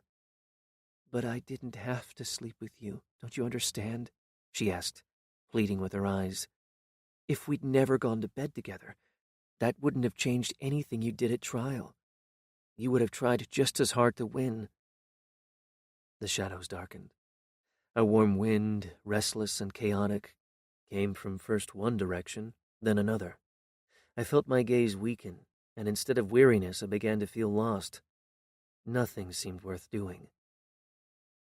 It would have changed how I felt, I whispered into the night.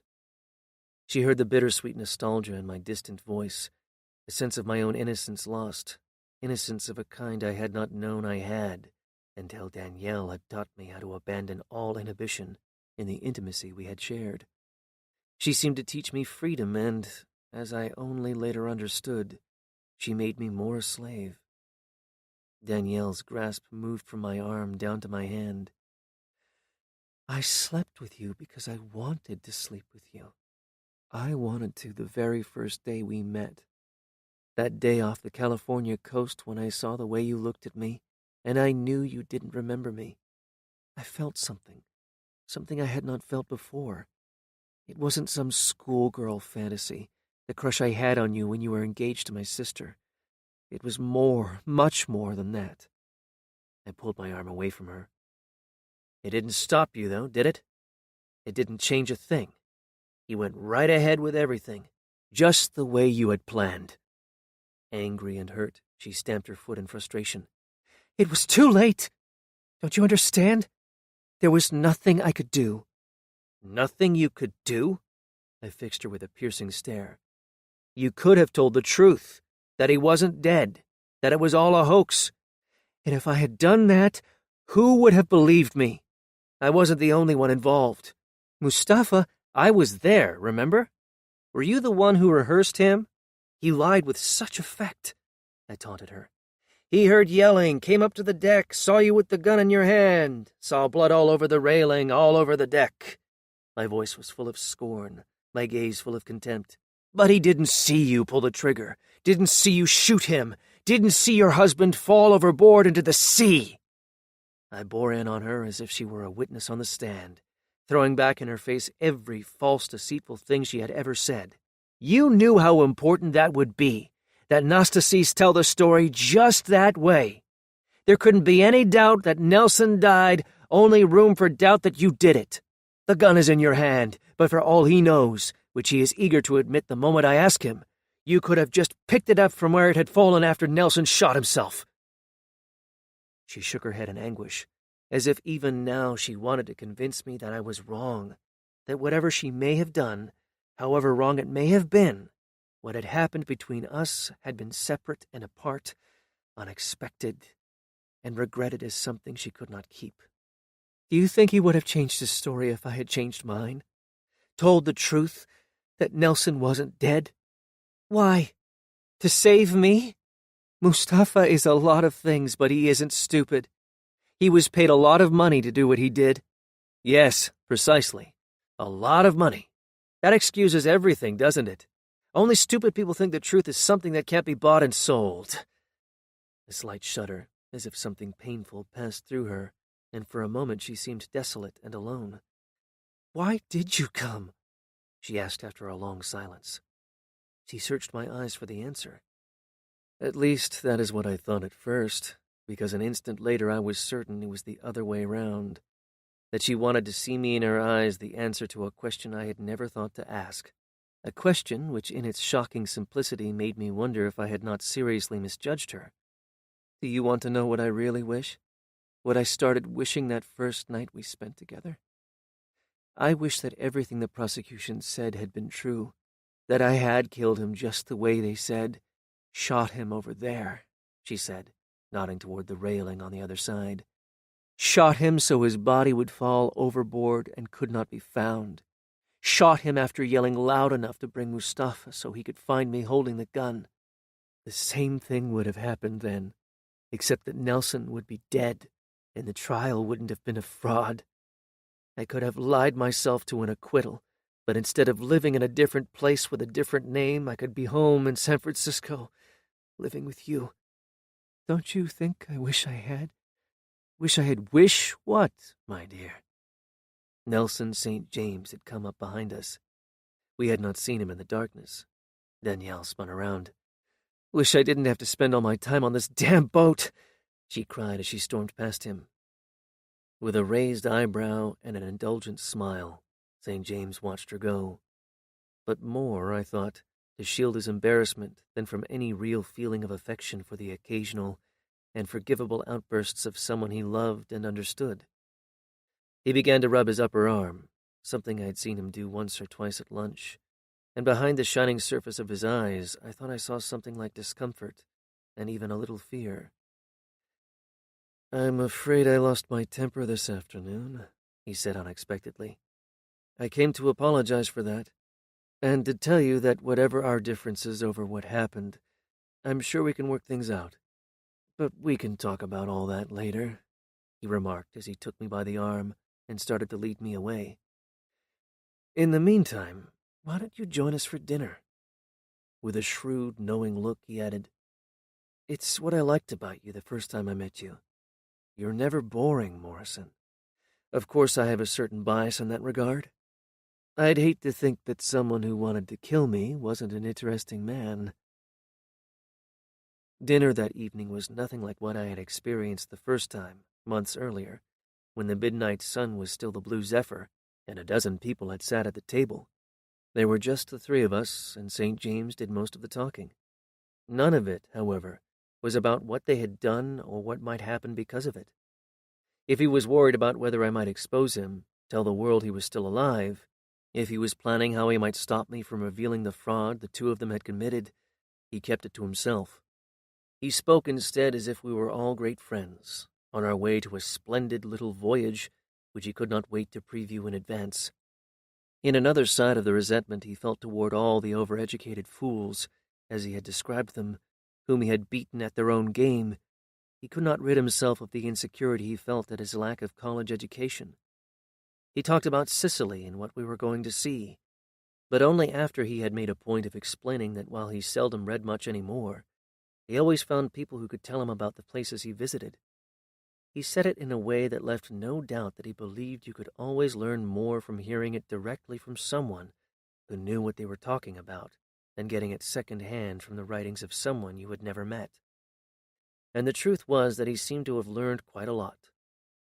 The next day, he told us, after we passed through the Straits of Messina and turned south past Taormina and Catania, we were going to stop at the harbor in Syracuse, or Syracusa as it was properly called, where one of the great battles of the ancient world had taken place. St. James was intrigued. He leaned on his elbows, his eyes glistening, as he explained that it was not just that the Athenian fleet had been destroyed, and with it the hope that Athens might triumph over Sparta in the Peloponnesian War, that had struck his imagination so forcibly, but that the battle had been watched by an Athenian army that knew that without ships to carry them back, they would never see home again. Some of them did, of course. A few managed to get back to Athens alive. But most of them perished in an agonizing captivity. But I've often thought, since I was first told about it, that worse than dying was watching while your fate was decided by others. Folding his hands together, he studied me in the way of someone reasoning from an analogy, finding in some event from the distant past an example that might be repeated. Imagine thinking one moment that you are going to win, and then, a moment later, knowing for certain that you are going to lose. His gaze drifted down to his hands, and then he sat back. On the other hand, I suppose it isn't so unusual to have your life in the hands of someone else, he said in a tone with a different significance. He glanced at Danielle, and then looked back at me. We're all dependent, at some time or other, on what other people do. It's all in knowing who you can trust. That and what they're really capable of. Don't you agree? Despite the strange fascination the story of the abandoned Athenians seemed to have for St. James, we stopped the next afternoon not at Syracuse, where he had said we were going, but at Taormina. He said it was nothing more than a slight change of plans, a pleasant diversion, and a chance for Danielle to get off the yacht. Taormina had the best shopping in Sicily, and Danielle was always looking for something new. That was a lie, said Danielle. She reached into her purse for a cigarette. She tapped the end of it against the back of her hand and snapped open a gold lighter. He wanted you off the boat. Someone is coming, and he doesn't want them to see you. We were sitting at a table at an outdoor cafe. The plaza was crowded with tourists, Germans and Scandinavians mainly, from the blonde, blue-eyed look of them, standing along the stone balustrade from which, high above the narrow strait of Messina, they could see across to Italy on the farther shore. Danielle looked around as she took a long drag. Wearing dark glasses and a green silk scarf wrapped around her head, she drew constant, puzzled stares from passers-by who thought she must be famous, an actress, a movie star, but could not quite place her. I sipped on a glass of red Sicilian wine and pretended not to notice. I imagine Niccolo Orsini has many guests, I remarked. Bending the half-filled glass to the side, I watched the way the sunlight danced on the surface and changed the color. Though I imagine whoever was coming today will be disappointed not to see his wife, the beautiful and mysterious Gabriella. Danielle took a quick, hard drag on the cigarette and then stamped it out. You really despise me, don't you? You think I'm lying when I tell you that I only slept with you because I wanted to. You think I'm lying when I tell you I was falling in love with you. There were people all around, bunched together at tables with barely room to move between them. Danielle bent closer.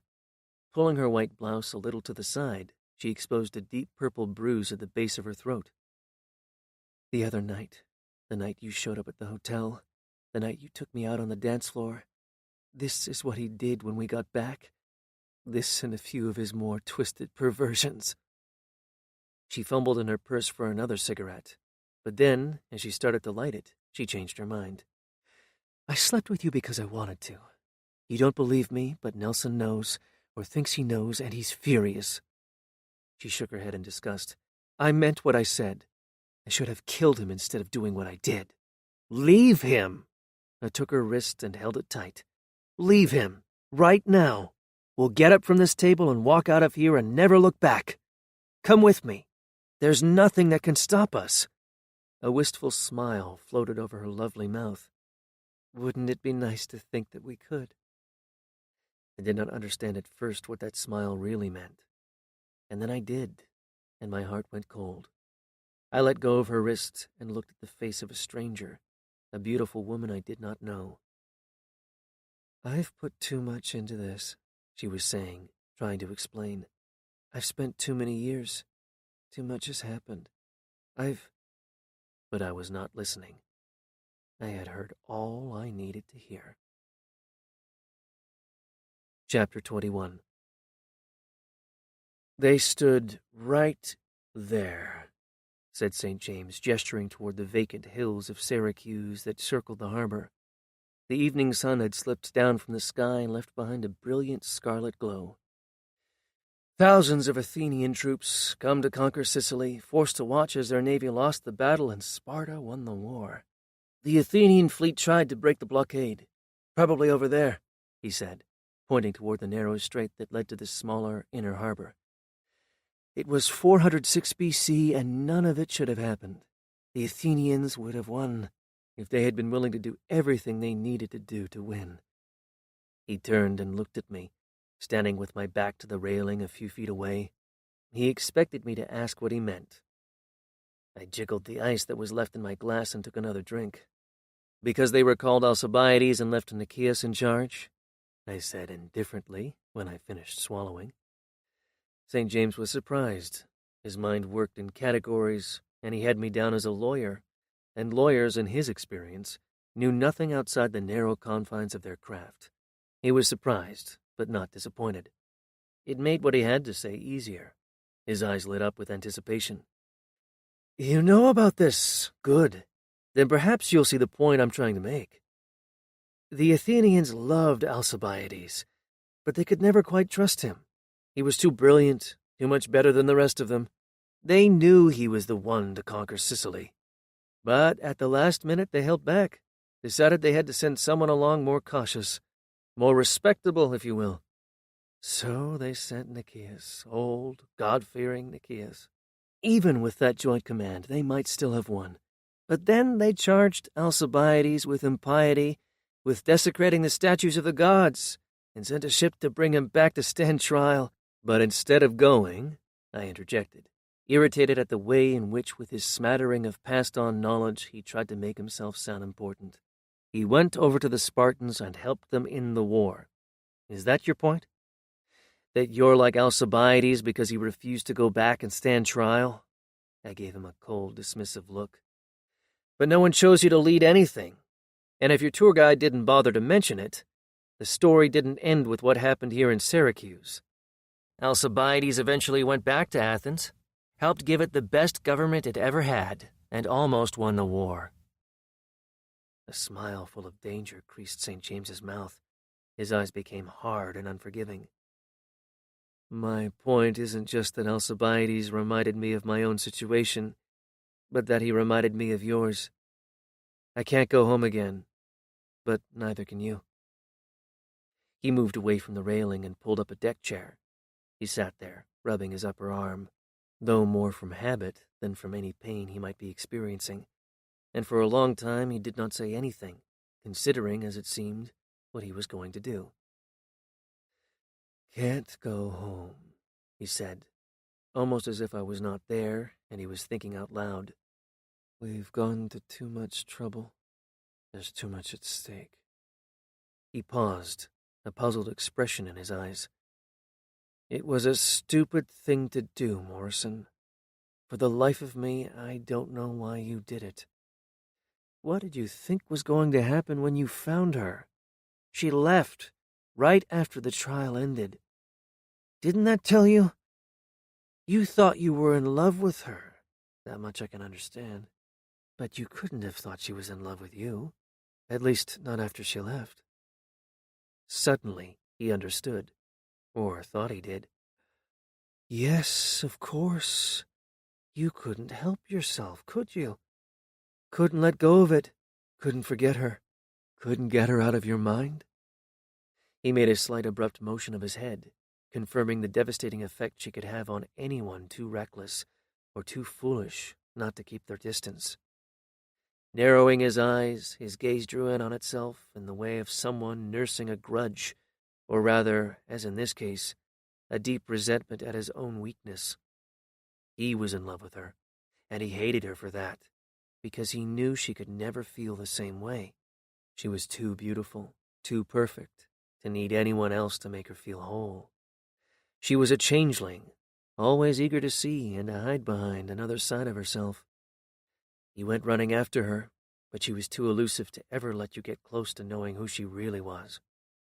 Even in the act of submission, when she let you have her, you never knew, as I had discovered, if she was really there, whether she was not, in her imagination, making love with someone else.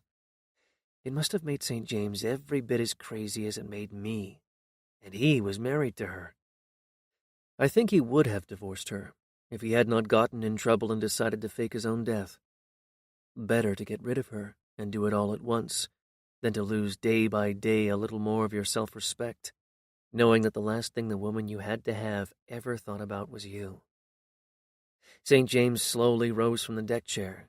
He put his hand on my arm, but looked past me toward the far horizon, marked now by a single narrow band of light, a scarlet remnant of the vanished sun. You think that if it were just the two of you, everything would be perfect, that nothing would ever change. I was not sure at first if he was saying this about my assumption or his experience, but I suspected he meant both, and something even more than that. But then, after a while, you begin to get the strange feeling that, without quite knowing how it happened, you have disappeared. That you're not anything anymore, except what at any given moment she wants you to be. That is the mistake everyone makes. You can't change Danielle.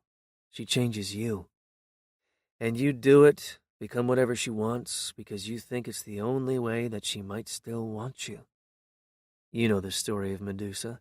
A face so awful, so terrifying that it drives men mad. The same thing happens when it's the face of a woman you can't resist. We left Syracuse and its ancient memories the next morning, sailing around the southeastern corner of the Sicilian Triangle, and then west along the southern shore. That day and the day after, while I was free to roam the ship, I was left alone, without contact with anyone. I did not see St. James again, and I did not see Danielle. Something was going on, I could feel it.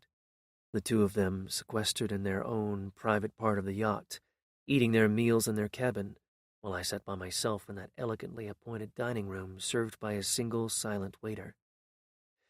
Several times I thought I heard loud voices, but whether raised in anger or to emphasize a point I could not tell.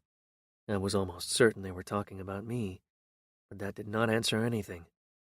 The question, the only one that mattered, was how my sudden and unexpected appearance would either end their marriage or begin a new and final conspiracy in which the object would be a real murder instead of fraud.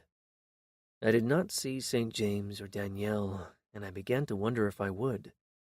For 2 days we sailed west, following the sun, in no great hurry to get anywhere, until we reached Agrigento, and word was sent that Mr. and Mrs. Orsini wanted me to join them on a tour of the Greek ruins in the Valley of the Temples. They were waiting for me when I stepped into the motor launch, Danielle radiant in a pale green summer dress, and St. James, dressed in casual clothes, relaxed and full of easy confidence. He chatted amiably about nothing in particular as we headed toward the shore and the sand-colored columns that marked the shape of what had once been a place of ancient worship. Danielle seemed distant, distracted, her mind on other things. She smiled at me once, but without significance. I was not even sure she had been aware she was doing it. We walked through the Valley of the Temples, the best preserved Greek ruins anywhere.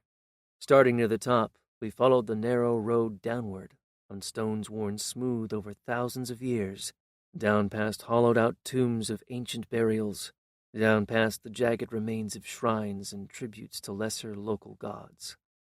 St. James, though far from old, seemed younger than his age. Instead of plastered down, slick around his round, well-shaped head, his dyed black hair flowed clean and loose over his collar, and his eyes, so often sharp and penetrating, full of calculation or half-shut in boredom, were eager and alive. I had not noticed it before, but when he talked about ancient things, like the night he described the route around Sicily, or the day he spoke about what had happened in the harbor of Syracuse, there was none of the cynicism, none of the contempt that you saw on his face when he talked about money and the people who talked about nothing else. He might have been a young man in his 20s, a graduate student in archaeology or even classics, seeing for the first time and hungry for all of it, the last remains of the ancient world he had come to love. In America, we think ancient history is anything that happened before we were born, but here... He gestured toward the great temple on the hill just ahead of us. The Greeks came here almost 3,000 years ago. Syracuse, the first Greek colony in Sicily, was founded in 745 B.C., he said, as proud that he knew this as if he had been the first to discover it. He turned his face to the sun, basking in the warmth of it, and then, remembering something else he had learned, another fact he was eager to share, He began to describe the dimensions, the perfect proportions by which the Greeks had built such monuments of classic beauty. Basic geometry, really. But more than that, a sense of what... A strange, puzzled expression came into his eyes, and then, clutching his arm, he staggered to a nearby bench. Danielle started toward him, but he shook his head. It's nothing, he insisted.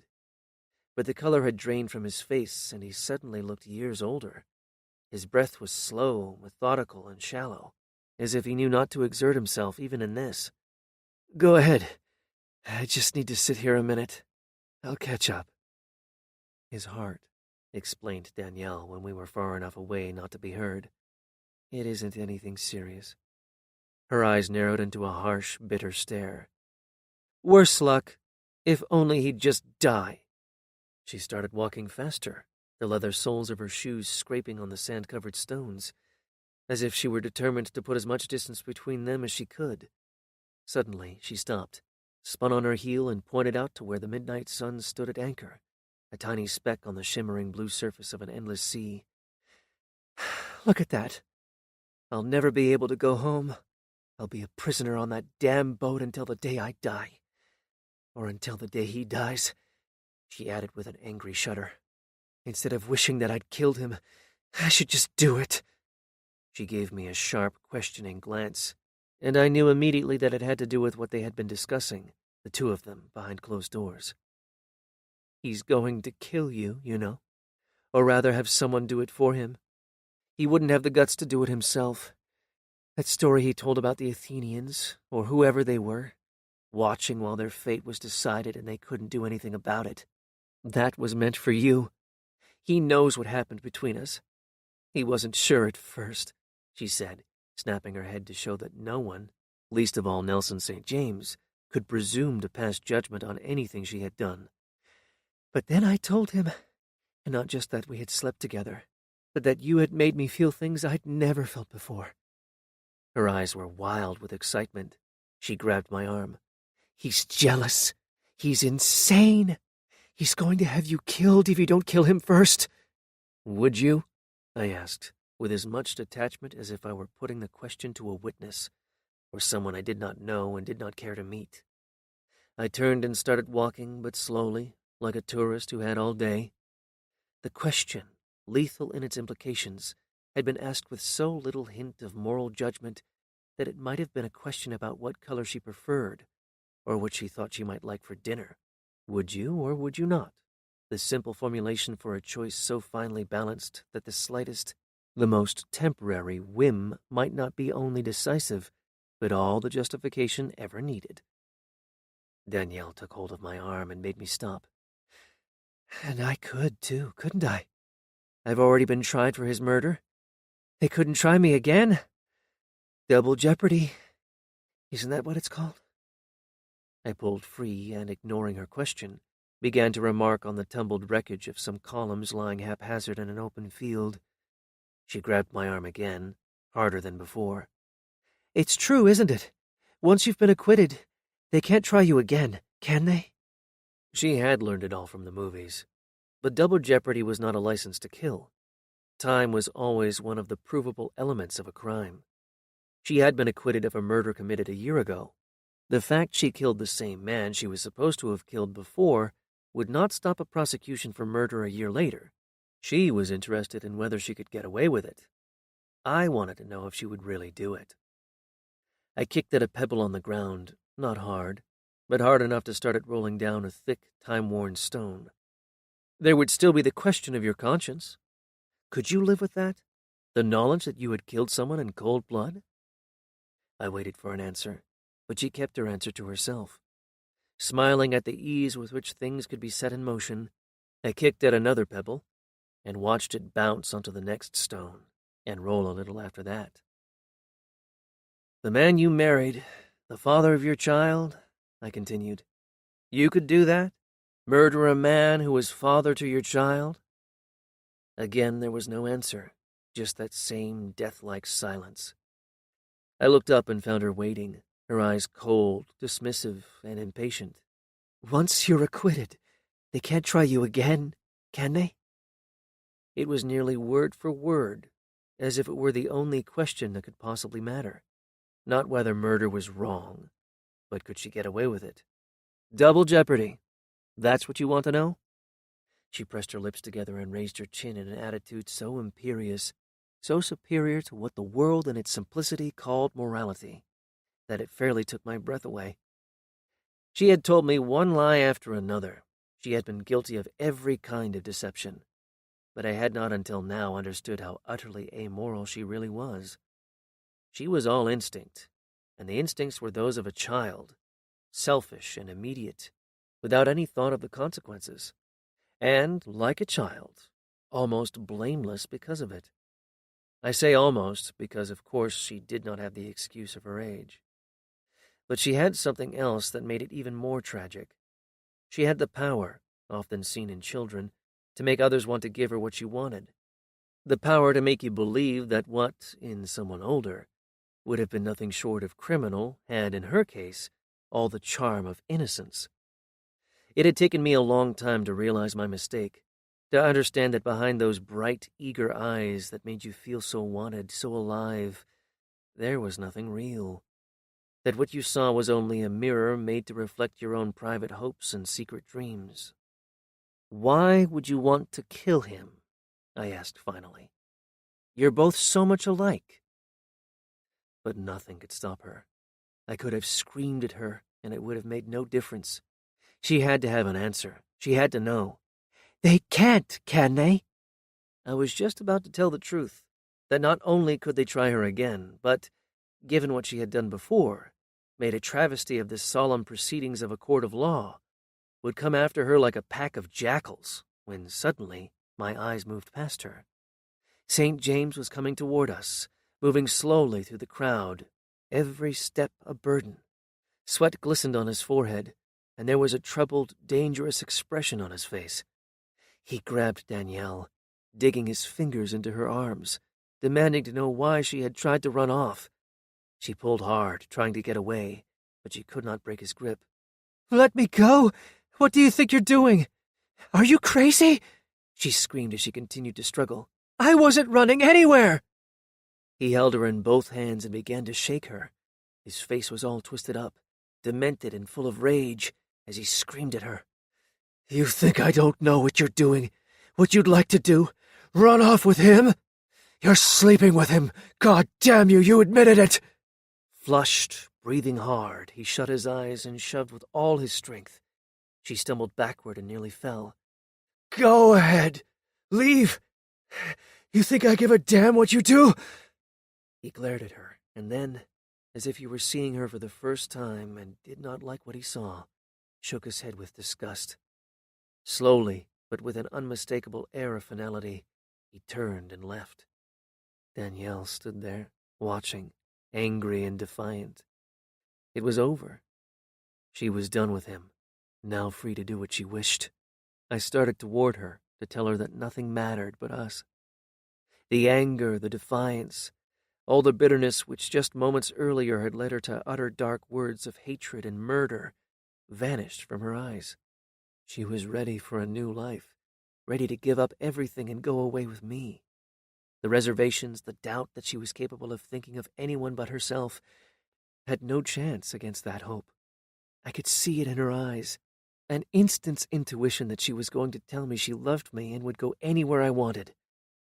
The next moment, faced with the reality of it, that he was leaving her without anything except the clothes on her back, leaving her without any way to get even what she would have had in a divorce, was seized by panic. Without a word of explanation, without a word of any kind, she went running after him. "I told you what happened," I heard her say as she caught up with St. James and walked alongside him. "I told you it was a mistake. If I'd wanted to run off with him, why would I have come back? Everything we planned has worked perfectly. Don't ruin it all because one night I got too lonely and did something I wish I hadn't." One night? I could not hear the rest of their conversation. I don't know what else she might have told him except that, whatever it was not the truth. Not the whole truth, anyway. That was the really remarkable thing about her. Even more than the way she looked, This ability she had to make you want to believe her no matter how many times she had lied to you before. There was a certain intimacy in that. The knowledge that if she lied to you, it was only because she still wanted you to think well of her. St. James knew that about her, and so did I. But we both wanted her too much for it to make any difference. It was crazy, I admit it. I have asked myself why I did not put a stop to things, why I did not just check into a hotel and the next day fly home. I did not have to keep following them. I certainly did not have to go back to the yacht. St. James may or may not have been planning to get rid of me, but he was too upset, too distracted, to worry about anything except how to work out some manageable arrangement with his wife. He would not have noticed I was gone. The only answer I can come up with is that I was trapped in a spell of uncertainty. I did not know what was real and what was not, whether Danielle loved me, or whether even that had been a lie. It all seemed too unfinished, and I had to see it through to a conclusion, though I knew with a certain kind of terrible certainty that however it ended, it would end badly. Call it a premonition, call it fear, but it assumed an importance, a test, if you will, of what I was made of. That I could not resist without admitting to cowardice, a refusal to see things for what they were. It was stupid, irresponsible, and I know it. But it did not feel that way. I had crossed a boundary, stepped over a line. I had become almost as instinctive, as free of restraint as Danielle. 2 more days went by in which I did not see either of them. We had left the coast of Sicily and started sailing toward Algeria, though why we were headed there instead of continuing around the island I was not told. The weather changed, hot as blazes in the day and still hot at night, the wind from Africa warm on my face in the evening, the air clean and good to breathe. It was close to midnight on the 2nd day that I was summoned up on deck. I had not been told who wanted to see me, but I did not need to ask. I had always known, I think, that it was going to happen. Nelson was waiting for me. He had been drinking quite a lot. He was not drunk, but his face had a reddish tinge, and instead of looking straight at me, the way he usually did, his eyes darted back and forth with a strange, inexplicable excitement. Then I saw Danielle. 2 days they had been together. 2 more days in which, whatever else they had talked about me. Something had been decided, I was certain of that. I was not quite so certain what it was, except that it was final, and none of it good. Danielle was standing just a few feet away, the third point, if you will, of the triangle we formed. I had never seen her look like this, nervous, intense, her face drawn and almost rigid, something wild and half crazy about her eyes. I was so struck by how different, how almost deranged she appeared, that at first I did not notice the revolver, pointed downward toward the deck, that she was holding in her hand. "Danielle will do anything for me, Morrison," said St. James with a grim, triumphant smile. "It's what you never understood. Look what she did for me at the trial. Put herself under that much at risk, willing to have everyone believe that she committed murder. How many women do you know would do a thing like that? She slept with you, I know that. And I'm sure she told you things. And she might even have meant them when she said them," he added, for a moment strangely sympathetic. "But she never forgot what she was there to do. You should have left it alone. I really wish you had. There's no choice now. We have to do this. Danielle has to do this," he said, glancing at her as she slowly raised the gun. "It's ironic, isn't it, that you should end up the way everyone thinks I did. Shot to death, your body lost at sea, murdered by the same woman who murdered me." He turned away, choosing not to look. "Do it, Danielle. Do it now." Chapter 22. Tommy Lane was curious. He looked at me, expecting me to go on, but I retreated into a long silence. "What happened then? Tell me," he said patiently. I crossed my arms and sank lower in the rocking chair. The light in mid-morning gave a silver sheen to the water sprinkling the lawn. The gardener, bent with age, knelt at the edge of the flower bed on the far side of the cottage, removing with a surgeon's touch every tiny weed. "I've told you before. Why do you want to hear it again? It's been 2 years, and every time I see you, you ask the same thing. Why? Don't you believe me? You think I'm making it up. You think I'm crazy?" I laughed. "No, of course not," replied Tommy. Sitting next to me in one of the wooden chairs scattered along the front porch, he patted my arm in reassurance. "I've always believed you." "I know you have," I said after another long pause. It was not because I needed time to think about it. I just did not know what else I could tell him about what had happened or why. We sat there, listening to the rhythmic clicking noise as the sprinklers moved back and forth, shooting plumes of water across the long, sloping lawn. "How is it for you here?" asked my old friend. "Do you miss the city?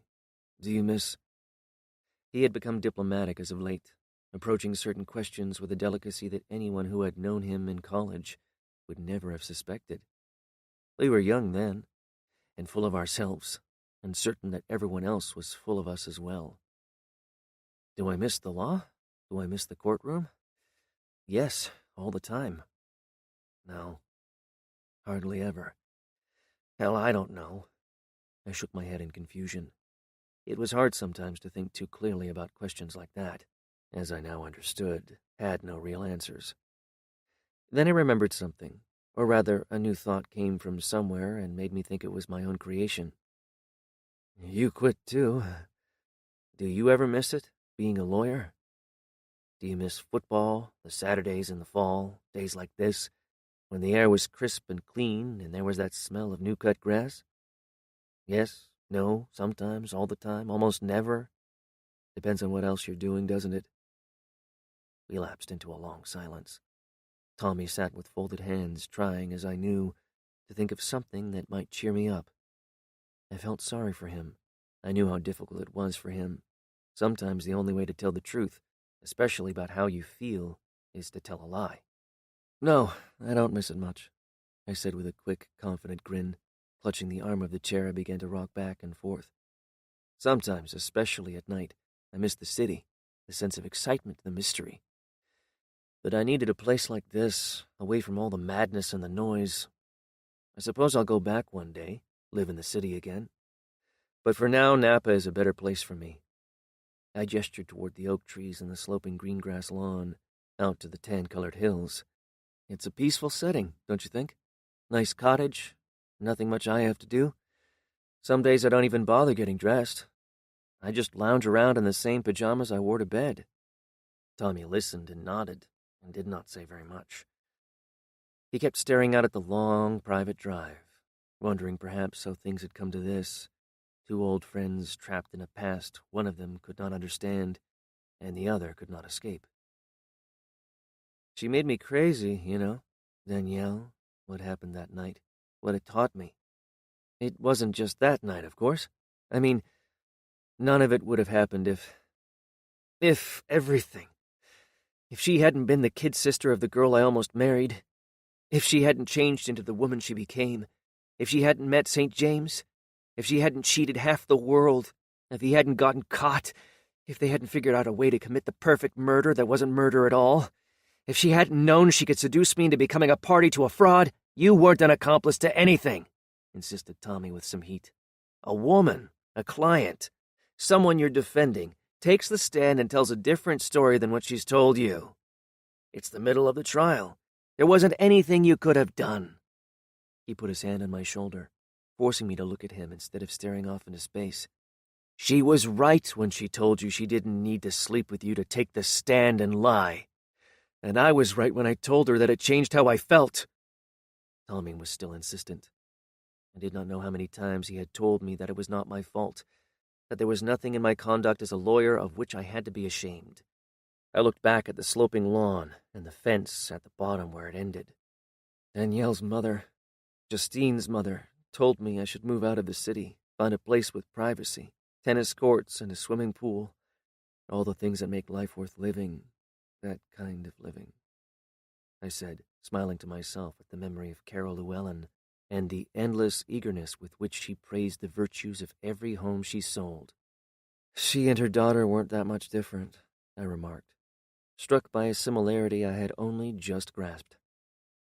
The different sides of the great American dream, a house that everyone will envy, a house you can exchange for a better one when you have more money, and a new life, one you can invent for yourself when you get tired of the one you have. They were both selling something, but it wasn't what you imagined.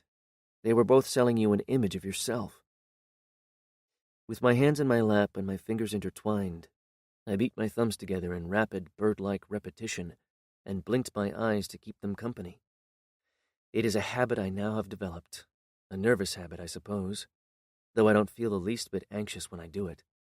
Quite the contrary, if you really want to know. There is something actually very soothing about doing the same thing over and over again, the only variable the speed. "Could you stop that?" said Tommy, unable to repress his irritation. "Sorry," I mumbled. "I seem to be getting all sorts of bad habits. Where were we?" "That night. Tell me what happened." "What happened?" We were all the same, the three of us, I mean. I didn't understand that for a long time, but it's true. I didn't want to understand that. He was a thief, a charlatan, a man who stole billions and did not think he had done anything wrong. And Danielle, beautiful beyond description and incapable or unwilling to think of anyone but herself. But I was just like that, too, unwilling or incapable of thinking about anything except what I thought I had to have. Don't you see? It's what each of us believed, that whatever we didn't have was more important than what we had. It was not enough to be rich or beautiful or good at what you did. We always, each of us, always had to have more. It's what makes this country great, this restless drive to keep moving from one thing to the next, always getting more. And that's also the reason why we're all so miserable. I got up from the rocking chair and stood at the porch railing. Far to the north, at the end of the valley, a gray haze lay along the ridgetop of the hills, the sign of a distant wildfire, the price of summer in a rainless season. "It's going to be hot today," I remarked. Not hot like Sicily, but hot enough. Both hands on the railing, I spread my legs and bent forward. I could see the motion of the ship, the blue zephyr turned midnight sun, and the smooth vibration of the engine. I could hear the sounds of the waves slapping hard against the hull. I could see Nelson turning away, choosing not to watch.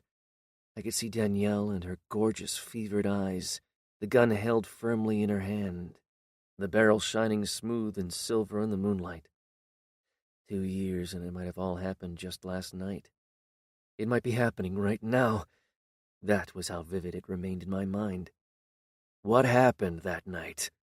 It was the only question he knew how to ask, the one that had a meaning. Was it because he did or did not believe me, though it was some kind of delusion of mine that, forced often enough to talk about it, I would eventually reject as my own fabrication? Or because he thought I was still concealing something, that I still refused to tell the truth? Or was the real reason simply that the truth was too difficult, that it did not correspond to what he wanted to believe? Tommy was the only friend I had, and I liked him even more for that, for how reluctant he was to take at face value what I had told him, for insisting so often that there must be some other explanation. But I also liked him too much, trusted him too much to lie. There had been enough, more than enough of that. You want to know what happened that night? Everything happened that night, I said as I turned around to face him. And all of it in just a few seconds. It's strange how your whole life can be defined in a single act. Did you ever wonder what you would do if you saw someone about to be hit by a car? Wonder whether you would jump out in front, push them clear, knowing that you would get hit instead, save someone and die yourself? I used to imagine that, wonder about it. Would I do the brave and noble thing, or freeze instead? Watch helpless while someone, a child perhaps, got run over? No one would blame you if you didn't do anything, but you would always blame yourself, or at least question what you had done, or rather, hadn't done. But suppose, just suppose, those weren't the two alternatives. Suppose that it wasn't the question of whether you would put your own life at hazard to save another. Suppose, just suppose, that you have another choice. A choice to do nothing, or to make that other person die. I was almost used to his reaction, the way, quite without his meaning to, his mouth tightened at the corners and his eyes went dead, as if he had given up hope, as if he knew that there was not any use, the story was not going to change. No matter how many different ways I told it, the ending stayed the same. "You don't want me to tell you the rest?" I asked, ready to give up myself. Tommy got to his feet, and with that athletic step of his, crossed over to the railing, a few feet from where I stood. He blinked into the morning sun, reminding himself to stay patient. "No? Tell me. I want to know. But the way you started, it's all wrong. There wasn't any choice like that. You were out there, all alone, in the middle of the night, off the coast of North Africa, and they were about to kill you. St. James had just turned his back. Danielle had the gun in her hand." I could not help myself. It made me angry, this refusal to remember, or remembering, believe what I told him so many times before. Yes, damn it! She had the gun in her hand. More than that, she was pointing the damn thing right at me. I thought she was going to kill me, all right. The look in her eyes, the sheer excitement. The thought of murder seemed like sex to her. And then, suddenly, before I knew what was happening, she gave the gun to me, shoved it into my hand, and then stepped away. She was looking at Nelson, and I could not stop looking at her, frenzied, maniacal, her eyes on fire, telling me over and over again, "Do it, do it, do it now." Nelson turned, saw her, saw that look of hatred, saw how much she despised him. He started toward her, reaching for her, ready to strangle her if he could. He did not even look at me. If he saw the gun, he did not care. He did not care if I was going to die, as long as he could kill her first. That's when I fired. That's when the gun went off, because for a moment, until he staggered backward, I did not know I had done it. Murdered Nelson St. James. "But you didn't murder him," protested Tommy. "They were going to kill you. He was going to kill you. He had given her the gun. She gave it to you because she wanted me to do it. Kill her husband. He was going after her. You just said it. He would have killed her if you hadn't stopped him. You think I wouldn't have shot him, killed him, if he hadn't moved? If he had just stood there waiting to see what I would do? You forget how much I wanted her. How much I wanted him out of the way. No, it wasn't self-defense. It wasn't the defense of another. It was none of those lawful excuses. The truth is what I told you. If I didn't think about what I was doing, if I didn't even know I had done it until the blood came pouring out of his chest, it was only because I didn't have time to think about it. The decision had already been made. The decision had been made. Maybe not with my conscious mind, but maybe by that someone I really am. You don't stop and think when you dash into traffic to save someone. It's who you are. I didn't think when I fired the gun. When I killed St. James. It's what I was. What I am. A murderer. Plain and simple. Tommy's eyes were tired and full of sympathy. A half-hearted smile started across his mouth and then vanished at once. He started to speak, but had to clear his throat. And then, when he was able, his voice had a low, husky rasp. If you were a murderer, plain and simple, you wouldn't have done what you did next. You wouldn't have done any of the things that happened later. You would have stayed with Danielle. I tried to smile, to pretend that none of it was of any consequence, but I felt the tears start to come, and I had to look away. Maybe I should have, I said, when I could finally look back. Maybe it would have been better. But something happened that night. When I murdered St. James, something broke inside. You tried to kill yourself, Tommy tried to remind me. You give me too much credit. I jumped, but I wasn't trying to kill myself. I didn't care what happened. I didn't know if I could make it to shore. We were a little less than a mile off the coast. I didn't care if I drowned.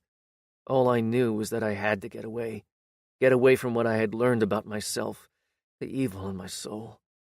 I loved Danielle more than I thought I could ever love anyone, and I hated her as well. Hated her for what she had made me into. But more than anything, I hated myself for letting her do it. I jumped because in that moment I knew that if I stayed with her, I was lost. "You're not a murderer," Tommy kept insisting. He seemed to think that everything would change if only he could convince me that he was right about that. In my awkward way, I tried to cheer him up a little. "You mean because no one believed me when I tried to confess?" He glanced at me with the kind of disapproval that cannot begrudge a certain degree of admiration. Though he thought that what I had done had been the right thing, he wished I had not done it. But we both knew that it would not have made any difference. The same thing would have happened if instead of going first to the district attorney, and then, when that did not work, to the judge, I had kept it to myself. I would still be here, retired from the world, living in peaceful seclusion, instead of back in the city practicing law. Of course, I didn't think so at the time, but it really was quite funny. Poor Franklin. You should have seen the look on his face. I should say the looks, because he must have had a dozen of them, one right after the other. An escalating series of curiosity, disbelief, and then alarm.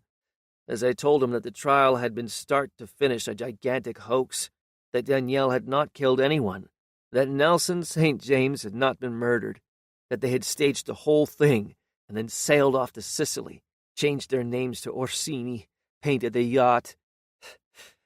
That really made his eyes pop open. Painted the yacht and changed its name. It's the Midnight Sun now, not Blue Zephyr. That I found them, that they were going to kill me, but that, at the last second, Danielle gave me the gun, and instead of becoming the victim of a homicide, I became a murderer, and that I was there in his office, come to make my confession. Exchanging a glance with Tommy, I laughed softly, remembering with what at the time had been puzzlement, but was now something close to affection, the kindness Franklin had tried to show me. He told me he was sorry about everything I had been through, and that the best thing I could do was to go home and try to get some rest. After a few days, he said as he led me out of his office, things will be better.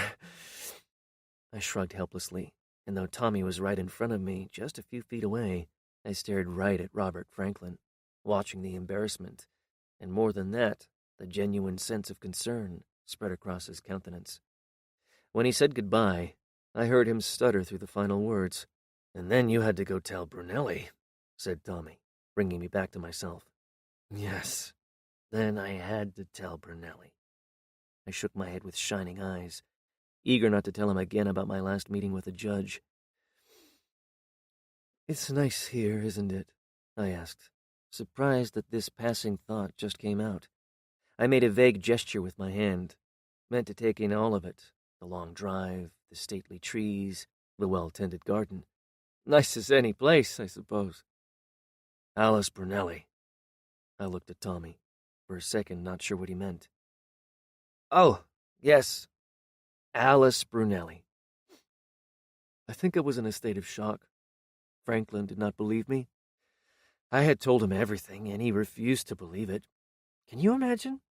I confessed to murder, and all he can say is that I couldn't have killed St. James because he had been killed a year earlier. Now Brunelli, to give her credit, took me much more seriously. She listened, did not say a word, let me tell her everything. She didn't show any emotion, no reaction of any kind. She was just like she was in court, her face a perfect mask. Then when I was finished, when I told her that I murdered St. James, she quite calmly began to ask me questions. Questions about a lot of things, and not all of them about the things I had just finished telling her.